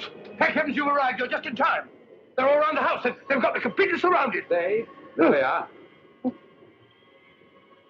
Great Scott. I feel ashamed. Got the wind up over nothing.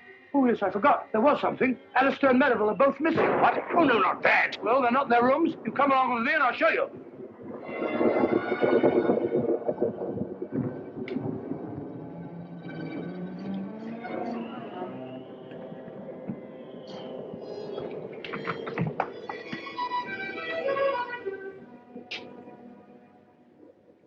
Anything wrong, gentlemen? Have you left this here room since you retired? Certainly not. I've been reading. What? What's the trouble? It's no trouble at all. Please forgive us.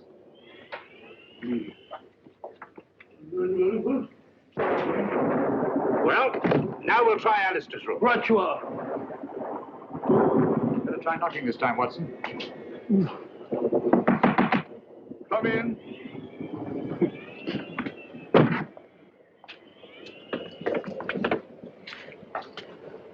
What is it? Have you been out of your room, Mr. Alistair? Yes, for just a few minutes. I went down to the kitchen, and I had such a nice glass of milk. Milk? Yes, it was most refreshing. Glass of milk. Don't disturb him. Glass of milk. He's lying, Holmes. Probably just one of your hallucinations, Doctor. Rubbish. And the word you start is hallucination. Whatever they are, they're just surrounded downstairs.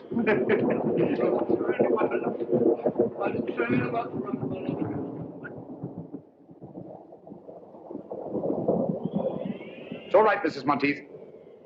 I heard noises upstairs. I thought the murderer must be a prowl again. What are you doing with that cleaver? But you've nothing to fear now. Well, I'll be getting back to bed. Not a bad idea. I've had enough of this for one day. Oh, Mrs. Monteith, please. The note you gave Inspector Lestrade, was it pushed under the door like the rest? Aye. Was there anything different about it this time? Think, Mrs. Monteith. Well, Yes? just before I found the note under the door, I happened to look through the kitchen window. And I saw a man running away from the house as if Satan himself were after him. Did you recognize him? No. He was too far away. But he was dressed like a fisherman. Well, hadn't we better go down the village and find him at once, Holmes? You'd only be wasting your time. Why? Because all the fishermen have gone off with the fleet, and they won't be back till tomorrow night. It's after 9 now. Are you quite sure the fishermen are coming in? Aye, sir, they always do. A long stretch and the water gives them an awful cast. Why, the boats must be in. Here they come now, sir.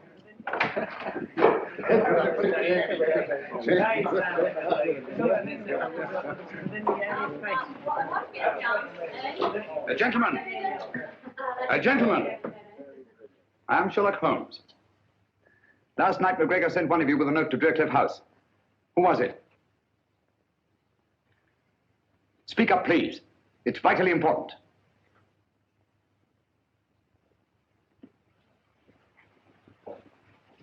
If I did take a note for old Alec, what of it? Perhaps you can help me to find his murderer. Where did he give you this? Down at the cove. He was waiting there when we come in from the net. What did he say when he gave it you? Well, he just asked me if I'd take it to Driercliff for £0.50. And I wouldn't have done it for a penny less. Because of the sinister legend of the place, eh? What else did McGregor say to you? Well, he asked me if I believed in ghosts. And I said, certainly not. And he said, no more do I. And he gave me the note and a half-crown. Thank you, my friend. You've been very helpful. A round of drinks for these gentlemen, with my compliments. Thank you. Watson? Helpful? I can't say anything very helpful about that conversation. All he did was talk about ghosts. What did ghosts suggest to you, Watson? I don't know. Graveyard? Exactly. Alec McGregor was buried today.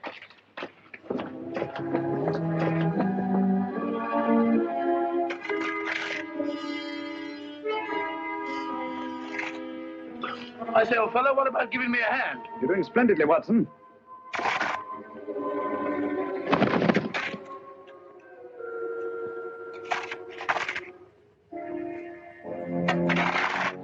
I say, Holmes, I never did trust any of those people from the start. Who? Who? Those so-called good comrades. And that woman. Who? Mrs. Monteith, naturally. Who do you think I met? That's old fella. Where are you? Who? You, Holmes, of course. Who? Oh. Be a nice little chat, Watson? Oh, there you are. Stupid bird up there.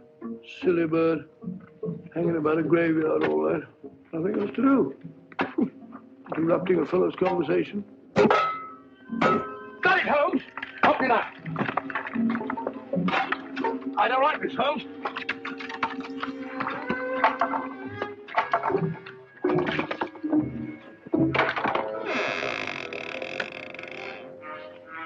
Amazing, Holmes. As I thought. Empty. Some body snatchers got here ahead of us. McGregor's corpse has been removed. What? Hurry, Watson. Come on, old fellow. There isn't a moment to lose. What's up, Holmes? Unless I'm greatly mistaken, there's about to be another murder. Who? You wall-eyed idiot. You don't shut up. Who? Who? You know what to do? Yes, sir. Get going and hurry. I'm afraid we're too late, Watson.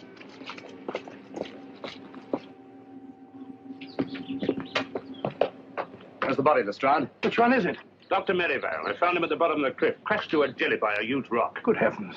I identified the body by the suit of clothes he was wearing. And his watch. So Alistair must be the murderer. Go right to the top of the class, Dr. Watson. He killed them all, one after the other, for the insurance money. I thought so. Obvious from the start. Yeah. What have you done with your prisoner, Inspector? Oh, he's safe enough. Safe enough? Yes, he's in the library. Perhaps I'd better go and keep an eye on him. Oh, you'll be all right, Doctor. He's handcuffed. Oh, pacing up and down. Just doing a bit of measuring, Lestrade. Oh, don't upset yourself, Mr. Holmes. You can't expect to solve every case. Ah, there you are. Suspected you from the start. Said to Holmes, that old fluff's too good to be true. But I didn't kill anybody. Really, I didn't. It's quite natural for you to deny your guilt. Criminal instinct. Oh, what? Nothing. Got any tobacco on you? No, I don't smoke. But there's Simpson's there. He won't need it anymore. Poor Simpson. Well, if Holmes can smoke the beast of stuff, I suppose I can. That's funny. This may be important. I must tell Holmes at once. Dear me. 28 feet. It checks exactly. Whatever that may mean. Means that the final piece of the puzzle is falling into place. You can have your puzzle. I've got the murderer. Oh! Come on, Lestrade.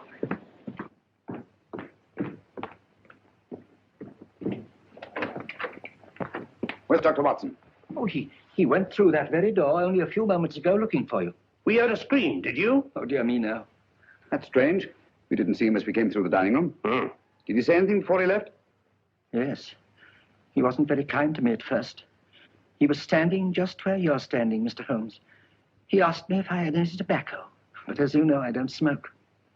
And I suggested that he might take some of Captain Simpson's. Well, he pulled out his pipe, and he was just about to fill it when he said, "Oh, this may be important." I must see Holmes at once. Thank you, Mr. Alistair. And don't you move. This wall measures 28 feet outside, and inside it's obviously several feet less. What are you looking for? The entrance to a passage. What passage? It could only be on that outside wall. Oh, we could knock the wall down for you, Mr. What you don't realize, Lestrade, is they're desperate. They'd stop at nothing, and they've got Dr. Watson. They use that. Get those candles, will you? All right.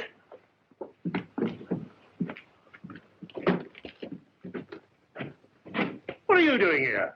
I don't like to be alone.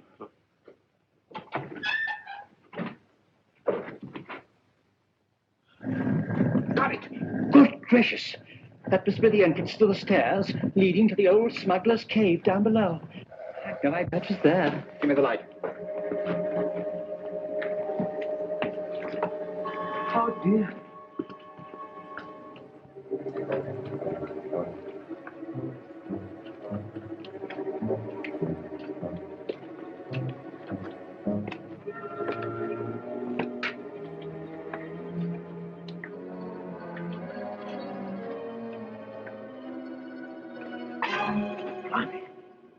Quiet, don't hear us. Who's they?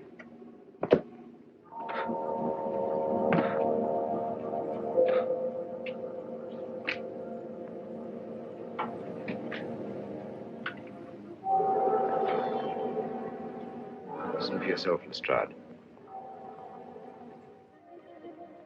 Lord Lavadoc.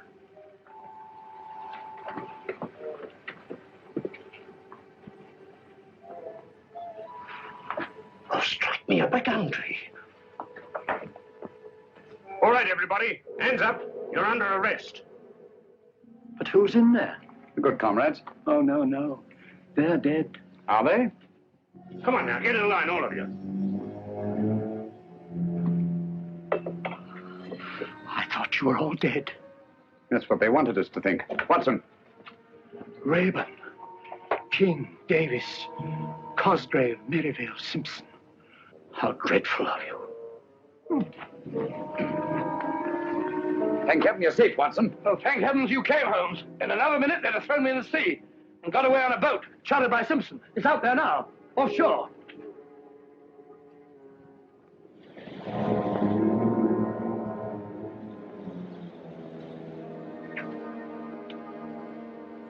Congratulations, Lestrade. You've bagged the lot. Ah, that's all right, Mr. Holmes. And may I congratulate you, gentlemen, on a very ingenious plan. I must confess, if you hadn't over-embellished it for the business of the orange pips, the sinister significance of the happenings at Drearcliff House might have escaped my attention altogether. You're quite eloquent, Mr. Holmes. And if Captain Simpson hadn't removed his tobacco from the library, you might still have effected your escape. Incidentally, Lestrade, I think you'll find that each of these gentlemen has his share of the insurance money, probably in a well-stuffed money belt. You fool, Simpson. I told you somebody'd noticed that tobacco jar. A fool, am I? Who asked this detective to come and stay at the house? He did. I had to, the way you and Merivale were acting. Shut up, Cosgrave. Don't tell me to shut up. You and your orange pips. You said they would divert suspicion, but did they? No. You and your orange pips fixed us. All right. Get back into line, all of you. Now, come on. You get back into line, all of you. Now then, hand over that money. Here. No more tricks like that. If it hadn't been for the sharp eyes of Mr. Holmes here, you might have shot someone. And I thought you were my friends. Such good friends. How could you? And never mind, my good man. You'll soon be in the dock with the rest of them. No, Lestrade.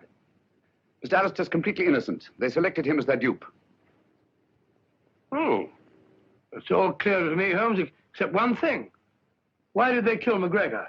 Because McGregor didn't believe in ghosts. One night on the beach, he saw a man he thought was dead. Probably our friend Bigfoot there, and was rash enough to write Lestrade a note about it. That note was his death warrant. Very pretty theorizing, Mr. Holmes, but you can't prove a thing. That remains to be seen. Lestrade, will you pick up Captain Simpson's revolver and have a look at it?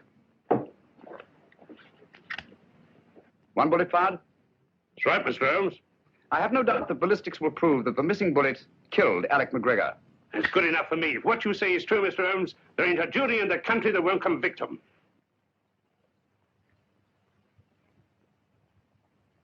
And so, just retribution has been visited upon the 6 members of the Good Comrades whose nefarious plan was unmasked in the nick of time. By the brilliant detective work of Inspector Lestrade of Scotland Yard. Of all the balderdash. Lestrade hadn't got the faintest idea what it was all about. I don't know, Watson. After all, we know who was responsible for solving the mystery of the Good Comrades. That's right. If it hadn't been for Mr. Holmes, that headline might have been about me. Mr. Holmes, one thing puzzles me. What? How do they manage those fake murders? Oh, elementary, my dear Chalmers, elementary. I can explain all that. Whenever there was a funeral of some old gaffer in the neighborhood, they dug up the body and dressed it in the clothes of one of their members.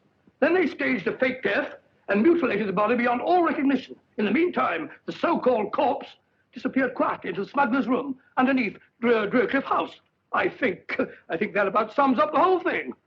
Tell me, Dr. Watson, in the simulated death of Captain Simpson, how do you account for the tattooing on the torso? Oh, the tattooing on the torso, well, Go on, Watson, tell him.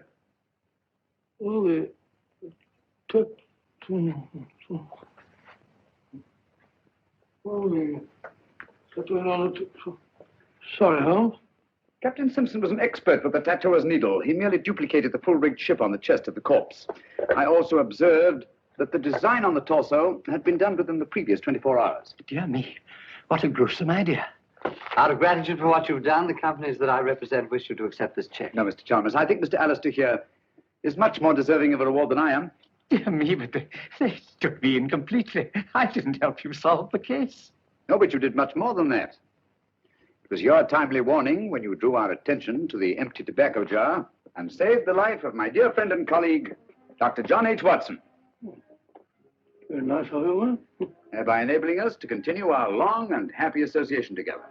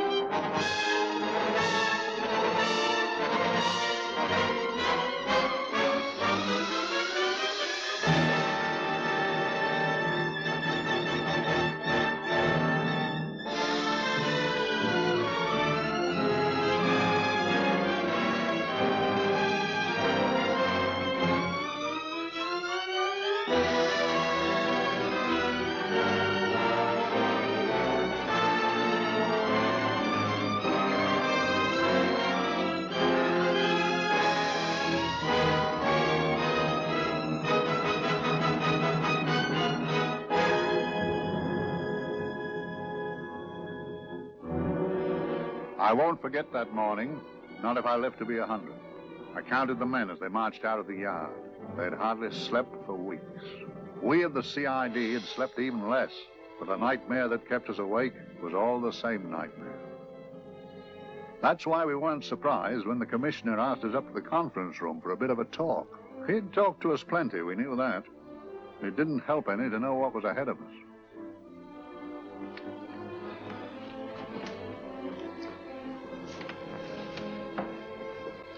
Must we have that window open, Gregson? Oh, shut it if you want to. Chief will be in enough of a temper without having a ruddy blast down the back of his neck.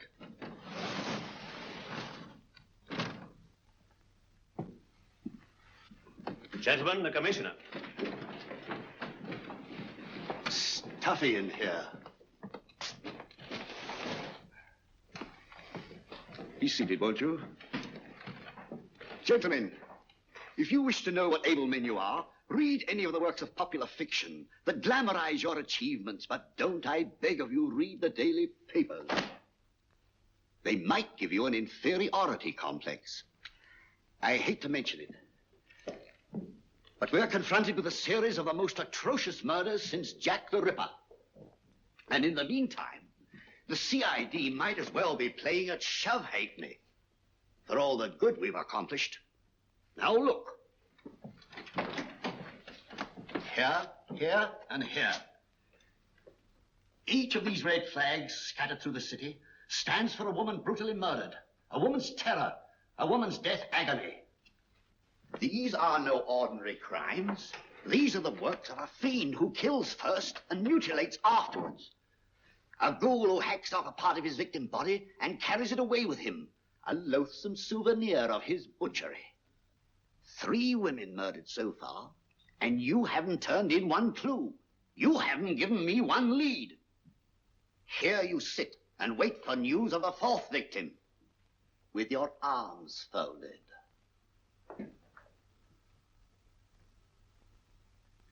Well, we hadn't long to wait. It was down Lambeth Way where a young woman was hurrying home late last night. She saw something and stopped. It was a constable. He spoke to her and he walked along with her, just in case. He saw her go down the stairway to the basement lodging where she lived. We can only surmise what happened after that.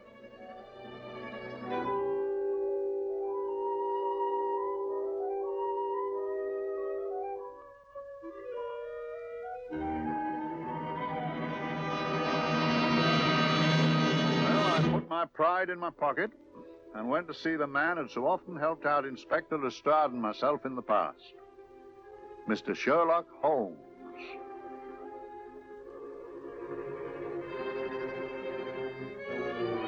If ever a man needed help, I did.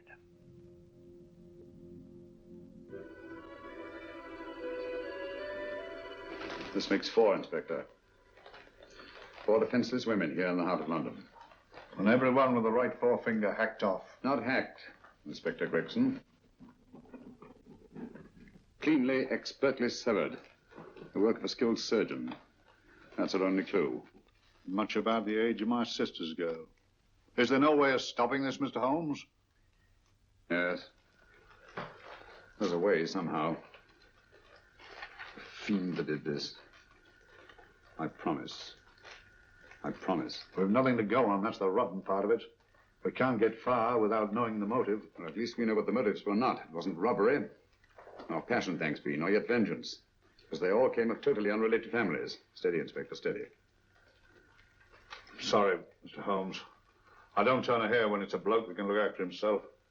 A little slip of a thing like that. Yes, it's horrible. Come on, let's get a drink.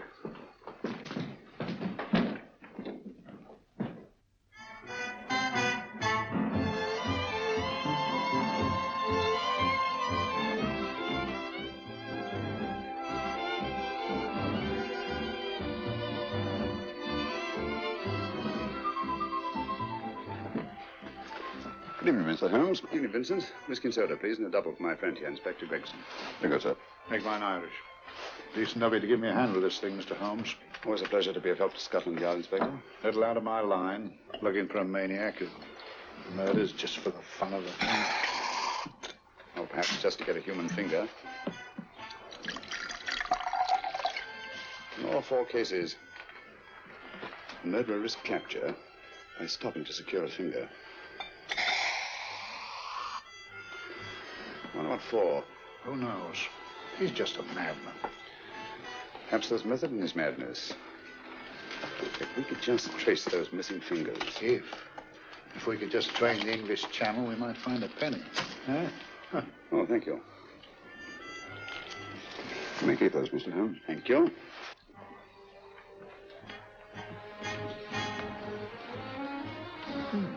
Sir George Fenwick, isn't it? Yes. Is that his daughter with him? Don't be so naive, Inspector. You know everyone, don't you, darling? Well, hardly. A week ago, I didn't know you. A week. How fast it's gone.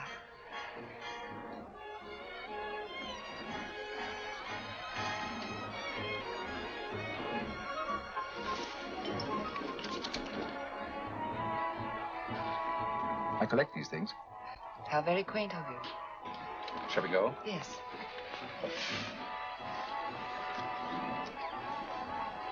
What are you looking at, Mr. Holmes? Again, a very handsome woman. Not fond of the purple, but giving an excellent imitation.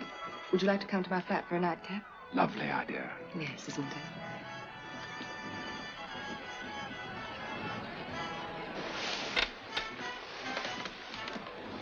I wonder where she's taking Sir George Fenwick. Don't be so naive, Mr. Holmes.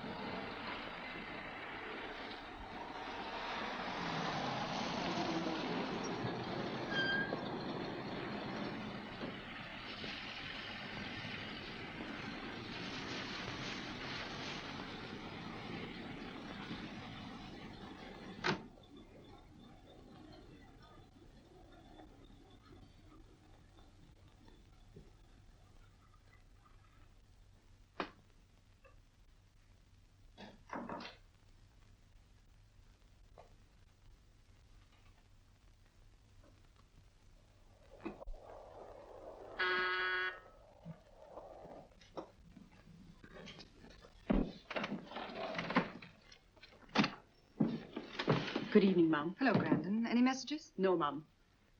Thank you. Drinks, Grandon. One of your nice surprises. Yes, Mum. I say, you don't mean that... Grandon's a marvel, aren't you, Grandon? Yes, Mum. You wouldn't believe the things she can do. Ah, charming place. Delightful. Really? You think so? I'm so glad.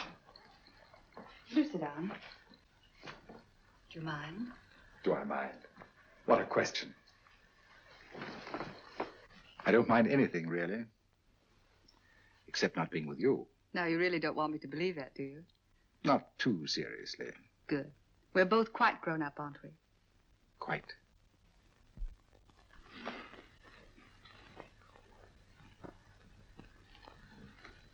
You're a treasure, Grandon.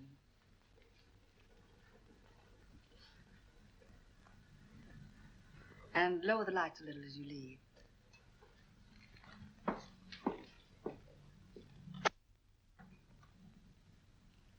I prefer a more flattering light. In any light, you'd be... Would I? And don't you know it? Perhaps I do.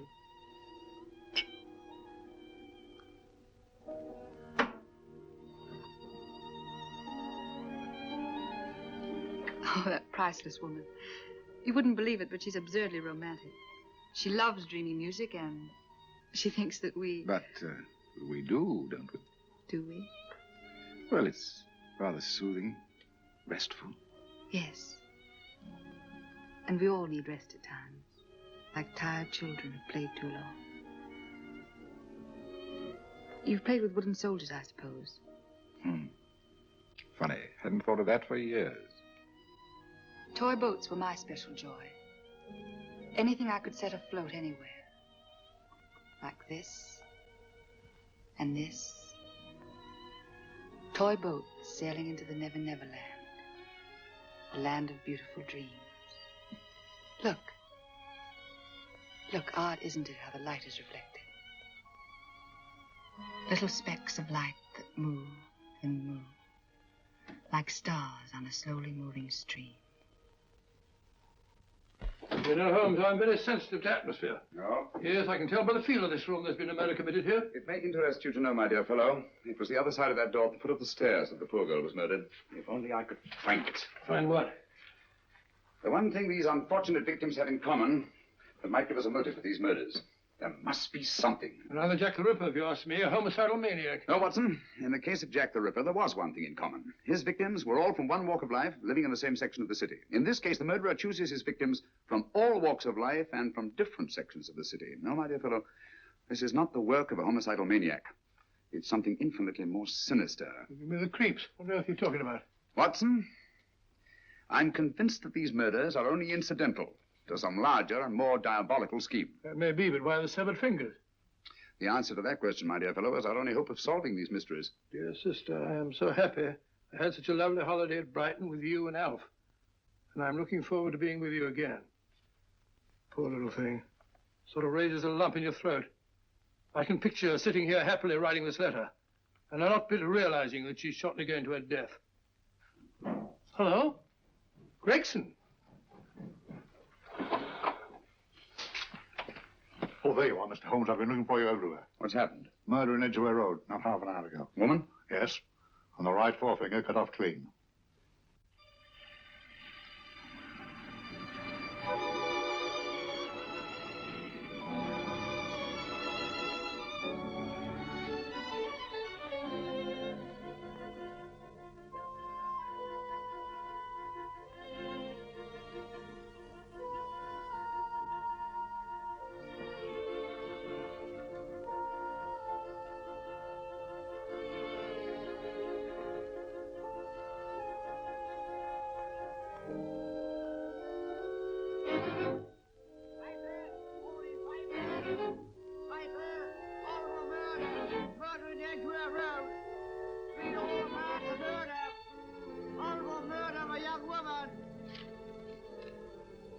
Get your papers!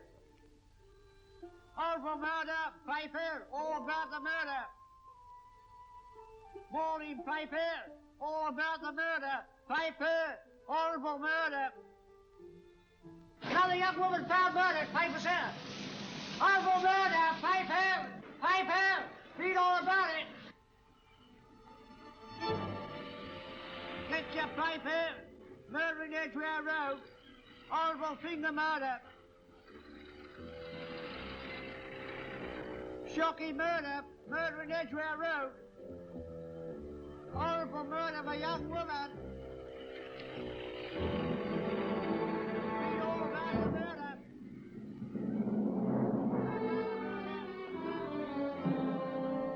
Only fancy, Mum. There's been another of those horrible murders. Dear, dear, how shocking. Yes, Mum.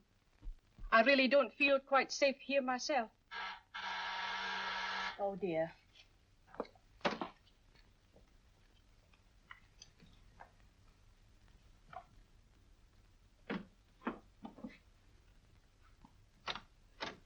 Why, Sir George! I must see Miss Marlowe at once. I don't know if she... I must see her. Where is she?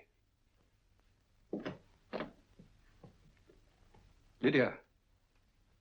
Why, Sir George, what is it? What happened? I don't know. You'll have to help me. You've got to help me. But I don't understand. Listen, I woke up a few minutes ago in a cheap boarding house off Edgware Road. I don't know how I came there. I don't know when. The last thing I remember is being here with you. Calm yourself, Sir George. When did I leave here? Well, it was about, It was 10:45, Mum. Precisely. You seemed, forgive me, just a little distressed. Detached, not interested. I thought I'd said something to offend you. I don't remember.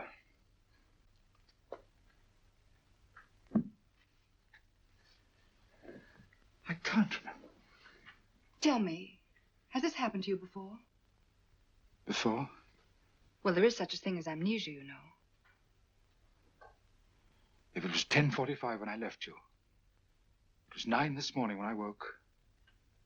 Over 10 hours lost. 10 hours that I can't account for. And in my pocket when I woke, I found... Here in my pocket. That isn't... Oh, it's not for you, of course. It can't be. Excuse me, Mum, but there's a man asking to see the gentleman. Send him away. Yes, Mum. No, please. I'll see him.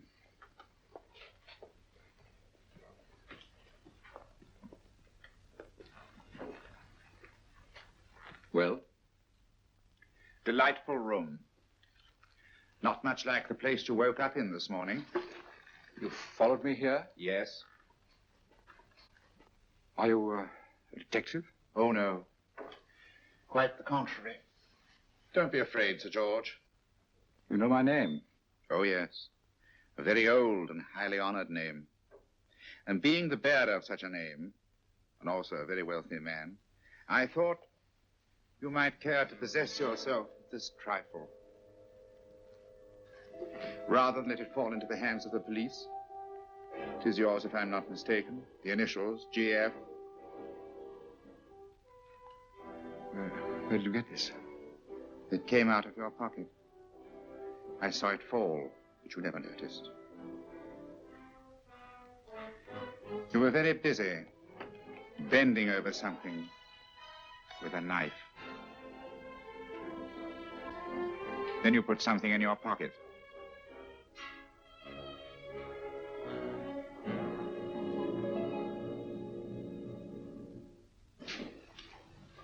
Come along, Holmes, come along, come along. How many more times must I tell you? You're missing a treat. This is delicious. Little jam tarts to follow. Aren't you tempted? You and your flesh pots. They tell me that fish is good for the brains. Brains haven't any. You realize that a whole day and a night have gone by since that bestial affair in Edgware Road? I'm as much in the dark as ever.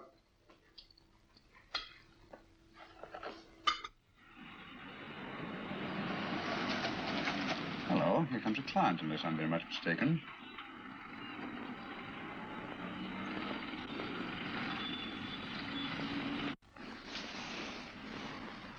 Well, attractive. Very attractive.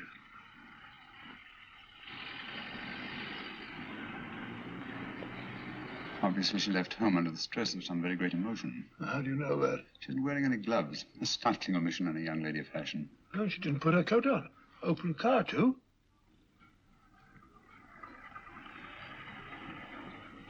Furthermore, there's something in that bag she wants to show me. What makes you say that? The bag doesn't match her dress, indicating it was picked for size rather than style, to accommodate some bulky object. You amaze me, Holmes. What do you mention, my dear fellow?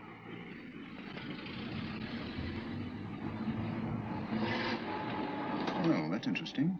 What is? A cab, turning at the empty house. I wonder why he followed her here. Oh, wouldn't you? Quite possibly with glasses.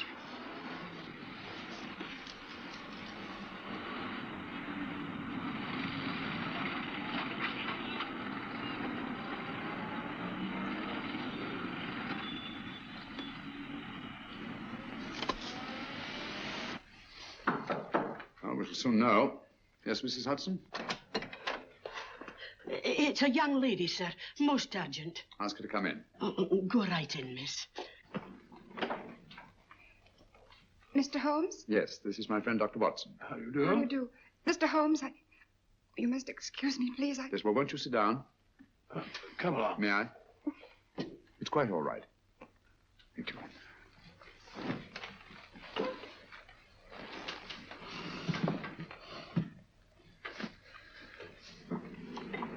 Now try to control yourself, Miss Fenwick. You're with friends. You know my name? No magic, I assure you. I've often seen your picture. You're the daughter of Sir George Fenwick, aren't you? Yes. It's about my father that I... What about your father, Miss Fenwick? Oh, I don't know what to do. He's always been the nicest, dearest person. Only since Mother died. Yes, we do. We know. So I didn't think anything of it when he was away all night before last. But he didn't come home until yesterday at tea time. Didn't come in for dinner at all. Just paced up and down in the library hour after hour. I begged him to let me in, but he wouldn't. Steady, steady. Now take your time. I couldn't sleep a wink last night. Then I started hearing things. Hearing things? What sort of things? I heard someone in the garden underneath my window. Then I saw a figure moving down the garden path. And I recognized my father, stealing through his own garden like a thief.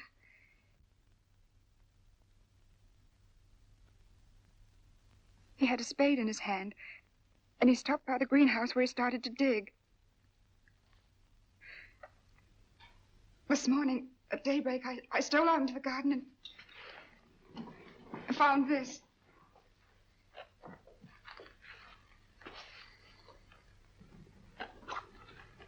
A finger. A human finger. Bring up Scotland Yard, will you, Watson? Ask them to get hold of Inspector Gregson and tell him to meet us at once at George Fenwick's house, Kingston. Operator, get me Scotland Yard quick. Where's my father, Norris? He's still in the library, miss. Thank you. We'll see him right away. Will you come with me, please? Thank you. I got your message, Mr. Holmes. Yes, indeed.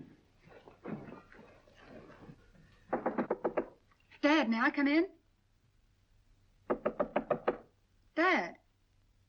It's funny. He doesn't answer. Do you mind? Please do. Thank you. Watson, quick. Oh, Come along, no, my dear. no, no. Take charge, Miss Fenwick, please. Sorry, sir. Now, miss, please. Please come along with me.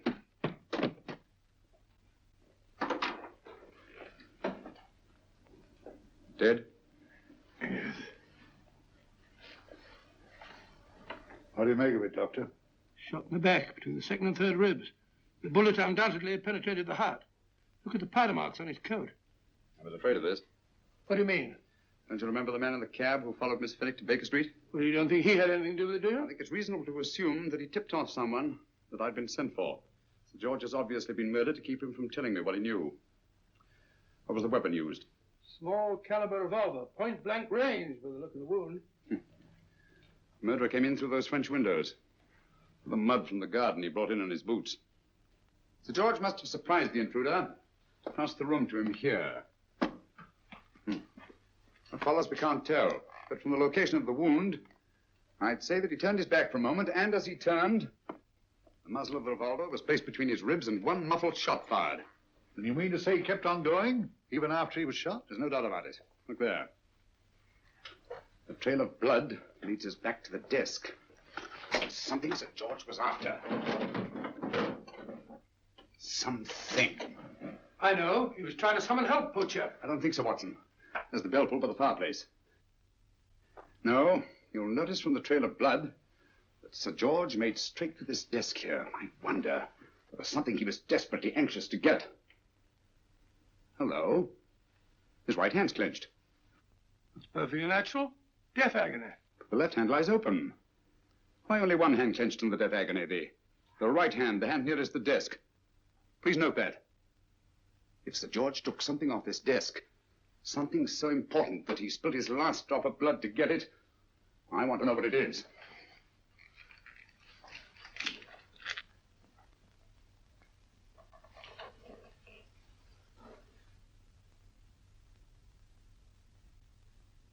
It's nothing but an ordinary match folder. Where does that lead us? I imagine to something very important, Gregson. This match folder's from Pembroke House. Why shouldn't it be? He was there, you know. We saw him yesterday. Yes, but the effort he made after he was shot to get hold of this match folder. It's just possible he wanted someone to remember Pembroke House. He may have wished to recall it to someone who saw him there. Someone who, like ourselves, saw him with a woman.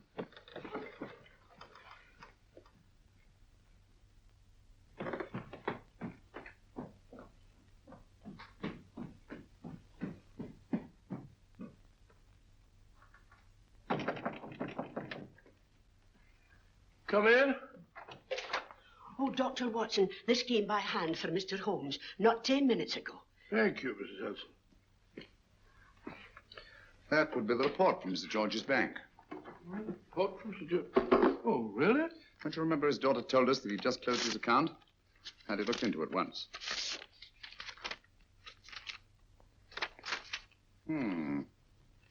He drew out his entire balance in cash, nearly £10,000, yesterday, just after that young woman was murdered. What does that suggest to you, Watson? That he paid it out to someone. Precisely. I smell the faint, sweet odor of blackmail. You don't think he paid it out to someone who saw him murder the McLean woman? Sir George never murdered anyone. But he did have that woman's finger, and he evidently did have and pay out a lot of cash. That's the terrifying part about blackmail, Watson. The victim is afraid to fight the accusation, no matter how false. Once the accusation is made, his name is smeared, and sometimes his life is ruined. Well, Sir George didn't commit these murders. What fiend did? I rather think they're not the work of any one man. Oh, come, Holmes. You don't expect me to believe there's a whole organization going about killing people and chopping off their fingers. No, it's possible, quite possible. Well, whoever's behind all this thing must be out of his mind. On the contrary, my dear fellow, if my assumptions are correct, this little scheme has behind it the most brilliant and ruthless intellect the world has ever known. You don't mean Professor Moriarty? I do. Oh, steady, Holmes. You've got him on the brain. This is the third time in as many months you've suspected him of unsolved crimes. He's dead, you know. Is he? Is he? You know he is. He was hanged in Montevideo, well, over a year ago. I know that someone was hanged in Montevideo under that name. But I'll stake my reputation that Moriarty is alive and here, now in London. Hello? Yes, Dr. Watson, wait a minute. You me? No, yes? This is Dr. Watson speaking. No, I'm afraid I've retired. I don't practice anymore. What? Oh, that's a different thing. An emergency case. Well, just a minute. Yes? Yes, well, see, she's not moved. Remember that? Don't touch her till I get there. Fractured case in McCardle's Mews. Heavy woman. 14 stone. Look at dust. 14 stone. Just the sort of person who would hoist herself up on a stool to feed the canary. There ought to be a law against fat people keeping little dicky birds. Well, so long, old man. I shan't be very long. Haven't used that bag since I brought little Amelia. What's her name in the world? She grew up to be a very unattractive child. Well, who wouldn't with a name like Amelia? Oh, Amelia. Amelia.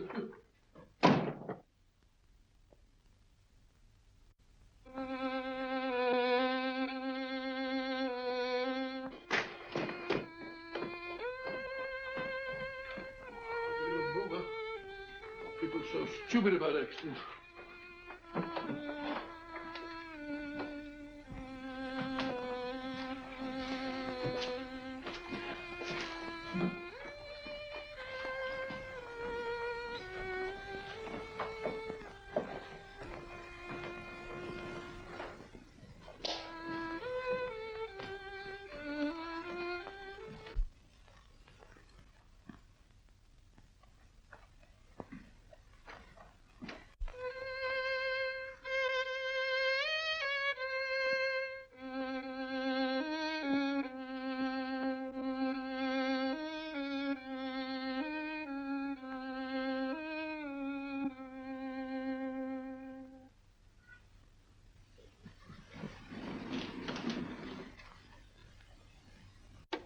Oh, Professor Moriarty. Not that I wish to appear inquisitive, but to what am I indebted for the pleasure of this visit? Scotland Yard will be interested. It's very convenient for me to have Scotland Yard think that I'm still dead in Montevideo. I never dreamed of fooling you. Thank you. The thought occurs to me, Mr. Holmes, that there are some advantages in living within the law. You're very comfortably fixed here, aren't you? As I get on in life, the little comforts appeal to me more and more. Oh, I beg your pardon. Won't you sit down? Thank you.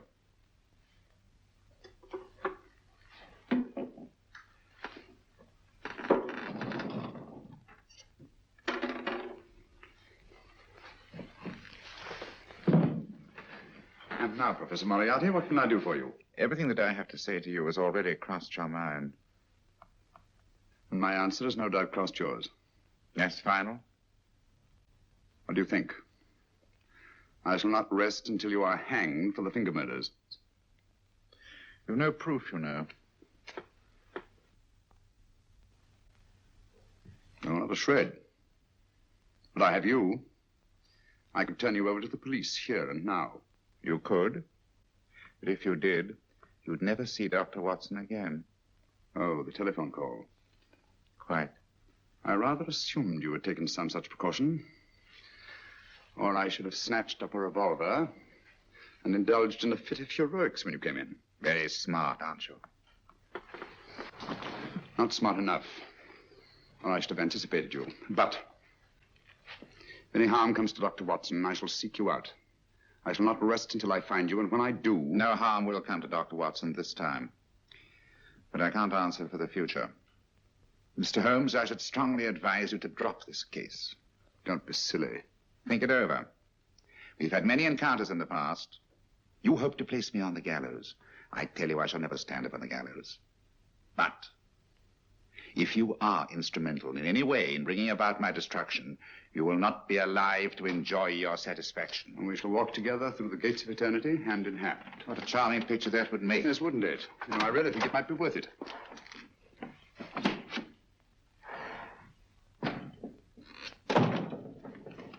Shoelaces, Governor? Tons a pair. And strong enough to hang yourself. How many more times must I tell you I don't want your filthy shoelaces or your company? Shoelaces, Governor? Blasted impertinence. Run along, my good man, or I'll give you in charge. Shoelaces, Governor?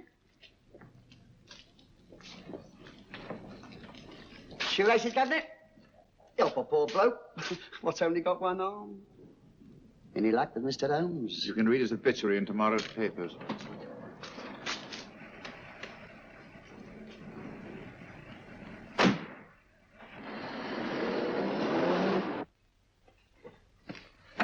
Oh, there you are, Watson. Come in. I was, just going out to look for you. Look for me what for? Suppose you don't think I know my way about. Well, you're right, I don't. Blast all practical jokers anyhow. Know where I've been? On a wild goose chase. Exactly. There's no such number in McCardle's Muse. Some fool's idea of a joke. Did you see anyone? No, nobody especially. Only a whining old idiot selling bootlaces. Persistent beggar, wasn't he? Stuck to you like grim death. Huh? How do you know? And finally left you for someone who looked like better pickings. Someone, my dear Watson, was Professor Moriarty himself. What? He's just called on me. Moriarty here and you let him go? But you must be out of your mind. Why? Well, he bluffed me into believing that he was holding a friend of mine as hostage. Friend of yours who? Oh, nobody very important, just a fat, lazy fellow. Medical man, I believe. Medical man? Do I know him? Yes, I think you do. Fellow by the name of Watson. Watson, never heard. Who, me? I'm afraid so, old fellow. Your street hawker's job was to do away with you in a certain contingency. And you let Moriarty go? Because of me? I had no choice. I can't afford to lose you, old fellow. Well, it's very decent of the old chap, I must say, but... I wish you'd nabbed him. We shall, never fear. I know the motive for the finger murders. All I have to find out now is the method used with the blackmail victims. Method? Yes. How does Moriarty get them to the scene of the crime? How does he plant those severed fingers on them? And how does he scare them into believing that they may have committed those atrocious murders themselves? Curious.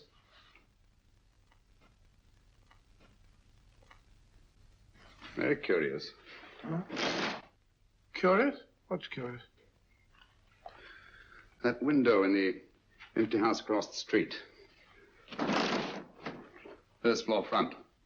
Huh? What's wrong with it? It's open. Why shouldn't it be open? Well, it wasn't open half an hour ago. I'll stake my life on that. Well, it's not our business. Let it stay open. I wonder if you'd go over, old fellow, and see what's the matter. Oh, trespassing. Against the law. Very well, I'll go myself. Oh, well, if you're going to put it like that, ridiculous waste of time. Going about shutting windows at this hour of the night. Yeah, you better take this torch. Well, take what? Dignified job for a doctor. Dr. Watson, the torchbearer. And what do you propose to do? Sit in a comfortable chair, I suppose, and read a good book? That's a very good idea. Yes, very good idea. While I play night watchman, you have a nice read. Mm-hmm. Good night. Have a good time. Have a good time? What do you mean, have a good time?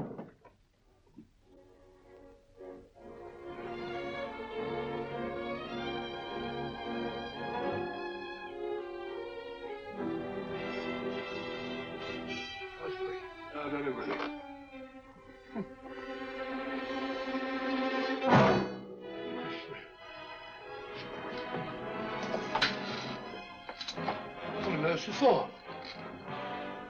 Oh, umbrella stand. Pretty little thing to keep about the house. Must have been a pet.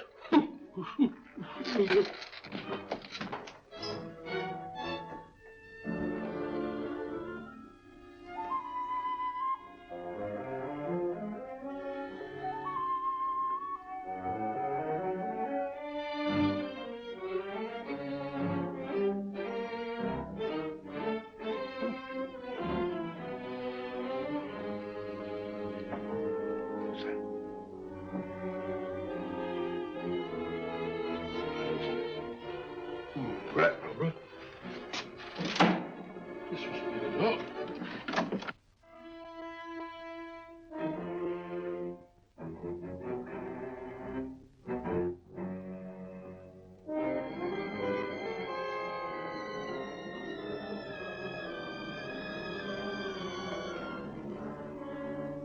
While he sits comfortably reading a book.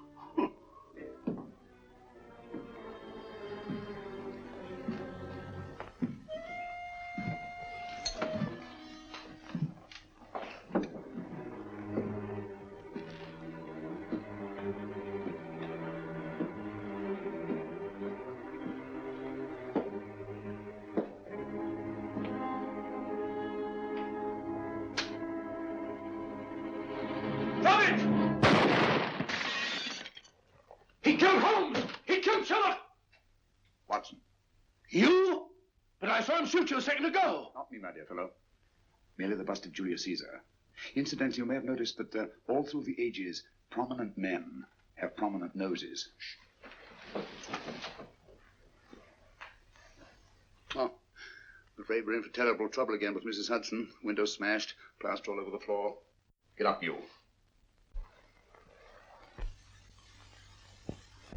Corporal Williams, Middlesex Regiment. Discharged from the army as physically unfit.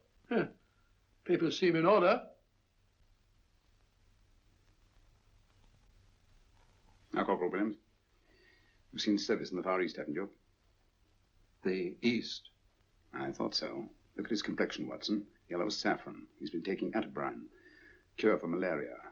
Sniper, aren't you? Sniper. Why did you try to kill me? I had to kill him. I had to. Oh, snap out of it. Stop it, Watson. He's shamming. No, he isn't. Who told you to kill me? She told me. She told you? She told me I couldn't miss. Well, luckily you did miss, you murderer. He isn't a murderer, Watson. Listen, Corporal Williams. She told you you had to do it, didn't she? I had to do it. I've got it, Watson, I've got it. Got what? The method used in the finger murders. Well, what is it? Hypnotism, my dear fellow, hypnotism. And it wasn't against his nature, that's the devilish part of it. They picked a man for their purpose whose job was sniping. Who are they? Professor Moriarty and his finger murderers. Williams spoke of a woman. I think you'll find that she asked him home tonight for a drink. Nice quiet rooms, soft lights, music. You've got it all pat, Mr. Holmes. What's the lady look like? Oh, up 30, nice figure, blonde, lustrous eyes. Oh, really? Got a phone number? Oh, so? Williams will give us her address. Look after him, Gregson. Don't let anyone come near him. He's our key witness in the finger murders. Well, I hope you're guessing right, Mr. Holmes. Get up, Williams. Now, go with Inspector Gregson anywhere he tells you. Come on. Yeah. Ring me as soon as he comes to himself, will you? I will. Good night, gentlemen. Good night. Well, if you believe that fellow Williams was hypnotized, I suppose you think Sir George Fenwick was hypnotized too. Yes, I'm quite sure of it. Have a cup of tea? Thanks, old boy. Nothing to eat. But why didn't these people make Sir George do the murder himself? Because they didn't want to get him hanged. They wanted to blackmail him. Well, who do you think the actual murderer is? One of Moriarty's gang. A diabolically simple technique. Kill a woman. Yes. But why cut off the fingers? My dear fellow, don't you understand? The severed finger is what links the blackmail victim to the murder. He wakes, finds the grisly thing in his pocket. He doesn't know how it got there. He's no idea that he's been hypnotized. For all he knows, he may have committed the atrocious crime during some dreadful lapse of sanity. In that state, when he's utterly demoralized, the blackmailers take over. Is that it? Undoubtedly. You see, they swear that they saw him commit the murder. And, being human, the victim will pay anything rather than stand trial on a charge that will make his very name loathsome. Oh, it all fits in if you believe in hypnotism. The only possible explanation. You think the hypnotist is that woman with the blonde hair, the lustrous eyes, the woman you invented? I didn't invent her. I saw her. What on earth are you talking about? That woman, my dear Watson, was with Sir George when he left Pembroke House. I saw her there. I shall see her again, and Williams will lead me to her. That's why it's so important to keep him safe. He will identify her.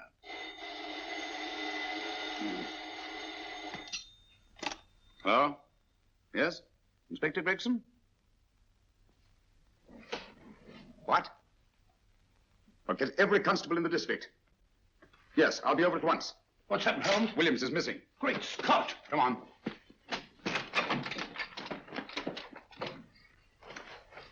Lorry crashed into Gregson's car. During the confusion, Williams disappeared. Escaped, eh? No, kidnapped. To keep him from talking when he came to. You don't think that Moriarty... Moriarty? Anything is possible.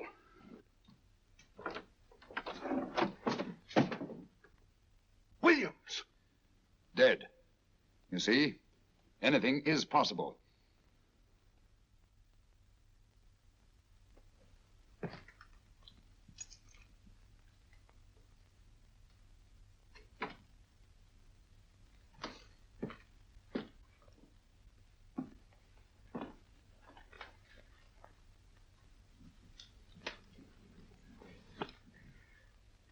Oh, good morning, Professor Moriarty. You startled me. I'm dressing another dolly, a dear little nurse. Is there anything wrong with your finger? Just a splinter. Nasty things, splinters. Most trying. One can't be too careful, but I'll get it out for you. I have the very instrument to help you. Sharp enough to split a hair. Put those tools away until they're needed. But they're not tools, sir. They're instruments. Put them away. Is Lydia in? Yes. But really, you should let me. Get dressed. Holmes and Watson just left Baker Street for the Mesmer Club. Mesmer Club? The meeting place of all the top hypnotists in London. Do you suppose that Mr. Holmes is onto our method? If he suspects, it's merely a suspicion. It's our business to see that it ends there. I hope you're right. Williams passed away before he could talk, remember? What do you want me to do? Go to the Mesmer Club, meet Holmes, and induce him to come back here. Isn't that a bit dangerous? Every meeting with Sherlock Holmes is potentially dangerous. However, you say he didn't see your face at Pembroke House. And how would you suggest I get Mr. Holmes to accompany me here? Kidnap him? Oh, no. Holmes has one weakness, his insatiable curiosity. If you can arouse that, you can lead him anywhere. It's up to you to take advantage of any opportunity that may arise. This way, please, gentlemen. I'll tell Dr. Onslow that you're here. Thank you. So this is the Mesmer Club.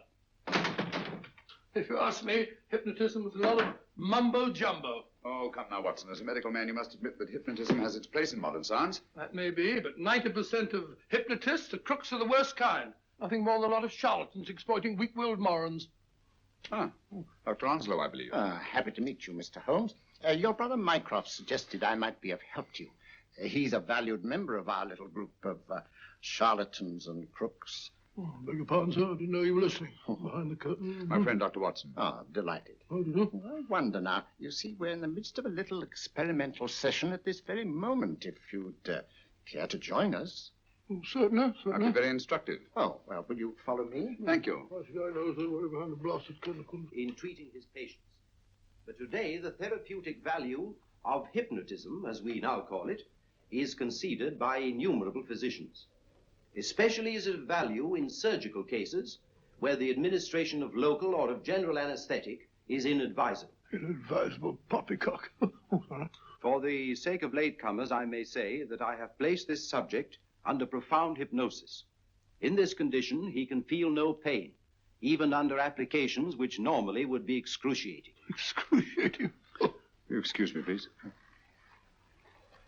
Carter, you are having a peaceful sleep. You feel nothing. Your arms and your hands are without sensation. Mowbray, the long needle.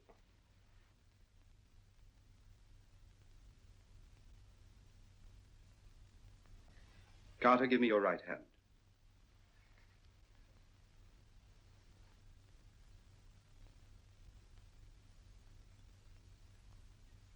As you observe, the needle has been thrust completely through the subject's hand. No feeling, no pain. This lack of feeling is the one infallible test of profound hypnosis. Nonsense. Fellow's full of drugs. Oh, isn't he? Definitely not, Doctor. Wake up, Carter, wake up. You feel well and rested, remember. No pain anywhere. Wake up, wake up. I say, when are you going to begin? All through, Carter. Stand up. This way, sir. And, are these all the people that come here? Oh, no. Others keep dropping in all the time. I suppose it's all right for those who believe in it, but of course, I'm a professional man myself. Then you don't believe in hypnotism, Dr. Watson? Oh, I don't deny that there are certain types of hysterical, feeble-minded people who go under if you point your finger at them. But anyone with an ounce of character... How right you are. You see right through our little artifices, don't you, Doctor? Right through, my dear sir, right through. Right so. But with the feeble-minded, as you say... excuse us, Mr. Holmes. Certainly. Step over here, won't you? Certainly, sir. Anything to oblige. Let me show you how easily we charlatans take advantage of them. Now, sit down, Doctor. Now, we set a thing like this in motion. It's wonderful, the attraction on the feeble-minded, of course. The continuous motion, if they just let themselves follow it. Of course, you could stare at it till doomsday, Dr. Watson, with no effect at all. Still, it might make you a little drowsy, like the white ribbon of road at night when you're driving. The rhythm is smooth, unbroken, and the road goes on and on, round and round, always the same, winding and winding. And you're drowsy, you're tired. Let the road come into you, as it were. The long road, the smooth road, the road to sleep. Sleep.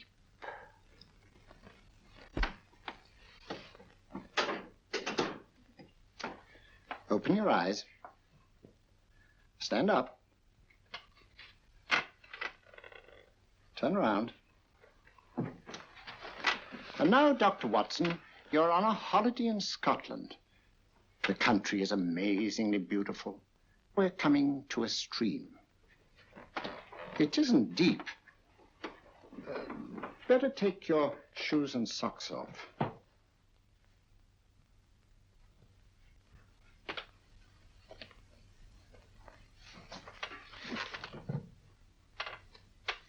Roll up your trouser.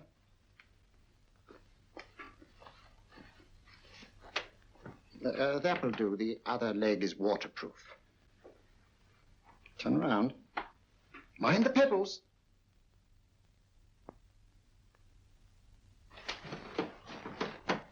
Sit down.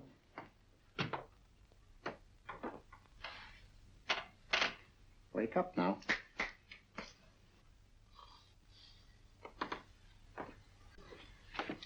I see. What I tell you, it didn't work with me. Why, nobody with an ounce of character...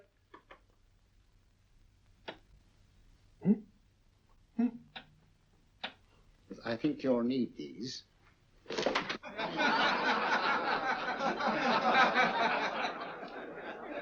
Going to laugh at? Watson, she's here. Oh, the woman you're looking for? Yes, I'm going to meet her. Perhaps I can induce her to take me to Moriarty. Do you think it's wise, Holmes? May not be wise, but it's essential.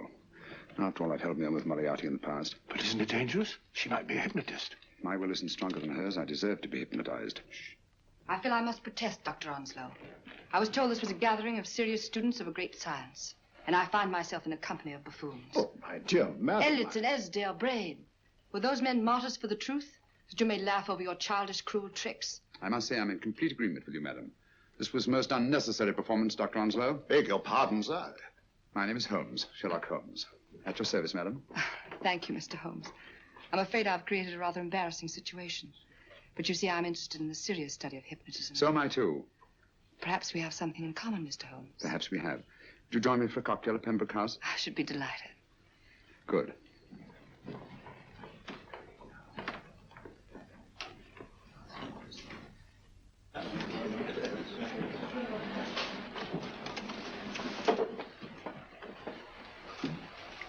Thank you. I didn't know there was such a pleasant place in London. It was so nice of you to suggest our coming here. I thought a little picking-up would do us good. You mean you thought I looked... I like the way you look. Thank you. I suppose I did lose my head a little at the Mesmer Club. But you see, hypnotism is almost a religion with me. I know so well what it can do to help, heal, And I can't bear to see it used for trivial purposes. I know very little about it. That's why I went to the Mesmer Club. You see, I'm rather puzzled just now with the case that I'm working on. How fascinating. Tell me about it. It's the murder of Sir George Fenwick. Fenwick? Who's he? Quite a well-known figure. Odd now I come to think of it. Last time I saw Sir George was here at Pembroke House. Strange. Yes, isn't it? He was sitting, I believe he was sitting at this very table. Cigarette? Thanks. Do go on. There was a charming lady with him. He was lighting a cigarette.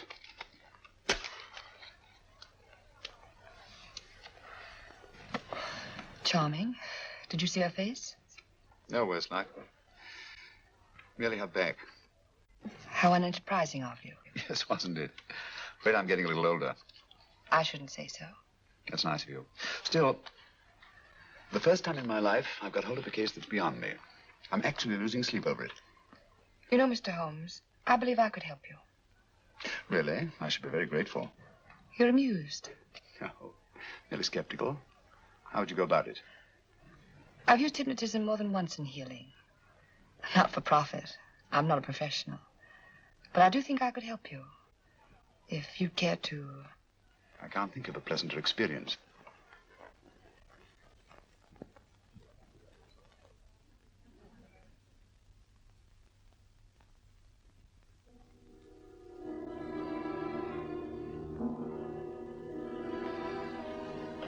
Low lights, music, is that all there is to it? You must relax, Mr. Holmes. I'm afraid you're a rather difficult subject. So I thought perhaps a little help. Materia medica might be advisable. Drugs? No, I'd rather not, if you don't mind. As a matter of fact, I'd rather not myself. But Schrenk-Notzing, he practiced in Munich, you know. Believed it the best means for difficult subjects. Do you mind? Well, as a matter of fact, I don't approve of sedatives. Just as you wish. We don't have to go on with this at all, you know. Wait a minute. Wait a minute. All right. I'll take a chance. It's really quite harmless. What is it? Cannabis japonica, an oriental soporific. You need water.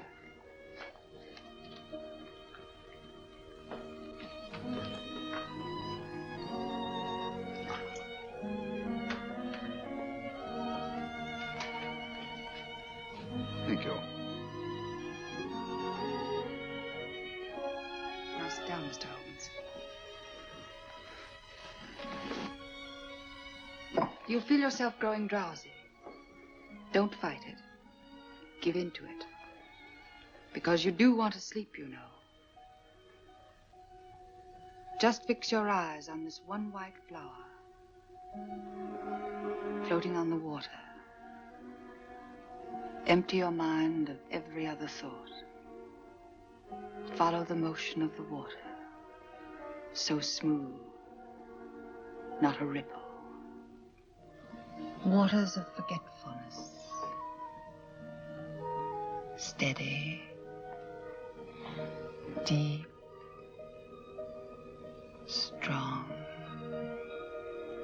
Strange, isn't it? How the light is reflected. Little specks of light that move and move.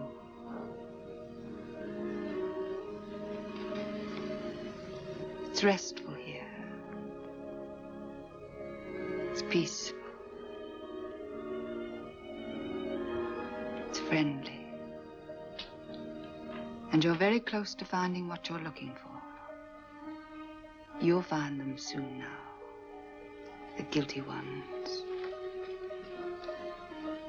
When you're rested, gentle waters closing over you. Steady, deep, strong. Drawing you down, down, down.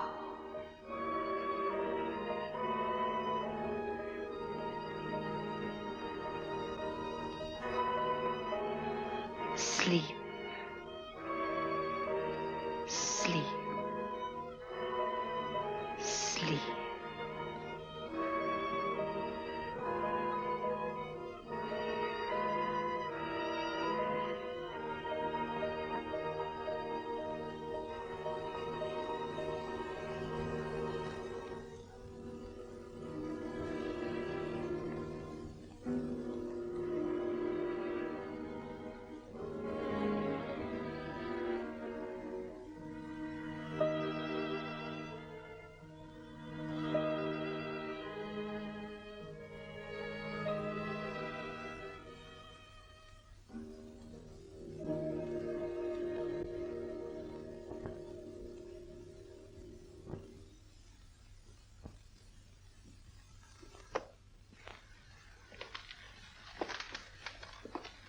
Here he is, Professor Moriarty. Stand up, Mr. Holmes.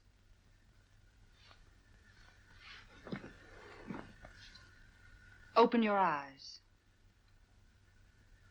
Face this way. Are you satisfied? We are dealing with a clever man. He may be shamming. There's just one infallible test for profound hypnosis. You ready, Dr. Simnel?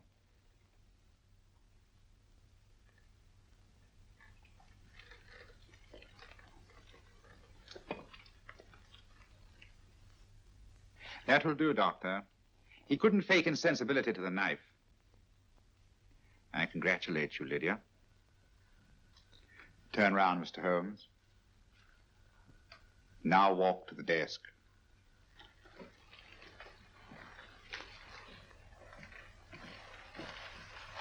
Sit down. Take that pen and write what I tell you to write. I have at last found a case which I cannot solve.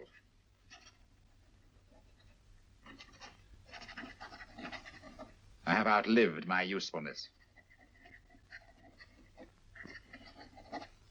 Therefore, I have decided to end my life.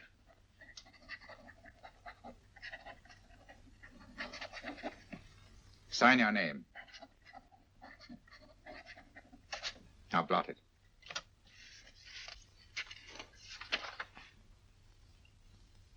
Fold it up and put it in your pocket. Come, Mr. Sherlock Holmes. Go out onto the terrace. But it won't look like suicide, sir. I'm sorry, but Mr. Holmes' injuries must all be self-inflicted. Let's walk a little, Mr. Holmes.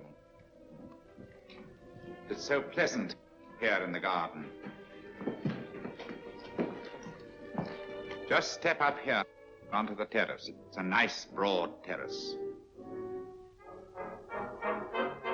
Now turn to the left and walk slowly to the end of the terrace.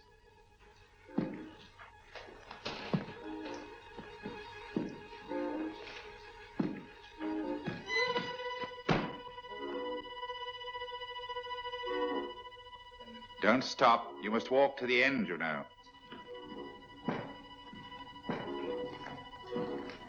The end leads to an open doorway. You can pass through it in perfect safety. In the room beyond the doorway, you'll find what you've been looking for.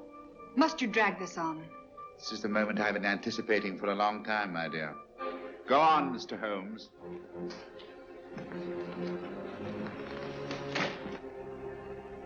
Through the open doorway, you will find a man responsible for the finger murders and the death of Sir George Fenning. Professor Moriarty. Holmes! Stand still. What a beautiful view, Watson. I'm quite enjoying it. No, you're not. You're hypnotized. You're under a spell.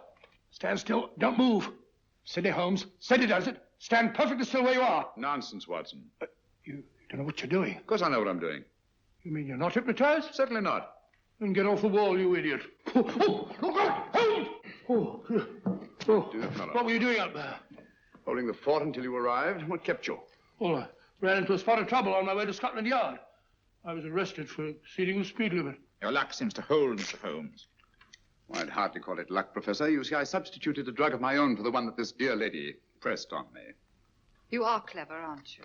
A drug that, although it leaves the subject conscious, renders him quite insensitive to pain. That accounted for my lack of reaction to Dr. Simnel's knife. Well, Gregson, quite an impressive haul. Even Inspector Lestrade himself couldn't have done any better. Thanks, Mr. Holmes. Take him away. All right, put her in the van. I was right, Mr. Holmes. You are a difficult subject. Thank you. And now, Professor, our score is settled. Au revoir until I see you on the gallows. The rope has not been made that'll go around my neck. Come on.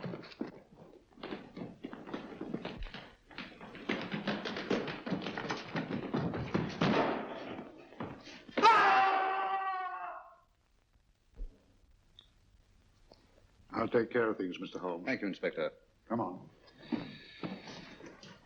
An evil man, Holmes, but what a horrible death. Better than he deserved.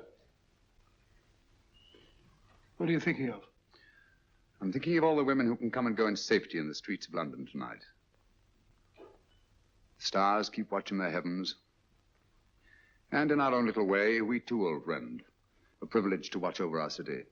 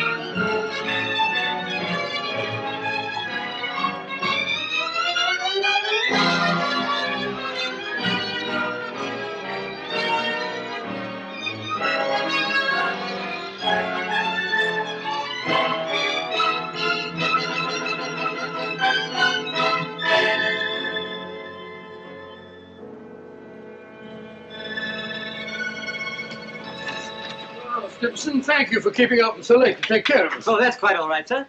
This gun is an excellent selection, Mr. Holmes. You ought to get plenty of grouse. Grouse are little birds, not worth the trouble of eating after you shoot them. You wait till you hook into your first salmon, old boy. Well, mind you have everything at Baker Street first thing in the morning, Stimson, because if we're not in Scotland by the time the salmon stop running, the fish will hold Dr. Watson personally responsible. I'll have everything at your rooms first thing in the morning. Thank you. Good night. Good night, sir. Good night, sir. Good night. Good night. Good night. Ah, Scotland.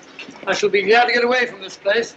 The smell of heather after rain, the crisp night air, with the stars shining clear in the sky. Bed in the bush with stars to see, bread I dip in the river. There's the life for a man like me. There's the life forever. Huh? Robert Louis Stevenson. The Treasure Island fellow? Yes, and many other lovely islands too, Watson. Hello. Oh, so the old girl has lost her emeralds, eh? Now, Holmes, you promised no more cases until our holiday's over. Don't worry, old fellow.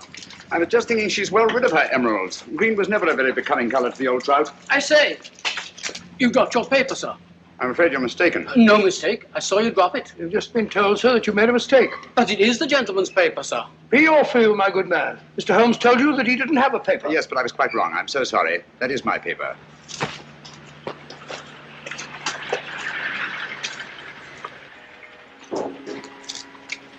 There are times, Holmes, when your behavior is utterly inexplicable. Oh, I'm sorry, sir. May I recommend a visit, gentlemen? A visit where, sir?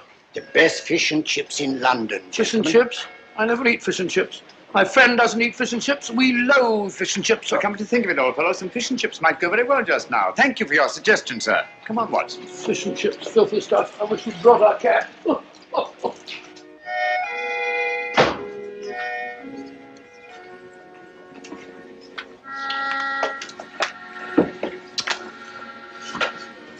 Hello, Ducky.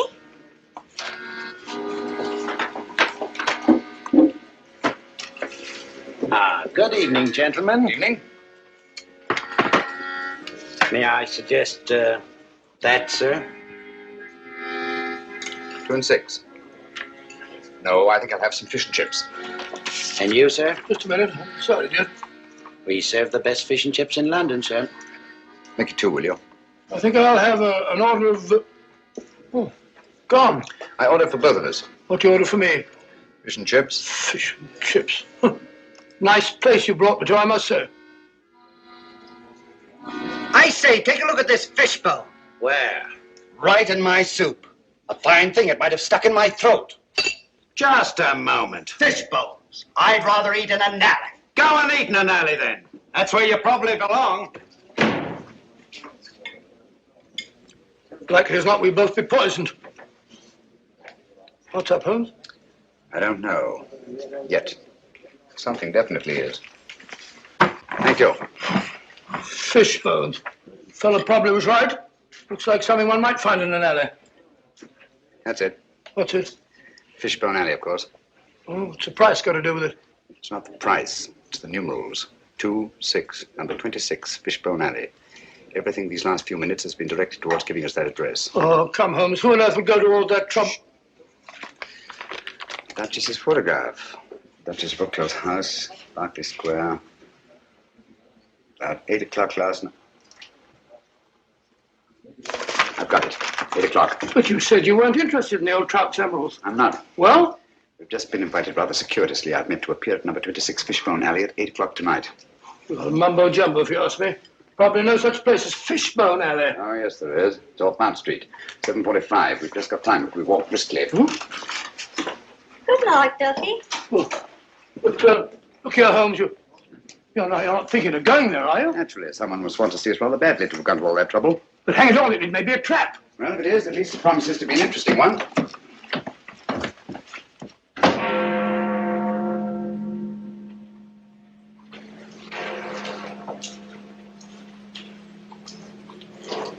Sinister-looking place.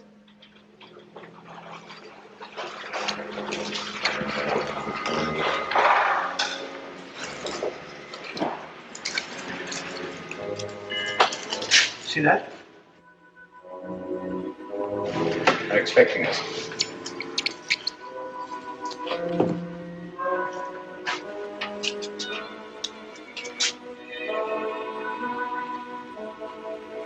Look out, Holmes. Careful.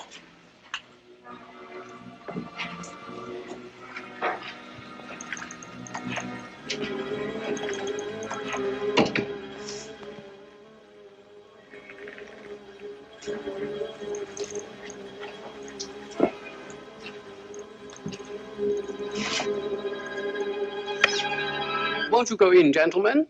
Thank you.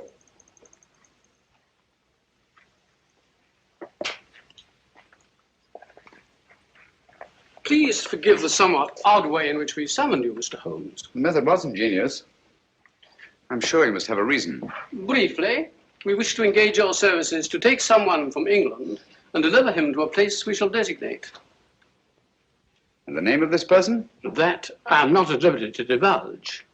Gentlemen, I'm not accustomed to working in the dark. I bid you good night. Mr. Holmes, 1 moment, please. We are prepared to pay any sum you name, Mr. Holmes. I assure you this is a matter of international importance. My dear sir, I realized that when I encountered the Prime Minister of Rovinia lurking outside an oyster bar in Soho, apparently for the sole purpose of stimulating my appetite for fish and chips. You deserve your reputation, sir. I take it that you brought me here on a matter pertaining to the death of His Majesty King Stefan in an automobile accident last week. His Majesty was not killed in an automobile accident, Mr. Holmes. He was assassinated. It's a great loss to the whole democratic world. Won't you sit down, Mr. Holmes? Thank you. Roger.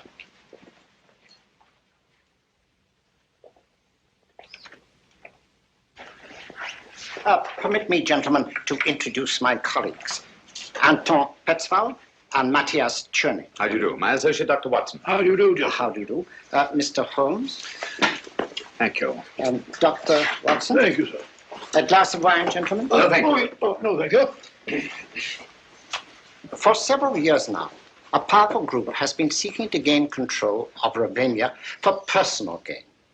The assassination of His Majesty was their first step in that direction. It is to prevent the second step that we have sent for you. For the sake of our people, it is imperative that King Stephen's son Nicholas be returned safely to his country. Is he here in England? Oh, yes. His Majesty has been educated at one of your public schools. A wise move, sir. Sound, very sound. Do you feel that you yourselves are unequal to your task? We are up against a clever and ruthless group to whom we are all well known. Are they aware of His Majesty's identity? Oh, no. No one knows but ourselves. His Majesty was brought to England as a child incognito. Have you made any plans for his return to Ravinia? We have a plane in readiness to leave tonight. However, several stops will be necessary en route. And at any one of these stops, His Majesty's life may be attempted. Mr. Holmes, for the sake not only of our country, but for liberty and good government everywhere.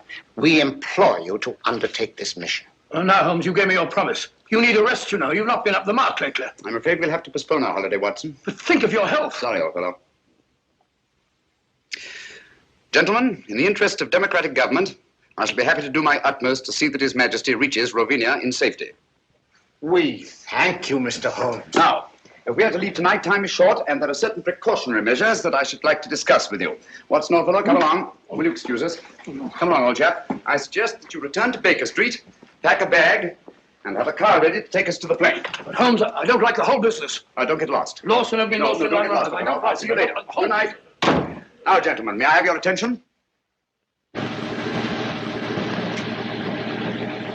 Certainly a forsaken spot for an airfield. Certainly is. I feel like one of the babes in the wood. Look out, Holmes, who's that? I imagine we've reached our destination.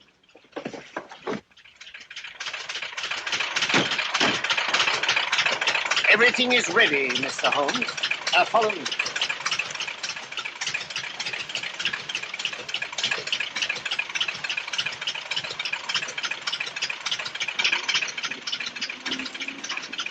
Your Highness, may I present Mr. Sherlock Holmes? How do you do, sir? And Dr. Watson. How do you do, sir? Delighted to meet you, gentlemen. I appreciate your kindness in undertaking this mission. Oh, not at all, sir. I am sorry, Dr. Watson, but I'm afraid you will not be able to accompany Mr. Holmes after all. The plane we had expected to use developed engine trouble, and this, as you see, is only a three-seater. Well, just a minute, sir. Where Holmes goes, I go too. Well, I know, but... Well, first we lose our holiday, now this. I don't like your going off alone, Holmes. I don't like it at all. Come now, Watson. Whatever we must do in a good cause must be done. Look here. Rovinia isn't very far from the Mediterranean, and it has some excellent fishing. Why don't you take a boat? I'll meet you there. We'll have our holiday after all. Come to think of it, there's a boat sailing for the Mediterranean tomorrow. The Friesland, Swedish Africa line, cargo and passenger. I have some influence with the director. Oh, that's very kind of you, sir. It's not just that I mind giving up our fishing, Holmes. You know that. But hang it all, I want to be of some use. And you can be, definitely. I can be? Would you excuse us, sir? Okay. Watson, I don't like this convenient accident. Too many people seem to be in on this secret. When our antagonists discover we've separated, it's more than likely you'll be followed. So I want you to make yourself as conspicuous as possible. Decoy, eh? Sort of sitting duck. That's right. Oh, hello. Be on your guard constantly. Be wary of strangers. And whatever you do, don't breathe a word regarding my whereabouts. Don't you worry, Holmes. You can trust me. I know I can. So long, old fellow. We must hurry, Mr. Holmes.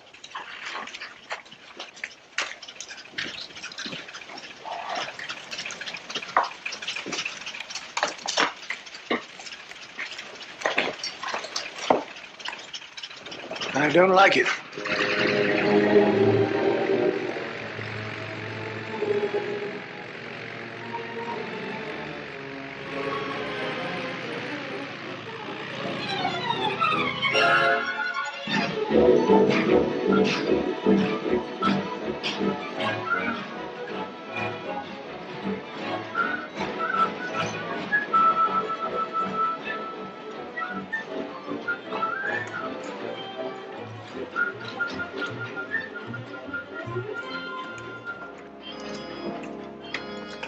Oh, my name's Watson, Dr. Watson. Oh, yes, Dr. Watson. I'm very glad to have you on board, sir. My name is Johansson, the purser. Good morning, good morning. May I? Will you take Dr. Watson's baggage to cabin 8, please? Yes, sir. Sanford will be your steward. Good, good. Have you a cabin trunk, sir? Naturally. One doesn't go to the Mediterranean without a change of linen. Quite so, sir. Oh, be careful of those fishing rods, young fellow, my lad. There you go, sir.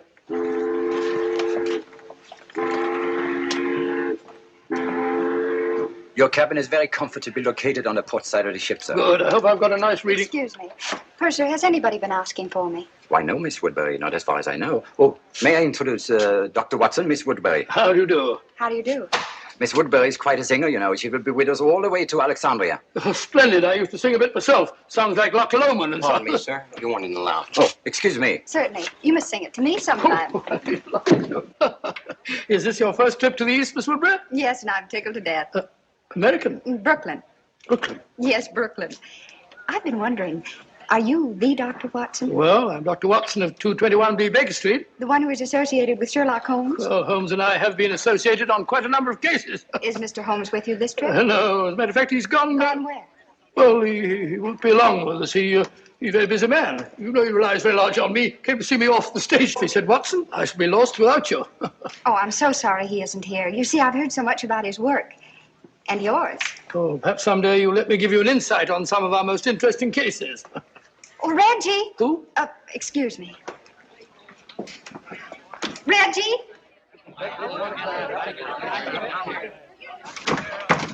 I was afraid you wouldn't get here in time to see me off. Here you are, Sheila, and try not to lose it again. Heavens, where was it? I thought it was in my cabin. You left it in my office yesterday. Now try to hold on to it.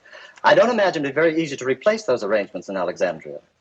You can forget your music more often than any singer I've ever managed. I should have a secretary. All ashore! All visitors ashore! That might be a slight hint. Or you'll find Hassan a nice chap to work for. I hope I make good. You will. Good luck. Thank you. And don't lose it again. Oh, don't worry. I won't let it out of my sight this time. Sorry, sir. You have to go ashore now. Goodbye, Reggie.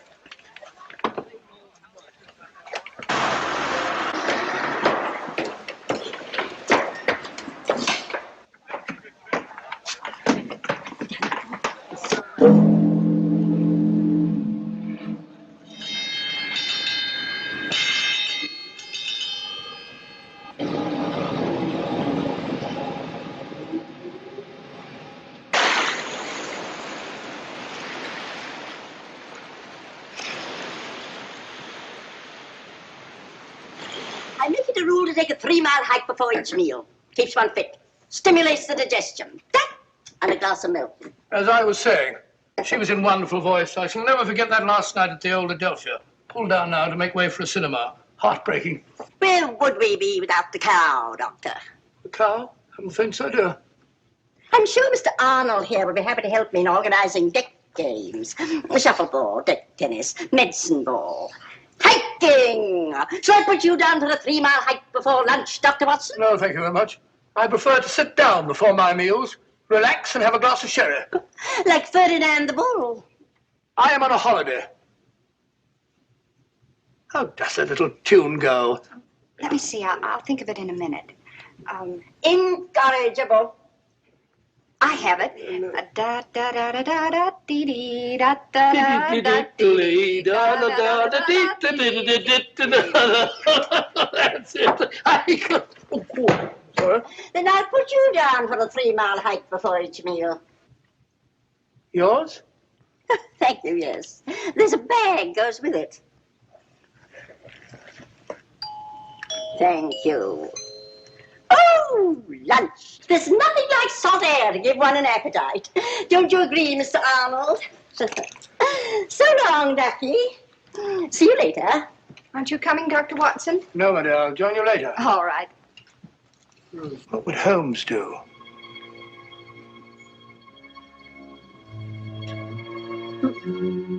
I said sherry, Stewart.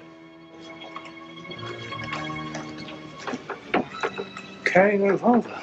That's suspicious. And I tell you, so long as no one on the boat knows of our mission... Things can't be kept quiet indefinitely. Certain factions are still fanatically loyal to their royal line, you know. For enough money, the people will forget there ever was such a king. And once we have the body... Shh.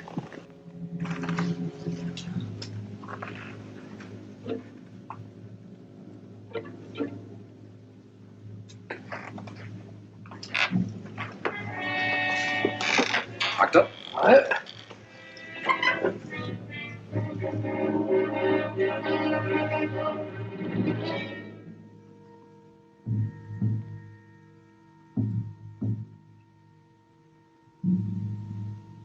Small gray plane. 2 white stripes.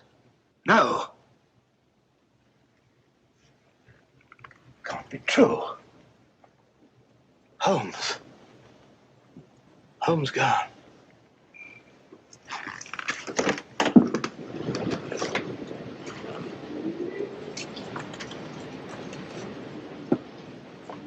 Dr. Watson. I beg your pardon, Dr. Watson. What is it? I'm sorry to bother you, sir, but there's a gentleman quite ill in cabin 7. The captain asked if you'd mind seeing him. No, I can't see anyone now. We have no doctor aboard, sir. I've retired from practice. Well, the captain requested it, sir. The captain? Oh, where is he? So just follow me. It's the cabin adjoining yours, sir. Right this way, sir. The doctor is here, sir.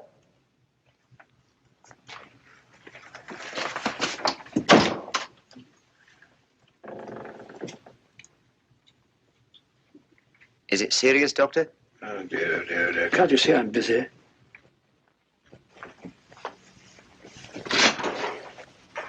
Thank you, Sandra.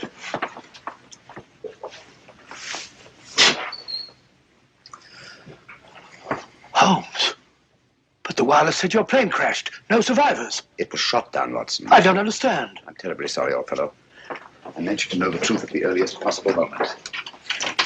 But, as you know, I have a dislike of plans ready-made by other people. They have a habit of becoming too widely known, and that convenient accident to the original plane merely confirmed my suspicions. You mean you intended to take the boat all along? Certainly. I made the arrangements with the Prime Minister while you were at Baker Street packing. Well, why didn't you tell me? Why let me make a fool of myself? You didn't make a fool of yourself. No one could possibly have known from your manner in coming aboard that our young friend here and I were lying hidden below until the ship sailed. Your Majesty. You mean, your nephew, Nicholas Watson. What? Oh, yes, of course, yes, of course. It's my nephew, Nicholas. As I suspected, old fellow, our enemies acted promptly and ruthlessly, and it's only a matter of time till they find the wreckage of the plane and discover that we're not on it. Well, that may explain something, Holmes. There's a woman on board who carries a revolver in a handbag. She calls herself Dunham, Miss Agatha Dunham. If she is a she, from the look of her, I wouldn't be surprised if some man dressed up. Oh, it's not very uncommon for a woman traveling alone to carry a revolver. Yes, but there's another thing, Holmes. I just heard a very suspicious conversation between two men in the smoking room. Something about a fanatical faction and the body of a king. Oh. I'd hoped my stratagem might give us breathing space for a day or two. What do you propose to do, Holmes? I've made arrangements to hand Nicholas over to his friends in Algiers, the ship's first stop. They have the means to ensure the completion of this journey in safety. After which you and Dr. Watson will be able to continue with your interrupted holiday. After which we shall both need some relaxation. From the look of it, old fellow, you've already started. What do you mean, Holmes? Along the lines of relaxation, I mean. Brunette, young, beautiful. Oh, as a matter of fact, you're right, but how do you know? Brunettes. And I pay sufficient credit to your good taste to take the beautiful for granted.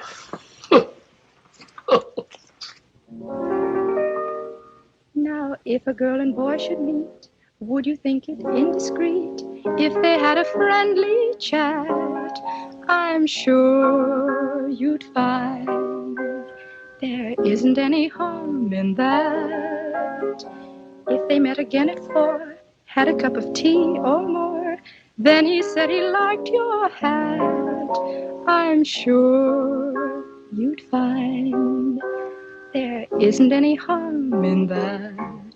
He holds your hand, he thinks you're grand, love takes command. Before he's through, it's I love you. Now if the girl should lose her head, and the boy and girl should wed, and they take a furnished flat, so what? That's fate. There isn't any harm in that. Delightful. Lovely delightful. Now, how about that surprise you said you had Oh, for you'll me? see in time. But first of all, you must keep your promise.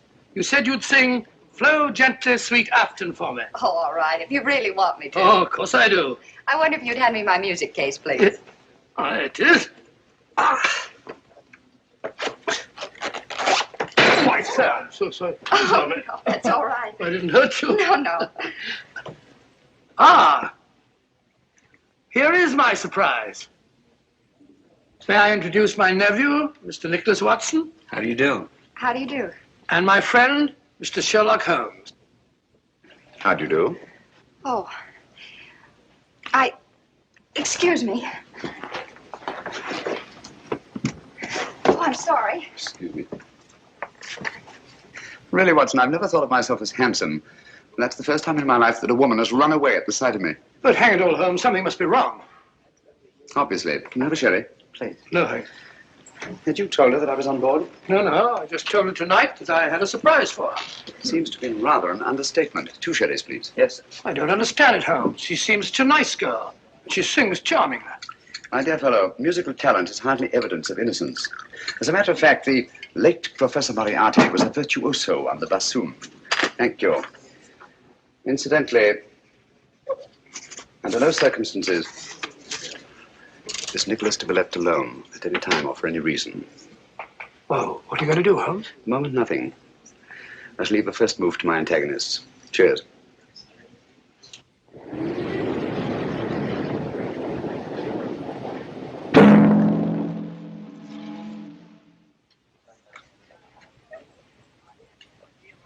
Good morning, everybody. Good morning, my dear. Not that it is a very good morning. Well, at least it's mysterious and attractive, not all dirty and sinister like a London fog. Blasted noise. Kept me awake half the night. Oh, that's too bad. Would you be interested in a stroll around the deck? I'd like to. Well, come along then. But, Watson, I think a walk on the deck is indicated. Well, not for me. Oh, yes, of course. Nothing like a good hike for the digestion.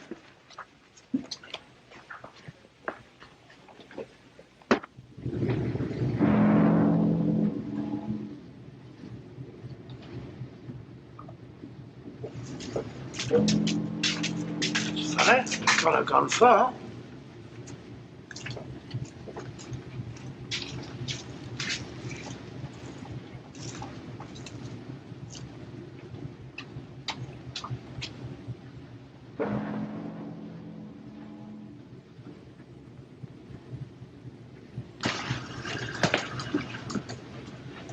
Can't see a thing.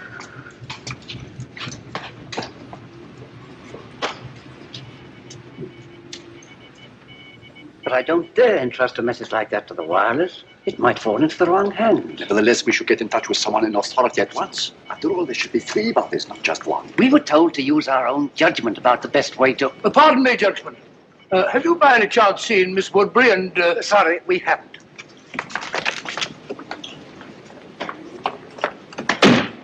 It's very rude.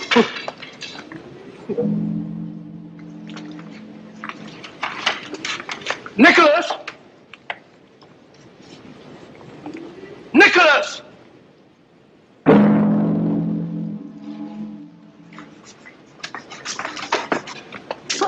Good morning, Ducky. Good morning. You're looking depressingly healthy. Rather. 3 mile hike before each meal, old boy. I know. Good for the digestion. You haven't by any chance seen Miss Woodbury and my nephew, have you? Don't tell me you've lost the dear boy. The question is not have I lost the dear boy, but have you seen him? Come, Doctor, a hunting we will go. I've already been this way. You know, there's something fascinating about fog at sea. Gets you just as wet. Really is thick, isn't it?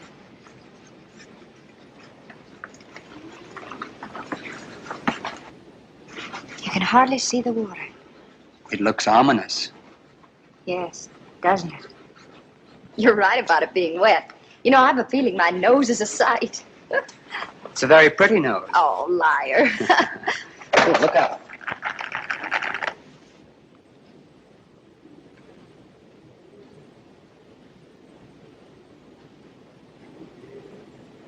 Oh, well, thank you.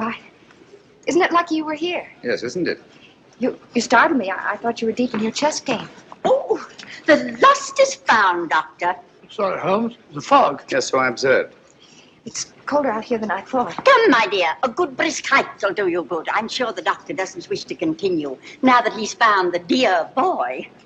It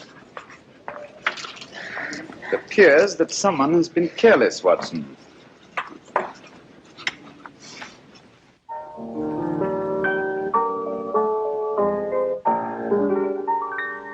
Cross my heart, I always will love you. Put nothing above you.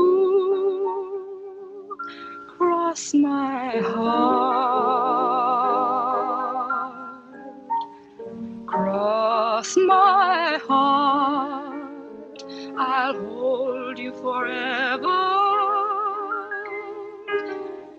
I promise we never will part.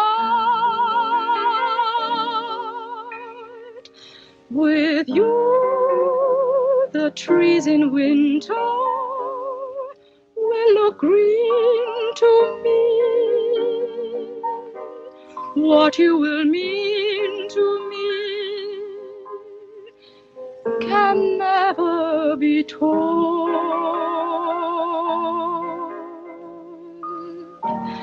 Cross my heart, your vision will guide me deep down here inside me.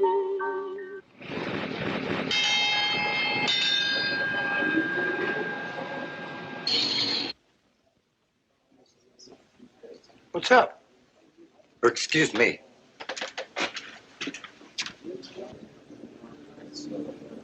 Excuse me, will you?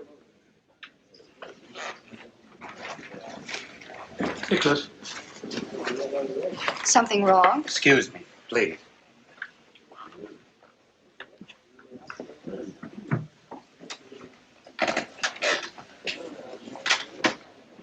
We're off Lisbon. Lisbon? We're not supposed to stop there, are we? I rather fancied we'd be getting some unexpected passengers aboard about now. Yes, I think added caution is indicated.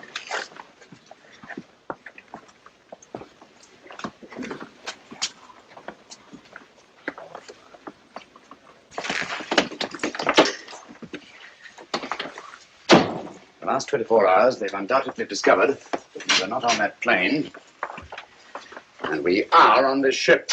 Oh, those fellows, Kingston and Jerry, were outside the wireless room today. They said something about communicating with someone in authority. Could they... Possibly. Nicholas, Dr. Watson and I are going on deck again. I'm rather anxious to see who's coming aboard. Lock the door, will you? And don't open it, except to Dr. Watson or myself. Right.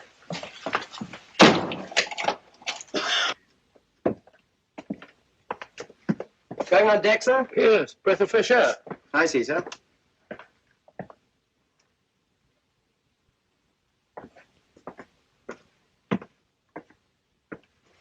Holmes, did it occur to you that steward behaved rather suspiciously? Quite.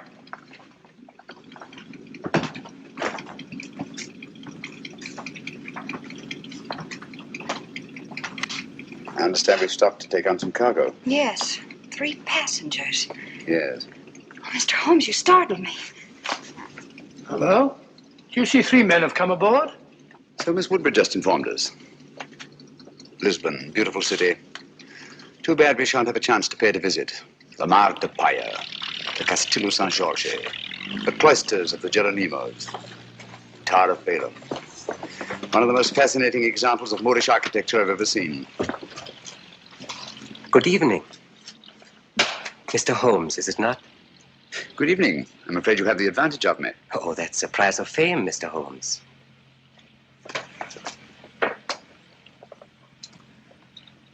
Who on earth's that? I don't know, but I've seen his face before somewhere.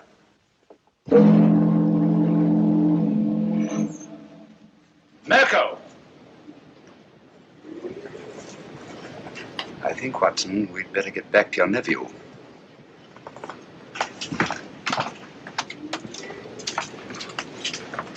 This way, it's quicker.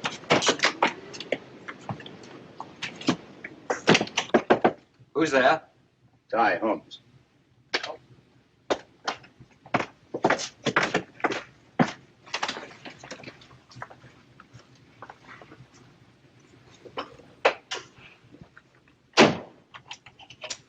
Nicholas, I want you to move in with Dr. Watson until we reach our destination. Understand? Certainly, Mr. Holmes. I think you want to keep him under your eye. I would, if it went for that. I think Nicholas will be safer in an inside cabin.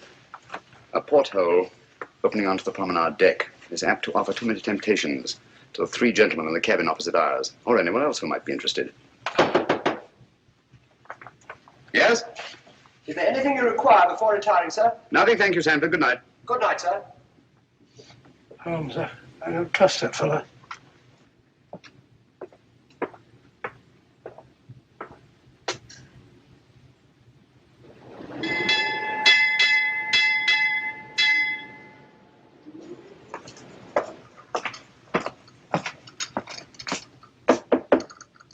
Yes? Oh, good morning, Sandford. Good morning, Down sir. over there, will you? Breakfast will be served in half an hour.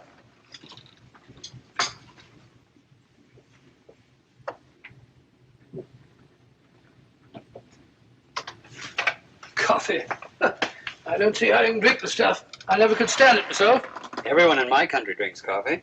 My dear Nicholas, apparently you don't realize that it's tea that has made the British Empire, and Watson, what they are today.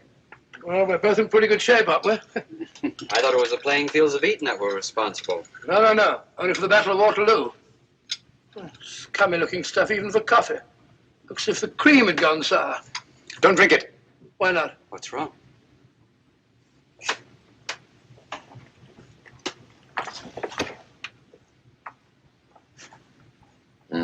It's fortunate that you take cream with your coffee, Nicholas.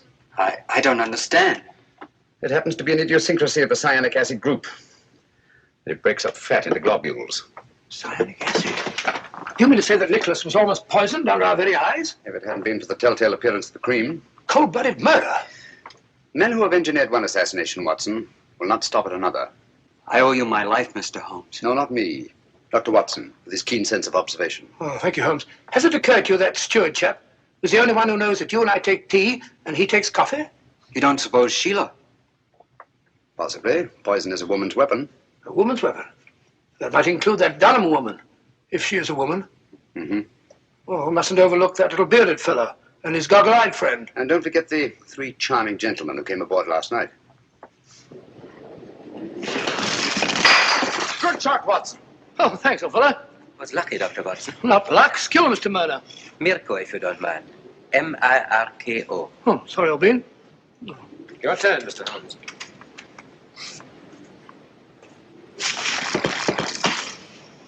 You've left your man unguarded. I don't think so. It will be more difficult to take him off than it appears. Your turn, Mr. Gregor.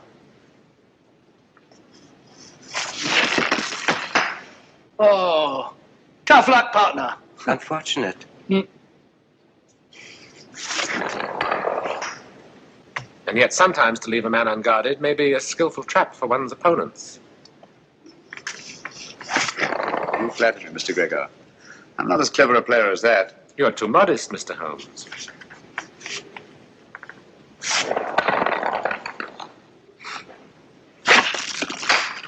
Mr. Mirko is most accurate. Afraid I'm not giving him much help. Are you conceding defeat then, Mr. Holmes? Oh, certainly not. But one always prefers to win.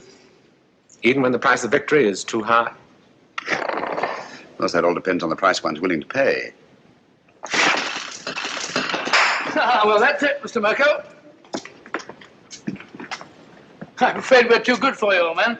Yes. Mr. Holmes and I shall have to stand the drinks. Now, if you're skillful playing, Mr. Mirko, I wouldn't think of penalizing you. The drinks shall be on me. You are a good loser, Mr. Holmes. I suggest we all meet in the lounge after dinner. Right. Thank you for the game, gentlemen. Pleasure was ours, Mr. Holmes.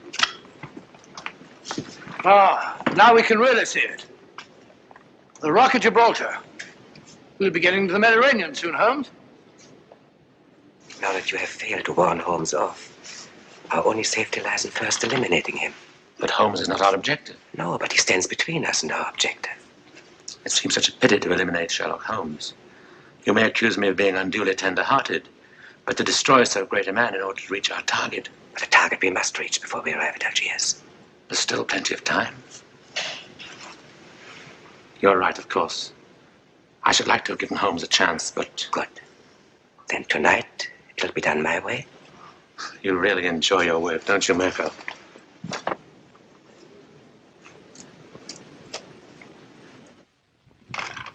I promise you that Mirko is more than competent. We cannot afford to take chances. And Nicholas must be disposed of before we reach Algiers. That's because you don't know Mirko. I've used him before, and I promise you, he never fails. Because your strong-arm methods are apt to be too noisy. With Mirko, it's swift and silent. Understand? Satisfied? I'm sure Mr. Gubeck is convinced.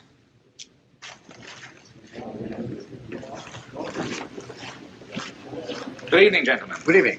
Mr. Mirko insists that the losers pay off the bet. We're delighted. Won't you sit down? What do you have? A brandy, I think. Brandy. A whiskey and soda for me. Steward, whiskey and soda and 3 brandies, please. Penalty for losing the game.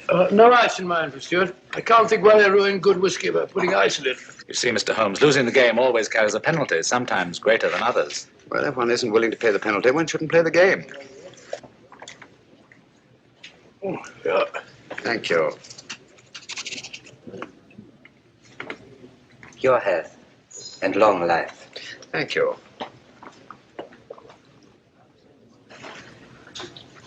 I think I'll turn in now. Oh, what happened to your charming companion? She said she had a headache and went to her cabin.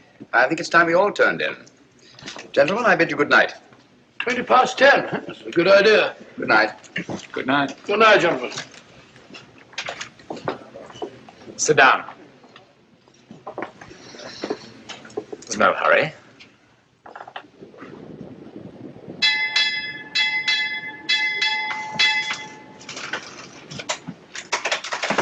It's over by now. My dear Mirko, try to cultivate patience. It's so much safer.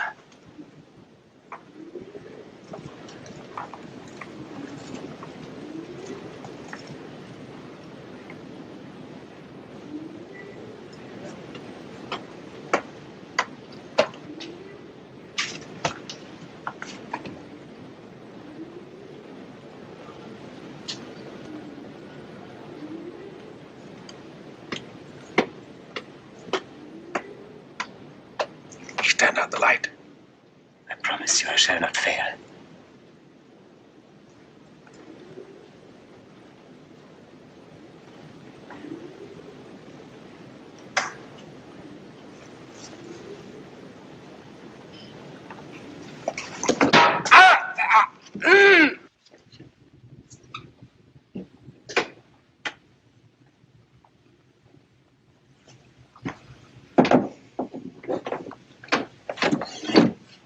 Oh, how unfortunate, Mr. Mirko. These porthole covers are notoriously treacherous. I'm afraid you've broken your wrist. You pig! You shouldn't have played shuffleboard today, you know. When I saw that skillful hand on an erringly accurate eye of yours, I remembered the Circus Medrano in Paris and your amazing exhibition of knife throwing. Good night.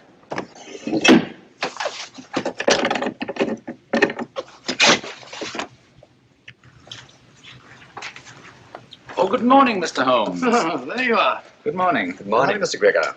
I heard of your friend's unfortunate accident. Will you please convey my sympathy? It may take a long time to heal. You'll have to have patience, you know. I was explaining the advantage of patience to Mr. Mirko only last night. Now, I am a very patient man myself, and I always believe the result well worth waiting for. Don't you agree, Mr. Holmes? Patience has advantages under certain conditions. We are in accord, Mr. Holmes. Yes, aren't we? That fellow Mirko said he slipped and fell down while walking around the deck at 3 o'clock in the morning. Drunk? Most probably. Possibly. He's got a nasty fracture. Took me over an hour to set. I've got to sleep again. That's regrettable. Too bad you couldn't blame it on your insomnia. Insomnia? You know I always sleep like a top. I don't think either of us is going to get much sleep tonight. Oh, you mean that woman's party? Silly creature. What on earth do you want to give a party for? I wasn't referring to Miss Dunham's party, Watson. Deadly as that will undoubtedly be. No. This is the last opportunity our 3 friends will have to prevent our successfully carrying out our mission. We arrive at Algiers late tonight.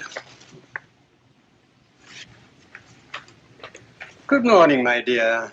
I should say the young lady isn't looking forward to arriving in Algiers with any very great pleasure. Have you noticed, Watson, she hasn't let our music case out of her sight since our first meeting? Well, now that you mention it, yes. I want you to ask her to sing Flow Gently, Sweet Afton. If she makes some excuse, ask her if the music isn't in her case. Leave the rest to me. I think you'll see an interesting reaction. I'll do it now.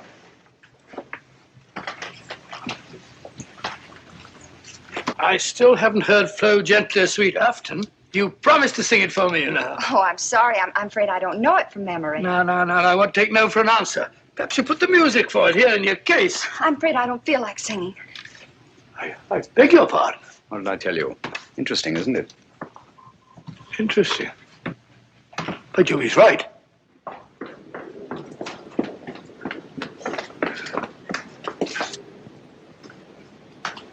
Oh.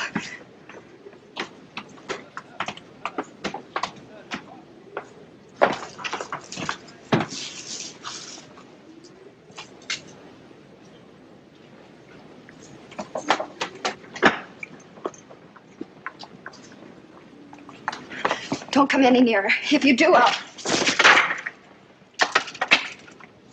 I won't come any nearer, I promise. But, may I talk to you? My dear Sheila, I don't know yet just what you're in such mortal terror of, but I'm sure that whatever it is, you are an innocent victim. I don't know what you're talking. Well, to begin with, the way you acted the first time you saw me was a bit of a blow to my vanity, you know. Men are such vain creatures, aren't they? So I prefer to think that it was something unexpected that you found in your music case that caused you to react in such fashion. I saw nothing. Oh, come now, you must have. And since the quickest way to relieve fear is to share the cause of it with someone else, please forgive me if I attempt to find out just what it is that your music case contains. But I told you... Wait a minute. Come along, won't you? Please.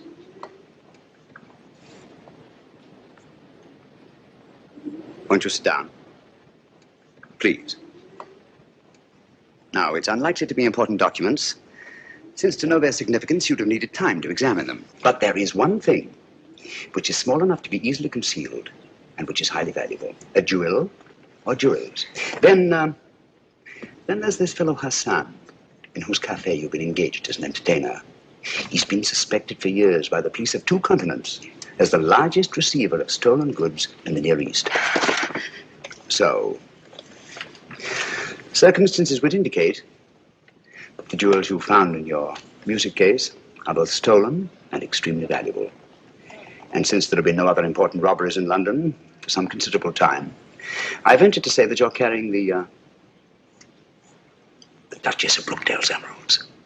Am I right? You're quite right, Mr. Holmes. May I? I'd left the briefcase in my manager's office. He brought it to me just before we sailed. Yes. So Dr. Watson informed me. I recognized the emeralds from the newspaper description. Oh, Mr. Holmes, I've been so frightened. Don't worry, my dear. Don't worry. I'll return the necklace. And I assure you that the reward the insurance company has offered is yours, and will more than make up to you for any loss you may incur by the cancellation of the Hassan contract, and will enable you to go home to, Brooklyn. Brooklyn? Well, I knew a most charming man who lived there once. He's now a resident in Sing Sing prison. Oh. You know, I'm not going to have to carry this briefcase around with me anymore. How can I ever thank you? If you really must thank me, please do so by singing Dr. Watson's song for him, will you? You're a darling.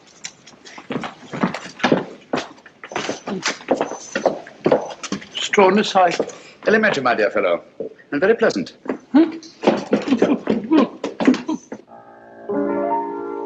Flow gently, sweet Afton, among thy green braes. Flow gently, I'll sing thee a song in thy praise. My Mary's asleep by the murmuring stream. Flow gently, sweet Afton, disturb not her dream.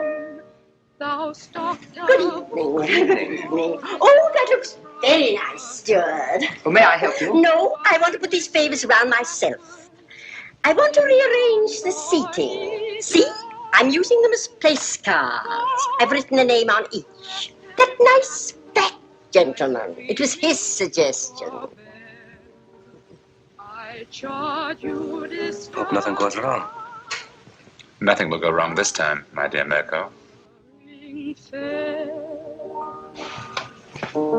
Thank you. That was charming. I love that old song. Now you must sing for me, Doctor. You promised, you know. Well, if you like, I haven't sung for some time. There's nobody here. Remember, you told me you used to sing a song, what was it, Loch Lomond? Yes. Come on now, Doctor, just to please me.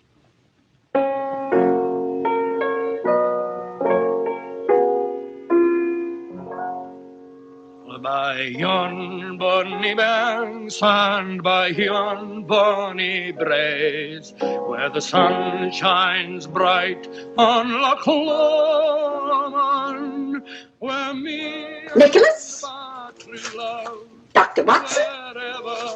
And this is me. There. I think that's done. Now I better have a few words with the chef to make sure that everything is taken care of. May I show you the way? Thank you. The high road, and I'll tax the low road, and I'll be in Scotland upon ye, but to me and my true love Hardly any difference. never meet again. A bonny bank,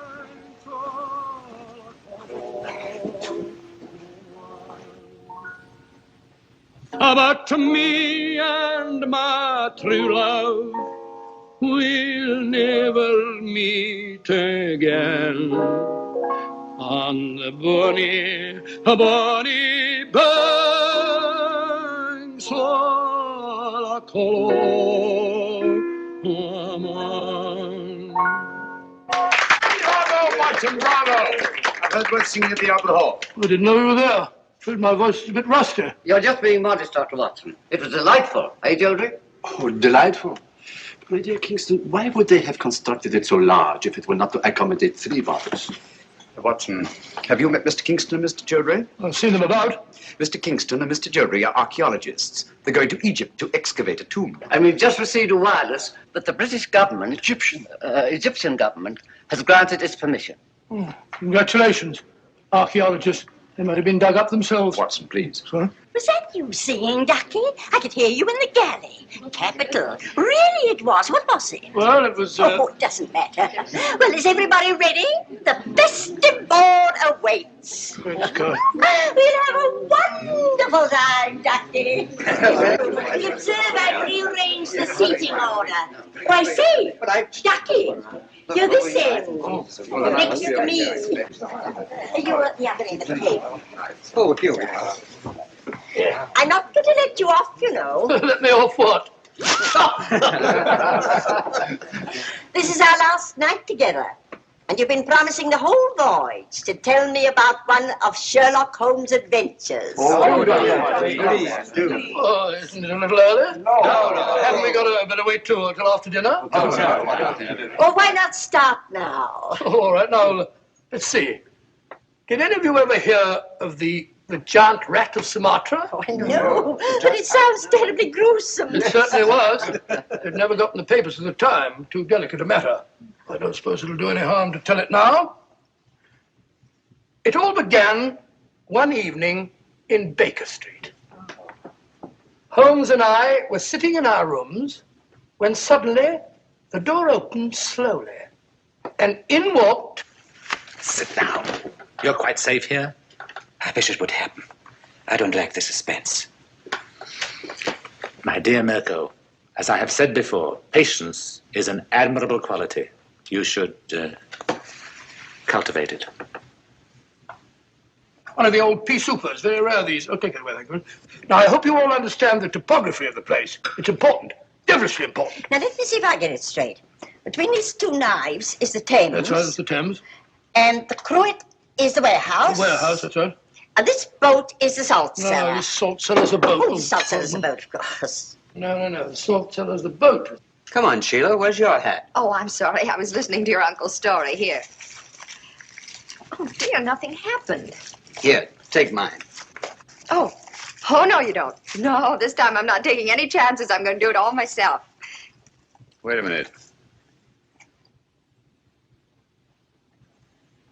I don't think there's a hat in that one. Why don't you take mine? I never wear paper hats. Oh, well, thank you, Mr. Holmes, but I'm sorry you won't wear it yourself. I'm sure it'd be very becoming. As I was saying, Holmes and I crept down the alley between the sinister-looking warehouses. This stalk of celery is Holmes. This bit of cheese is me. Oh, Ducky. But when we reached the end of the alley, there was a blank wall, so we had to retrace our steps. There was nothing else to do. Was it a high wall? High, about 6 foot high. I tried to climb it, but I said to Holmes, it's absolutely ludicrous. So he said to me, Watson, there's nothing else for it. And back we turned. Oh, the down we had to go. Something has gone wrong. They've been down there for... Keep quiet. It's at Holmes, I tell you. We should have got rid of him.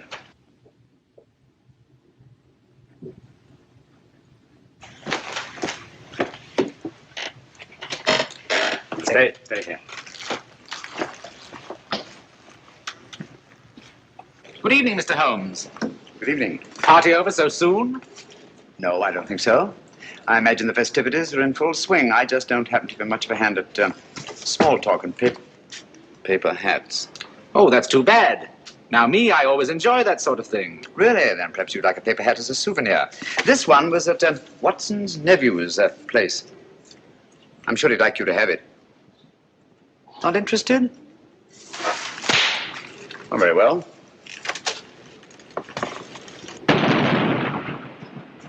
That's curious. Good evening, Mr. Mirko. Nothing will go wrong this time, my dear Mirko. And after a desperate chase up the river, in a police launch, the Strad finally apprehended the miscreants off Wapping. The freighter was towed out to sea and blown up. And London, all England for that matter, was saved from the terrible menace of the giant rat of Sumatra. Oh, thank you very much. I don't think I left anything out, did I, Holmes? I beg your pardon? You're listening very closely. I asked you if I omitted anything. I don't think so. Nothing ever escapes your eagle eye. Oh, really? Thanks so much. Oh, here's my soup at last. Oh, getting hungry. Pardon me.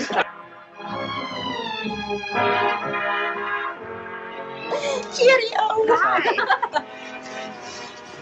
I can't believe this is our last night. It's funny, I can't either.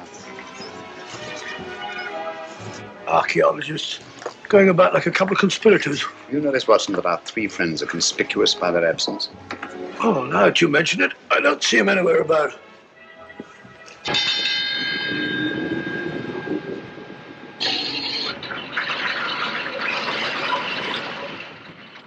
Hello? We've stopped. Yes, we're off Algiers at last. Thank heavens for that. We haven't yet delivered His Majesty in safety. I'm afraid I'll have to take Nicholas away. So early, but nobody's getting off the boat until morning. I'm sorry, I have a lot of packing to do. Oh, I see. Good night. Good night. Good night. Good night. Are you having a good time? Oh, yes, he's wonderful. Eh? Oh, yes, it's been wonderful. Oh, has it?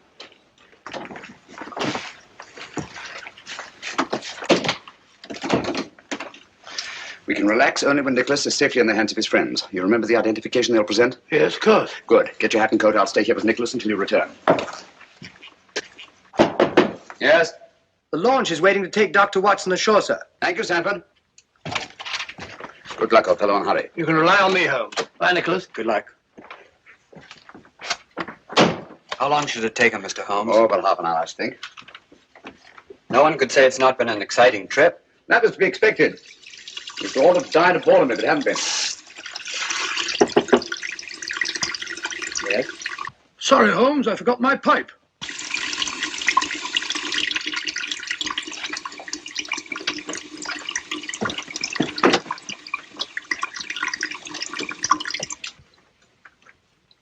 Don't do anything foolish, Mr. Holmes. I dare say you're surprised to see me, aren't you? In a way, yes. Impersonations are a hobby of mine. After Dr. Watson left the cabin, I managed to simulate his voice at the door. It was quite good. However, it was fortunate that you didn't hear it. Yes, isn't it? I think you must concede, Mr. Holmes, that the last trick of the game is mine. Quebec!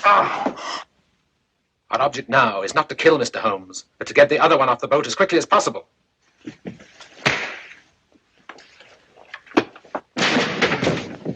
That's better.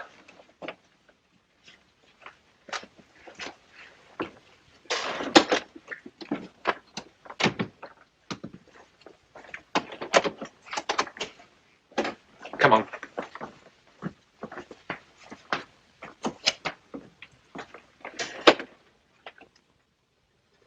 I must offer you our sincerest congratulations on the successful accomplishment of your so hazardous mission, Dr. Watson. Oh, thank you, Mr. Revich. I don't mind admitting it was one of our most difficult cases. Mr. Holmes is aboard the ship. Indeed he is. I left him guarding His Majesty. Our country owes you a great debt of gratitude, sir. Oh, it was nothing at all, sir. Nothing at all. Follow me, gentlemen.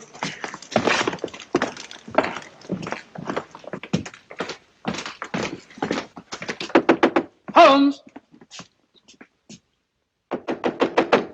Holmes!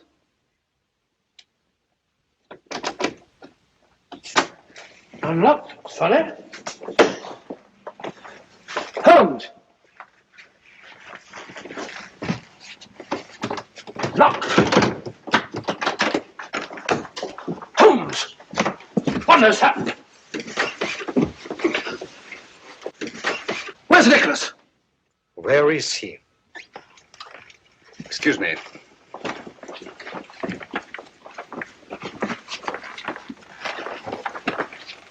Have these gentlemen correctly identified themselves? Yes, of course they have. Never mind about that now.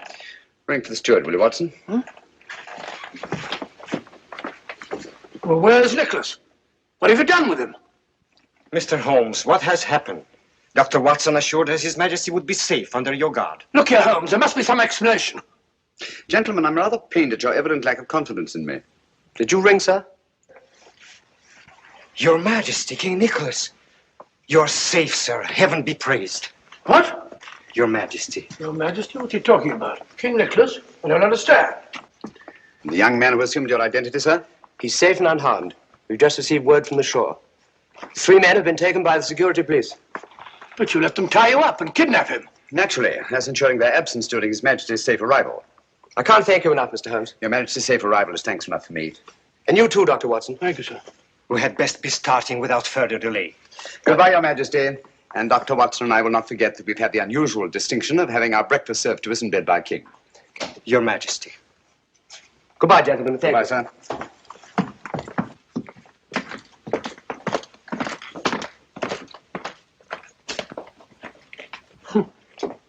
Why didn't you tell me? Didn't you feel that you could trust me? My dear fellow, you know I have the utmost confidence in you. It certainly doesn't look as though you had. My dear Watson, if you'd known the truth, you'd never have been able to treat His Majesty like a steward. Oh, didn't you think that I could play up? I was afraid that that honest face of yours might give the secret away. Yes, Watson, let me advise you.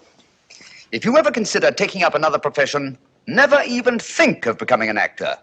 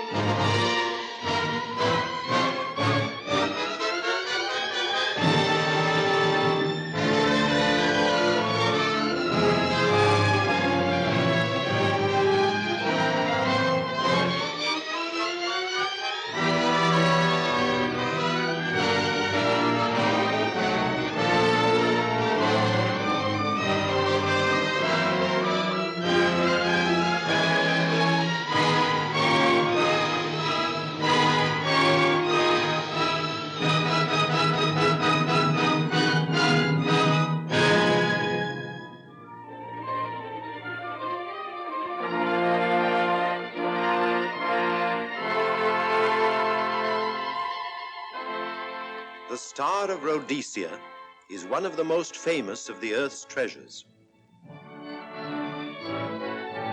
First touched by the fingers of the humble Kaffir, it would have been better had it never been found. For all those who possessed it came to sudden and violent death. Our story opens in London, within the sound of Bow Bells. In the shadow of Tower Bridge is the carpenter's shop of Mock and Son, coffin makers. A beautiful job, if I may say so. You'll be sure to have it at the undertaker's in time. Of course. The Scotch Express leaves Euston Station at 7:30 tonight. That leaves very little time for the arrangement of the body. Your mother, is it not? Yes. You are taking her to Scotland? Yes, Edinburgh. Her home. Oh. Thank you. Rather a nuisance. Traveling by train. Ain't it?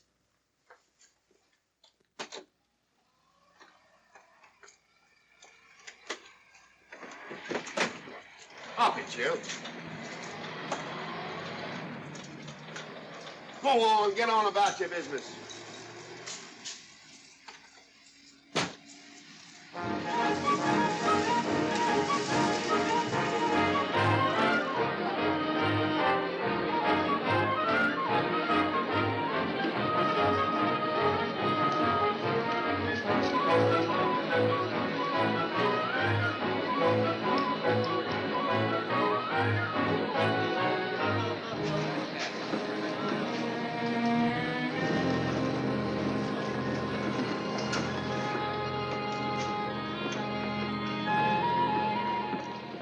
I'm terribly sorry.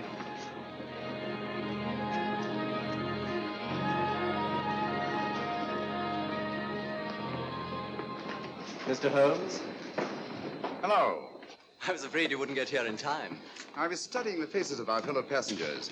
Fascinating hobby, and sometimes most enlightening. Lady Margaret is aboard the train, I presume? Oh, yes, Mother's expecting you. I've reserved a compartment for you and your friend, Dr. Watson. As a matter of fact, it's in this coach here, just ahead of the luggage van. Day coach? Yes, the sleepers are all taken. Mother wasn't interested in a bed so much as she wasn't getting to Edinburgh. So naturally, it wasn't very difficult to persuade her to travel in a day coach. Exactly. It had been open to take on additional passengers. So I observed. I say, it was awfully decent of you to come, considering the fact that I was so secretive about it all. My dear Mr. Carstairs, there was no need for secrecy. I already knew. You knew that Mother insisted on bringing the Star of Rhodesia with her to London? And that while here, an attempt has been made to steal it. Did Scotland Yard tell you that? Oh, no, my dear Mr. Carstairs. But the fact that your mother owns the famous diamond is common knowledge. She came down to London to attend the reception of Buckingham Palace and quite naturally wore the Star of Rhodesia. You want me to accompany you back to your home in Edinburgh. Therefore, an attempt must have been made to steal the Star of Rhodesia while you were here in London. It seems simple the way you explain it, Mr. Holmes. Thank you. If you don't mind, I'll wait here for my friend, Dr. Watson. I can't think what's keeping him. Mother and I will be expecting you. Oh, could I take this for you? Oh, I'd be much obliged. Thank you. We'll be in compartment E. Yes.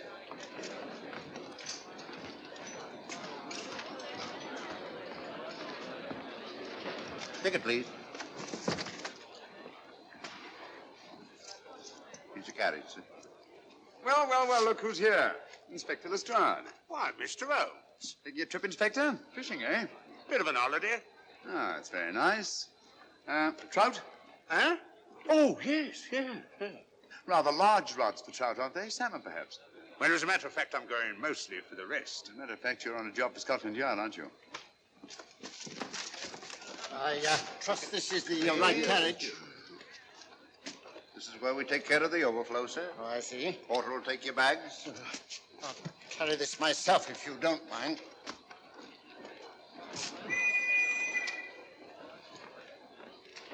Ready to go, sir. 7:30, eh? We always leave on time.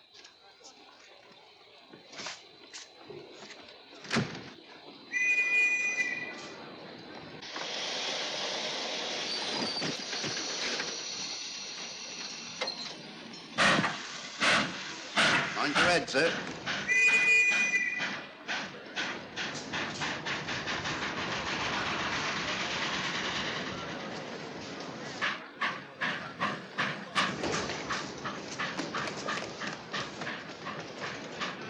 Watson!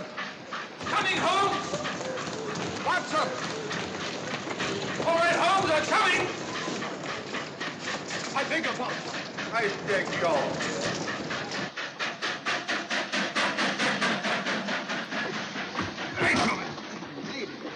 Thank you for your timely assistance. Really, Watson, aren't you a little stout for this sort of thing? Rubbish. Ideal weight for a man of my age. Ran into an old friend of mine, Duncan Bleak. Later the 12th Indian Lancers, or Major Duncan Bleak, Mr. Sherlock Holmes. How do you do, sir? Delighted. I've heard quite a lot about you. India, eh? Retired 15 years ago. As a matter of fact, we were reminiscing about India. Didn't realize how late it was. Stays light so long these days, we almost missed the train. Yes, so I've heard. In here, sir. Right. Thank you. Doctor, would you care to join me in a glass of whiskey and a dash of soda before dinner? No, man, it's a good idea. What's it all about, Holmes? Did you ever hear of Lady Margaret Carstairs' famous diamond, the Star of Rhodesia? There was something in last week's text about the old girl being in London with the bauble, wasn't there, Holmes? Yes, there was. She's on this train. That's why we're here. To see that this bauble, as you call it, gets safely back into its vault at Edinburgh. Sounds to me... Pardon me. Sounds to me like a police routine job. That's where you're wrong, old fellow. An attempt to make away with it in London was unsuccessful. A second attempt will, in all probability, be made on this train. Huh? What makes you say that? Well, it seems more than likely that the people who planned the first attempt will not be discouraged by one failure and will stop at nothing to ensure success the second time. Sounds like Lestrade's cup of tea to me. Lestrade? He's on this train. Oh, is he? Giving an excellent imitation of Isaac Walton. And here we are. Pardon, gents. So come in, Mr. Holmes. My friend and colleague, Dr. Watson. How do you do?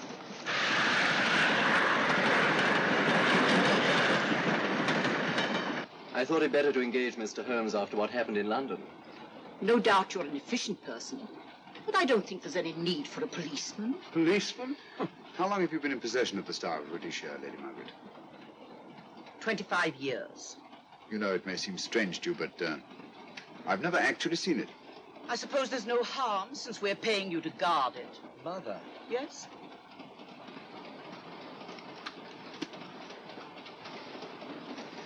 May I? Do, by all means. Thank you. Great Scott. What a remarkable stone. My husband gave it to me on our 5th wedding anniversary. 423 carats, isn't it? The original diamond was over 700 carats. Yeah. Your father had it cut, less ostentatious. Ostentatious, as big as a duck's egg. Watson, please. Oh, sir? Thank you, Lady Margaret. We'll be as unobtrusive as possible. That will be a novelty from a policeman. Now, if you wouldn't mind telling us where our compartment is. Oh, I'm sorry, Mr. Holmes. Oh, thank you. Lady Margaret? Good night. Good night. Good night. Impertinence. She called us policemen. And what's wrong with being a policeman? Oh, hello, Lestrade. Where are you going? The inspector's going to Scotland to fish for salmon. Oh, really? The season doesn't start for another month, but you wouldn't know that, would you? Who says I'm going to fish for salmon? Who? Him. Excuse me, please.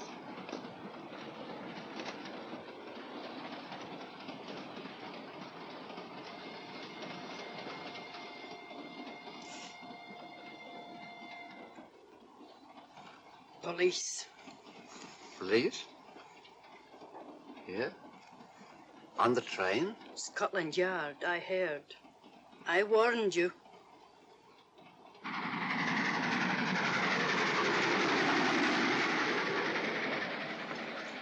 Oh, Mr. Holmes? Yes. This way, please.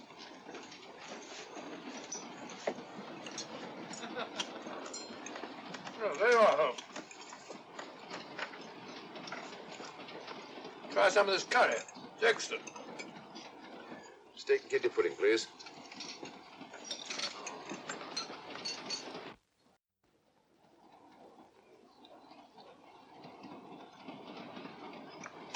Of course, the Bengal curry doesn't compare with that of Madras. No, it's the quality of the mutton that makes the difference, don't you think?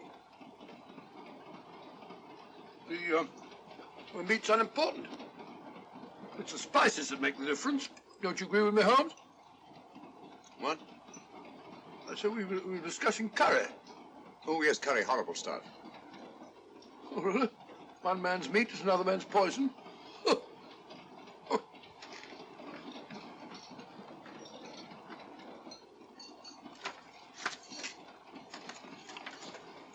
There will be 2 of us, steward.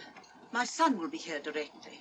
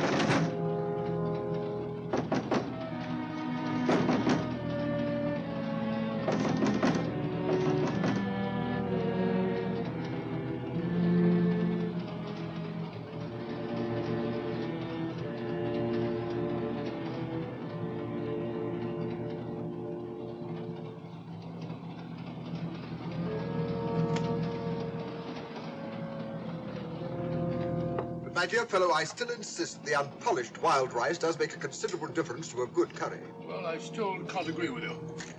Take care of this for me, will you, Watson? That's your fault. That was one of them.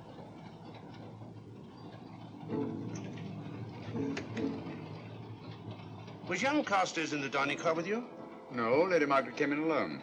Well, I was in my compartment just now having a bite to eat, and I heard a crash in here. Crash? It's locked. I knocked and there was no answer. So you just stood here twiddling your thumbs. Brilliant. Attendant, will you please unlock this door? I'm sorry, sir. It's This is Inspector Lestrade of Scotland Yard. That's all right. You can open it. Very good, sir.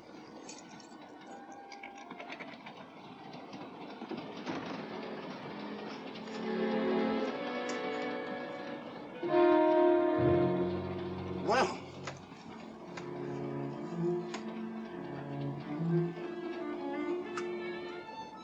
dead. Murdered. That's a bit quick, isn't it, even for you? Is this the, Yes. Star Rhodesia was in this box not 45 minutes ago. How do you know? I saw it. Well, it might be here somewhere. No, no good looking for it, Lestrade. Killer's got it. Ah, there you are, Holmes. How about joining us Take in a the look at this body, will you, Watson?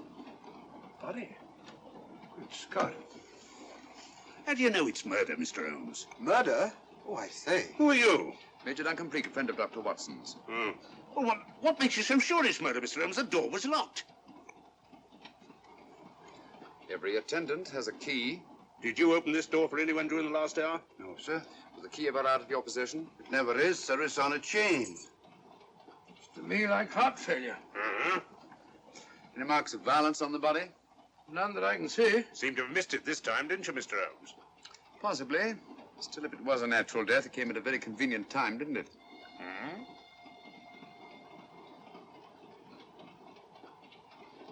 What does this mean? Star of Rhodesia. It's gone. You were supposed to guard it. My son employed you. That's why I left it with him. Where is he?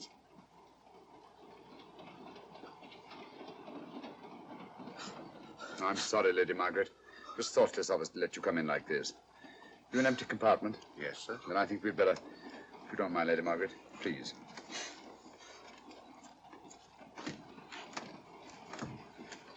Poor chap's mother, I presume. Yeah. Well, let's get to the bottom of this. Excuse me, Doctor. Poor chap, he was so young. It's such a pity. I've sent for the conductor, Lestrade. You want to talk to him, and I've asked that no one be allowed to leave this coach. Oh, thank you, Mr. Holmes. Shall we use my compartment? Thanks. Attendant, sir. Lock that door and let no one go in without my permission. You understand? Very good, sir. All right. Sorry, old man. Official police business. Well, that's all right. I'll catch up with you later.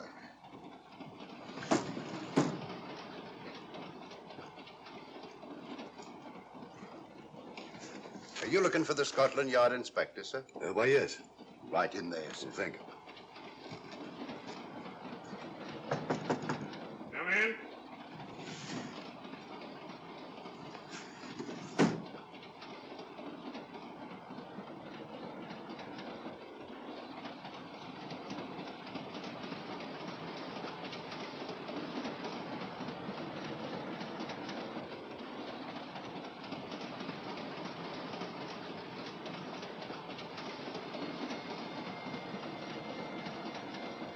Sorry, sir. No one's allowed to leave the carriage. Can't leave the carriage? Whose ridiculous idea was that? Scotland Yard.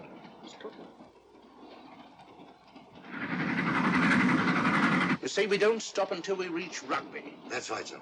Good. We'll have a thorough search of the train made before that time. Find the murderer, Inspector, and you'll find the diamond. But we don't know it was murder. Consider the facts, Lestrade. Young Carstairs was dead when the jewel was taken. Otherwise, he'd have put up a struggle, and there were no marks of violence on the body. If, however, he died a natural death, we must assume that the thief happened to be on hand just at the right moment, which is outside the realm of probability. No, Lestrade, in this case, nothing was left to chance. That's why I say find the murderer and you'll find the diamond. How do we know the thief didn't leave the carriage before we discovered the body? The attendant was in the corridor the entire time, and he's certain that no one passed into the dining car. The door at the other end leads into the luggage van. Which is always locked. Oh.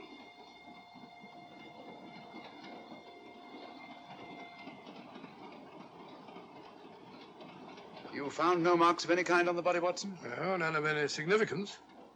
Not even a scratch? Well, there was a small spot of blood on his neck, just a mere speck. That's what I was referring to. You mean that scratch killed him? It's possible the poison that went into the wound did. Poison? Well, we can't tell that without an autopsy. Have you got a list of the passengers in this carriage? Yes, sir. There you are, sir. Thank you. Major Duncan Bleak. That would be your friend, Doctor. The next compartment's empty. Where we took Lady Margaret out for the murder.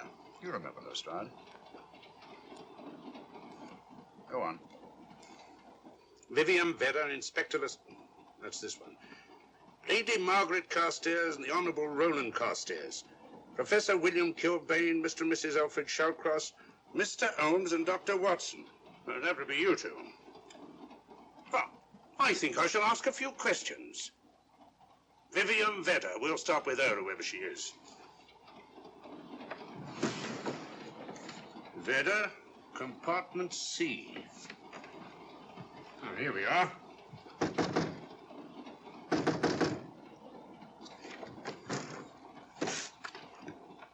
Empty. Sir Holmes, are you going to let Lestrade handle this thing by himself? Well, after all, he does represent the official police, you know. Well, with him doing the questioning and looking under the seat cushions for diamonds, we won't know any more when we're through than we do now. I could do it better myself. Why don't you, old fellow? Huh? By Jove, I think I will. Probably find out just as much as Lestrade would anyway. I'll do it at once. Oh, yes, that's where we just came from. Lock, sir? Oh, the body is. Huh? I'll start with this one. Yes? My name's Watson. Dr. Watson. Oh. To what am I indebted for this intrusion? I'm afraid I've got to ask you one or two questions. What you're doing on the train, where you're going, things like that, you know. Why? Customary. There's been a murder committed. Scotland Yard, Sherlock Holmes. Sherlock Holmes and I... What about Sherlock Holmes? We're cross-examining suspects. Suspects? Of what am I suspected? Oh, fellow's dead. Murdered, you know. Now, let me get this straight. You say a murder has been committed on this train? Next compartment. And because a perfect stranger to me got himself murdered, you come to question me? Well, we've got to question everybody. Are you a policeman? No. Then by what right do you force your way into my compartment? Well, What are you doing on this train? Where are you going? Not going anywhere. Holmes and I are on the train to watch the... I know. It's a diamond or a pearl or something of fabulous value. This fellow Holmes is always chasing after missing jewels or mysterious females.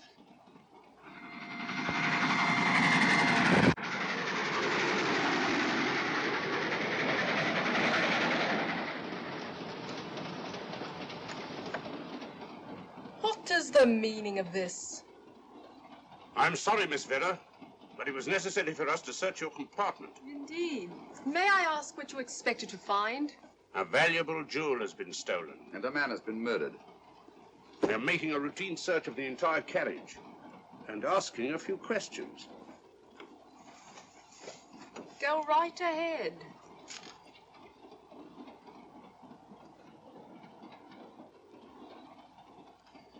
I understand your journey is rather a sad one. Your mother... Yes. Perhaps we'd better not question Miss Vedder just now, Lestrade.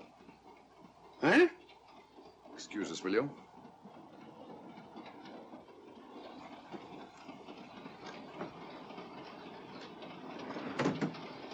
What's the idea, Mr. Holmes? Matter of taste, Lestrade. The young lady is taking her mother to Scotland for burial. In a coffin? That is the customary method, I believe. Lestrade, I think we'll take a look at that coffin. Might prove interesting. I was about to suggest that very thing myself, Mr. Holmes. Conductor, I'll have a look in the luggage van. This way, sir.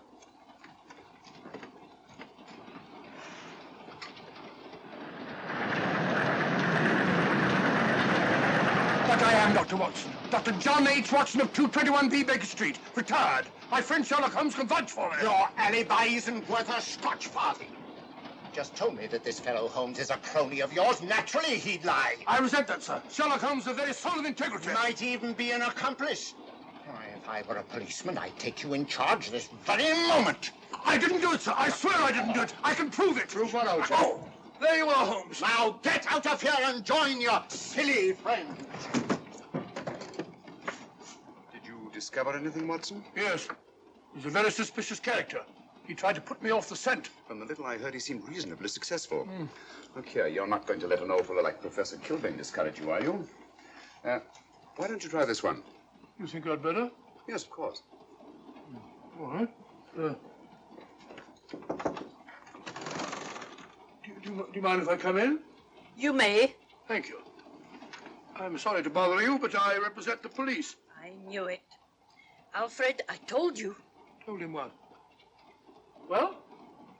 It's quite all right, Inspector. I'll confess. Confess? You mean you stole it? You've got it in there? Yes. No. Leave it where it is. I'll go and fetch Inspector Lestrade at Scotland Yard. And don't either of you attempt to run away. Oh, no, Inspector.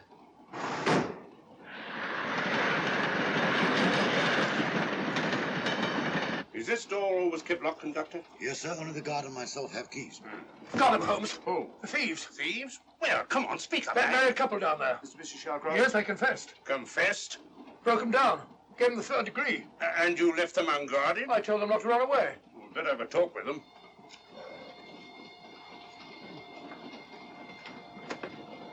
Oh, it's you again. It might interest you to know that I've just caught the thieves.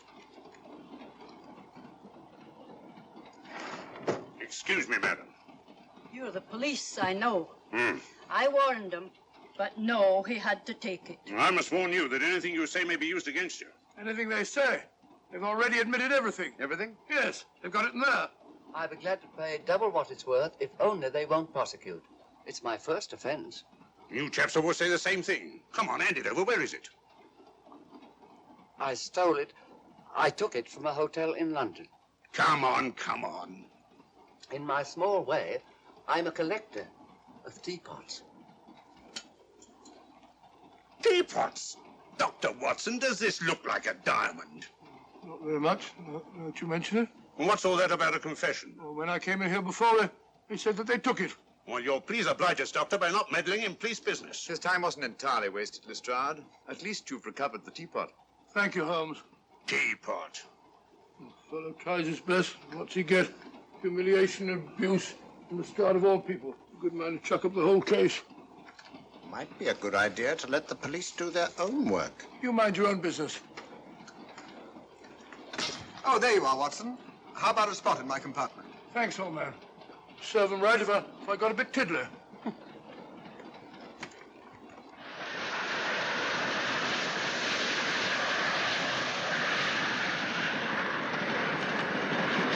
I suppose you realize you'll be turned over to the police as soon as we reach Edinburgh. Dr. Watson, teapots. Oh, I beg your pardon, Professor Kilbane. You're in the next compartment, aren't you? I am. I'm afraid we'll have to ask you a few questions. Now, don't tell me that you're going to start. You mind? Well, of course I mind. Come on, in you go.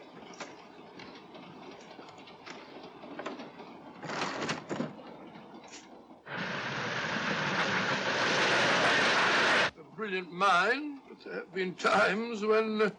When your scientist's mind has shown him the way. Exactly. You take the death of young Carstairs, for instance. I knew from the first it was poison. The scientific approach, of course. The murderer used a hypodermic. Some rare poison from South America, probably. Or India. Yes, India. I've been to India. So have you. Yes. Yes, of course. Well, You've been in here. I don't like your attitude, Professor Kilbane. I don't like it at all. Perhaps not. But I'm on this train for legitimate reasons. And I've neither the time nor the inclination to assist you with your work. You're perfectly within your rights, sir, and I'm sure that Inspector Lestrade appreciates that. Thank you, sir. Now, if you've no objection, I have some work to do which requires concentration. Mathematics? Yes. Interesting study. If you don't mind.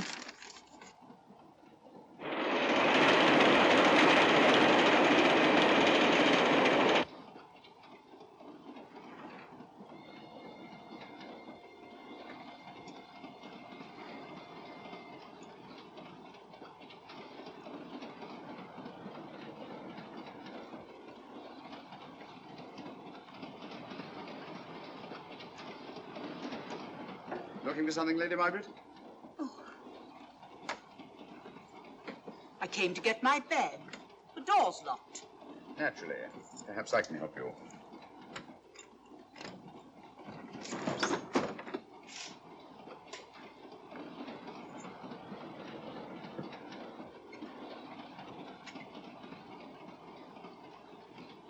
Thank you. Mr. Holmes, I must talk to you about the diamond. Oh, don't you worry about that, Lady Margaret. £50,000, and you tell me not to worry? My son employed this man to guard it, and it was stolen right under his very nose. I warn you, I intend to take this matter up with your superiors. I'm a private agent, Lady Margaret. Good. I shall report you both to Scotland Yard. But I am Scotland Yard.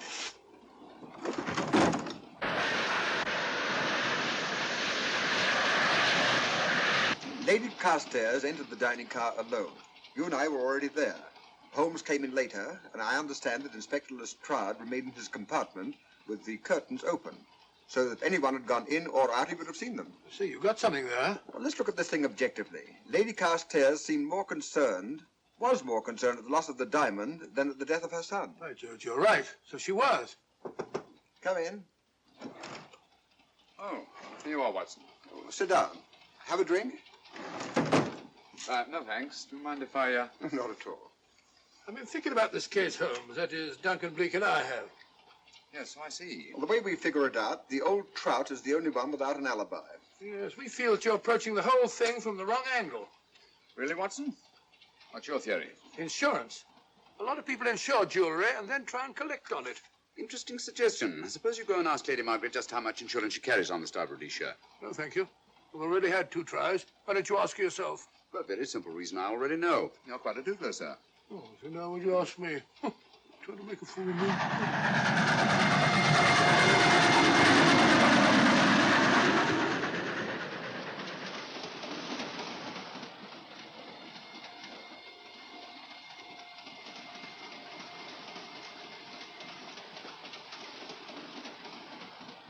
Mr. and Mrs. Shallcross.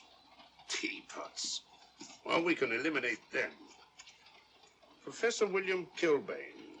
I've sent a telegram to the Edinburgh police to check up on that mathematics professor. Interesting. Now what? Well, just a coincidence. What's a coincidence? The fact that this fellow Kilbane happens to be a professor of mathematics. Ah. Come again, Mr. Holmes? Lestrade, did you ever hear of Colonel Sebastian Moran? Of course I did. What about him? Well, then, as you know, Colonel Sebastian Moran was the most sinister, ruthless, and diabolically clever henchman of our late but unlamented friend, Professor Moriarty. I've never seen him, but I've been unpleasantly conscious of his presence more than once. As a matter of fact, he was directly responsible for what very nearly turned out to be my premature death on 3 separate occasions. Pretty pretty, Mr. Holmes. What's all that got to do with all this? Well, possibly nothing. However, his speciality was spectacular jewel robberies. And for relaxation, he was addicted to the study of mathematics. Are you inferring that this Professor Kilbane is Colonel Sebastian Moran? That he murdered young Carstairs and stole the diamond? Well, what about this woman, this Vivian Vedder? What about her? No one's above suspicion. And Lady Margaret. She might have a motive for wanting the Star of Rhodesia stolen. She wasn't very concerned over the death of her son. And this friend of Dr. Watson's, this Major Duncan Bleak, might be just as sensible to suspect him. No. As far as we know, only 4 persons knew the Star of Rhodesia was on this train. Yourself, Dr. Watson, the dead lad, and myself. And Lady Margaret. And Lady Margaret. I'll have another talk with her ladyship.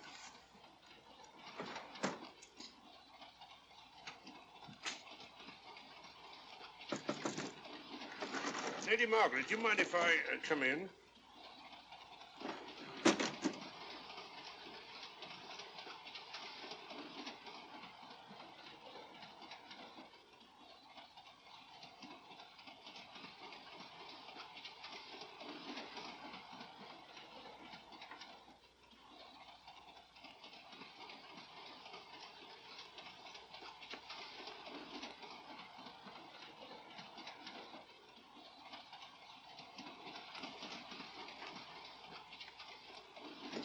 Holmes.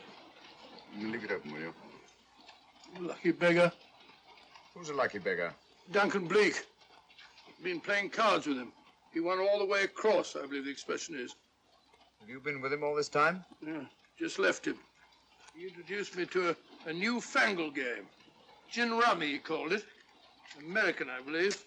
A lot of bookkeeping connected with it. You, ever hear of it?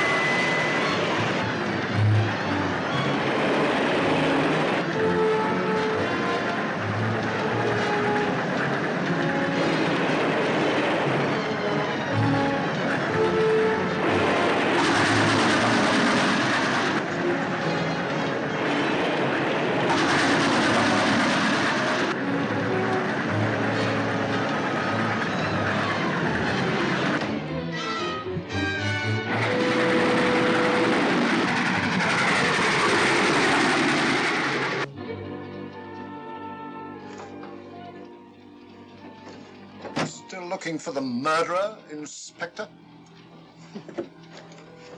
Impossible, fellow.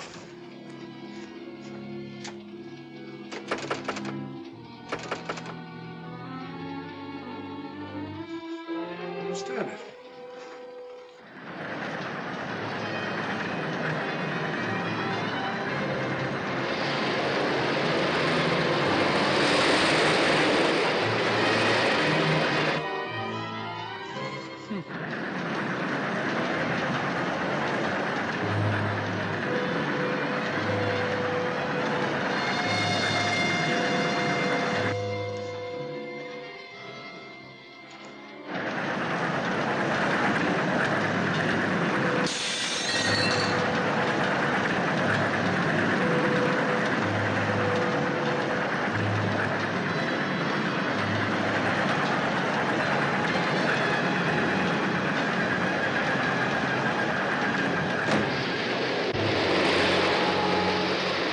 Vanished into thin air.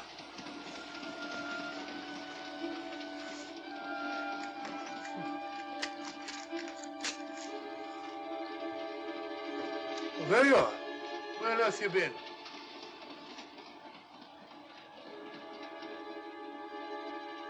I asked you where you'd been. Hello? What's happened? I've been observing the landscape from the door at the end of the corridor. I've just been along there. I didn't see you. The door was shut. Actually, I was on the outside. The outside? Yes. We must try it sometime. We'll take a look at that coffin. If you remember, I was interrupted the last time. Oh, sorry.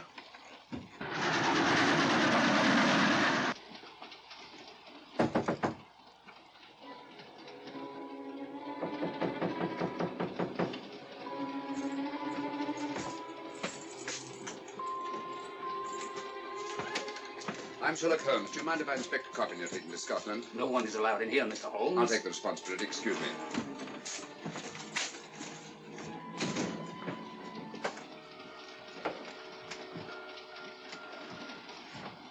Does it occur to you, Watson, that this is a very unusual coffin? I don't know. A trifle ornate, perhaps.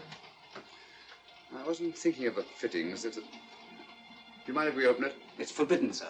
Sorry. Go on, Watson. But you can't do that, sir. We'll have to. Excuse me, please.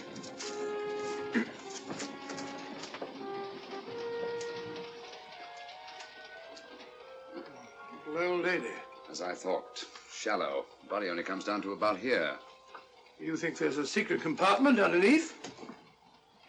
There has to be.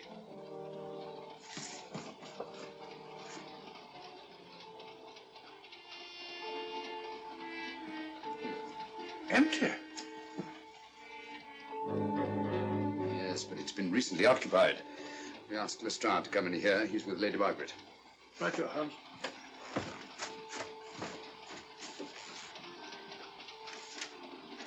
Have you let anyone else in here? No. Automatics, eh? Gives me something to do.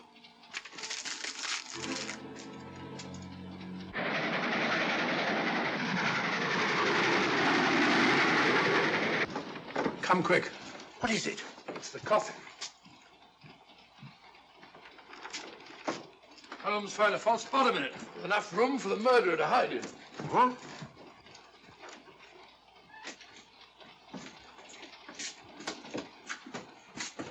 What is all this, Mr. Holmes? There's where your murderer's been hiding, Lestrade. Then it's just a question of finding him, isn't it, Mr. Holmes? Not him, them. Eh? This affair is obviously the work of two men, the one who planned it, and the other who hid in the coffin, and at a prearranged time emerged to commit the murder and effect the robbery. What are you talking about? Colonel Sebastian Moran. You got that man on the brain, Mr. Holmes. My dear Lestrade, I accepted this case because I was virtually certain that Colonel Sebastian Moran could not resist such a tempting morsel as the Star of Rhodesia. I'm convinced that he's the brains behind this case and that he's on this train. Oh, and how would you go about finding out which one of the passengers is this Colonel Sebastian Moran? If he is one of the passengers. Well, I suggest that you start by questioning Miss Vera. It might prove interesting. Huh? Oh.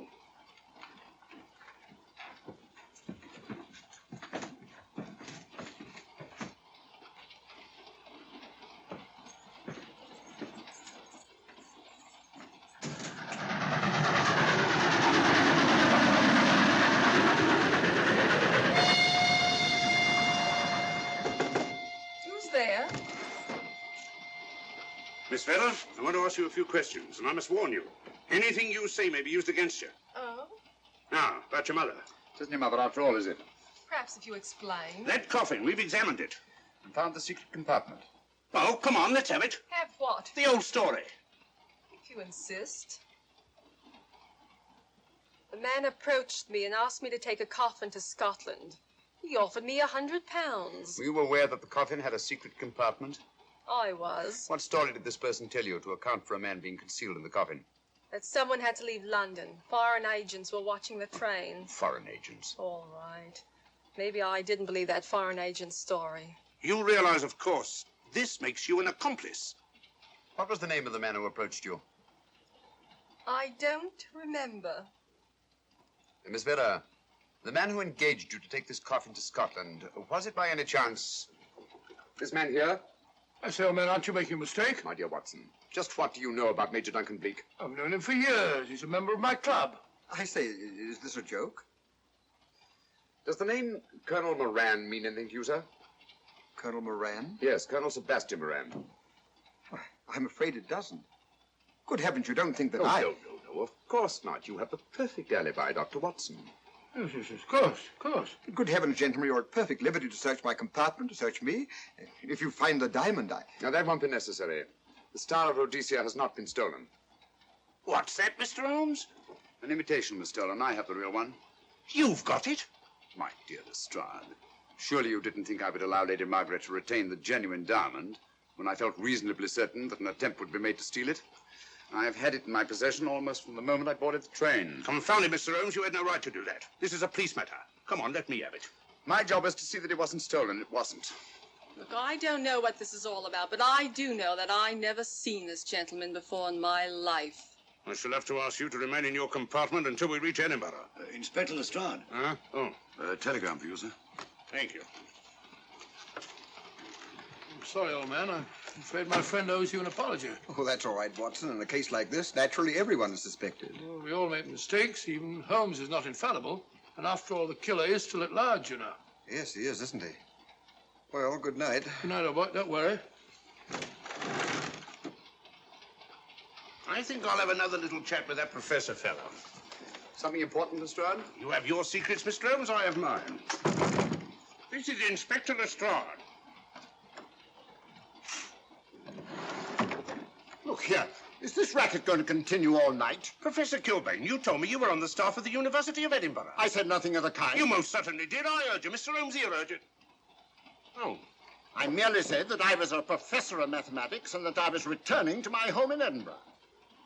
Well, it might be necessary to talk to you again. Later. You come pounding on this door again and I'll have the law on you. I am the law. And stop barging in and out of my room like a chambermaid.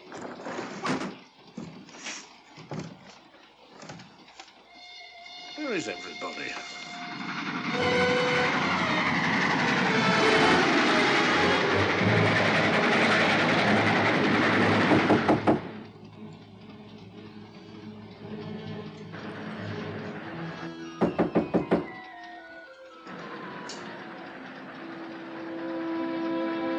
The chap doesn't want to open the door, probably. This should help us.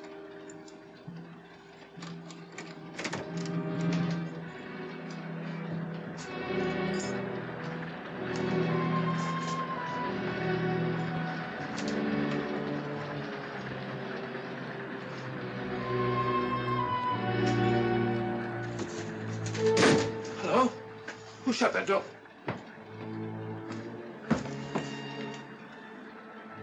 Great Scott, the guard. The murderer came back from the scene. Academic. Look again, old fellow. Scratch. Just a scratch. Like the one on Ronald Carstairs. Small dot. Apparently made of some soluble substance. It's probably a gelatin preparation that melts in the wound. That's why you couldn't see anything on Carstairs. The murderer was about to get rid of the body. He heard the knock and became frightened. Here, let me have that, will you?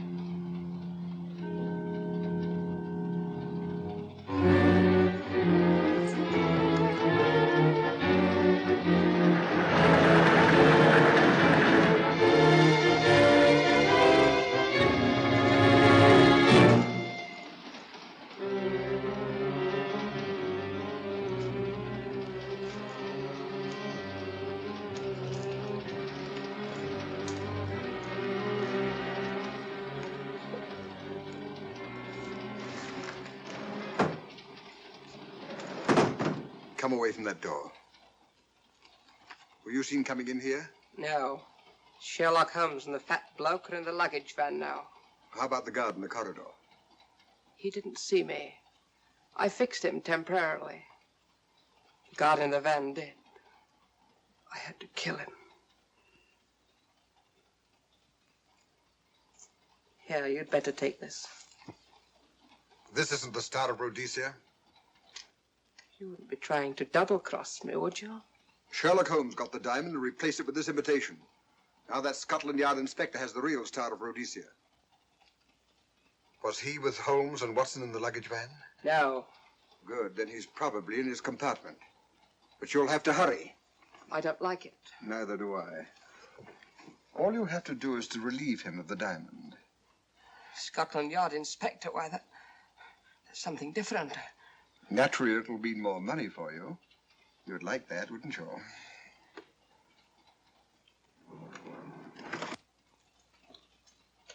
Come on.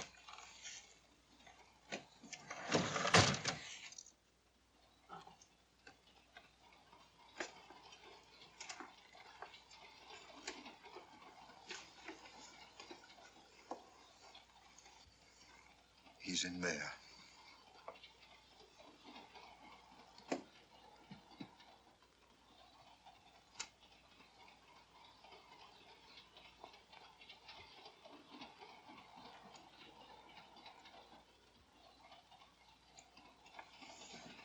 He's got the diamond.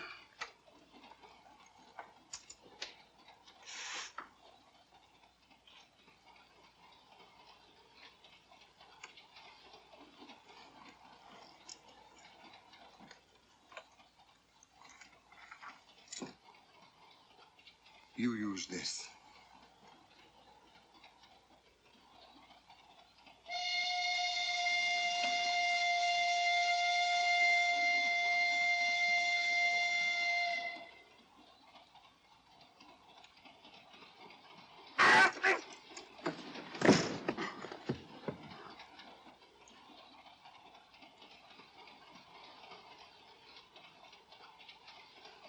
No! No, don't shoot! Don't! No, don't shoot!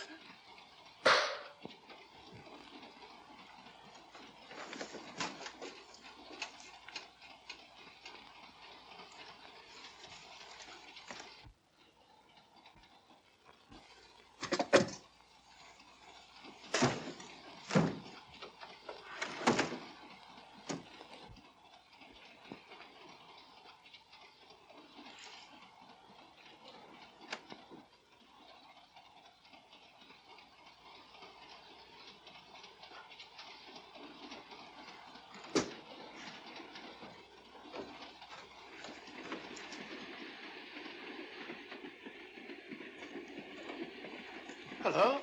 That fellow you put on guard isn't there. So I observed. Strange. What is?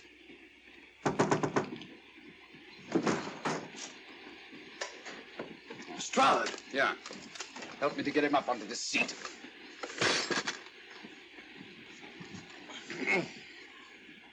He's coming too. Hand me that water, will you? Well, it's nothing very serious. I'll attend to it properly later on.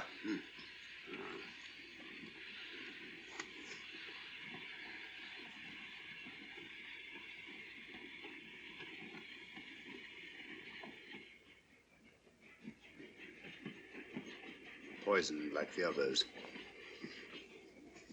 Yeah, it's gone. The diamond's gone. Gone? Yeah. Hadn't we better search the murder at once? It's no use, old fellow. The man who killed him has the star, Rhodesia. What's that? It's an air pistol, Lestrade, that fires a poisoned dart. It's quite an unusual design. You were attacked because you had the diamond. Fortunately, this wasn't used on you. Hello, we're coming to a stop.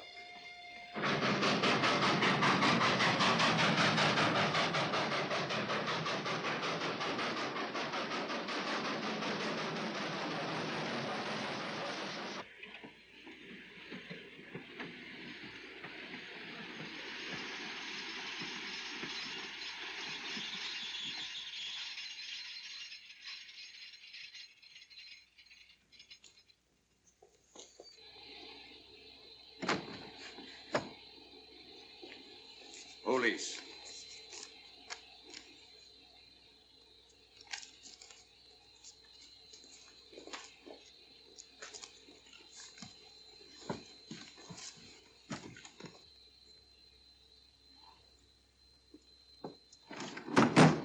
Scottish police.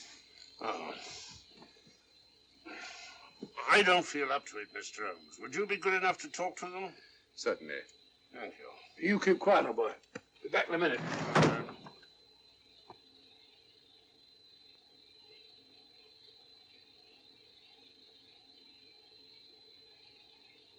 Mr. Holmes, this is Inspector MacDonald of the Edinburgh Police. How do you do? I happen to be in this district on another case, and I'll receive this telegram from headquarters. You'll want to talk to Inspector Lestrade. In due time, but I'm in charge here. This is Scotland. You've crossed the border. We've had a spot of trouble here, Inspector. And that's why I'm here. And who are you, might I ask? Mr. Sherlock Holmes. The private inquiry agent, eh? I've heard of you. Heard of him. Mr. Holmes has practically solved this case already. Watson. Will you clear the dining car? I'll want to ask a few questions. Yes, sir. And see that no one leaves his compartment until I need him for questioning. Very good, sir. Inspector Lestrade asked me to sit in with you. It's a bit unusual, but... Scotland Yard think a great deal of Mr. Sherlock Holmes. They frequently ask his advice. Scotland Yard, eh? Where is this Inspector Lestrade? Watson, will you see if Inspector Lestrade is sufficiently recovered to come into the dining car? Right, Joe.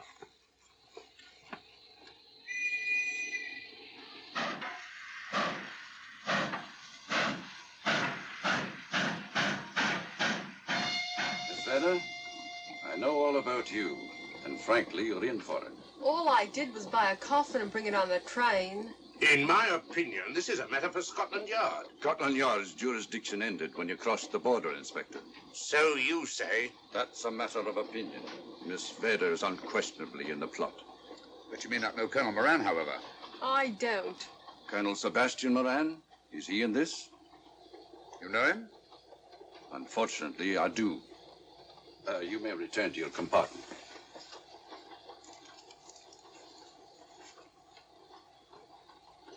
You said unfortunately. Aye. I once had an encounter with Colonel Moran. The only time in my entire career I've been bested. The cleverest criminal since the late Professor Moriarty. And that I concur. Well, where is this Sebastian Moran? He's traveling on this train under the name of Major Duncan Bleak. What on earth are you talking about? Are you serious, Mr. Holmes? Constable, bring in Duncan Bleak. Aye, sir. Duncan Bleak? But he played for the gentleman at Lord's.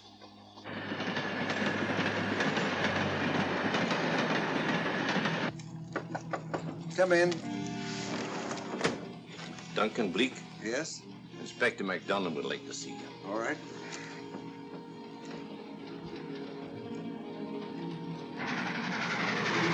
Colonel Sebastian Moran, eh? It will give me great pleasure, Mr. Holmes, to meet up with that scoundrel again. You wanted to see me? Yes, Colonel Moran. You're under arrest. Oh, so you've managed to convince him that I'm the mythical Colonel Moran. Not mythical, Colonel. Have you forgotten that affair at Inverness 3 years ago? I've never been in Inverness in my life. Do you mind if I search you? Go ahead. For an innocent man, you carry strange things in your pockets. A retired army officer, India. But you're in Scotland now, and there's a law against carrying firearms. Well, you satisfied? Not quite, Colonel.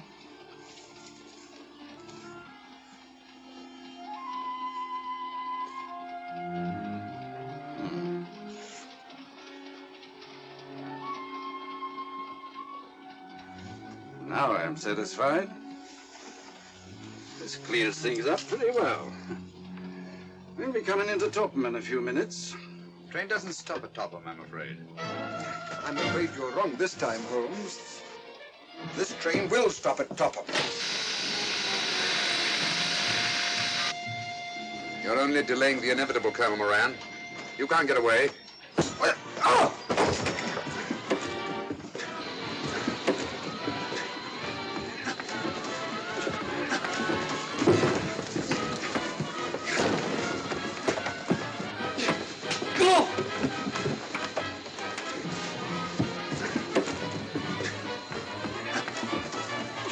Out of the way, Inspector.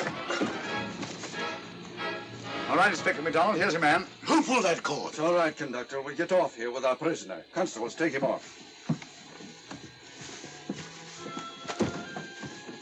Quite a struggle, Inspector MacDonald. Good work, Mr. Holmes. Perhaps I underestimated you. Was it you who hit me? Oh, I'm terribly sorry. You must accept my apologies.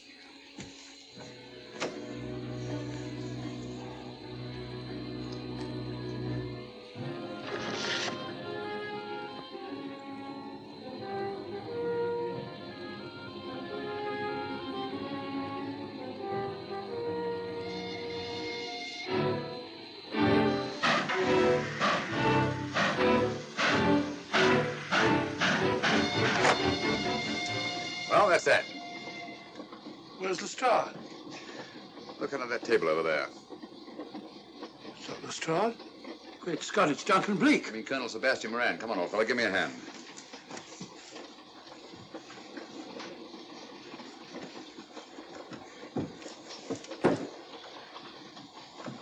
What's all this about? Where's Inspector MacDonald? He's just got off the train. He couldn't have. He couldn't. Nobody has. A very clever plot, Colonel Moran. Your henchmen, masquerading as policemen, come aboard the train, arrest you, stop the train, and take you off. But this is fantastic. Yes, it is, isn't it? And it's a scheme worthy of Colonel Sebastian Moran. He planned the whole thing, including the coffin of the secret compartment. And in case anything went wrong, the pseudo-policeman to come aboard and take him off the train before it reached Edinburgh. Then, where is Lestrade? Well, I imagine at the moment he's pretty well occupied. Just a minute, MacDonald. Get over there, all of you. You're under arrest. Now, put up your hands. Driver, take us to the nearest police station. Come on, get over here. Then the poke in the eye I received from Sherlock Holmes wasn't an accident after all. That is a matter of opinion. Come on, get in.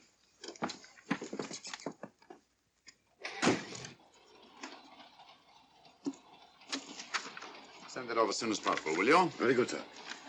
It's a telegram to the real Edinburgh police. Ask him to meet us when we arrive. But how did you know this fellow wasn't the real Inspector MacDonald? Elementary, my dear Watson. In the first place, he didn't put handcuffs on Colonel Moran, so I had to do it myself. And in the second place, Inspector MacDonald, during the fight, was more hindrance than help, which is not characteristic of a real policeman. Amazing, Holmes. Uncovering such a fiendish plot with so little evidence. Yes, I forgot to mention that I also happen to know the real Inspector MacDonald of the Edinburgh Police. Oh, was the start in on all of this? Yes, and surprisingly enough, he grasped the situation immediately. It's very unusual. Let's hope he hasn't overdone it. Very clever, Holmes. You've got me, but you haven't got the Star of Rhodesia. Oh, but I have. If in the dark I could substitute a big hulk like the Star for you, Colonel Moran, it's no very great feat to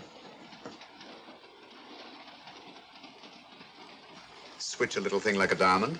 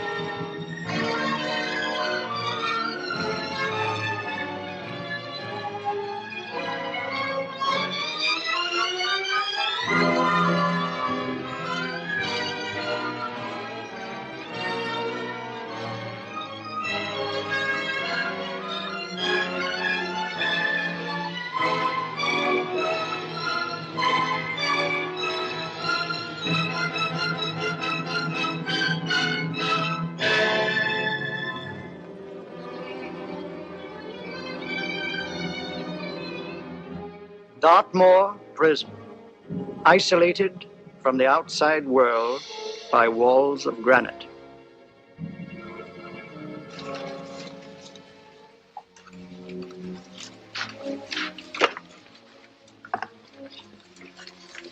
They say you could get out of here by merely telling what you know.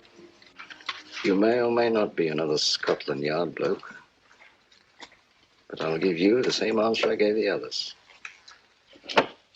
I still have 2 years, 8 months, and 6 days left in which to make musical boxes.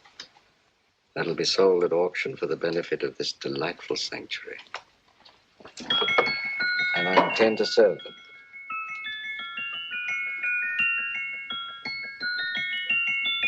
Move along. And now we come to the next object on our list, or I should say objects, because there are 3 of them. Now, ladies and gentlemen, these can be bought together or separately. Now, these beautiful little musical boxes only arrived this morning, and I didn't intend to put them on the auction block until later, but I'm going to sell them now. So, good friends, as our old pal Mark Antony used to say, lend me your ears. And what do you hear? Right. The beautiful tinkle tinkle of a musical box. What a lovely trinket. What a beautiful gift. Created and made by loving hands. A thing of beauty and utility. I was going to start with £5. It's a bargain, £5. Do I see any hands? If there's a connoisseur in the house, will go £3 for it. £2.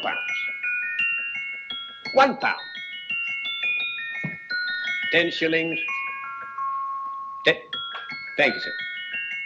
Ladies and gentlemen, 10 shillings is offered for a musical box you couldn't buy anywhere in London for less than £5. It'd be stealing to let it go for 10 shillings. Like taking milk from a baby. All right, we're selling for 10 shillings. 10 shillings, 10 shillings is offered, 10 shillings is offered, 10 shillings is offered. And anybody give him £1? Want to give him £1? Oh, won't someone give me a pound? A pound, £1 is offered, £1 is offered, ladies and gentlemen, £1 is offered. It's against you, sir. Will you go to £2? Will you go to £2, sir? £2. £2 is offered. £2 is offered. Going once, twice, third and the last call. Sold to the gentleman for £2. Sorry, my dear. Now, ladies and gentlemen, comes the opportunity to purchase an exact duplicate of the beautiful little musical box just bought by this gentleman for the ridiculous low price of £2. Now, it's exactly the same. Exactly the same. Made with the same hands. You hear that? Isn't that lovely? That tinkle, tinkle, tinkle, tinkle. Sounds like Bow Bells to me, you know, with little angels pulling on the ropes, eh? Who'll give me £2 for it? Who's starting with £2? Will anybody starting with £2? Oh, come, ladies and gentlemen. You know, from your enthusiasm, we might all be in Scotland instead of London. Please buy it for me, Daddy. £2, certainly not. We all might be in Scotland. Besides, I don't like his manner. £1, 10 shillings. £1. £1 is ours. £1 is offered. £1 is offered. Going £1. Any advance? Going once. Going twice. The third and the last call. Sold to the lady for £1. Smart bidding, my dear. Thank you. We come to the third and last of these beautiful little musical boxes. Exactly the same. Tinkle, tinkle. Isn't that lovely? Ladies and gentlemen, I don't bring you here to gull you and swindle you. This is the exact replica of those two I just sold before.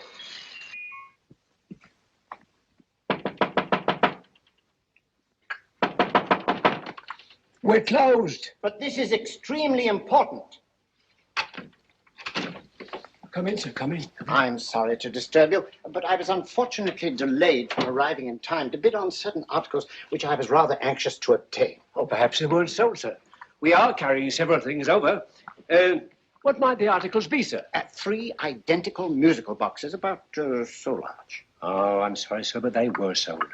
Pity you weren't here to bid on them. They didn't bring anything like the real value. I'm most anxious to obtain them. I wonder if your records would show who the purchasers were. Oh, we don't usually give out that information, sir. For certain, shall we say, sentimental reasons, I'm most anxious to get in touch with the purchasers. I'd be willing to pay, shall we say, £5. Well, for certain sentimental reasons, sir, we'd be very happy to oblige. Alfred, today's sales. The 3 musical boxes. Musical boxes. Oh, here we are. The first purchase for £2 from Mr. Julian Emery, 52 Portman Square. Write this address down, Alfred. Yes, sir. Second didn't leave any name. Oh, how unfortunate. I think she's a dealer. You see, they don't like us to know where the things are going. On account of the profits. You say the second purchaser was a woman.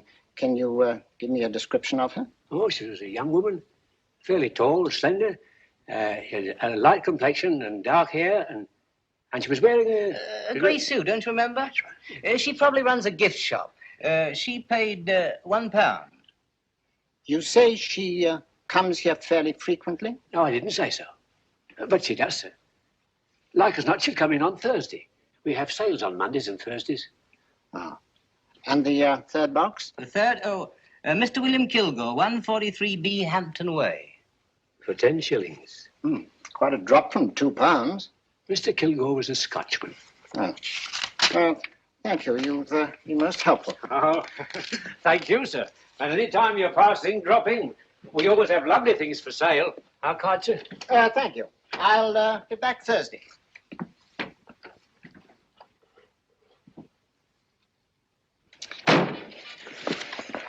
The message reached us too late.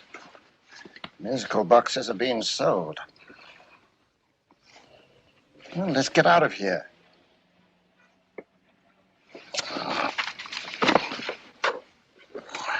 Someday you'll go too far.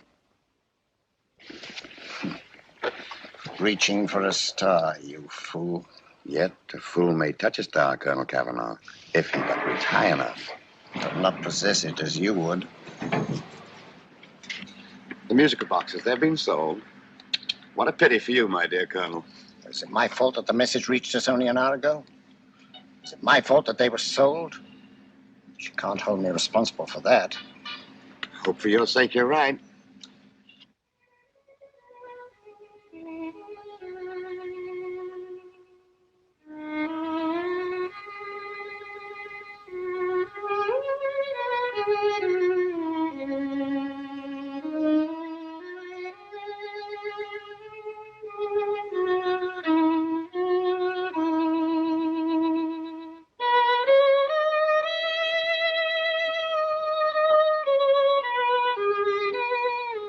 I will call upon you tonight at 7:45, a gentleman who desires to consult you upon a matter of the very deepest moment.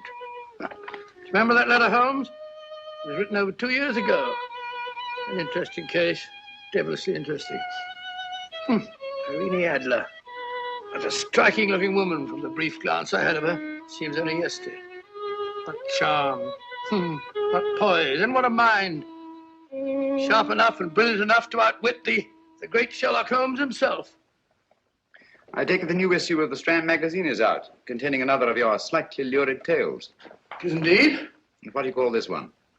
I call it A Scandal in Bohemia. Not a bad title, eh?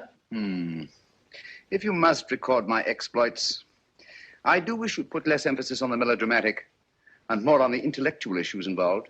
More on the intellect. What do you mean by that?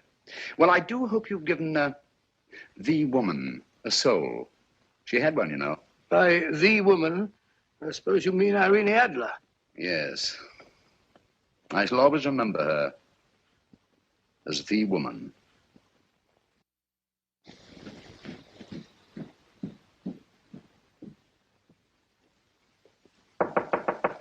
Come in. I think. That's it, old boy. How are you? How are you, old boy? I haven't seen you for years. I want you to meet my old friend Sherlock Holmes. Holmes, this is Stinky. In other words, Julian Emery. How do you do, Mr. Emery? Watson has often spoken of you. Oh, has he? Yes, we were at school together. Yes, more years ago than I care to remember, but you didn't come in here just to remind me of that. No, I just happened to be in the neighborhood and saw your lights burning, so I took the liberty of looking you up. Still writing your mystery stuff? Yes, there's a new one out this week. Good, I never miss them. Oh, good, thanks. I say that bandage makes you look very interesting. Still poking your nose into other people's business as usual? Who hit you? I haven't the foggiest notion. Somebody knocked me on the head in my own living room and then proceeded to commit the most idiotic burglary you ever heard of. Fellow must have been balmy as a coot. Balmy? Why? Come sit down, old boy. Hey. Would you like a cup of tea? Huh? Oh, all right. I'll go and tell Mrs. Hudson about it. Why do you say the robbery was idiotic, Mr. Emery? Oh, simply from the fact that with about £5,000 worth of musical boxes in my living room, the thief, who I caught in the act, made off with one that isn't even worth £5. I gather you're a collector of musical boxes. Yes, I am indeed. Some of them are very beautiful, but not the one that was stolen. The thief evidently grabbed the first thing that came to his hand when he heard me coming into the room. Still, it's rather odd, isn't it, that having disposed of you, he didn't pick up something more valuable. Was there anything unusual about the stolen box? No, nothing at all. No, I picked it up in the south of France, several years ago. You say you have many valuable music boxes, and yet the thief made off with one that isn't worth £5. Sounds like rather an intriguing little problem. Well, I take it that he was just an ordinary petty thief and didn't know the value. That is a possible explanation, and yet I venture to say that the average petty thief has a more extensive knowledge of the value of objets d'art than the average collector. Well, anyway, that's Scotland Yard's theory. They didn't get very excited about it. That's consistent anyway. I wonder if I might see your collection, Mr. Emery. Oh, of course you could, yes. Nothing a collector likes more than showing off his trophies. When would it suit you? No time like the present. Good.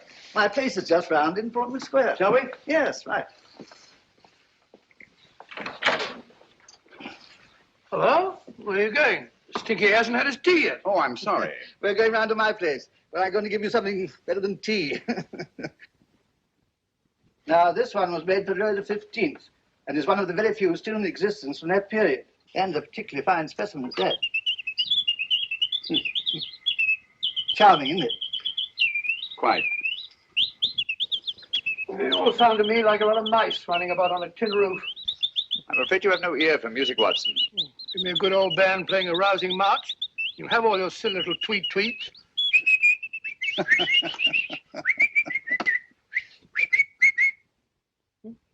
No room. It's just me.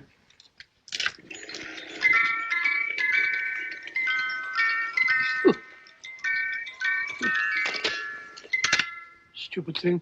Singing rabbit. What would you say offhand is the value of a box like that, Mr. Emery? Well, it's hard to say offhand, but I think we'll bring about £500 or £600 today. It's the gem of my collection. Yet a thief who steals an oddity like a musical box passes up one worth £500 for one of almost no value at all. Odd. Very odd. What was the stolen box like, Mr. Emery? Oh, just a plain wooden box about so big. Mm-hmm. As a matter of fact, I have one over here almost exactly like it.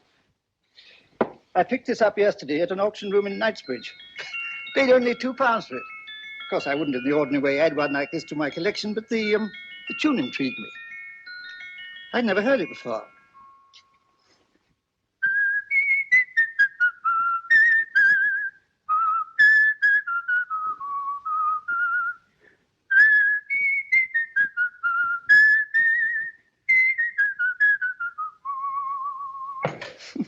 You have a remarkable ear for music, Holmes. Rather an unusual melody. Sit down, Will. Thanks. You say you bought that box at an auction sale yesterday? Yes, the Gaylord auction rooms in Knightsbridge. Run by old, what's his name? Crabtree. That's the man. At what time was the robbery committed? Oh, about 3 o'clock this morning. You know, Mr. Emery, that box and the robbery might well be cause and effect, especially since you say that the stolen box outwardly resembles this one a great deal. And Scotland Yard were not particularly interested, eh? Oh, yes, but I wouldn't blame them for that, especially as I told them I was quite unable to describe the thief, except, of course, for the fact that it was definitely a man. All you remember is that you came in here and someone struck you on the head. Yes, and the next thing I knew, my man was trying to revive me. It might be wise for you to put that box away somewhere and lock it up. Oh, I don't think that's necessary. Besides, everything's insured. Well, at least if any further attempts at robbery are made, I'd suggest that you call the police, rather than running into any personal danger. Oh, come, Holmes, aren't you being a bit of an alarmist? Possibly. Well, I must agree with old Stinky. Seems to me you are making rather a mountain out of a molehill. Molehill is the word, old boy, and it's time you were in bed. Thanks so much for letting us see your place. Well, it's been glad meeting you.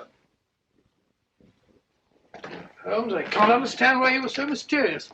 Seems to me the petty thief explanation was the only sensible one. Really? Just I can't see how you can believe it was anything else. I didn't say I believed it to be anything else. The petty thief theory is the obvious one, I grant you. However, it's often a mistake to accept something as true merely because it's obvious.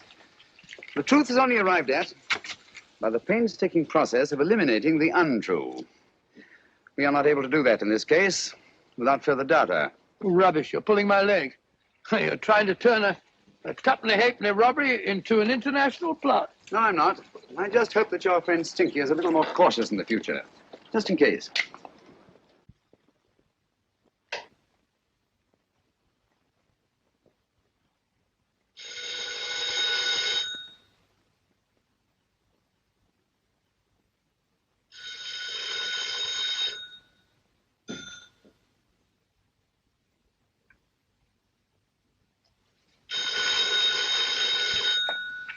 Hello?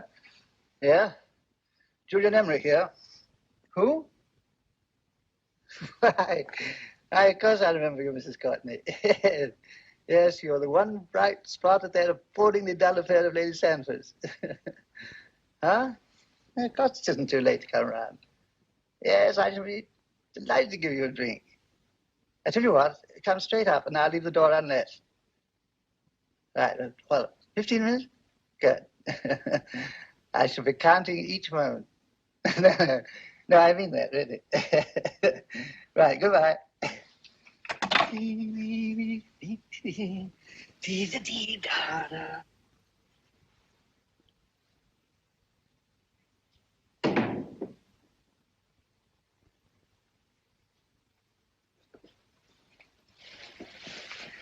Boo! Oh, you startled me. Did I? Yes. Must be the pixie in me. I know I shouldn't have called you so late. But I was at a party just around the corner, and I remembered your invitation to see your collection of musical boxes. My dear Mrs. Courtney, pleasure is all the greater for being so unexpected. My friends call me Hilda. Thanks. Mine call me Stinky. Stinky, how quaint. Oh, what a perfectly wonderful collection of musical boxes. You know, when you told me you had a collection, I had no idea it was so attractive. Yes. They appeal to the ear as well as to the eye. Oh, what a plain little one. Why, it looks just like a country cousin amid all this grandeur. No. You mustn't underestimate the country cousin. Only last night a burglar broke in here, and with all these to choose from, went off with one very much like it. Really? Yes, I don't mind the loss of the box so much, but I do resent this crack on the skull. But it makes you look so interesting. Oh, do you think so? Uh-huh. It's funny, that's what old Fatso said. Fatso? I mean, Dr. Watson. He was here this evening with a friend, a Mr. Holmes. He's interested in my collection, too. Sherlock Holmes? Yes. Do you know him? I've heard of him. Yes, he seems to think I'm in some sort of danger. What a haunting tune. It takes me right back to my childhood. Really? You know, it's odd that you should be interested in that particular musical box. Odd? Why? Because Mr. Holmes is also interested in it. He may have been more interested in the tune than in the box. My dear, yes, that's right. I remember now. He whistled it note for note, having heard it only once. Really? He must be a remarkable man. Bit of an alarmist, if you ask me. Don't you believe in warnings? Of course not. Who'd want a box like that? I would. You're not serious. Oh, but I am. Well, you put me in a very awkward position. I'm a collector, you know. And the collector buys but never sells. But if the price were high enough... The price has nothing to do with it. It's the principle of the thing. Yes, well, we haven't had our drink. No, thanks. I must be getting along. Must you really? I'm afraid so. You're not walking out on me, are you? My reputation. Stinky. I say, you know, you are an attractive woman. Thanks.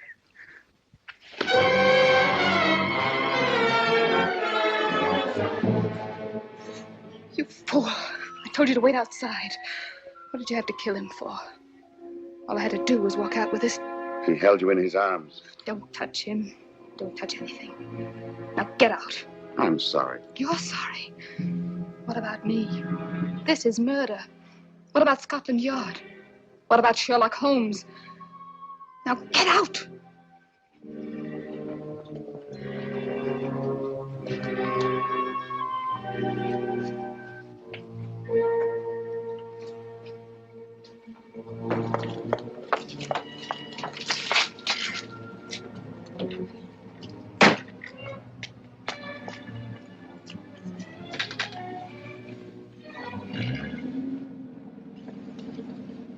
Did you get it? Good. Did you have any trouble with him? Just a matter of murder. Ah, Mr. Holmes.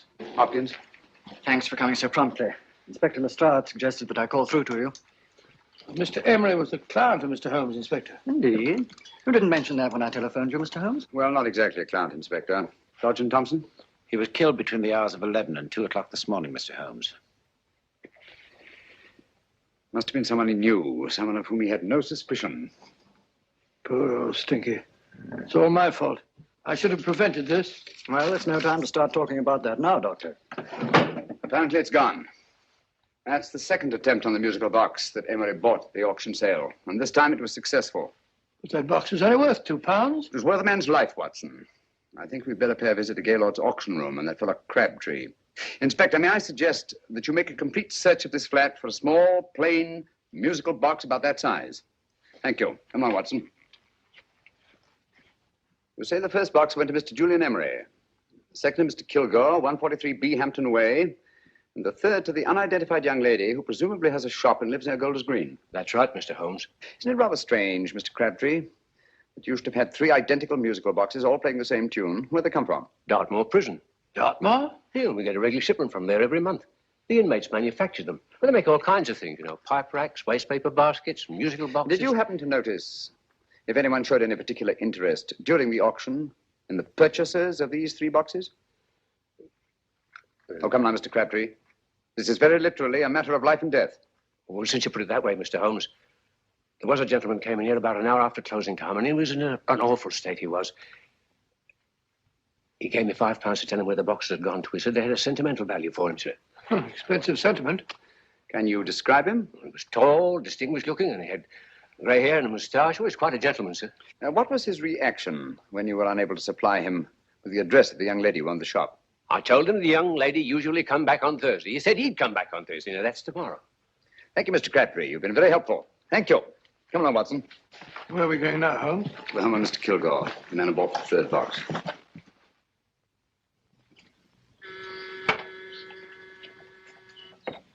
But hang it all, Holmes, how do you know those other 2 musical boxes are of any importance? I don't, but I certainly have no intention of waiting until the owners are murdered to find out. No one at home. I hope that's the explanation. I'll have a look through this window.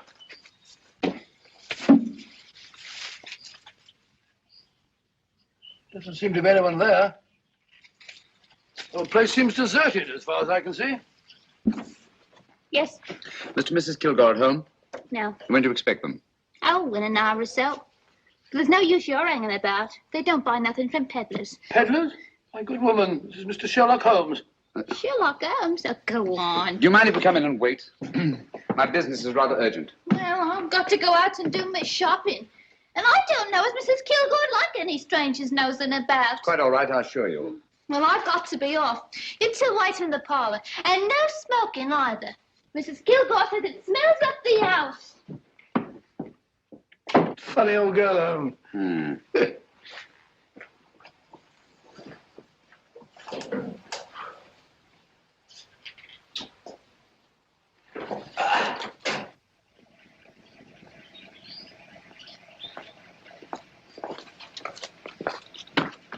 Park Lane. Park Lane? And what would the likes of you be doing in Park Lane? Now, don't worry about the fare, Ducky. If you knows how to get to Park Lane, up it.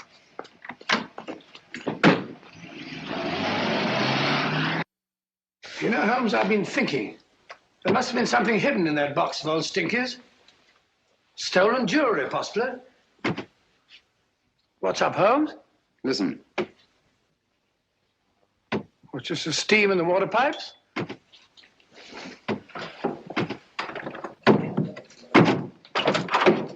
Watson! Great Scott! Come on, Holmes. Get on the chair here. All right, my dear. There. Now, don't worry. It's all over. There you are, dear. Don't cry anymore. She tied me up and shut me in the cupboard. I know. She won't come back. Did you show her your new musical box? Yes, she said she wanted to hear it play. And as soon as I showed it to her, she grabbed hold of No, it. I know. Now, don't worry. We'll buy you a new musical box. Yes, my dear, the best one in London. Watson. Oh, what a fool I've been. What do you mean, Holmes? She took the musical box out of this house in that market basket, right under our very noses. Why could the Kilgore charwoman want to take the music box? She isn't the Kilgore charwoman. She's a consummate actress. An extremely clever, unscrupulous woman who will stop at nothing. Take care of the child, will you, Wolfella, till our parents get back. Explain everything to them. Of course I will. But, Holmes, where are you going? Somewhere, somehow. I must get to the young lady who bought that third musical box before our opponents find her. I only hope that I won't be too late.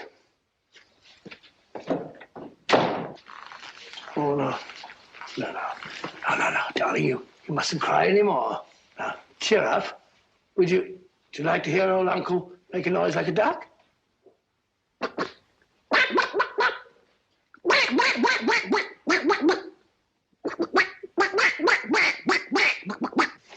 Oh, sorry.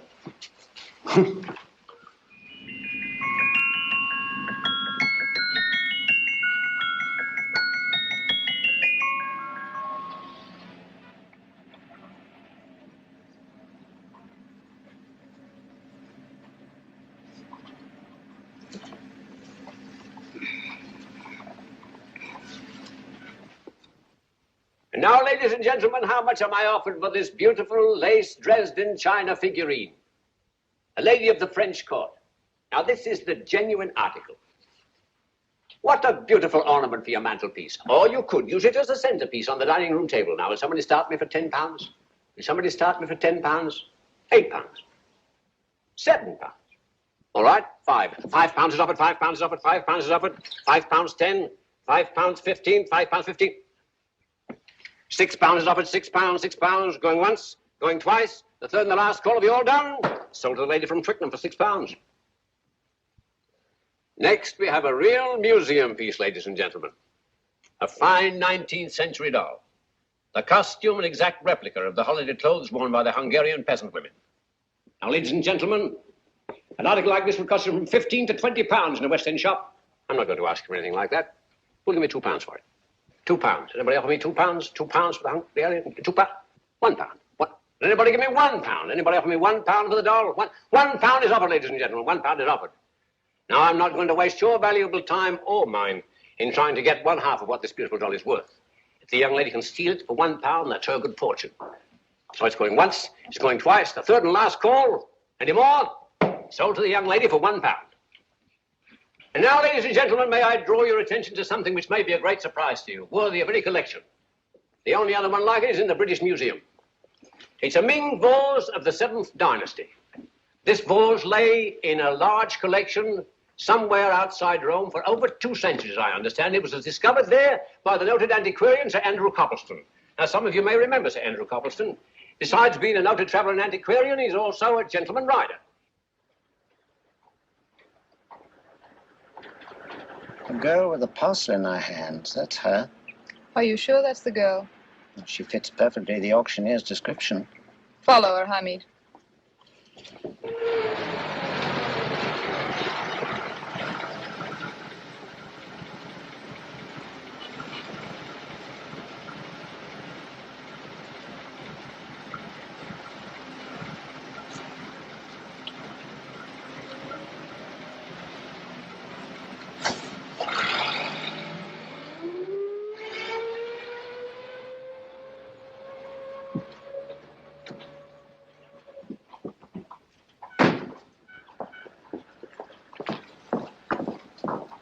It's lovely, dear. And only £1. We can get at least 3 for it. Easily. I'll go make some tea. I could do with a cup. Right. Good afternoon. Good afternoon. I'm looking for a birthday gift for a 7-year-old girl. What would you suggest? We have some lovely dolls. Now, this Hungarian I think peasant- she has enough dolls already. Books are always welcome.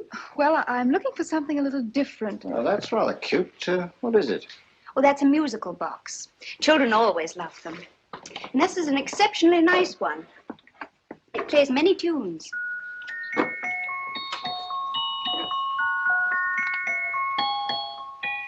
Have you any others? Yes. If you'll just step this way. I have only 2 left.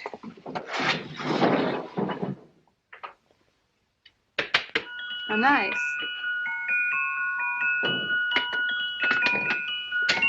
Are you sure this is all you have? I'm sorry. They're rather hard to find, you know. That's our entire allotment. I did have one other, but I sold it earlier this afternoon. But it was only a plain wooden one. It wouldn't have been a very nice gift for a child. Really? Do you happen to know who the purchaser was? Why, yes. He left his card, just in case anyone should inquire for him.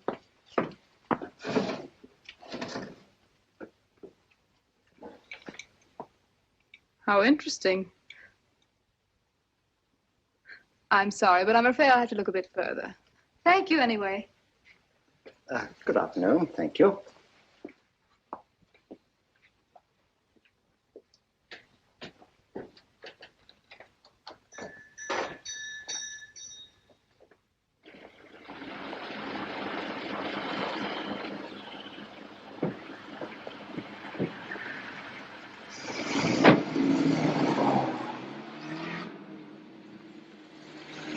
Heavy! Follow that cab. Here now, what? Scotland Yard. Hop in.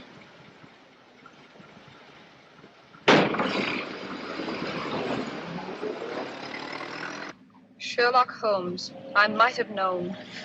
We thought we were the hunters, instead of which we're the hunted. We've been fools. We played right into his hands. Of course. He's had us followed. Don't look. The man in front of the toy shop. Hamid, turn sharp right at the next corner and again at the next.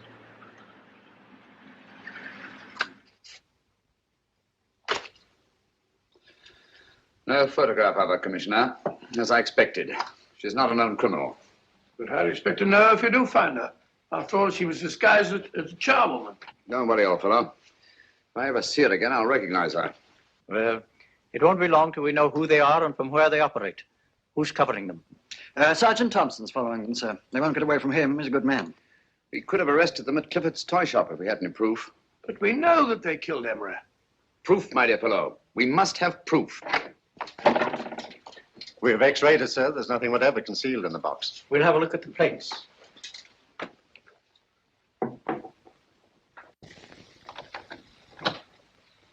There must be some clue. And it's probably so obvious that we've all overlooked it. Seems to me we're up against a bunch of lunatics. Not lunatics, my dear fellow. Extremely astute, cold-blooded murderers. What can these little musical boxes have in them that's so important? Don't forget they were made in Dartmoor prison. You can smuggle stuff into prison, but not out. Do you want us to break the box apart, sir, to see if there's anything the X-ray hasn't caught? No, not yet. Do you mind if I take it? Certainly. Thanks.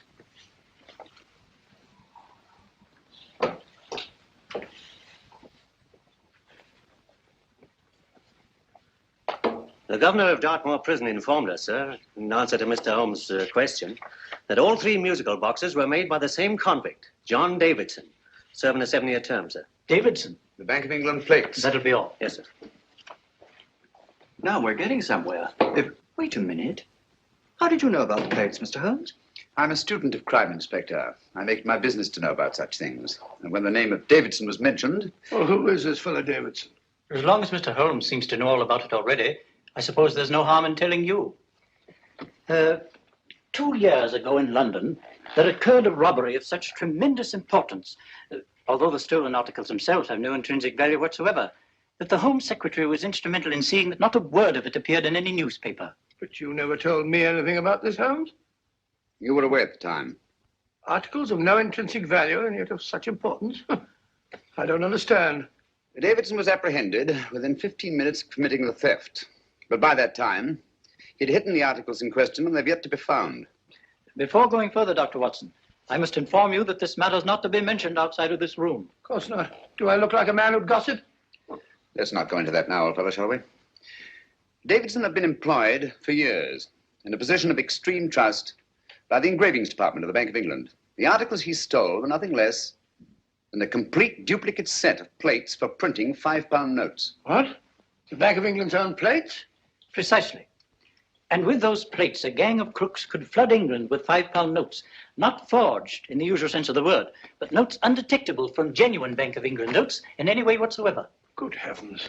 Any whisper at all might have resulted in enormous damage in shaking public confidence in the Treasury. We tried everything after we arrested Davidson.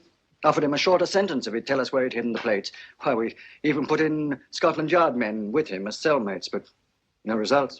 Obviously, Davidson is a man of strong character and infinite patience. Yet suddenly he feels impelled to smuggle out the secret of the hiding place of the plates to his confederates. Why? I don't understand, Mr. Holmes. Well, for example, has the Bank of England made any plans to radically change the design of the £5 note so that in, say, 7 years from now, notes made from the stolen plates would be worthless? Confidentially, Mr. Holmes, such a move was discussed. But replacing all the £5 notes in circulation would be such a Herculean task that nothing's been done about it as yet. I see. Of course, there is another possible explanation. Davidson didn't have much time to find a hiding place before he was captured. He may be afraid that the plates will be accidentally discovered before he's released. Hence his anxiety to communicate their whereabouts to his confederates as soon as possible. I believe you've hit it, Mr. Holmes. I'm sure that the message is contained in this musical box. Or rather, in all 3 musical boxes, since possession of all 3 seems to be essential. Our opponents have 2/3 of the puzzle, we have 1/3. Well, what are you going to do, Holmes? Try to deduce the message from the 1/3 that we have.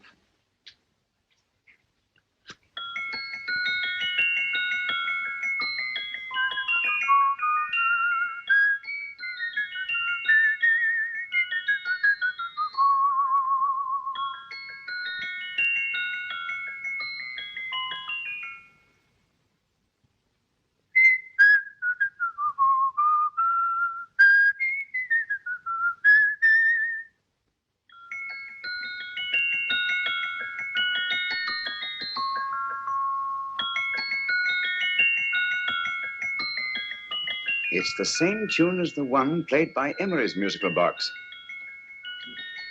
And yet it's different. Sounds the same to me. The tune. Somehow the tune is the key to the mystery. It must be the tune.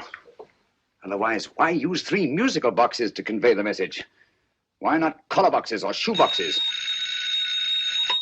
Yes? Oh. It's for you, Inspector. Oh, thank you, sir. Inspector Hopkins speaking. What? Where? Golders Green Station reports they've just found Sergeant Thompson's body. From the tire marks on his clothes, he was apparently run over by a taxi. What an unfortunate accident. Not an accident, my dear fellow. I'm afraid it's murder. Oh, you never know just who you're going to meet when you're walking down a busy London street. Mrs. Hawkins, Mrs. Brown, any subject of the crowd. Oh, you never know just who you're going to meet. So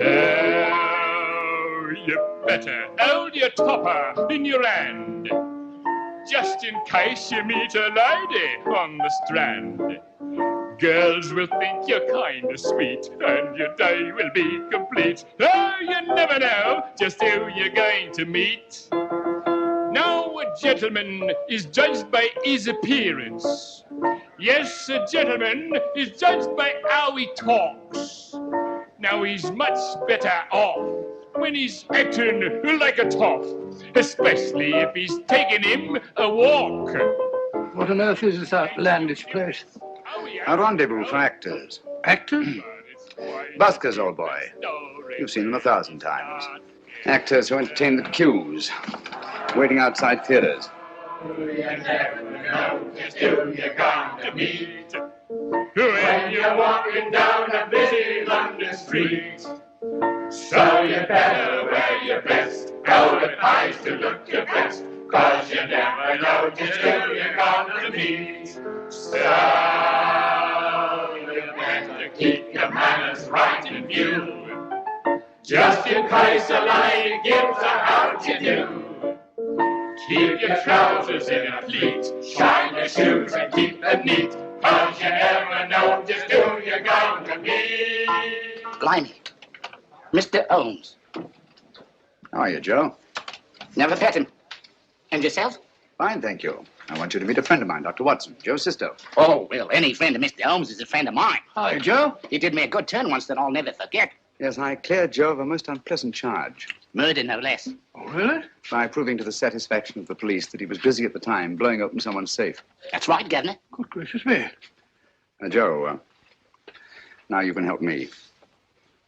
Come on, buzz off, buzz off. Come on, up it, up it. Can't a gentleman have some peace and quiet around here? And you too. There you are, Mr. Holmes. Now we can have some peace and quiet around here. Thank you, Joe. There's £5 in this for you. Well, I wouldn't want to take it on myself, sir, but I can get somebody to do it for you for half of that. You don't know what the job is yet. For £5? Murder, ain't it? What? No, Joe, not murder, just music. I want you to identify a song for me. Oh, there ain't a song that's been written that I don't know. That's why I came, Joe. Of course, the violin is more my instrument, but, oh, well, here we go. Now listen to this, Joe.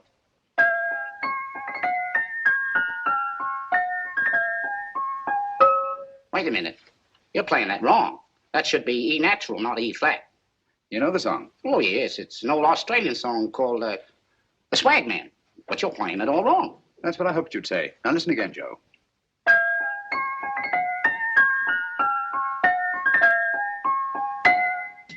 That's the same tune, all right. But you're making different mistakes than you did the first time. No, not mistakes, Joe. Call them variations. Here, play the song for me, will you, the way it's written.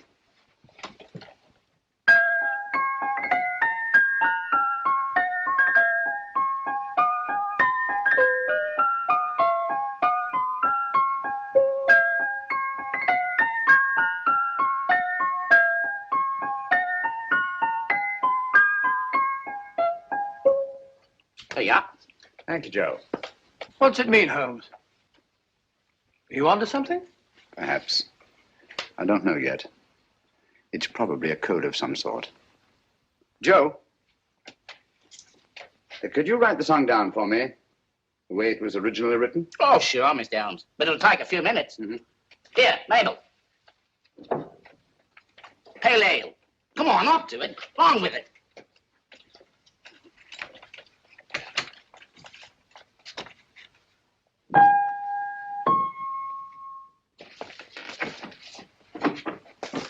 Well, obviously it isn't the lyrics. No combination of those words made any sense at all. The variations in the way Emery's musical box played the tune are different from the variations in the one we have. You sure? Quite. You see, I took the trouble to memorize the tune as played by Emery's box that night we were with him in his flat. Holmes, you amaze me. Elementary, my dear fellow. One of the first principles in solving crime is never to disregard anything, no matter how trivial. But why the 3 boxes? Why not 1? Because the message was obviously too long to be conveyed by any one variation. Then there's the 3rd box, the one that woman took from the Kilgores. That contains yet another set of variations. Yes, well, it's all beyond me. Well, all we have to do now is to find the secret of the variations. Not a very easy problem to solve, my dear fellow. Hello. What's up? We've had company.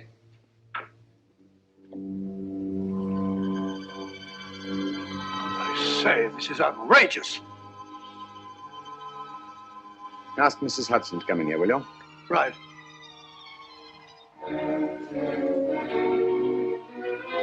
Mrs. Hudson? Yes? Oh, there you are. Will you come up here at once, please? Coming, sir.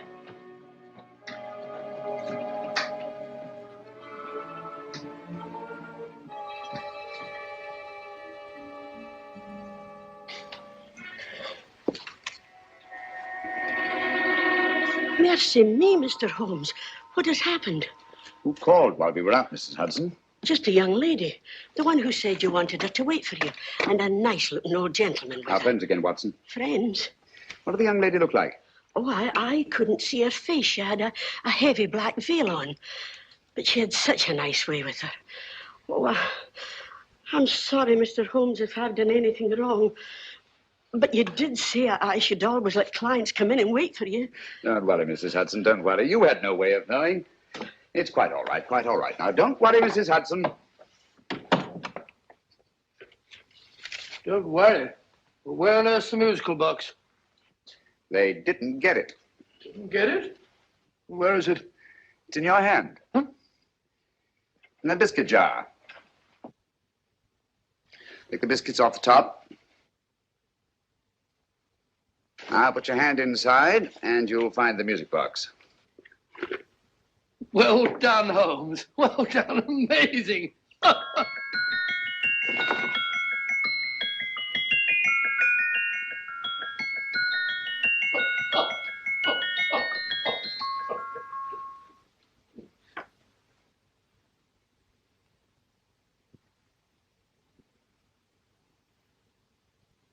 Phew. Nice fresh smell. Like a pub after closing time.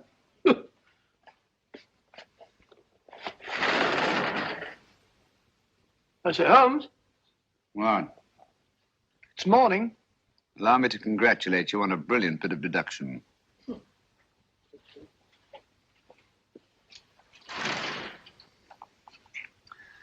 It's not a transposition, not a polygraph transposition, not a trigraph, nor any known form of decoding.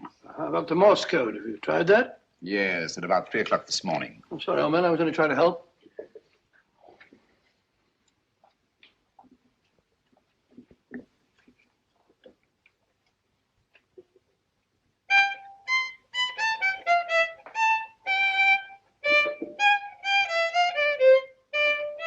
Oh, do me a favor. Not again. Must have heard that thing 1,000 times. Kept me awake all night.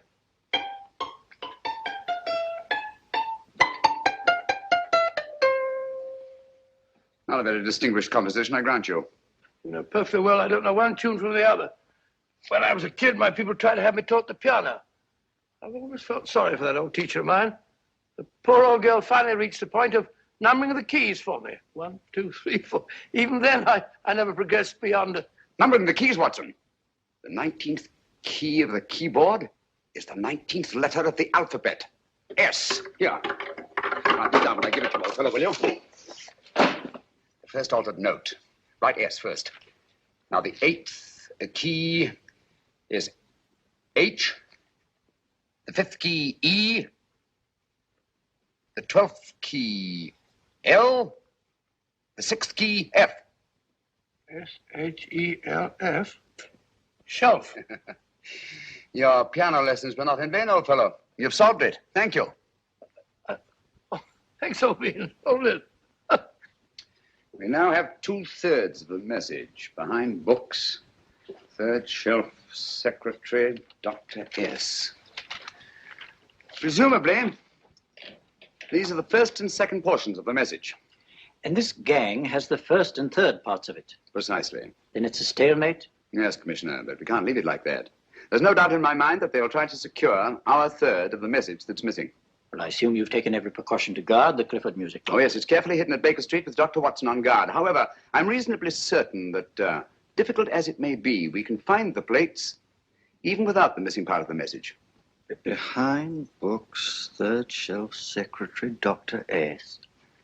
But outside of the fact that Davidson hid the Bank of England plates somewhere in London, Mr. Holmes, I don't see that we've progressed at all. Allow me to point out to you, sir, the key words, Dr. S. It looks as if the plates were hidden in the house of the doctor.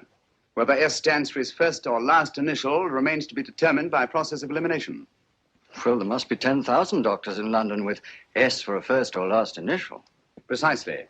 And every one of them will have to be questioned in person. That's why I say this is a task for Scotland Yard. It's a task, all right. But Scotland Yard has searched worse haystacks and found a needle. Well, for the time being, I'll leave the matter in your hands, gentlemen. We'll call you if and when we get a lead on our mysterious Dr. S. In the meantime, I intend to follow up a little clue concerning a cigarette.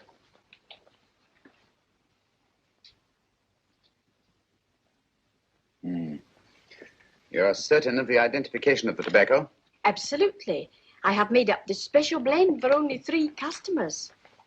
It is almost pure Egyptian, with admixture of latakia for added body, and a pinch of perique. Merely a whisper, as one might say, for elusive fragrance. Yes. And the 3 customers? Major Wilson in Bombay, India. Mrs. Catherine Leamington Smith in Ireland. Yes, and the third? Mrs. Hilda Courtney of Park Mansions, Bryanston Square. Thank you. Thank you very much. You've been most helpful. It is a pleasure to have been of service, Mr. Holmes.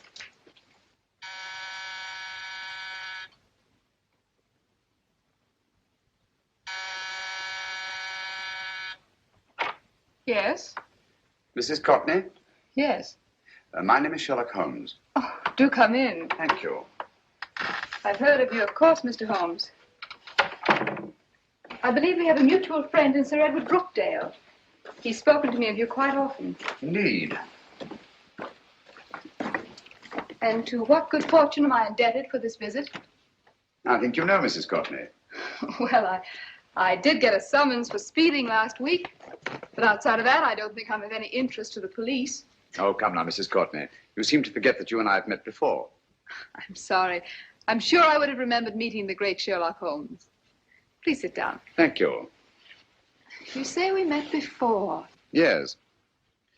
At the home of Mr. and Mrs. Kilgore, 143B Hampton Road. Kilgore? I don't think I know anyone of that name. Well, I didn't say you knew them. As a matter of fact, you called on them when they were out. I don't understand, Mr. Holmes. Really? And you were dressed rather differently. Indeed. Cigarette? Thank you.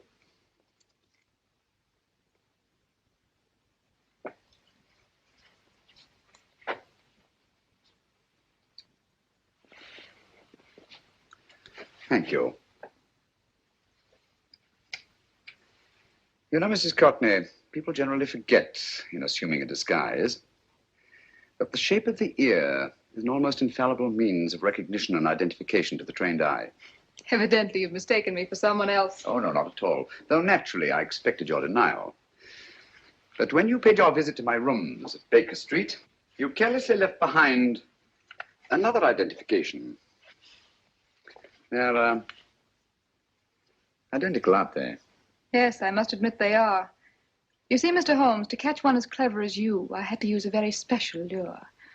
I knew you'd be unable to resist the bait of my cigarette, having read with great interest your monograph on the ashes of 140 different varieties of tobacco.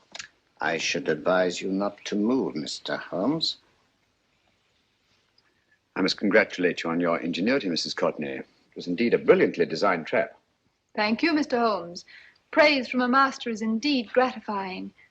I shall always cherish the memory of your flattering words. Memory? Precisely.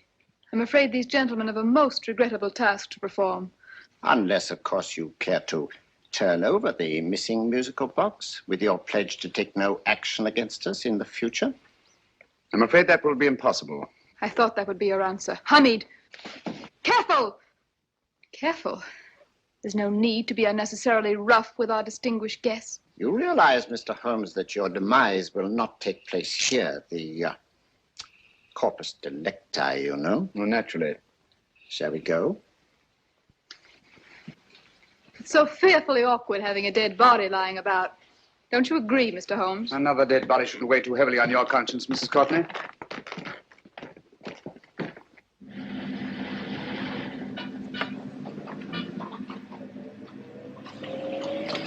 You mind if I have a cigarette? Don't see why not.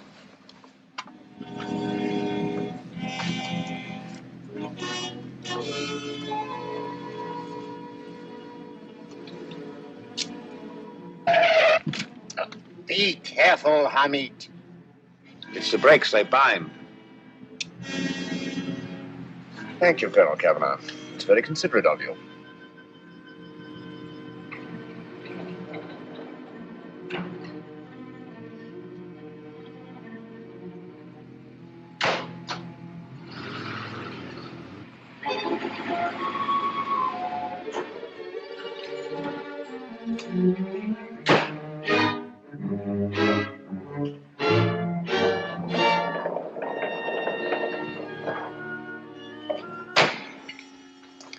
You'll be happy to know, Mr. Holmes, that your death will be a painless one. Hamid, attach this to the motor of the taxi. That little attachment, my dear Mr. Holmes, contains the deadly fluid known as monosulfide. The Germans use it with gratifying results in removing their undesirables. Start the motor.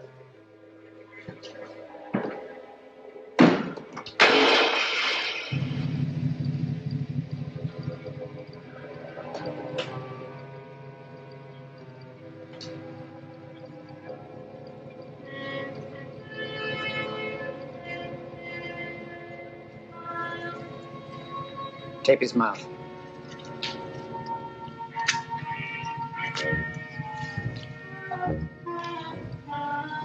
Now, up with him, Hamid.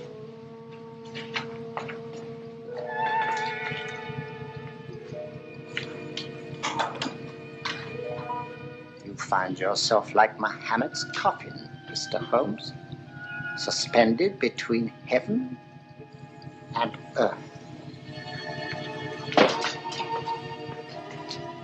Plenty of fuel in the tank? Good. It would be too bad to have anything go wrong through so simple an oversight.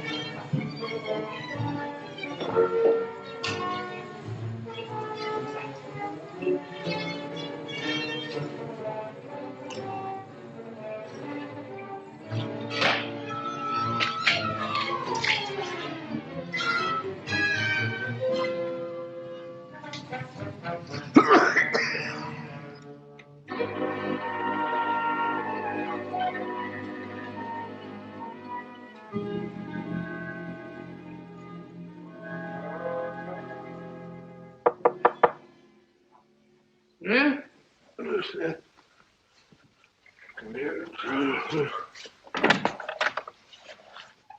Good afternoon. Mr. Sherlock Holmes? No, I'm Dr. Watson. Oh, of course, Dr. Watson. How stupid of me. Oh, so this is stupid of me. Won't you come in? Well, I really came to see Mr. Holmes. Oh, I'm afraid he's out. I don't know when he'll be back. Perhaps there's something I can do. Well, won't you sit down? Thank you. You know, Sherlock Holmes and I have been engaged on a great many cases. Oh, really? Yes, indeed. As a matter of fact, this very moment, we're involved in one of the most baffling... won't you tell me your trouble? I may be able to help you. That's very kind of you, Dr. Watson. Perhaps if I wouldn't be imposing too much. Imposing? Oh, there's no imposition. No imposition at all. A pleasure, I assure you. Now, tell me all about it, Miss Williams. Mrs. Williams. I live in Surrey, Dr. Watson, and I've come up to London in sheer desperation. My only sister has disappeared, and the local police seem utterly unable to find her. Well, Holmes and I solved a case exactly like that once. Very interesting, as far as I remember. I call it the adventure of the solitary cyclist. Oh, sorry. Now I come to think of it, it wasn't so very similar. Entirely different. I don't think what I was saying. Where were we? She's only 17, Dr. Watson, and until she disappeared last Thursday, she seemed to be in the best of spirits. Possibly a romantic entanglement? Oh, no, nothing of the sort. She left no note, didn't even pack a bag, no explanation. She just started to walk to the village from our house in broad daylight and simply vanished from the face of the earth. Oh, there. Might I have a glass of water? Glass of water. Have one minute.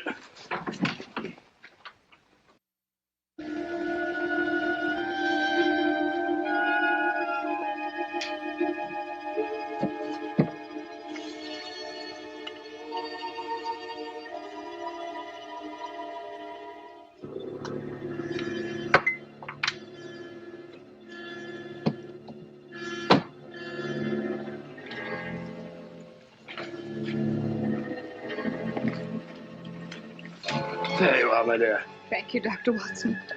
No, you're not to cry anymore. You must pull yourself together. Oh, I feel much better already knowing that you're going to help me. Oh, Dr. Watson, look! Good heavens! Oh. Get through the fire brigade, quickly.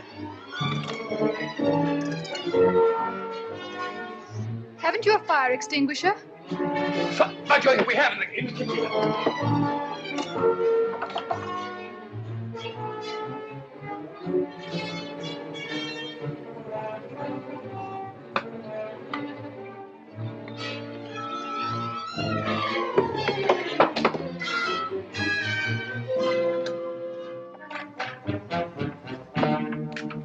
Don't you worry, Miss Williams. We'll have this thing out in no time.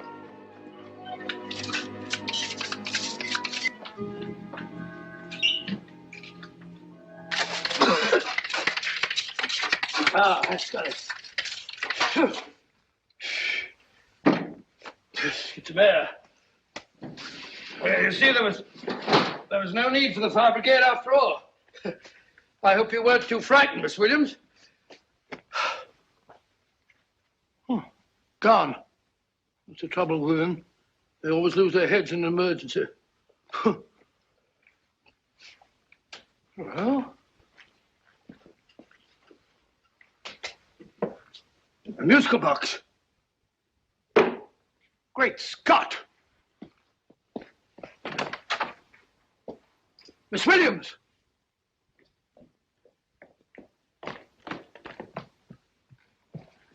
Well? Good. And Holmes? By now, Mr. Holmes has no doubt exchanged his violin for a harp. Always assuming that heaven is his destination. And now that we have the missing musical box.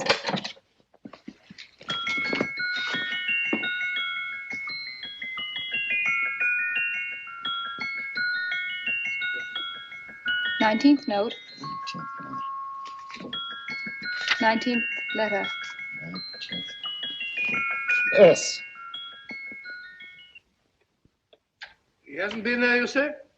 Holmes, where on earth have you been? I've been trying to get you at the club, at Scotland Yard, all over London. You're looking for me in the wrong places. Holmes, terrible things happened. I've been duped. That woman, she made a complete fool of me. Well, what do you mean? Well, she came here, let off a smoke bomb. I thought the whole place was on fire, and my first thought was to save the musical box. No need to say any more. She has the box. Yes. Don't blame yourself too much, old fellow. She's an extremely clever antagonist. Smoke bomb, you said? Well, you can console yourself with the thought that your charming friend is at least a reader of yours. What do you mean? If I remember correctly, you wrote about my little experiment with smoke and the cry of fire in a story you entitled A Scandal in Bohemia, which has just appeared in the Strand magazine. All right, old boy. Don't rub it in. Well, it may cheer you up to know that you made a fool of me, too. That cigarette stub was planted here for one express purpose. We're going to bandaging around this place. Bandaging? What's the matter, Holmes? You hurt? Explanations will have to wait until later. At the moment, we're faced with a problem which I fear is insurmountable. Come over here, old boy, will you? Right. Our opponents are in possession of all three parts of the code. And here are we, while the Bank of England plates pass into their possession. Cheer up, old fellow, cheer up. As Dr. Samuel Johnson once said, there's no problem the mind of man can set that the mind of man cannot solve. What's that, old fellow? I was just quoting Dr. Samuel Johnson. He said there is Thank you, Watson. Thank you. Leaving the front reception room, we come into the main hall, where Dr. Johnson was in the habit of passing through to have his meager meals in the dining room opposite, in company with his friend and biographer, James Boswell.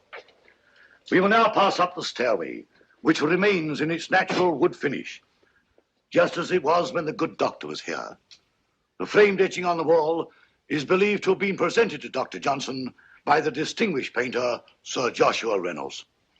I've been told here that that picture was given in by Mrs. Thrale, and it's definitely not a Reynolds. Is that important, my dear? Oh, I'm sorry. This way, ladies and gentlemen, please, this way. Move along, children, move along. The secretary's not on this floor. Patience, Hamid. I have a feeling My dear Colonel, with Sherlock Holmes out of the way, what could go wrong?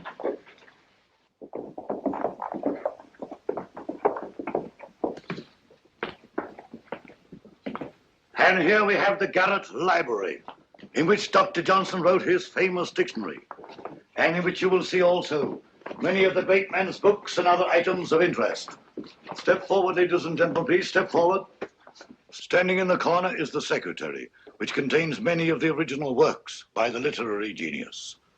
On this table, Dr. Johnson's cat, Hodge, used to sleep while his master worked. A strange thing about this cat, ladies and gentlemen, was its love of oysters. They do say that the dear doctor often went hungry to find the cat that delicacy. What a pity.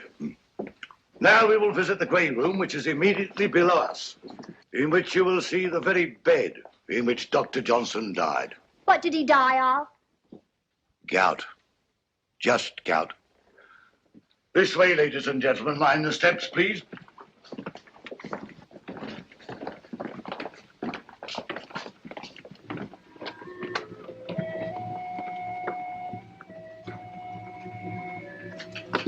Your keys.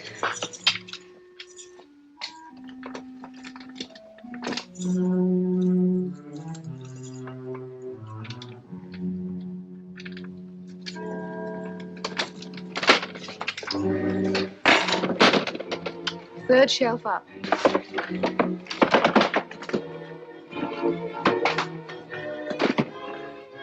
The knife.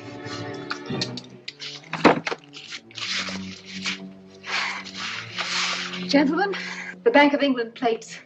Well, Mrs. Courtney, so we meet again. No, I shouldn't do that if I were you, Colonel Capmar. I must congratulate you, Mr. Holmes. You're far more clever than I thought. Thank you, Mrs. Courtney. Praise from you is indeed gratifying. I shall always cherish the memory of your flattering words. Memory? Oh, thank you. And now I have a most regrettable task to perform.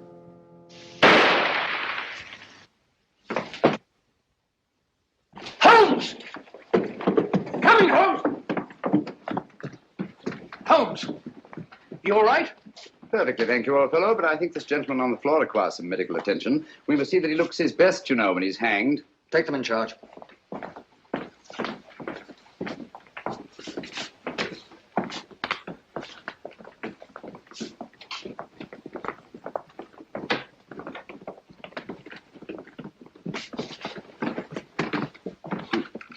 A brilliant antagonist. It's a pity her talents were so misdirected. Will you see that these plates are returned to the Bank of England, Inspector? I still don't understand how you solved it, Mr. Holmes. It's entirely due to Dr. Watson. He gave me the clue when he mentioned Dr. Samuel Johnson. Well, congratulations, Doctor. Oh, thank you, Inspector. I don't think I'd have done it entirely without Mr. Holmes's help, you know.